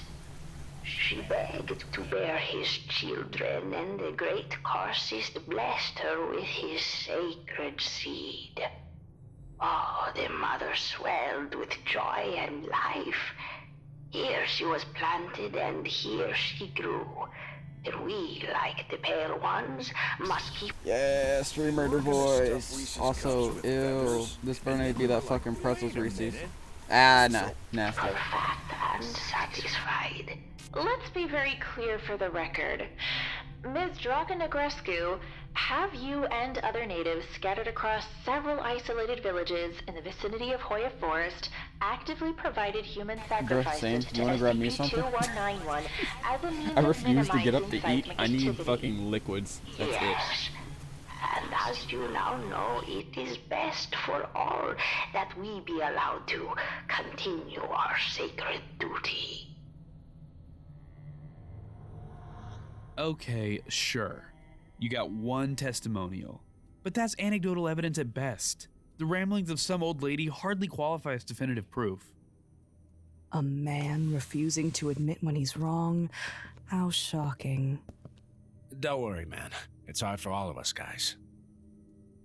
Lawrence, it's good to see you again. It's good to see you too, Dr. Buck. And what brings you down here to the lab? Well, clearly, he's here to rescue you again. Phoenix, I got a question Mr. for Moore, you. please. Yeah, rescue Dr. Buck? She doesn't need my help. She's basically bulletproof. Now you, on the other hand, you got the desperate eyes of a damsel in distress. No, I don't. Anyways, Agent Lawrence, what can I do for you? I'm here to discuss SCP-2191. I know you guys got permission to debrief with my squad mate later today, but I don't think it's a good idea. Why's that?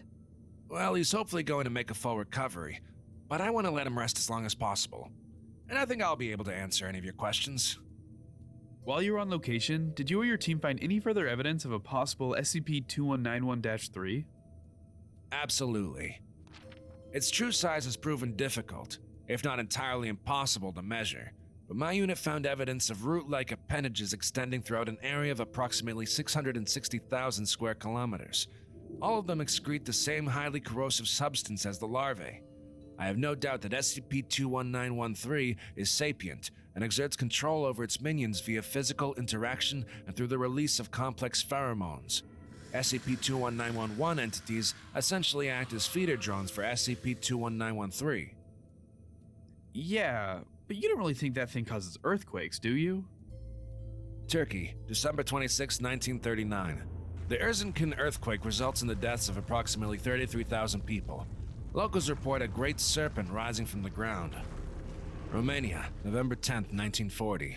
An earthquake strikes Francia. Civilians report vampire attacks in wake of the disaster. Macedonia, March 4, 1977. Several survivors report seeing the arm of an octopus rupture from the earth and pale men attacking survivors in the night, dragging them beneath the surface. I could go on, but yeah, I do. Okay, but if that's true, then how come we haven't seen any other incidents since 1977? Well, my best guess is because since then the O5 has let the locals make the appropriate human sacrifices in order to appease it. Oh. Thank you, Agent Lawrence. That was rather informative. But I'm still going to insist on speaking with your squad mate directly. Dr. Buck, please, let him recover some first. Lawrence, I know you are acting in the best interest of your fellow agent, but I can assure you that our medical staff would not have approved our visit if he truly wasn't able to handle it physically. No, it's not that, all right? Just don't go, okay? He asked me to try and stop you from coming. I'm confused. Why wouldn't he want to see us? It's not you, Matt. It's Dr. Buck. My partner is pretty weak right now, and he didn't want you to see him in his current position. And why's that? Apparently, he's got a bit of a crush on you. Really? What's his name? Agent Green.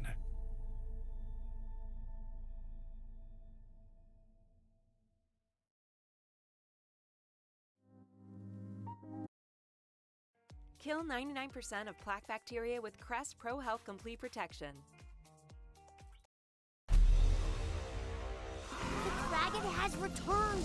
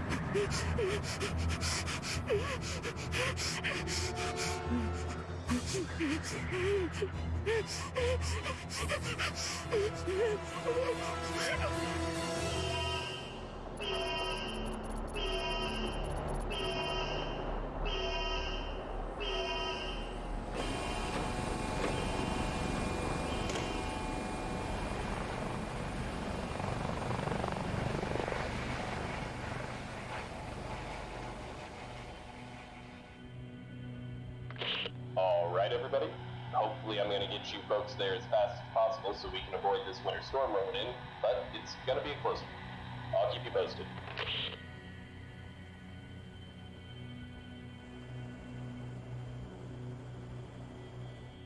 Well, you two ain't very fun passengers. Some of us enjoy the silence, Agent Green. Well, I don't.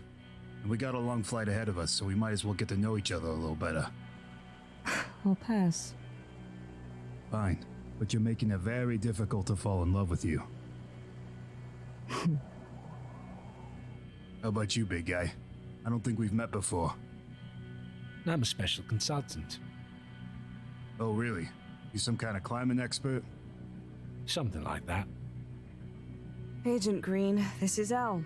He's one of the very few people in this world that have not only survived climbing Mount Everest, but also coming face to face with SCP-1529. Wow, so you went toe-to-toe with the king of the mountain, huh? Yeah. He's become invaluable in the Foundation's efforts to track and contain SCP-1529. I bet. He's got first-hand experience. So, tell us the story. Well, L, do not feel obligated to tell Agent Green here anything. No, it's fine, Doctor. What exactly do you want to know? Tell me what happened when you first encountered the creature. It couldn't have been more than 10 minutes after I left the summit, about 1300. That's the hardest part of the climb. You've reached the top and you're exhilarated and proud of yourself, and then you realize you've just done the most difficult thing you've ever done in your life, and you have to do it all over again, right now, backwards, or you'll end up like the Napping Man. The Napping Man? It's a boarding near a ridge on the south side of the mountain. Any expedition on traveling that way passes it. It's a real wake-up call for all the climbers with a god complex that think they're invincible. The all-new Hyundai Elantra with a 10.25-inch. Anyways, we were starting our descent. The others were 5 or 6 meters ahead of me. I'd been delayed a moment to adjust my hood. That's when I saw it come over the ridge. What was your reaction when you first saw it? Surprised, to say the least. We hadn't been told there was anyone else climbing to the top that day. I thought he must have come over from the other side, or gotten left behind by his mates. I shouted and waved my hands in the air to try and get his attention. What happened when you got its attention? He looked right at me, and that's when it started. I suddenly felt happy. Instant relief. It was like right away all the pain and the soreness and the chill was gone. I didn't have blisters on my feet, and I could feel the tip of my nose again. It was like I was back at home, kicking up my feet by the fireplace, like I could forget all my worries and enjoy a well-deserved rest, but... It didn't feel right. Have you ever heard of paradoxical undressing? It's when your body starts to cool down, like really cool down, and your blood vessels dilate, and you start to feel like you're warming up. So you start tearing your clothes off because you feel like you're burning up and you need to cool off. And the next thing anyone knows, you're naked and frozen to death, curled up in a snowbank. I had a mate who went that way in '98. So you believed you were imagining it? Right, so I tried to shrug it off, but I couldn't take my eyes off the man who'd started climbing up towards me. And that's when it all went to hell. You really don't need to go any further if it's going to upset you, Al. I'm not upsetting him. Am I upsetting you? No. See, he's fine. What happened next? Right away, all that warmth and comfort was gone. Suddenly, I felt cold. Colder than I'd ever been before. Colder than I had a right to be. Couldn't feel my fingers or my face. My lips felt cracked and frozen. I tried to breathe and it was like my lungs were full of water. My legs cramped up, and next thing I knew, I was down. I tried to yell out for help, but all that came out was a whisper. I looked up, and that thing was still coming. How long did it take to reach you? An hour, maybe? Not sure. I couldn't see my watch, and I don't think I could have made sense of it anyway. I managed to get my arms on the ground, but I couldn't push myself to my feet. It was getting to the point that even if I could right myself, I wouldn't be able to make it back to camp before nightfall. I was starting to think I wasn't making it off the mountain at all. But what worried me more was the man. Crafting? The closer Miki he is got crafting? to me, Yeah, Miki is I crafting. started to feel something in the back Thanks of for my the head. follow. Something primal, menacing, and above all, hateful. And what happened when he got to you? He grabbed me by the shoulders and pulled me up to face it. I was looking right into his goggles. I could see If you ever stick around, you'll notice I struggle with easy names harder than actual hard names. It doesn't make sense. So much. Because I'm stupid like that? Images and emotions in the back of my mind. Rage and joy and confusion. What do you mean, confusion? I don't know. I don't think it was used to people resisting it, so it asked me a question. It spoke. I've never read about SCP-1529 Well, thank you for the follow, Miki. being How are you doing today? It didn't speak with words so much. I could hear it, but not with my ears. I saw images of people sitting back in hot tubs, lying by a crackling fire, sunning themselves on the beach, warm, happy people. But I knew their faces. They were faces I'd seen in books and in pictures, and people I'd seen on the way up the mountain who I hadn't seen on the way down. People still lying face down somewhere in the death zone. And I heard its question. Which was? You would refuse my gift. Go on. Until lunch. God, what time is it for you? It's going on. But I knew that this thing in 1 front a.m. of for me was a bigger threat than any storm or any snowdrift. Moving my lips was harder than anything I've ever done. But I did. And I told it. Yes. How do you respond? I saw more images. Images of those same people lying in the snow, already half dead. It didn't say anything to me in words so much, but it was angry at me. It was offended, outraged, shocked. It was trying to tell me I'd been ungrateful. I asked it, why are you doing this? And what did it say? It mocked me. It showed me another one of its victims, probably the first one. It was a face I recognized from old climbing journals, but I'd never seen it in that kind of detail before, or in that condition. He was on his stomach, weak, frostbitten, dying. He was waving and hollering at the thing as I watched it approach. I'm gonna say Virus. Thank you for the follow, Virus. I watched every second until it was done. I think watching it was worse than living it would have been. What happened next? It was holding me up, so I had just enough strength to pull up my fist. I punched it, hard as I could. Every last ounce of strength I had, right in the goggles. They cracked. I could see what was behind them. And what was that? Gonna need everybody to buckle up back there. We're getting close to base camp, and it's gonna be a bumpy ride. What was behind the goggles, El? Classified information, Agent Green. But Dr. Buck, I would hate for there to be any secrets between us.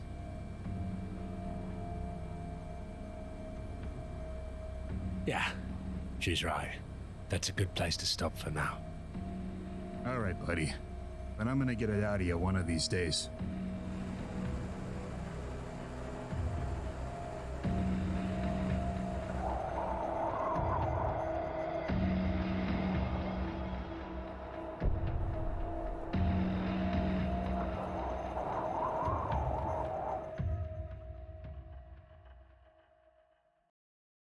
Can I tell you a secret? My mouth hurts. Almost 50% of kids in America get cavities before they're 8.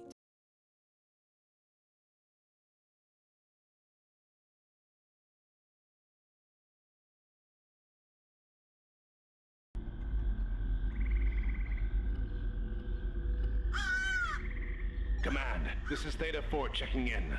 Still no visual on the anomaly. Any luck with the UAV? That's a negative, Theta 4. We're blind with all this fog, and Thermal is a no-go due to the nature of 811's biology. Proceed with caution.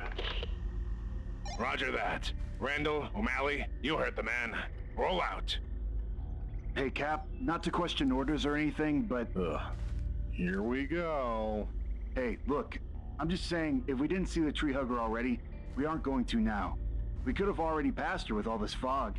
Command picked one hell of a night to send us headhunting. We follow the peatland north for another 12 miles before rendezvousing with Bravo Team, so quit your moaning. We have a long march ahead of us. How do we even get put on this op? Doesn't this seem like more of a job for Beta 7? The hazmatters, or whatever they call themselves now? I just follow orders. Best you do the same. What's wrong, Randall? Would you rather be picking flowers someplace else? Ha ha, very funny.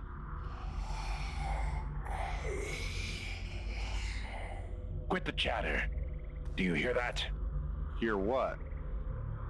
Just quiet.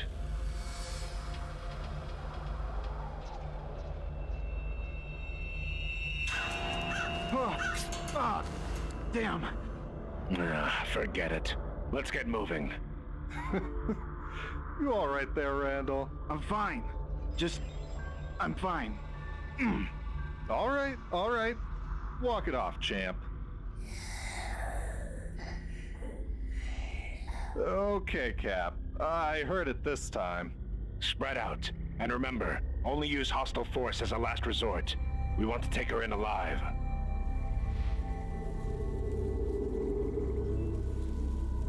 Command, we've got movement. Copy, Theta 4. Charlie team is closing in on your position. ETA 20 minutes. Hang tight.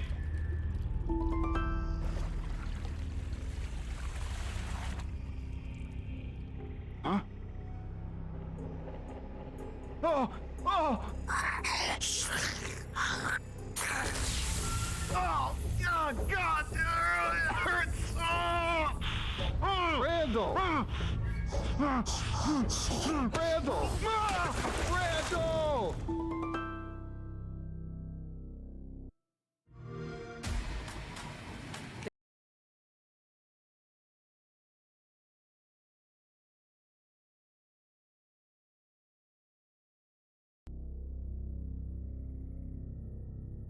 Fascinating, isn't it?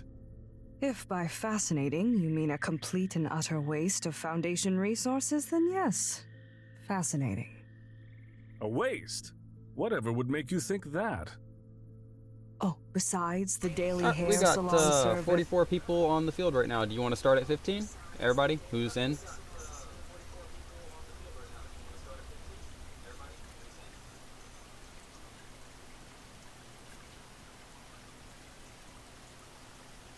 I don't think anybody from this game is actually in my chat right now, actually. Except for Morphing.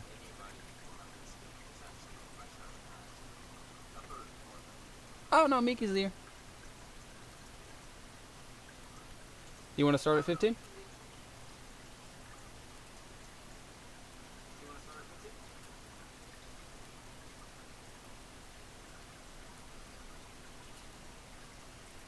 We got 44 people. I don't think it's going to be that hard. These are level...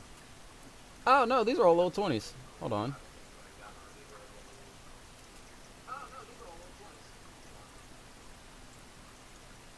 Okay, no, we'll wait. We will wait.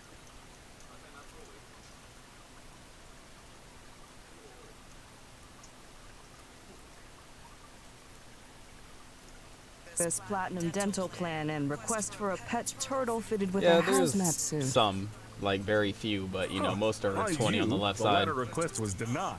But regardless, all of these sanctions are necessary in the name of research, Dr. Buck. This creature is responsible for an MTF agent's death.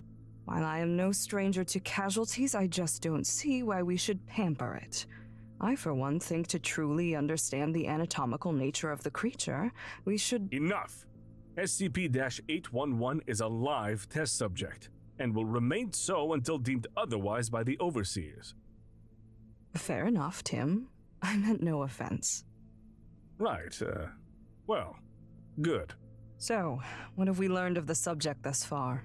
Well, What's truly interesting about 811 is its strange physiology. Its skin has slight abrasive properties and is a mottled green color that serves to camouflage it among the reeds in its natural habitat. Its sweat has been observed to act as a mild skin irritant. It has extremely oily black hair that has proven to be resistant to cleaning with conventional shampoos, thus why we have its daily hair salon treatment, as you kindly mentioned. And what about its defense mechanism? The cause for Agent Randall's demise? If you're referring to the mucus, we are still trying to uncover more regarding that. The palmoplantar surfaces of SCP-811's skin constantly secretes a clear, green-tinted mucus with minor adhesive properties. While this mucus does not appear to have any effect on SCP-811's own tissue, it does rapidly decompose any organic material it comes in contact with, reducing the matter into a slightly viscous black liquid. It will then absorb said liquid through its skin and directly into its circulatory system. Lovely. With its limited understanding of English, it requested to be addressed as A. It has shockingly human characteristics. Mind you, not the type of lady you bring home to meet the parents around the holidays. Sounds like you have your research cut out for you. Ready to go inside and say hello then? Yes, I'm just waiting on Gustav to come back with his findings. Sorry I'm late. I picked up the radiology reports from Area 12 and was examining the anomaly's internal structure when, well, I suppose I just lost track of time. And? What were the results? Well, the, reports were inconclusive. Of course. Well, I suppose in that case we better go speak to the subject and bring its lunch while we're at it. Right, sir. Absolutely. Best of luck, gentlemen. Somebody ate my donuts! This is an active crime.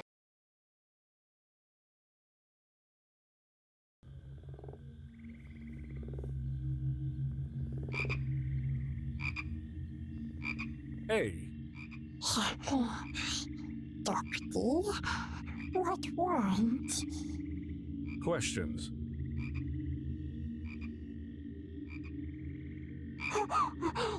Food.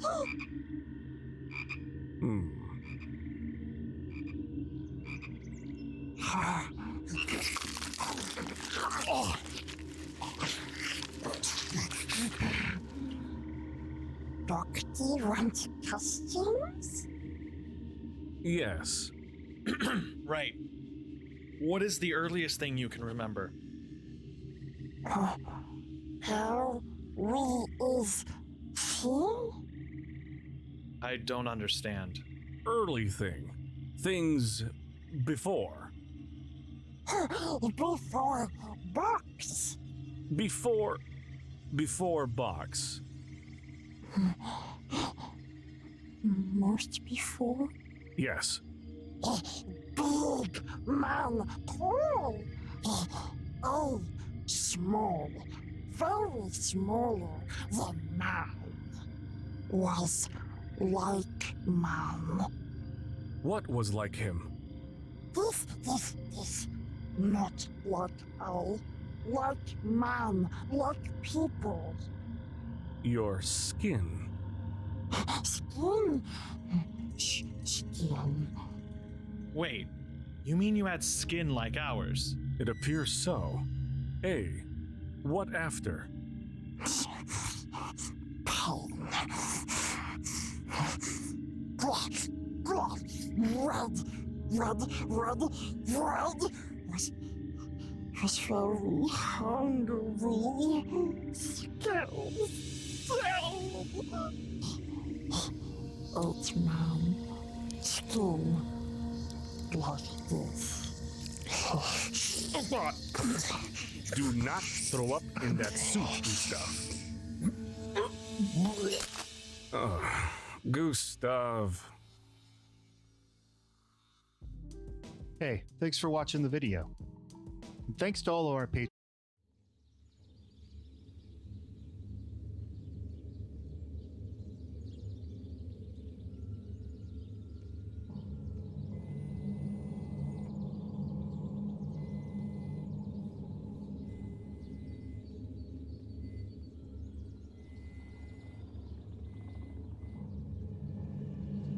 Got him.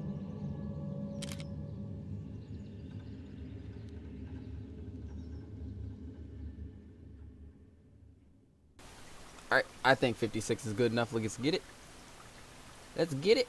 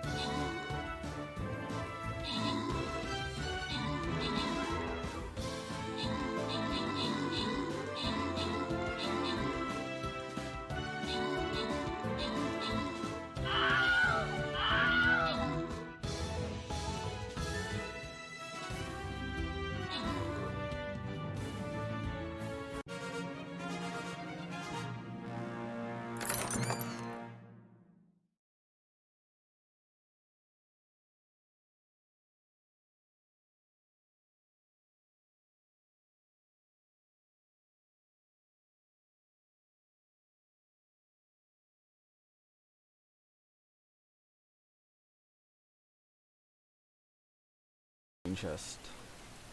Loyalty green chest is where I want to be. So the fastest way to get there would be to you. Straight through the middle and up.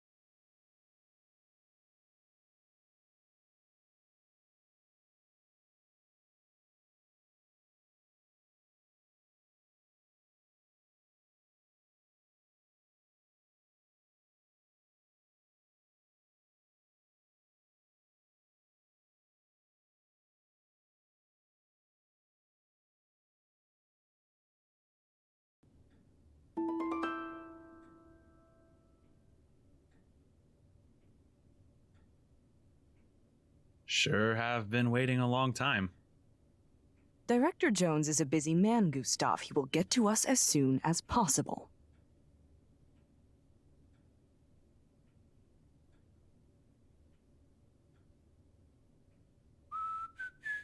No.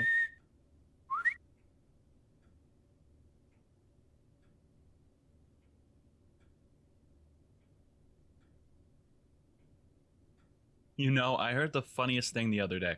Please, Gustav, can we please just sit here in silence? Yeah, totally. Sorry, Dr. Buck.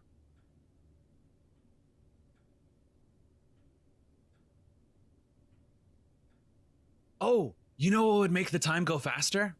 We could play the I Spy game. I'll go first. I spy with my little eye.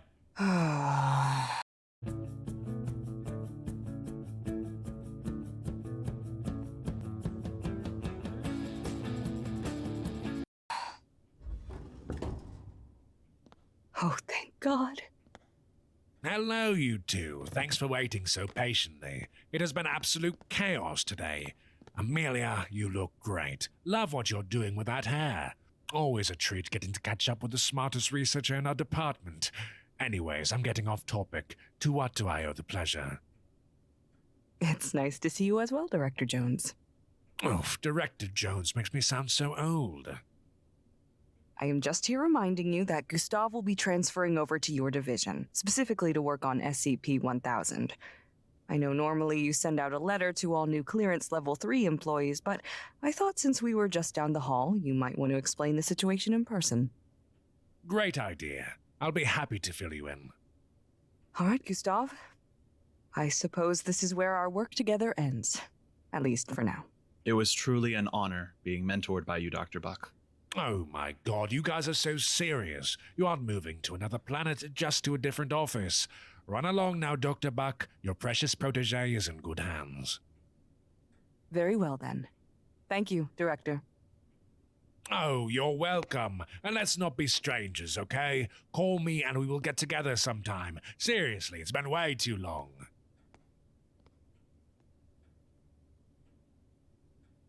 She's a real piece of work. Come on, Yusuf. It's Gustav. As if it matters.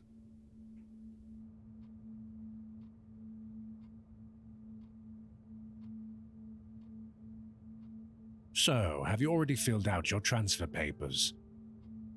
Yes, Director. You should have received them days ago. Well, as you can see, I got a lot on my plate here, Garrett. It's Gustav, sir. Right, whatever. Ah, here it is. You haven't been working here that long. How'd you get promoted to clearance level 3 so quickly? You got a mommy or daddy on the O5 Council? No, sir. Nothing like that. The higher-ups were impressed with the performance of Dr. Buck and I during the containment breach a while back, and this position came open. It was just good timing.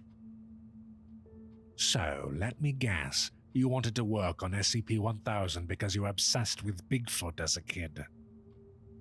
Well, yes? Very original. I'm sorry, sir. Did I do something to offend you in any way? You mean other than being a complete imbecile who lucked his way up the ladder into a very important position? No, not particularly. Let's just get to the matter at hand. SCP-1000. Yes, sir. From what I have read, all media reports and evidence about Bigfoot... SCP-1000? Right. Sorry. All media reports and evidence about SCP-1000 are confiscated due to possible contamination with SCP-1000-F1, but I believe, given enough time, I may be able to develop a suit that protects us from its anomalous effects. Listen, Russell. It's Gustav, sir. Forget everything you know about SCP-1000, okay?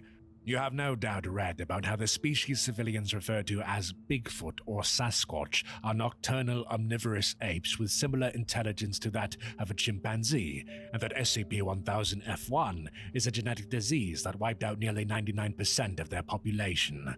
But that's a lie. Every instance of SCP-1000 is smart, just as smart as most humans, and in your case, probably even smarter. And they didn't die out by accident. It was an annihilation. Annihilation? From what? Humans. What? Why? Are you familiar with the organization known as Children of the Sun? No, sir. They were once a rogue unit that defected from the Serpent's Hand. They told us a story that was impossible to believe, until it turned out to be true. Several thousand years ago, the apes we call SCP-1000 evolved alongside us. We walked in the daytime just like now, while they walked in the nighttime. They were our nocturnal siblings in the shadows, but while we were still wandering hunter-gatherers, they changed. They created tools for agriculture, they domesticated animals and built stable settlements. As humanity blinked in the Pleistocene sun, SCP-1000's population exploded across the night.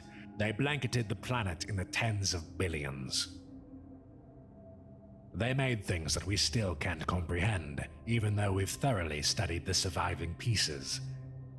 Some of them are even classified as SCPs now, such as SCP-2932 and 2511. They made trees and birds of prey grow into fast-moving ships, herds of animals that became trains, bushes that became flying vehicles. From insects and pigeons, they made things equivalent to cell phones, televisions, computers. The children described vast shining cities with giant flying ships of ivory and spider silk stretching across the sky. Our population was rare, similar to gorillas now. A few 100,000 left at best. We avoided their settlements just like wild animals today avoid ours. The All-Star family welcomes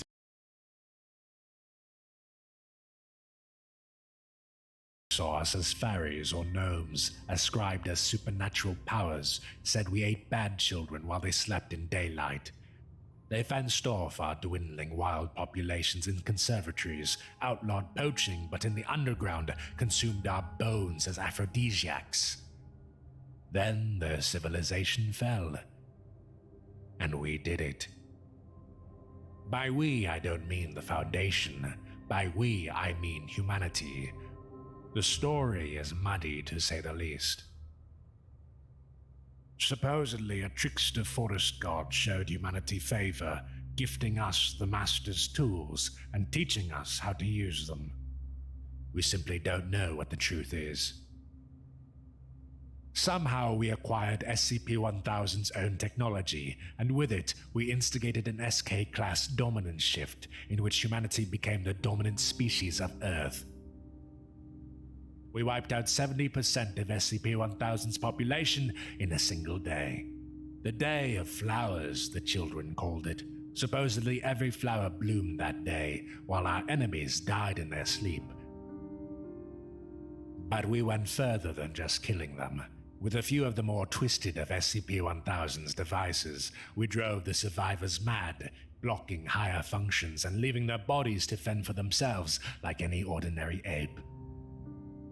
We slaughtered their living machines and burned their vast shining cities with SCP-1000's bioweapons that reduced everything to dust to eventually blow away in the wind. We left no traces, not even our own memory. We turned one of the weapons on ourselves, wiped out any knowledge of SCP-1000 and the greatest civilization the planet had ever seen. Only a few humans protected themselves from the effect, kept the forbidden knowledge, just in case. The rest of us went back to being hunter-gatherers, none the wiser. Which brings us to today. You'll be able to read further information about this in the Level 3 documentation, but I'll give you the short version here in person. SCP-1000 are somehow regaining their forgotten intelligence and knowledge. Maybe they never truly lost it. We don't know. This is why the ever-increasing number of Bigfoot sightings is so worrying. Why their attempts at contact, however civil, are even more worrying. Here is one of the only notes written in a human language. SCP-1000 are just like us. That's what makes them so dangerous. We wiped them from history and memory. We dissolved their civilization, and we slaughtered most of their species. So just ask yourself, if they got the chance, what more would they do to us, Trevor? It's Gustav.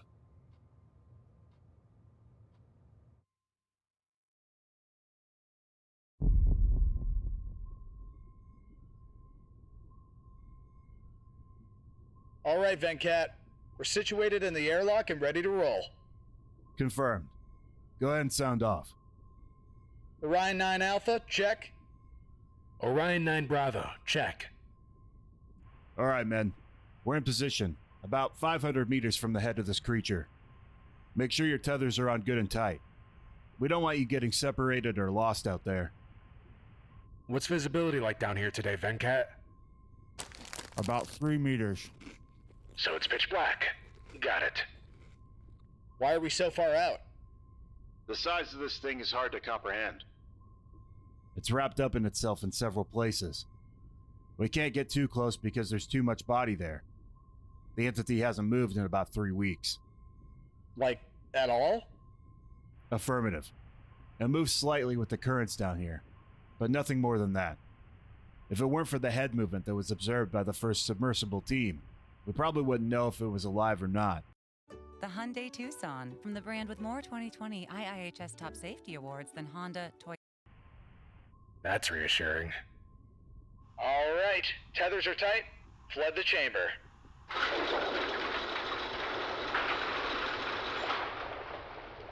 You good? I'm good. Hopefully we won't be out for long. Turn on your light. Here we go.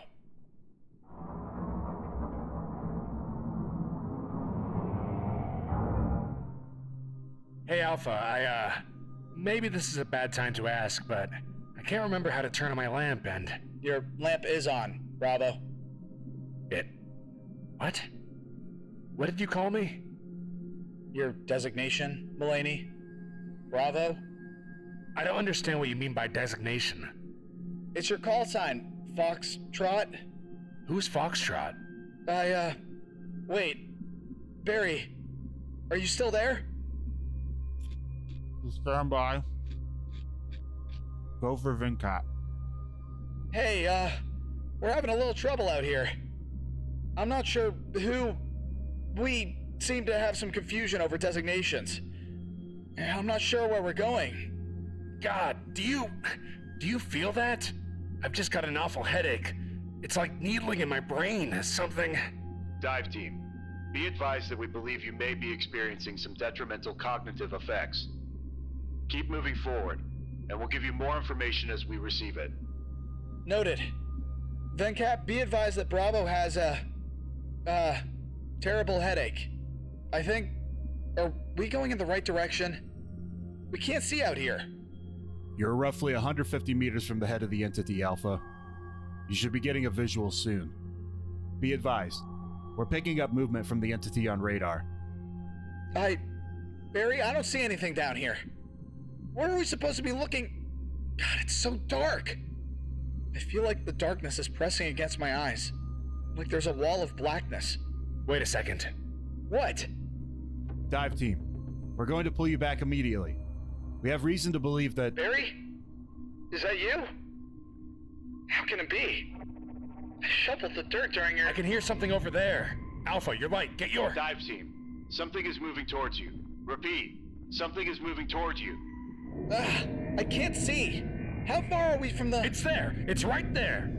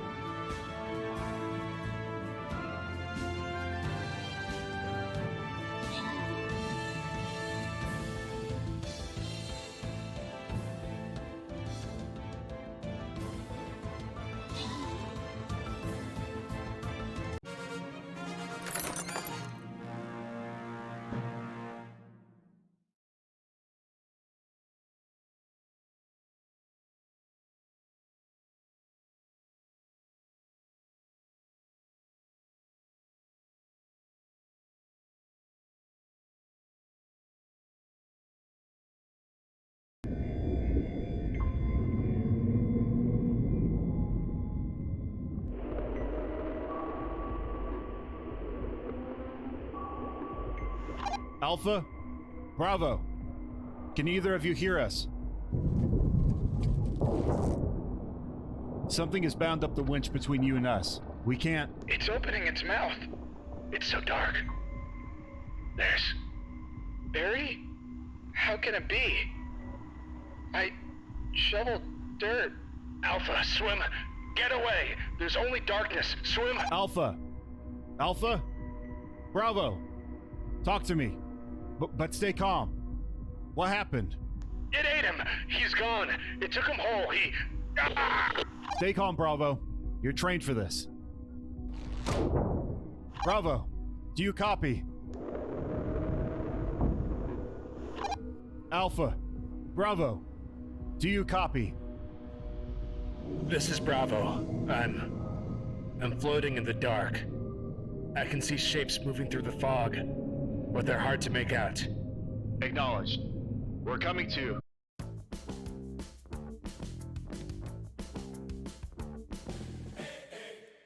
Hang on, just let me think for a second. Cognition. This thing, it doesn't work around it. Your brain can't form thought. It hurts. Bravo, do you have eyes on the entity? It's in my head, guys. Coiled up in there like a snake. And something about it is caustic. I can see it, just in front of me. It's not doing anything. It isn't moving. Just hanging there, with its mouth open. I think it's finished eating. That fluid is seeping through the skin around its head, about a meter back. Just looking at the stuff is making me... like the room is spinning. I feel nauseous. My head isn't working right. There's a body under the floorboards, and another in the sink. Wait, this is wrong. That wasn't me. Who said that? My head. I'm going to collect a sample. Hang on. Bravo. We're going to send out a crew to get you. Just hold on. Oh no, don't do that. Not... You have to be trained to not feel the things I'm feeling. Otherwise, it will get into you. It feels like the end of the world down here, fellas. I got a sample. I'll attach it to one of those little balloons and let it float up. You'll be able to get it later. Don't spend too much time around that stuff. It doesn't... Your mind, it... Bravo? I think I'm dying. I'm dying. I know I'm dying. This is it. I just want to get away from here, you know? Don't send anyone else out here. It's so dark.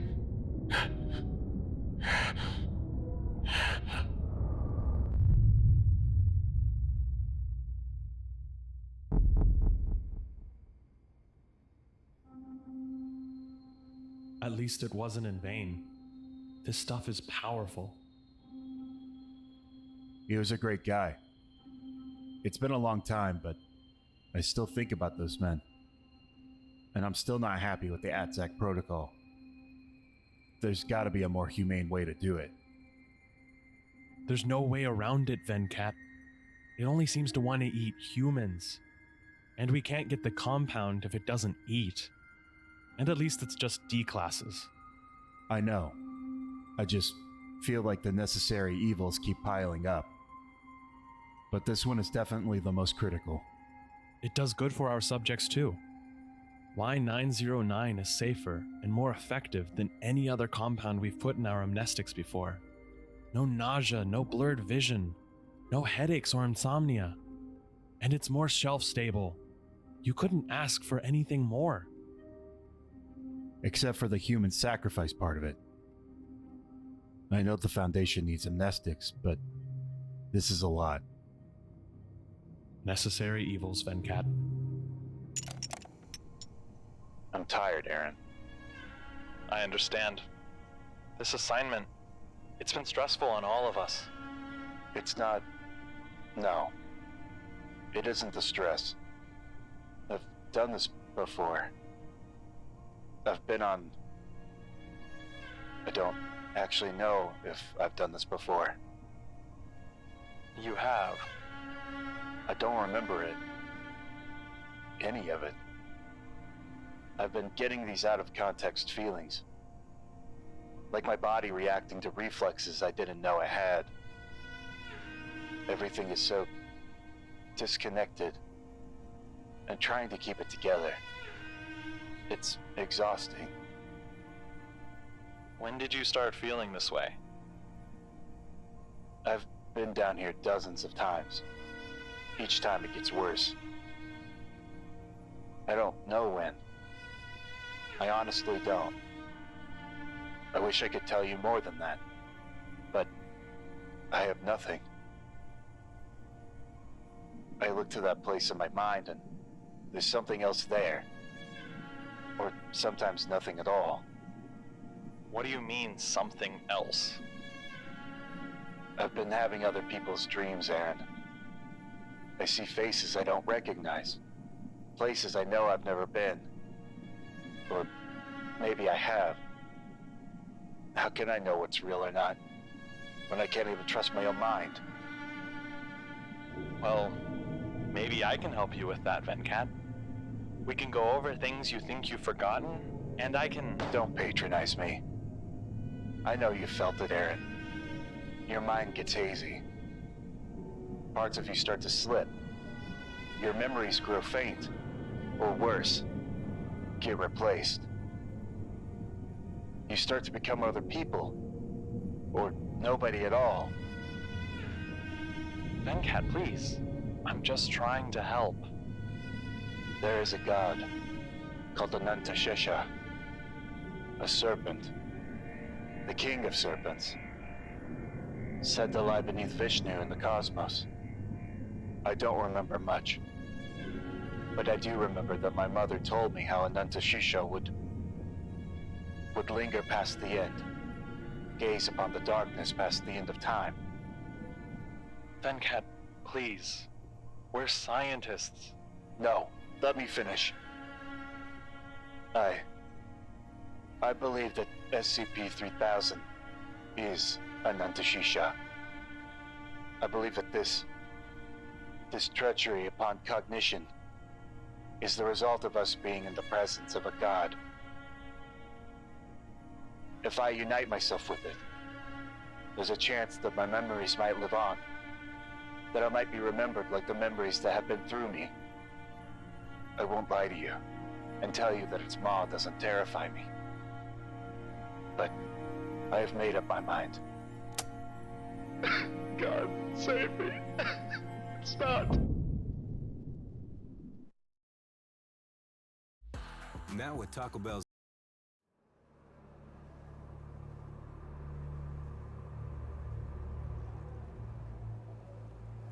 Do you see anything?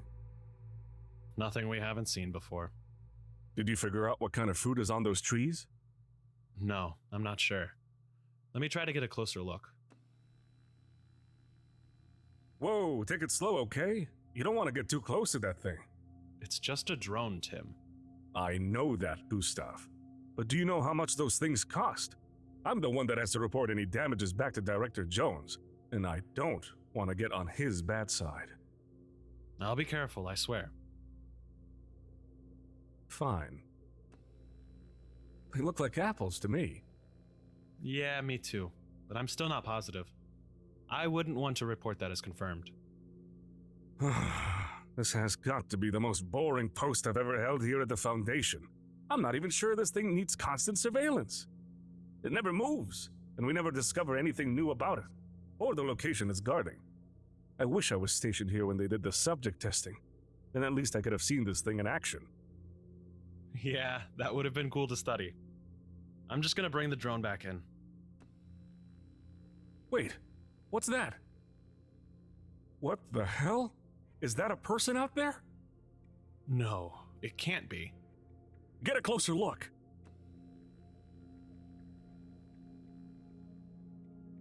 That can't be one of our people, right? Walking alone in the desert unannounced? If it is, they're in some serious trouble. Send out any guards currently on duty to retrieve him. On it.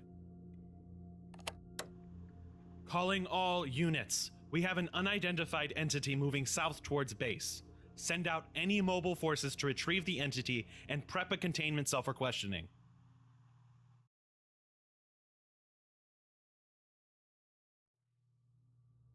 Okay.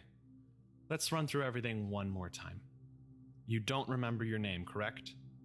I have no name. There is nothing to remember. Right. And you have no idea how you got here? No. Nobody sent you? Or dropped you off?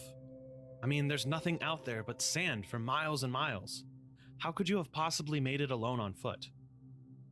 I do not know. And how did you make it around our perimeter? We have guards stationed at every major access point. I am here because here is where I need to be. There is nothing more I can tell you. What the hell is that supposed to mean? What kind of operation are you trying to pull? You some kind of covert operative for another agency? Tim, relax. What are we doing here wasting our time with this guy? He's clearly some kind of spy, maybe Chaos Insurgency, or the Serpent's Hand. And he's clearly not going to talk. We should just get his termination over with. We have absolutely no proof that he's a spy. That doesn't matter. Unless you've forgotten, this base and everything around it is extremely classified. The Foundation isn't just gonna let him walk away. We could give him amnestics. Why are you trying to protect him? Why are you being so paranoid? The Foundation will probably want him terminated, but we might be able to learn something from him first. I cannot teach those who do not want to listen. What did you say? Your partner is right. There is plenty I can teach you, but you are not ready to hear my message. Enough with the riddles. We are literally going to kill you if you don't start giving us some straight answers. Do you understand that? Tim. Let me see Uriel. Uriel? Who's Uriel? He is one of the 4 children. The great deceiver has strayed him from his path. I do not remember where I come from, other than that I was cast out, and now have returned to claim my home. What? Let me see Uriel. Are you talking about SCP-001? You may call him that. Well, that's not going to happen. No one is allowed within 1 kilometer of the Gate Guardian. The Gate Guardian. Oh, I see. Hey, Tim. I think we should let him do it. What? Absolutely not! It's against protocol. What is your deal today? Just hear me out. We both agree that he probably needs to be terminated, right? Yeah? So why not let SCP-001 do it? At least then we get to observe it in action. No, we can't. I'm sorry, Gustav. Come on! You were just saying earlier how you wanted to see the Gate Guardian in action. If he's going to die, we might as well use him as a test subject. Well, if we do this, it would have to be off the record. The Foundation won't approve it. We'd probably both be demoted for even proposing the idea. Of course. Why do you want to see SCP-001? I am the living God, the Good Shepherd. The Good Shepherd lays down his life for his sheep.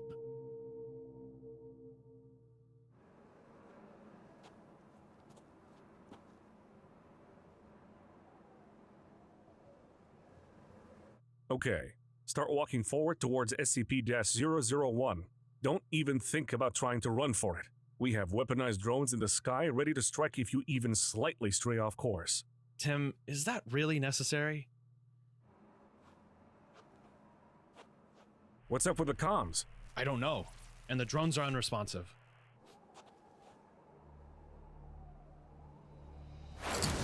The most beautiful of all the Seraphim, shining with intelligence and daring, his great heart filled with the virtues born of pride, frankness, courage, constancy in trial, indomitable hope.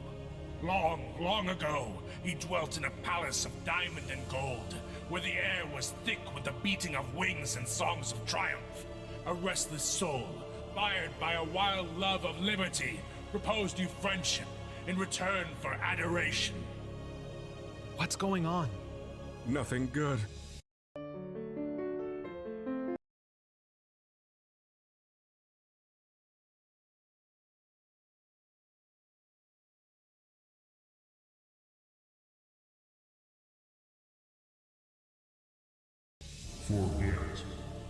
Forget.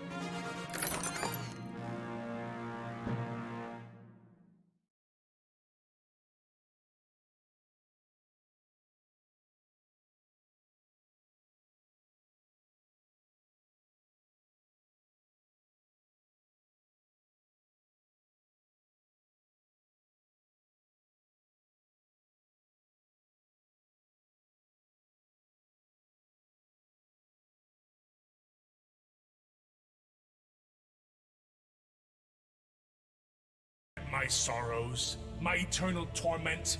Uriel, I come before you now. Let us not conquer the heavens. It is enough to have the power to do so. War engenders war, and victory defeat. God conquered will become Satan. Satan conquering will become God.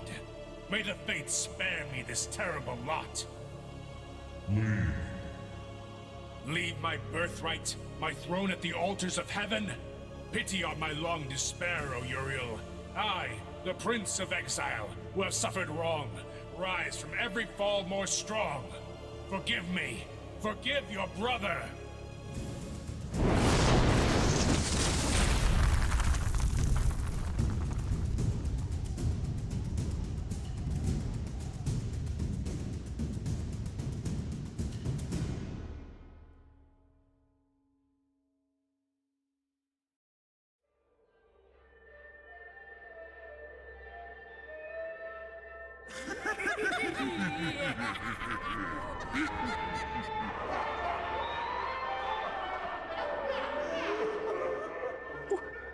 Who are you? Just keep smiling, Janine. They're watching. You need to stay happy. I want to go home. Please, take me home. I'm sorry, I can't go back with you.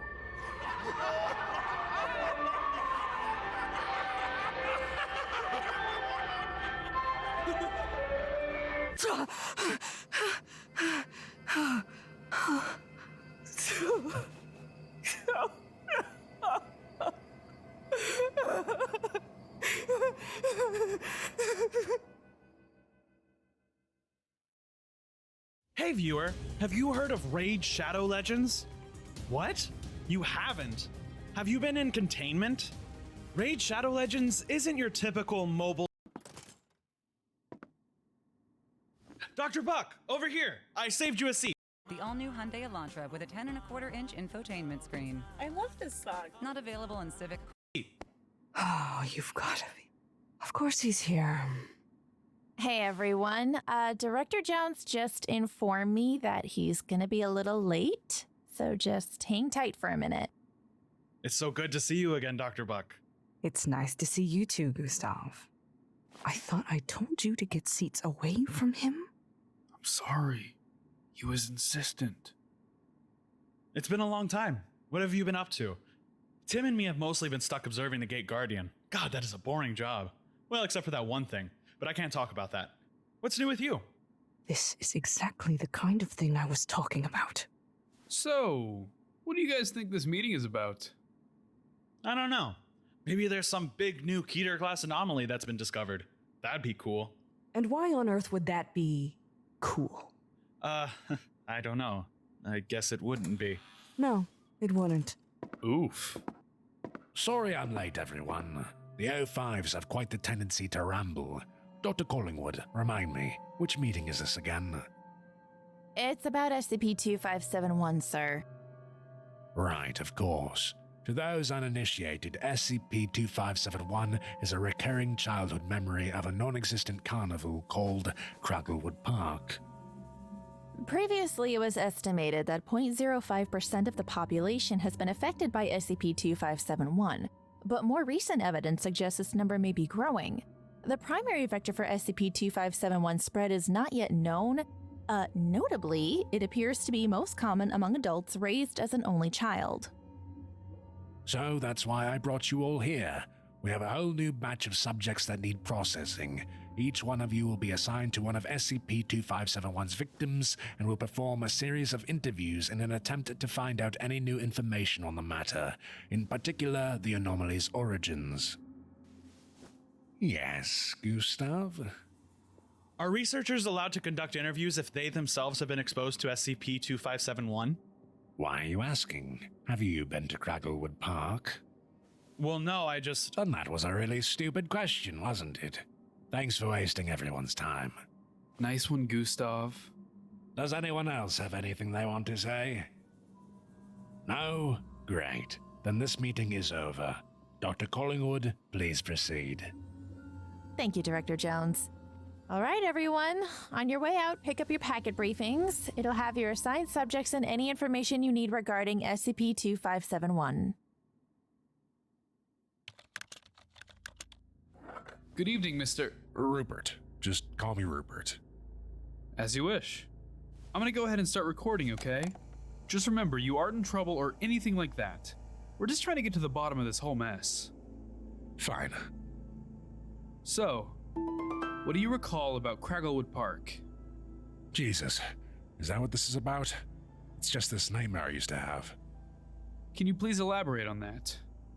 Yeah, I mean, I think it's probably based on some actual theme park I went to as a little kid, you know? Probably traumatized or something. What happens in the nightmare? I enter this theme park. It's like Disneyland, but smaller. There's no rides, just this long, winding road through the woods. Everything's bright and colorful, like in a cartoon, and there's these trees all around me. Tell me about the trees. They've all got faces, and they're smiling. They've got these dopey, cheerful looks, like in one of those old cartoons, right? And they just smile back at you. I think they would laugh too. It's creepy, man. Can you tell me anything else? Well, there's this music that's playing everywhere. It's like organ music, but not the kind you hear in church. More like the sort of thing you'd hear at a carnival. You mentioned before that there aren't any rides. No, wait. No, I'm wrong. There's rides. There's one ride. Just one ride. It's that thing with horses that goes around in circles. You know what I'm talking about? A carousel. Right, that thing. It's where the organ music was coming from. Were you there alone? No, there are always other kids with me. They weren't happy to be there either. Everybody's smiling, but they're just doing it to stop from crying, you know? To fool the trees, to keep the trees happy. Keep them happy? Yeah. Is there anything else you can tell us? There's one bit, near the end. Just as I'm getting ready to leave, I see something. A tiny tree sprouting up near my foot. It looks up at me. It's smiling with that big, dopey, happy grin. When I see it, that's when I start screaming. That's when I wake up. Why does that tree make you scream? Because it has my face.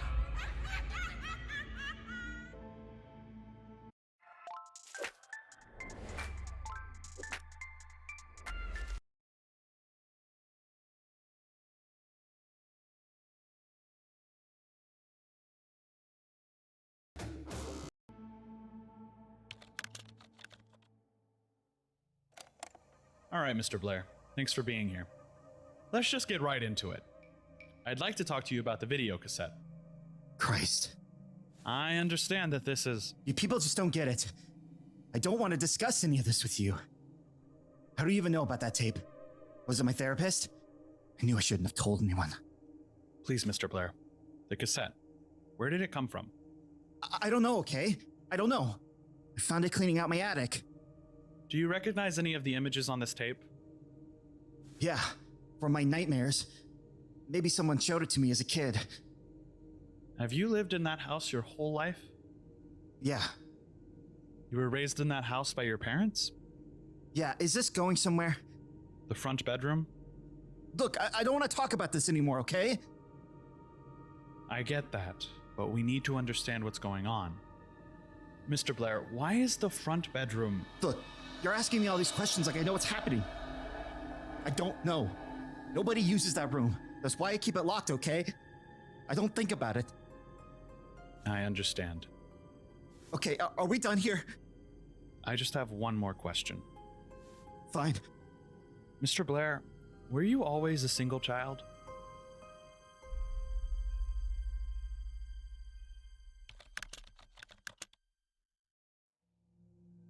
Ms. Yearling, did you ever ride the carousel? What? No, are you crazy? What happened when you reached it then? Some of the kids got on. Not me, though. The ones who did, some of them were smiling, some of them were crying, some of them hugged. The ones who didn't get on, some of them hugged each other. What happened then? They rode the carousel, and I left. What happened to them? How should I know? I left. So you just left them behind? Yes, I left them. What? You think I should have stuck around? See how it was all gonna turn out? I didn't mean to accuse you of anything. You were just a child. No one would have expected you to. That's right. I was just a kid in the middle of a goddamn nightmare, and I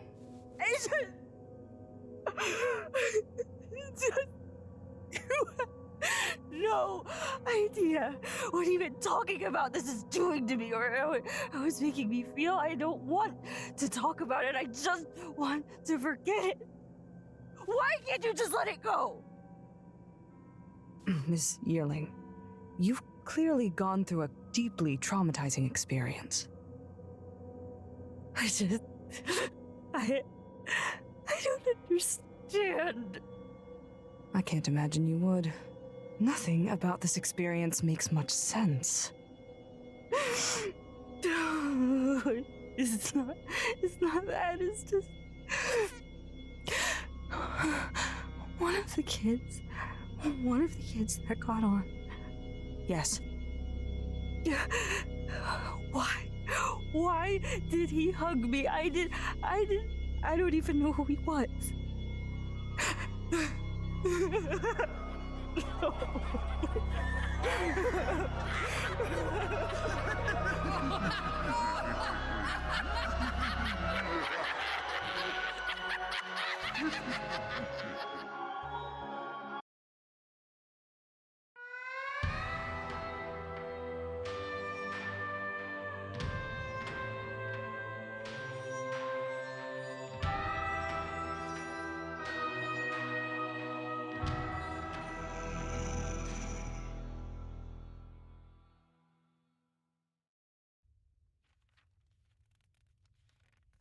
Walk in, ask questions, get out.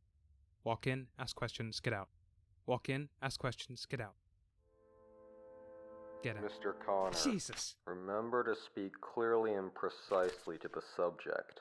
This one can be very difficult to talk to.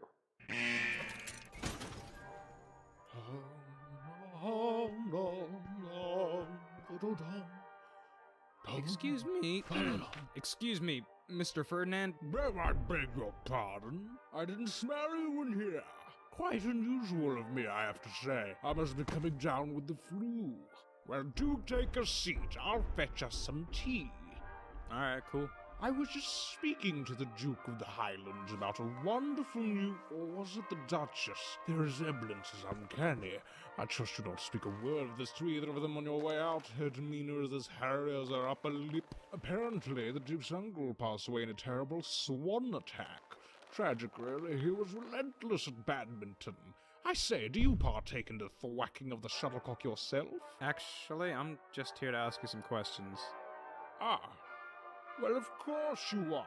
Why else would you be here? Exactly, so question It's one. all any of you fleshy homunculi do these days, eh? Popping into my bloody room and asking me bloody questions, not to have tea or play an honest game of badminton. No, no, no, we're all above that. We're all too busy for badminton. What the fuck is badminton?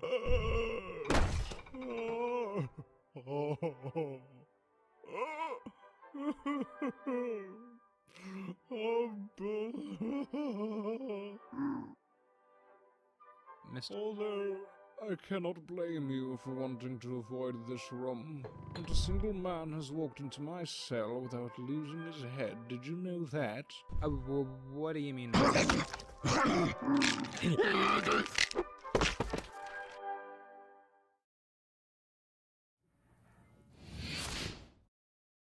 Asshole! No. I say, you're not an average chap like the rest of them, are you? Not technically, no. You're an abnormality. An SCP like us. You belong here with us. No.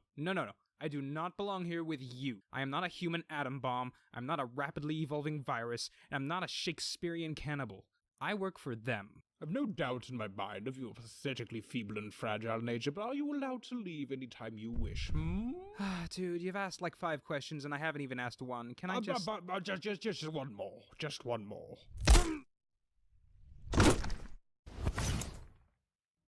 Does that hurt? Yes! That hurts! Stop it!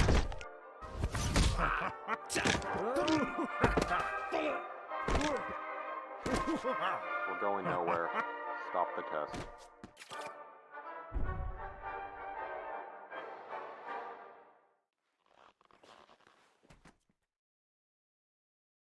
Wow, I haven't gotten the lamp. Mr. Connor, please exit the containment cell. I'm out. I don't want to be here when these bodies start voiding their bowels. Fuck you, Mr. Ferdinand.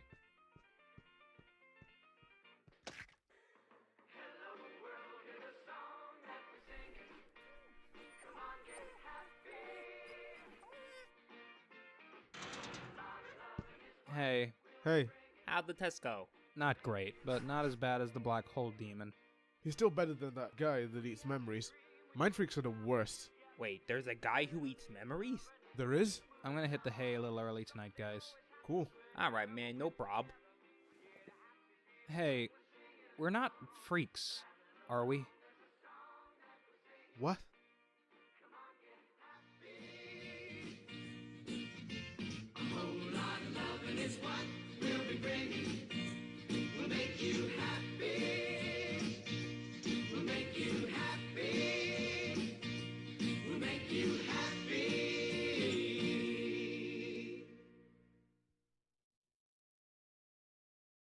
Nomadland is now nominated for 4 Golden Globe Awards.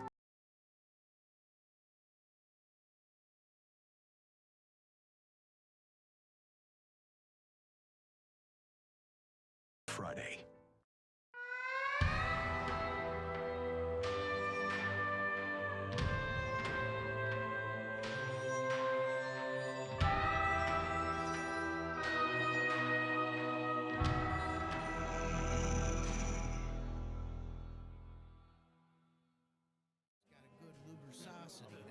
Does what the Gump 2 years and against you Gump Duffins. See, what people don't understand really about corn is that you don't just grow corn. You grow with corn. Now, as a corn farmer, or as some people like to call me, shepherd of the shuck. Nobody calls you that. Mr. Connor, Dr. Mueller needs a test dummy in the Biohazard Center. Oh, thank God. No, wait, don't leave me! Yeah, see, you got a Diet Coke there. You know, that has a lot of corn syrup. Ah, yes, hello. I'm Dr. Mueller, and this is Dr. Mulligan. We're botanists from the Biohazard Center of Fungal Study. Now, due to an incident with the fly traps from Venus, the botany wing's a little short on test subjects, so we do apologize for any inconvenience. It's cool. This is Dr. Powers, our on-site shrink, and your temporary psychologist. Well, what happened to my psychologist? Is he still trapped in the nightmare dimension? I think you mean the night terror dimension. It's an honor to meet you, Mr. Cornwall. Oh, it's Connor. God, don't talk to me about corn right now. Connor, sorry. Well, I'm here if you needed to talk, formally or casually, and I promise I won't be too invasive as long as you promise that you're not secretly a telepathic wizard trying to steal my body. Okay. This way, Mr. Connor. I'm gonna get something to drink. Yeah, get a beer and forget that ever happened, right? Holy shit. The outcome of these tests vary among individuals, but not once have we experimented on someone with regenerative immortality. Just so you know, it's very likely that you will die at least once listening to the song. So, what is it, Ed Sheeran? We can't hear you, but I'm sure that response was well funny. And we'll be starting the music in 3, 2, 1. It's a fine day, people open windows, they leave their houses just for a short while. They walk by the grass and they look at the grass, they look at the sky. It's going to be a fine night tonight, it's going to be a fine day tomorrow. People open windows, they leave their houses just for a short while. They walk by the grass and they look at the grass, they look at the sky. It's going to Christ, I hope this isn't permanent. That's interesting. You're doing great, Connor. Wow, that's all me? We're on some Buddha shit right here. You'll begin to notice various types of fauna evolving from your original corpse. They'll be attracted to the music, so don't let them break the speaker. Oh. Shit, we got beats.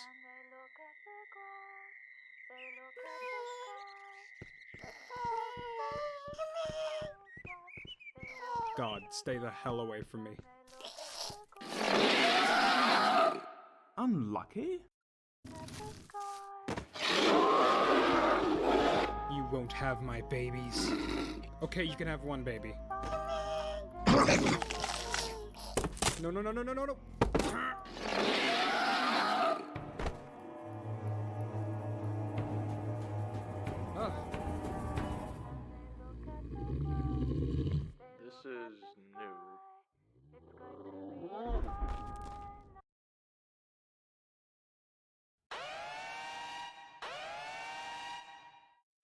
There's a containment breach. We need to shut down all the facilities. No! Oh dear.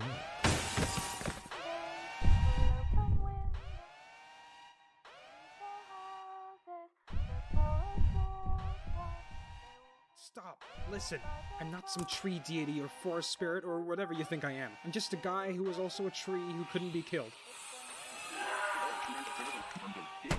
Most people consider themselves intelligent beings, they say, well, that's absurd, but all this been say stuff. It's always prophetic stuff. You know, intelligent human beings, No, just man, realize you they got have their this. beginning. They have something.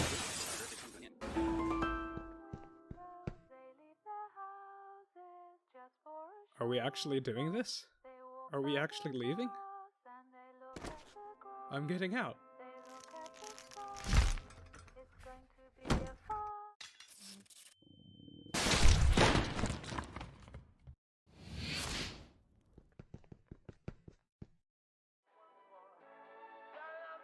So, you claim the humanoid entity invaded your mind and convinced you that you wanted to escape the facility. Is that so hard to believe? Well... Come on. There's a giant slug downstairs that transforms into your greatest sexual desire, but this is too much. Wait, it transforms? What? What? Has it been 30 minutes yet? Connor, you can tell me if you wanted to escape. I don't have to write it down. This facility is pretty grim and dark, and they put you through a lot of horrible tests. If you're feeling like, yo, fuck this, and fantasize about escaping, then you can tell me. I guess I'm pretty... meh about it. Well, it's a start.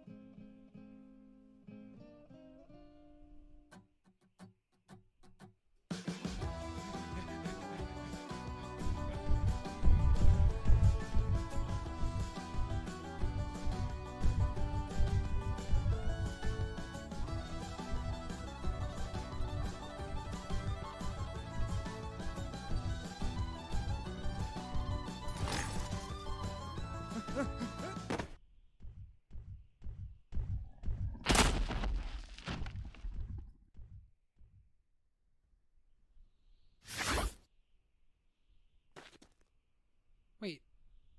Shit. 52 steps west of the Great Barnyard.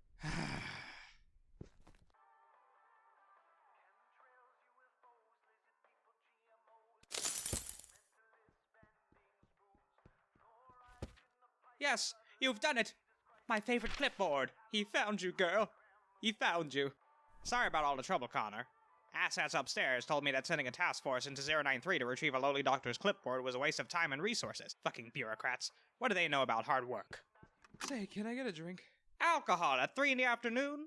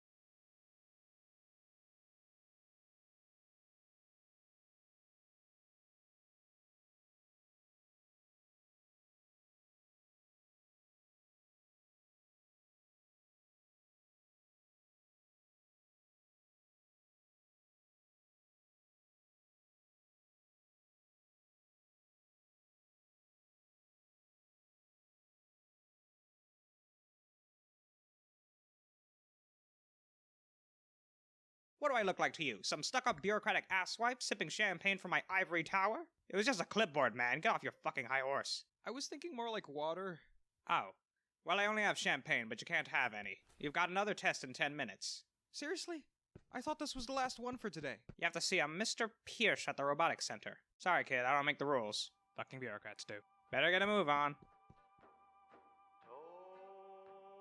It appears the escaped child SCP, known for her insatiable appetite for porcelain trinkets, has just been apprehended after using a teapot to murder Patterson Balmer, the owner of the third floor 99 cent store. Yes, this is the first documented case of a knick-knack paddywhack.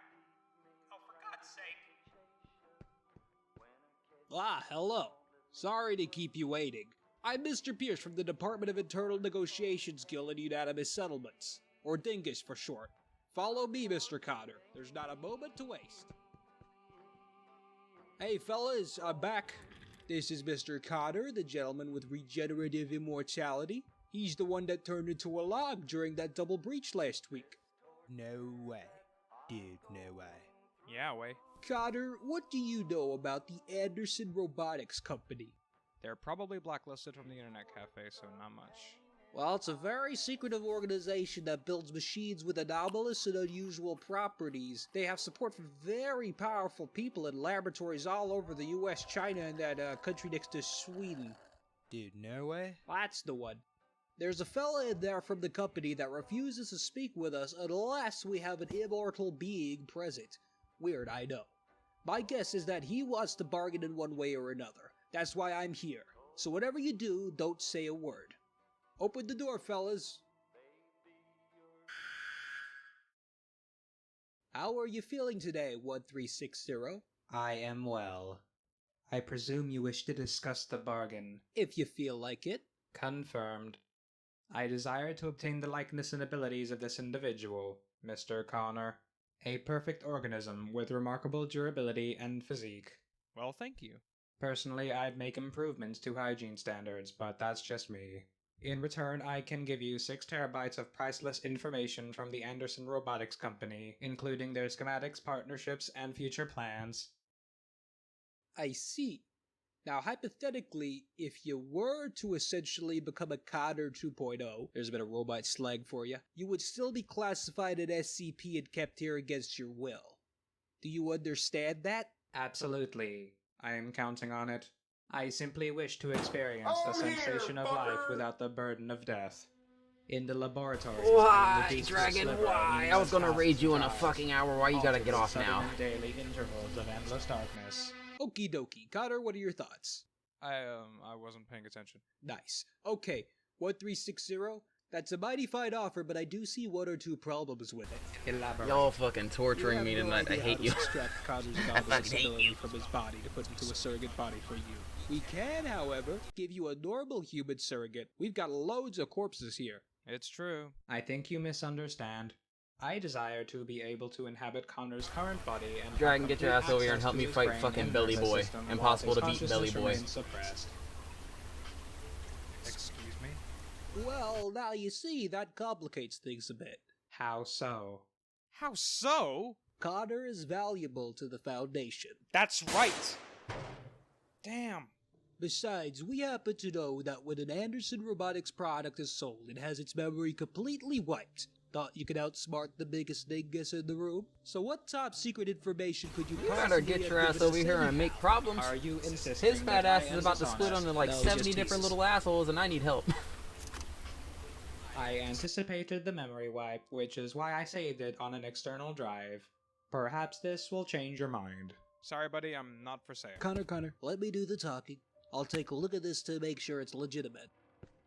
Mr. Pierce, you're considering this? Now, Connor, I'm just taking a gander. Won't be 2 seconds.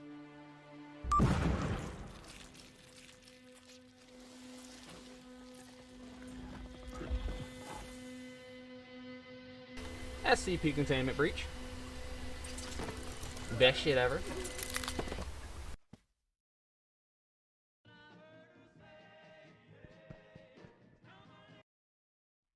The difference between you and I, Connor, is that I was able to escape my captors. You should be grateful for this offer. Yeah, no, not really. You're never going to leave this laboratory, Connor. I am offering the only escape you could ever hope to achieve. Dude, no way.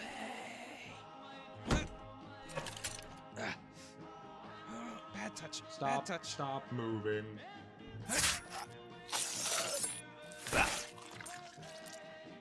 I don't understand.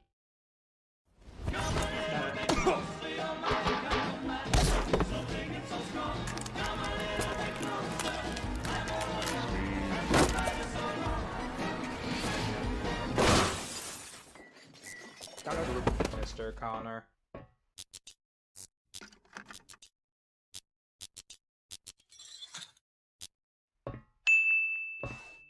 Unit 031, the prodigal son. Mr. Anderson. This is not where you belong. You cannot hide from us here, or there, or anywhere. I will give you one last chance to surrender and return to the laboratory.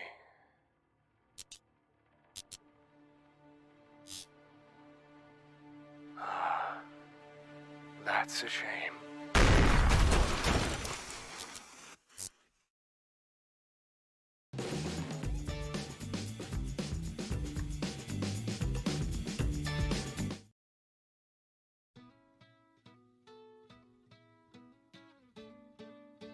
Dear Connor, ever since the Foundation uploaded me into a personal computer, I've finally had the opportunity to explore the memories Anderson suppressed. My name in life was Ian, and I suppose still is. I can now convert some of my human memories into audio files to listen to, and each one generates even more memories. I would again like to apologize for trying to kill you that one time. Yours truly, Ian. Dear Ian, that name suits you. I'm glad you're discovering more about yourself than before.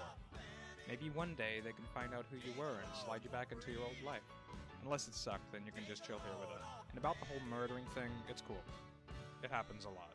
Being in prison does suck, but you certainly get to meet some interesting people here. Yours truly, Connor. Is interesting spelt with an E or an A? Dude, no way. You put the load right on me.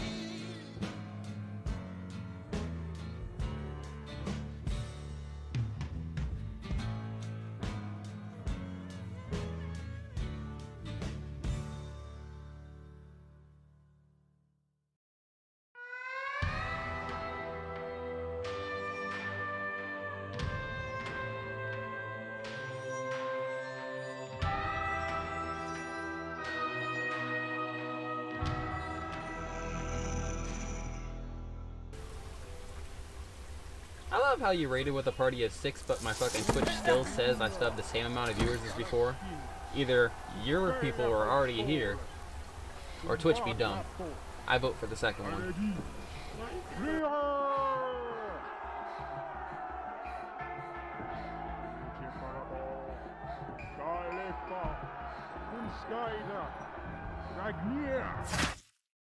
And I don't know who that was or why I have that dream so often. Whoa. Yeah. I remember one dream I had where Bigfoot could talk and his entire species used to rule over us, and now they want to take over the world again. That's dumb. Is 420J not the fattest blunt you've ever smoked? This is the only blunt I have ever smoked, and all my past lives are feeling it. You know, I heard a guy I don't know, inhale 50-50. so You know. hard, swallow Dragon's the ears joint are only is loyal to him. temporary, They hate jump me. Into another By the way, dimension. I love how I fucking specifically set up a goddamn line and immediately they ignore the fuck out of it. You know what that means? Put a goddamn rogue right there. Little too Freudian for Motherfucking my monk right taste, there. Connor. Well, I'm not a Freud. of We need the anything. defense. Oh, wow. That one hurt. The boy is you, and the priest is the foundation. There, boom. Too obvious. Another motherfucking rogue down Been here. Since you were 3, right? What else did you ever have to worry about other than being hacked, slashed, and drawn in quarters for 19 years? I don't know. The day the foundation Don't told fucking me jinx that I it, had a Dragon. mom, I want this bitch dead. that kind of I bummed me want to out be for the a person while. that beats him. Then I got over I'm gonna it laugh and at you stop when I just beat him. explaining. Like, Those two Dragon things couldn't aren't do it. Mr. Connor, report to General Marcus in Psych Wing Sector 5 immediately. Oh my god, he's going to kill me. Probably twice if I'm late. Bye, Nat. Love you. You're late, Connor. Sorry, sir. What's the matter with your eyes, boy? I was up all night reading, sir. Reading what? Words, sir. At ease, soldier. Now I'm about to brief you on your mission.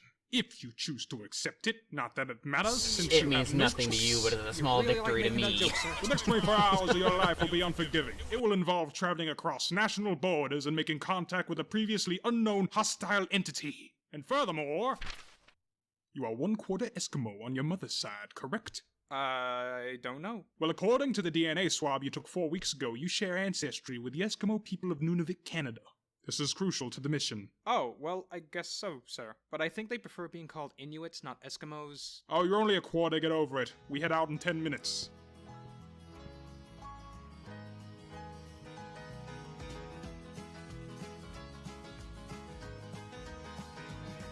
There's a road I'd like to tell you about. Lives in my hometown. Lakeshore Drive, the road is Must be a great view out there, sir. Oh, it is, Mr. Connor. That mountain looked like a breast, doesn't it, Lieutenant? Sure does. It's to protect normalcy, soldier.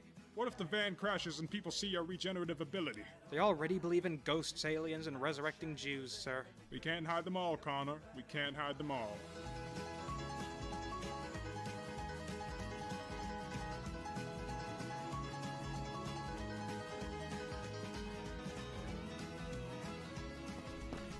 Oh, wow. Yeah, I know, it's pretty miserable. Dr. Marlowe's in there. Oh, and he's currently possessed by a ventriloquist dummy. It's a little jarring, but Marlowe's the best marine biologist in North America, so we can't afford to fire or kill him. Good luck, soldier. Hey, is this the right place? Whoa, hey there, guy. I'm Dr. Marlowe, and this is my lab assistant, Dinkelman. You must be the test dummy from the States. Oh, sorry, mind my wording. Look at me calling you the dummy, right? Oh shit. Give me this skin, holy fuck. I know this is a little odd to look at. That shit looks awesome, what is this? There's some water on the Fucking floor, Templar? the shelves unorganized. I've never had the Templar, you're not even on my goddamn, like, fucking, my viewer account. I don't even have Templar yet. I want this. It's just awesome. Way, friend.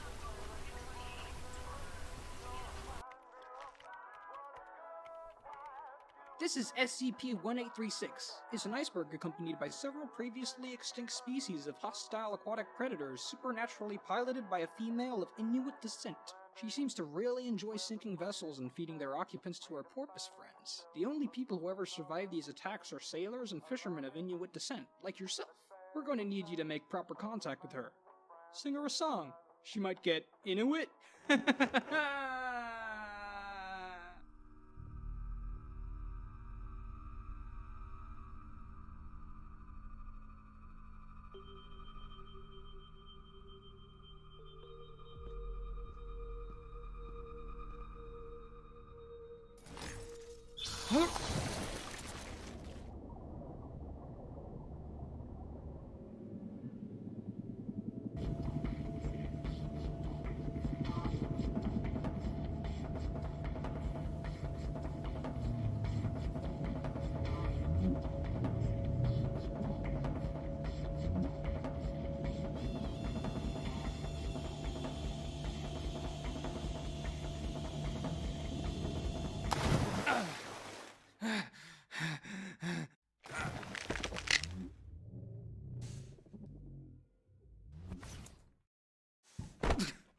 Kinavi, Kina, Tukisivinya.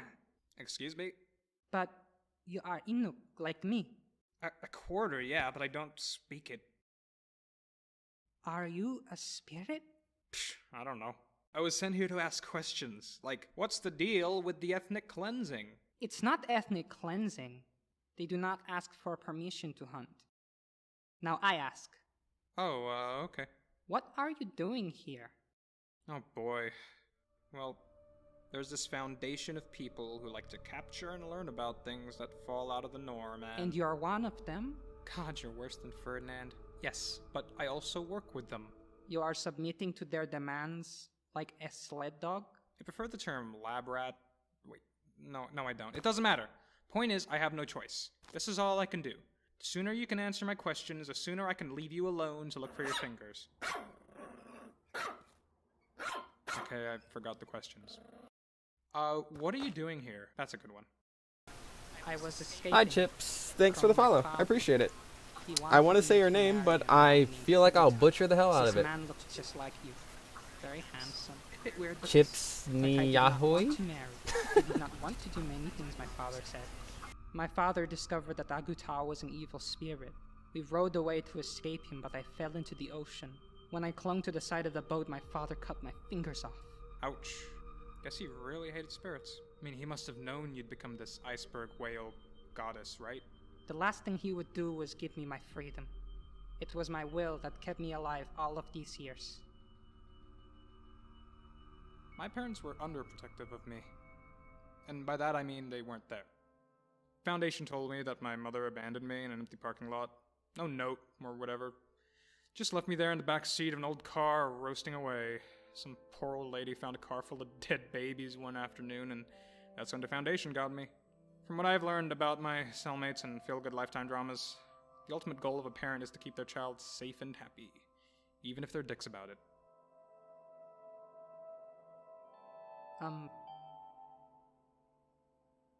Could you comb my hair? You got a comb? Yeah, his funeral was okay. Not the best one I've been to this month. No, he's the guy that confused 173 for 096.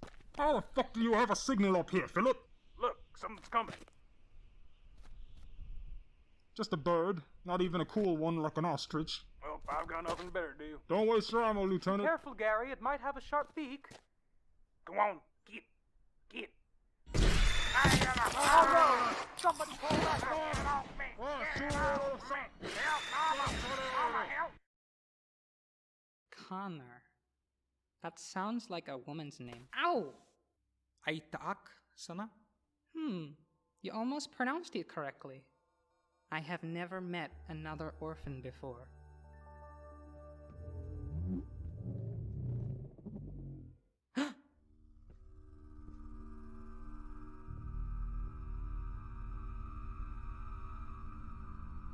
Khanipit sana.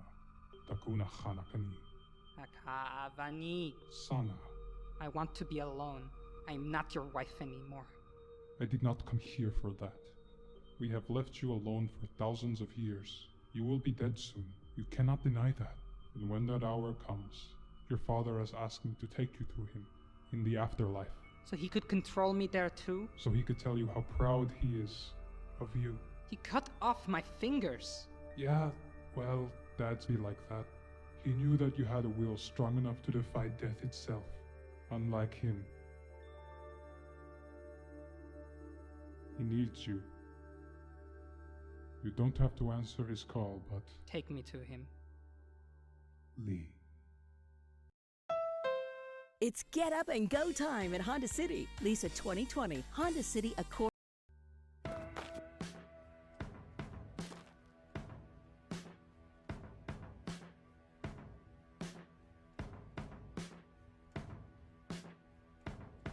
I'm not the kind of fool who's gonna sit and sing to you about stars, girl. But last night I looked up into the dark half of the blue, and they gone backwards. Something in your magnetism must have pissed them off, forcing them to get an early night. I have been searching from the bottom to the top for such a sight as the one I caught when I saw your fingers dimming the lights, like you're used to being told that you're trouble. And I spend all night stuck on.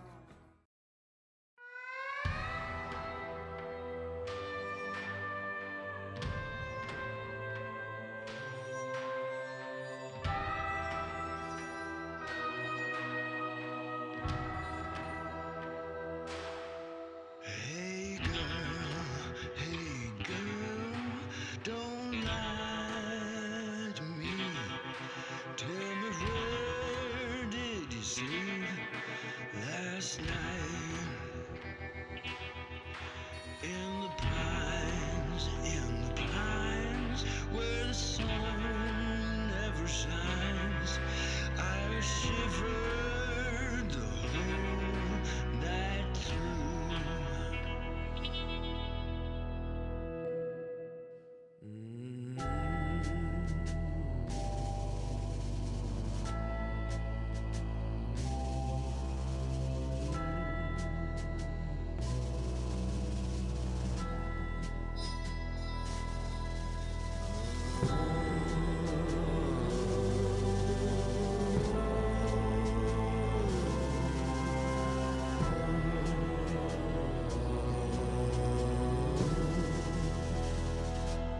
Hey girl, where will you go? I'm going where the cold wind blows. In the pines, where the sun don't never shine, I will shiver the whole night through.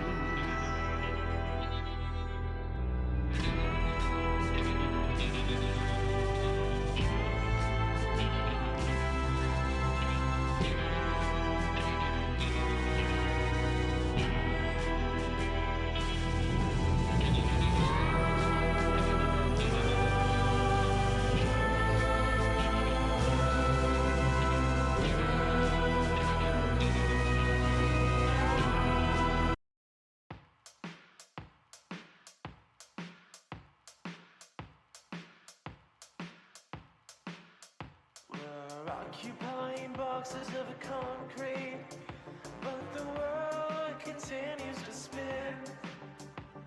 A peak of endless vibrant colors from the outside looking in.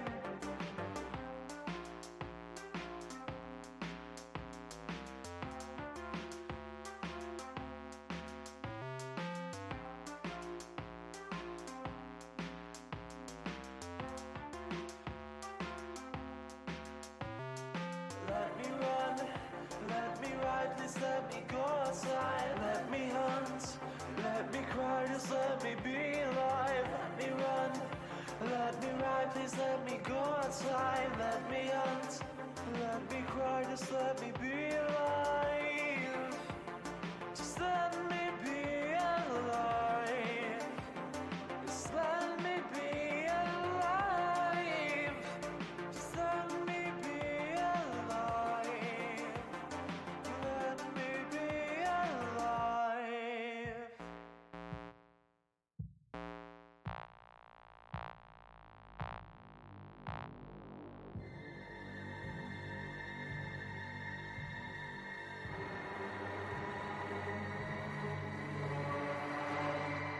What the f? It appears the community has constructed a wall, sir. I know a damn well when I see one, Lieutenant. Go get the site manager on the phone. Yes, sir. And you don't have to yell. How many did we lose in there, Sergeant? Staff count 6 killed, 22 injured, and 9 missing. Presumed hostages, sir. Hostages. I was afraid you'd say that. This drops Trojan Horse with a nuke down to Plan B. This is Marcus. We're going to need a less catastrophic strategy. The men here are getting uneasy. Eat my taint! Bureaucracy is dead and we killed it! Now the people have control! Dr. Wilson, get the f down here. Okay. Looks like you're gonna have to take out a loan. Roll for initiative. Hey Connor, how's my pizza restaurant going? Sorry. Wait, what time is it? About 20 past 3. Shit, gotta go, guys. Ruby's the GM for now.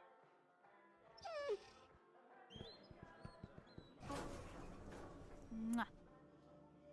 Hey, dude, partner. How's it been? Torture.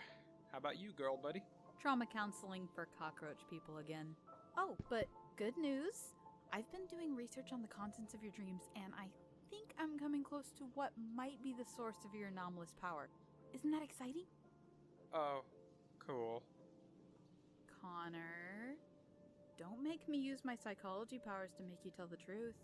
I'd just rather focus on the now, you know? For now, let's just pretend I'm normal. Aw, babe, there's absolutely nothing special about you.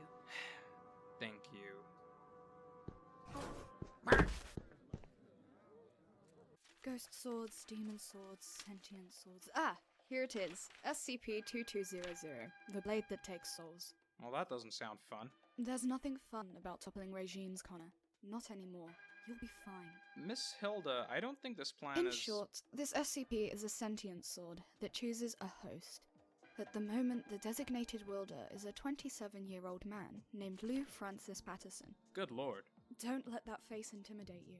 The sword is bound to his mind, and when he kills an individual with it, he sends their soul to a town in the Midwest called Salzburg. Or, as they now like to call it, the autocratic state of Salzburg. Go deep in the ASS and pull out the staff. Got it. Gross. Any more questions? How do I respawn after the mission? Because I don't want to be stuck looking like an Academy Award. Once you walk 50 kilometers away from the center of the slum, your soul will leave your body. And I'll be back to normal. Most likely. We don't know how powerful this entity is, so there's a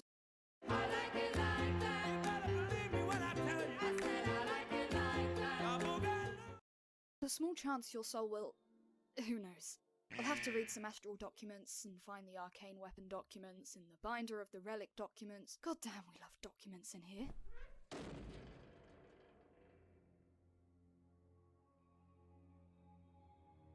Hello, Connor. I bet you're wondering how I know your name. Oh, I was just going to assume she told you. You are mistaken. The sword told me. Still not impressed? The sword also told me about your plan to destabilize my eternal kingdom, my paradise, my destiny. I cannot let this happen. Okay, you're bragging about being all-knowing from the inside of a prison cell, you know that, right?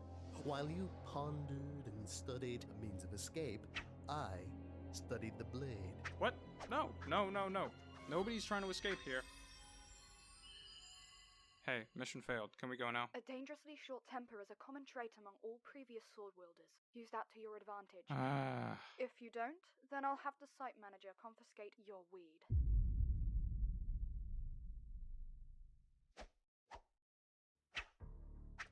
Well, looks like we're gonna be here for a long time.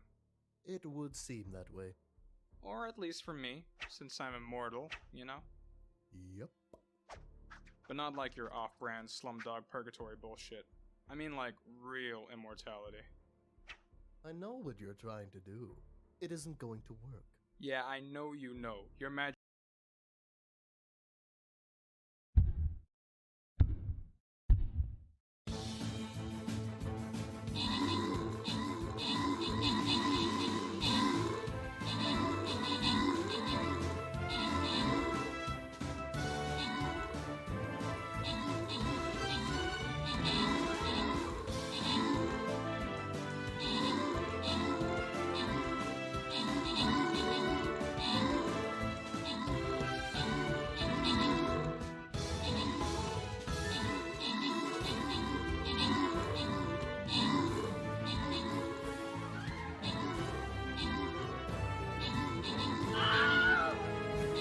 Alright, got high hopes. Made it out with fucking 47 people. Let's go.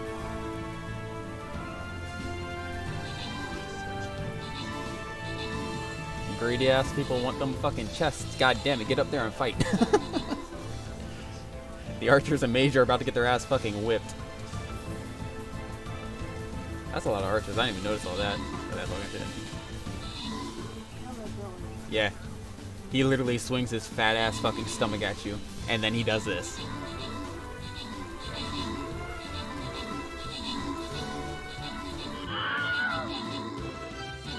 Victory!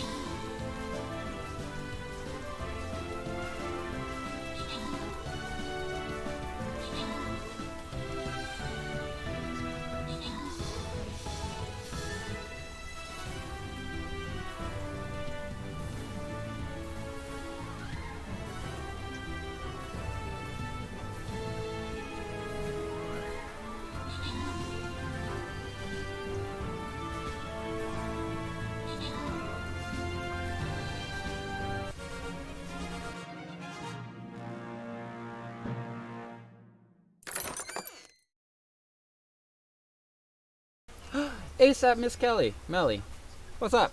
If you're actually in the stream, what's up?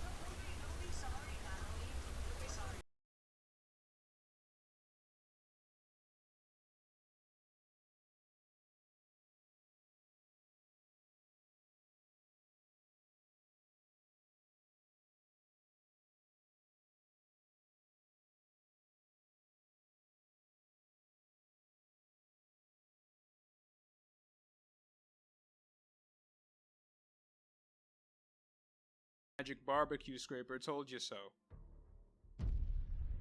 So what? It cares enough to retroactively pass on my insults, but not enough to save your disco ball looking ass from getting locked up? You're in here too. I was taken here as a kid. What's your excuse? I know what it is. You probably got caught day one Stop after it. stepping into the You're not sunlight, getting to you me. fucking Enough. toaster asshole. I said enough. No, I won't do it. Just as well. If it's your paradise, it's probably just anime girls.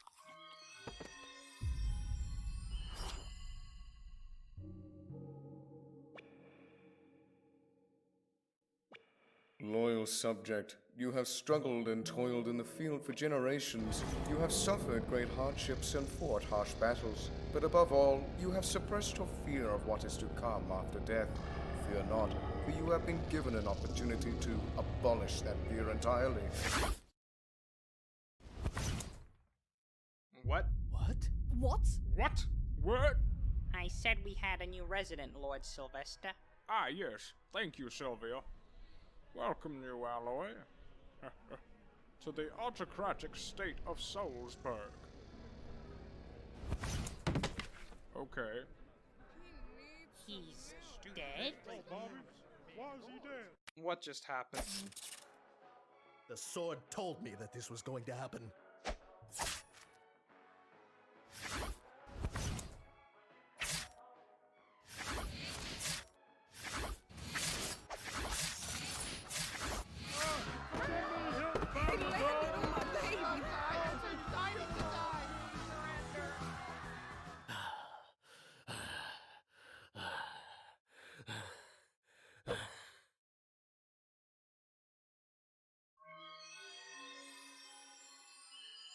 As you wish. Alright, one more game. Bring it.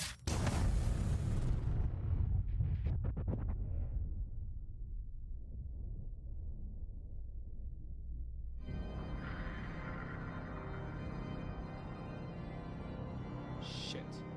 What is its name? What? The name of the demon that possesses you. Do not lie. Trust me, I'd tell you if I could, but I have absolutely no idea. So is this like your house or something? I was forged by the very being that orchestrated the stars and filled the seas. I was imbued with a vow to save mankind from the scourge that is Hades and its foul occupants.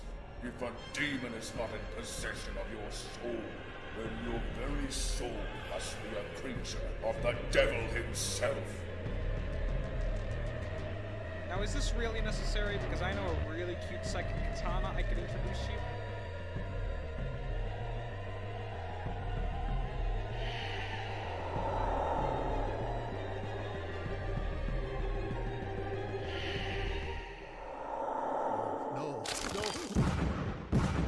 I hope y'all learned a valuable life-changing lesson from that there message from the heart.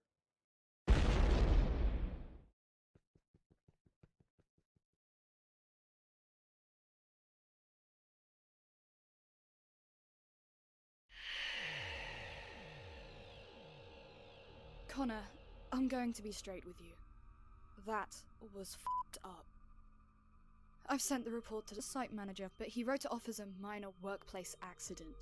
And Connor, I've looked at your documents, and it seems almost all of your tests end in an unusual number of staff casualties, even SCP casualties.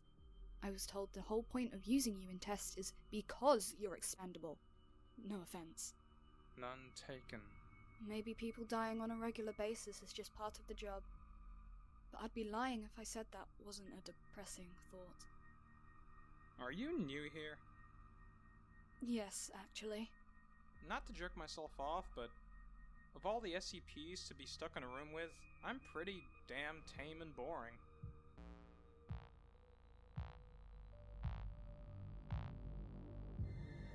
I don't think you need to worry about a thing.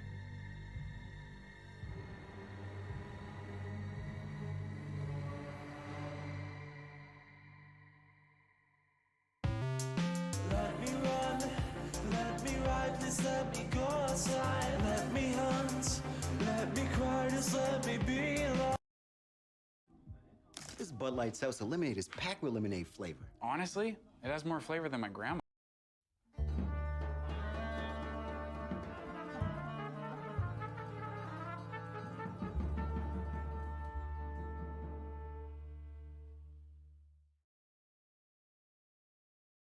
Walk in, ask questions, ask him out. Walk in, ask questions, ask him out. Ask him out. Get it together, Natalie. Stay impartial. You don't know what terrible things could be hiding behind those big, gorgeous eyes. What if he's a murderer? Or a cultist? Or one of the self-proclaimed war veterans from that non-existent country? Sorry I'm late. My workload is crazy right now. But you were just whispering through that door, talking about how gorgeous my eyes were, like 3 seconds ago. Containment breach! There are shapeshifters on the loose that look like honest, hardworking psychologists attempting to flirt with my patient, who I have absolutely no romantic feelings towards. Sorry, Connor. Looks like we're gonna have to reschedule.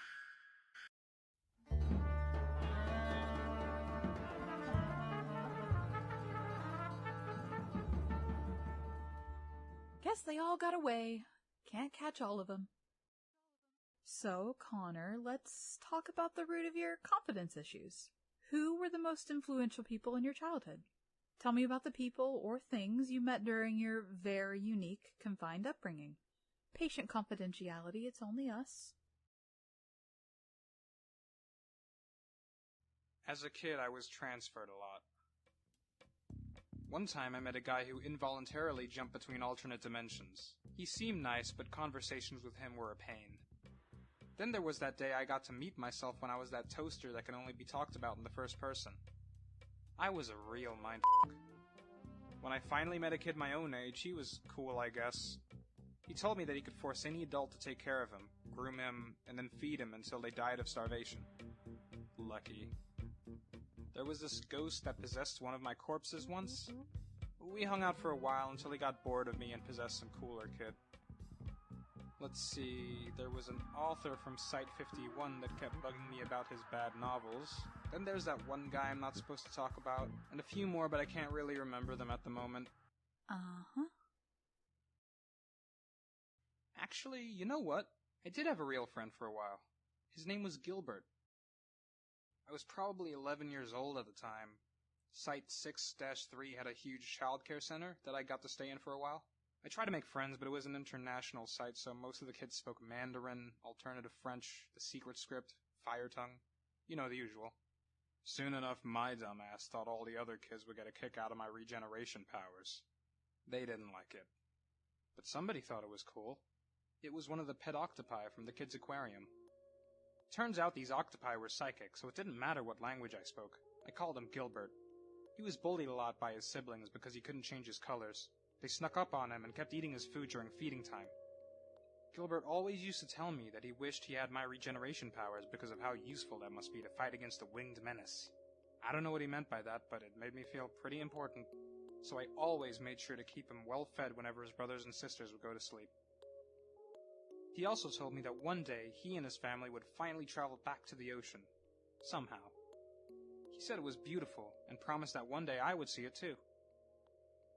On one occasion, I was given permission to visit Gilbert's main tank in the aquatic center. They took him and all the other octopi there for most of the week. I was pretty excited to see Gilbert's mother. Octopus don't use names, so he just referred to her as the Big Gilbert. Was the Big Gilbert as sweet as the Little Gilbert? Connor?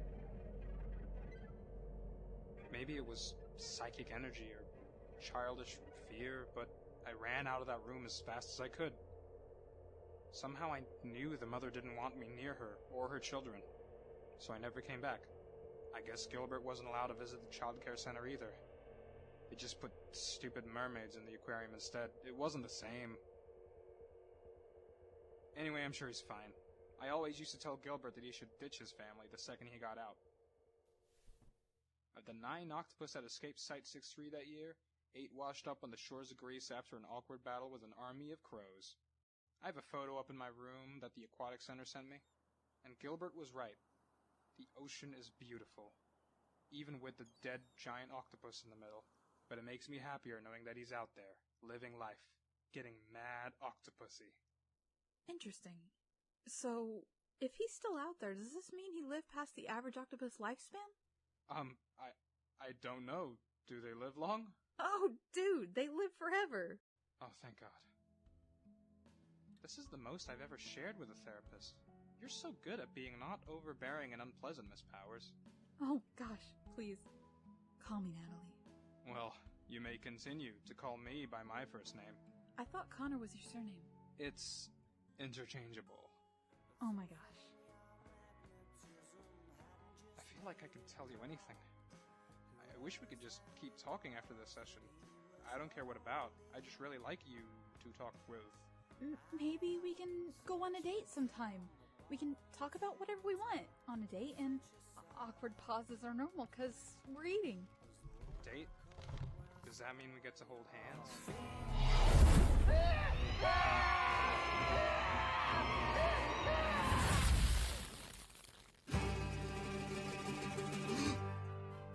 It appears I am free from the night terror dimension.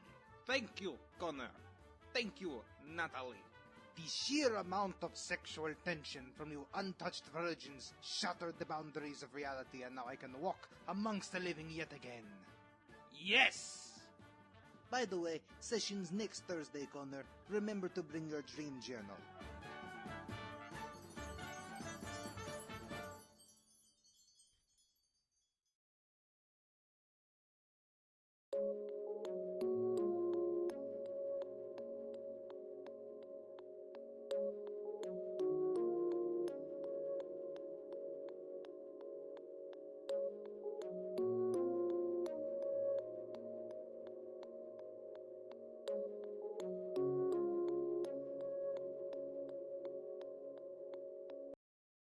King's Hawaiian meets Fish Deluxe. Hence the name.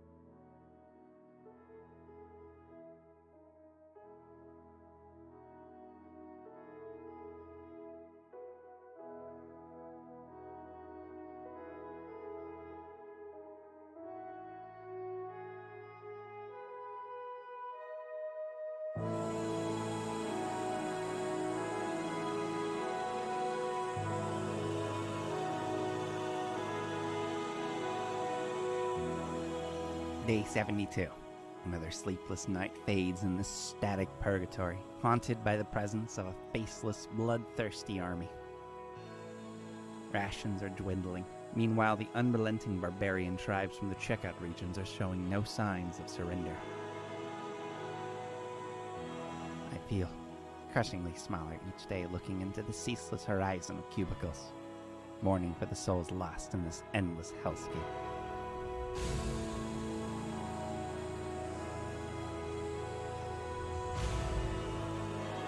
My mind is at ease, however, for I have proven myself invaluable to my tribe.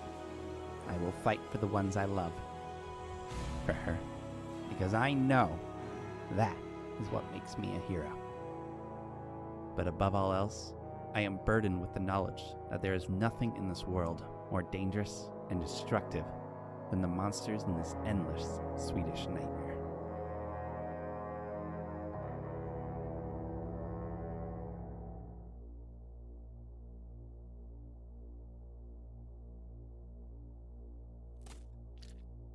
Oof. That's a splinter.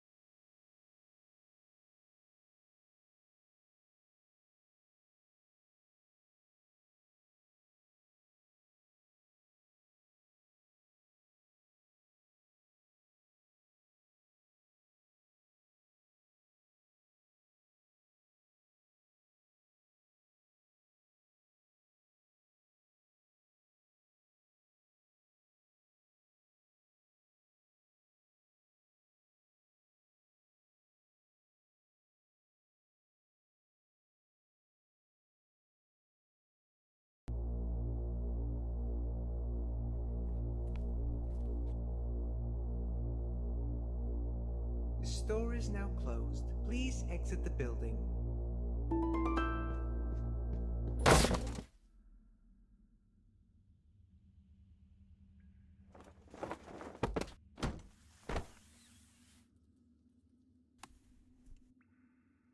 He's alive! Quick, get the man something to drink! Is he from the outside? I hope he's okay. Broken boy, what do they call you? This question should be really easy. Might have something to do with that awful spike in your noggin. Are you guys, like, road warriors? Can you tell me what's going on? I can't remember anything that's happened, and I'm kind of pissed off that I remember Mad Max more than my own. What are you doing? We're supposed to be looking for vending machines, not more mouths to feed. We're hunter-gatherers. What's the point of hunting if we can't even fight off the bigger tribes? If we patch this guy up, maybe he'll help us out. The point is, we can't keep getting distracted every time we see another lost schmuck trapped in the aisles. It's better distraction than your stupid journal. Hey, documenting is crucial. It's how we remember society. Have you already forgotten what convicts look like? Because this guy hasn't even ditched his prison garbs. Oh, come on. Like we're all saints in the land beyond the parking lot. Remember what the elders said. Second hand, second chance. Is that a joke? You are starting to sound like the greedy tribes from the self-serve area. Whoa, mate! You still with us? We've got to get them out of here. I'll grab his legs.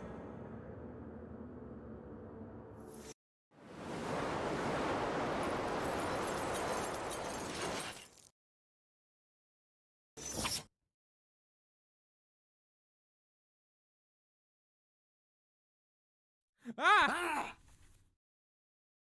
Where am I? Are we in a womb? Are we in a womb?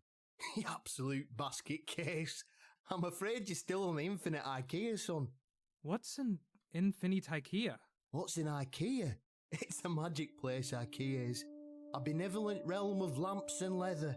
A wondrous dimension of decor and deck chairs, as far as your wallet can take you, with cushions so soft, it's like drowning in the tits of an angel. Wow. But this one's quite shit. Something's off about this one. Do all IKEAs have those faceless people? I can't tell you, but as I always say, never trust a man without facial features. My name's Elder Freestanding Bathroom Cabinet, by the way, head of this tribe. And if you'd like to stay here, I'm gonna need you to protect your fellow survivor. You think you can handle that? Sure, yeah. Are you sure? Yes. That was easy. I hereby induct you into the Canopy tribe. Your clan name is Thorn, on account of that shard of wood stuck in your head. Talk to you later. Supper's in an hour.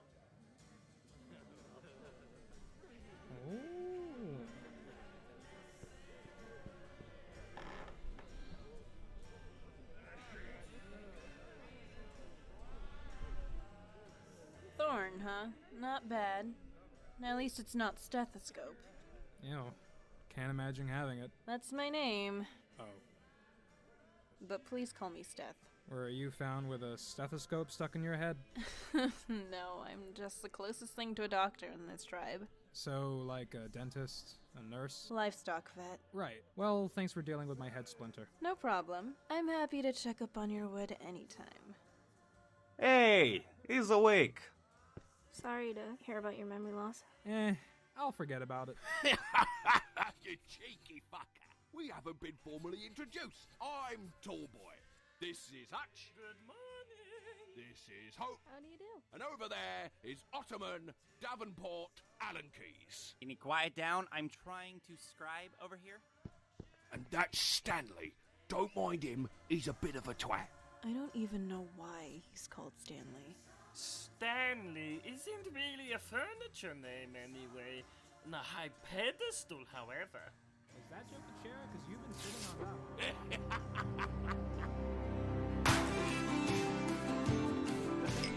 I'm not even Turkish.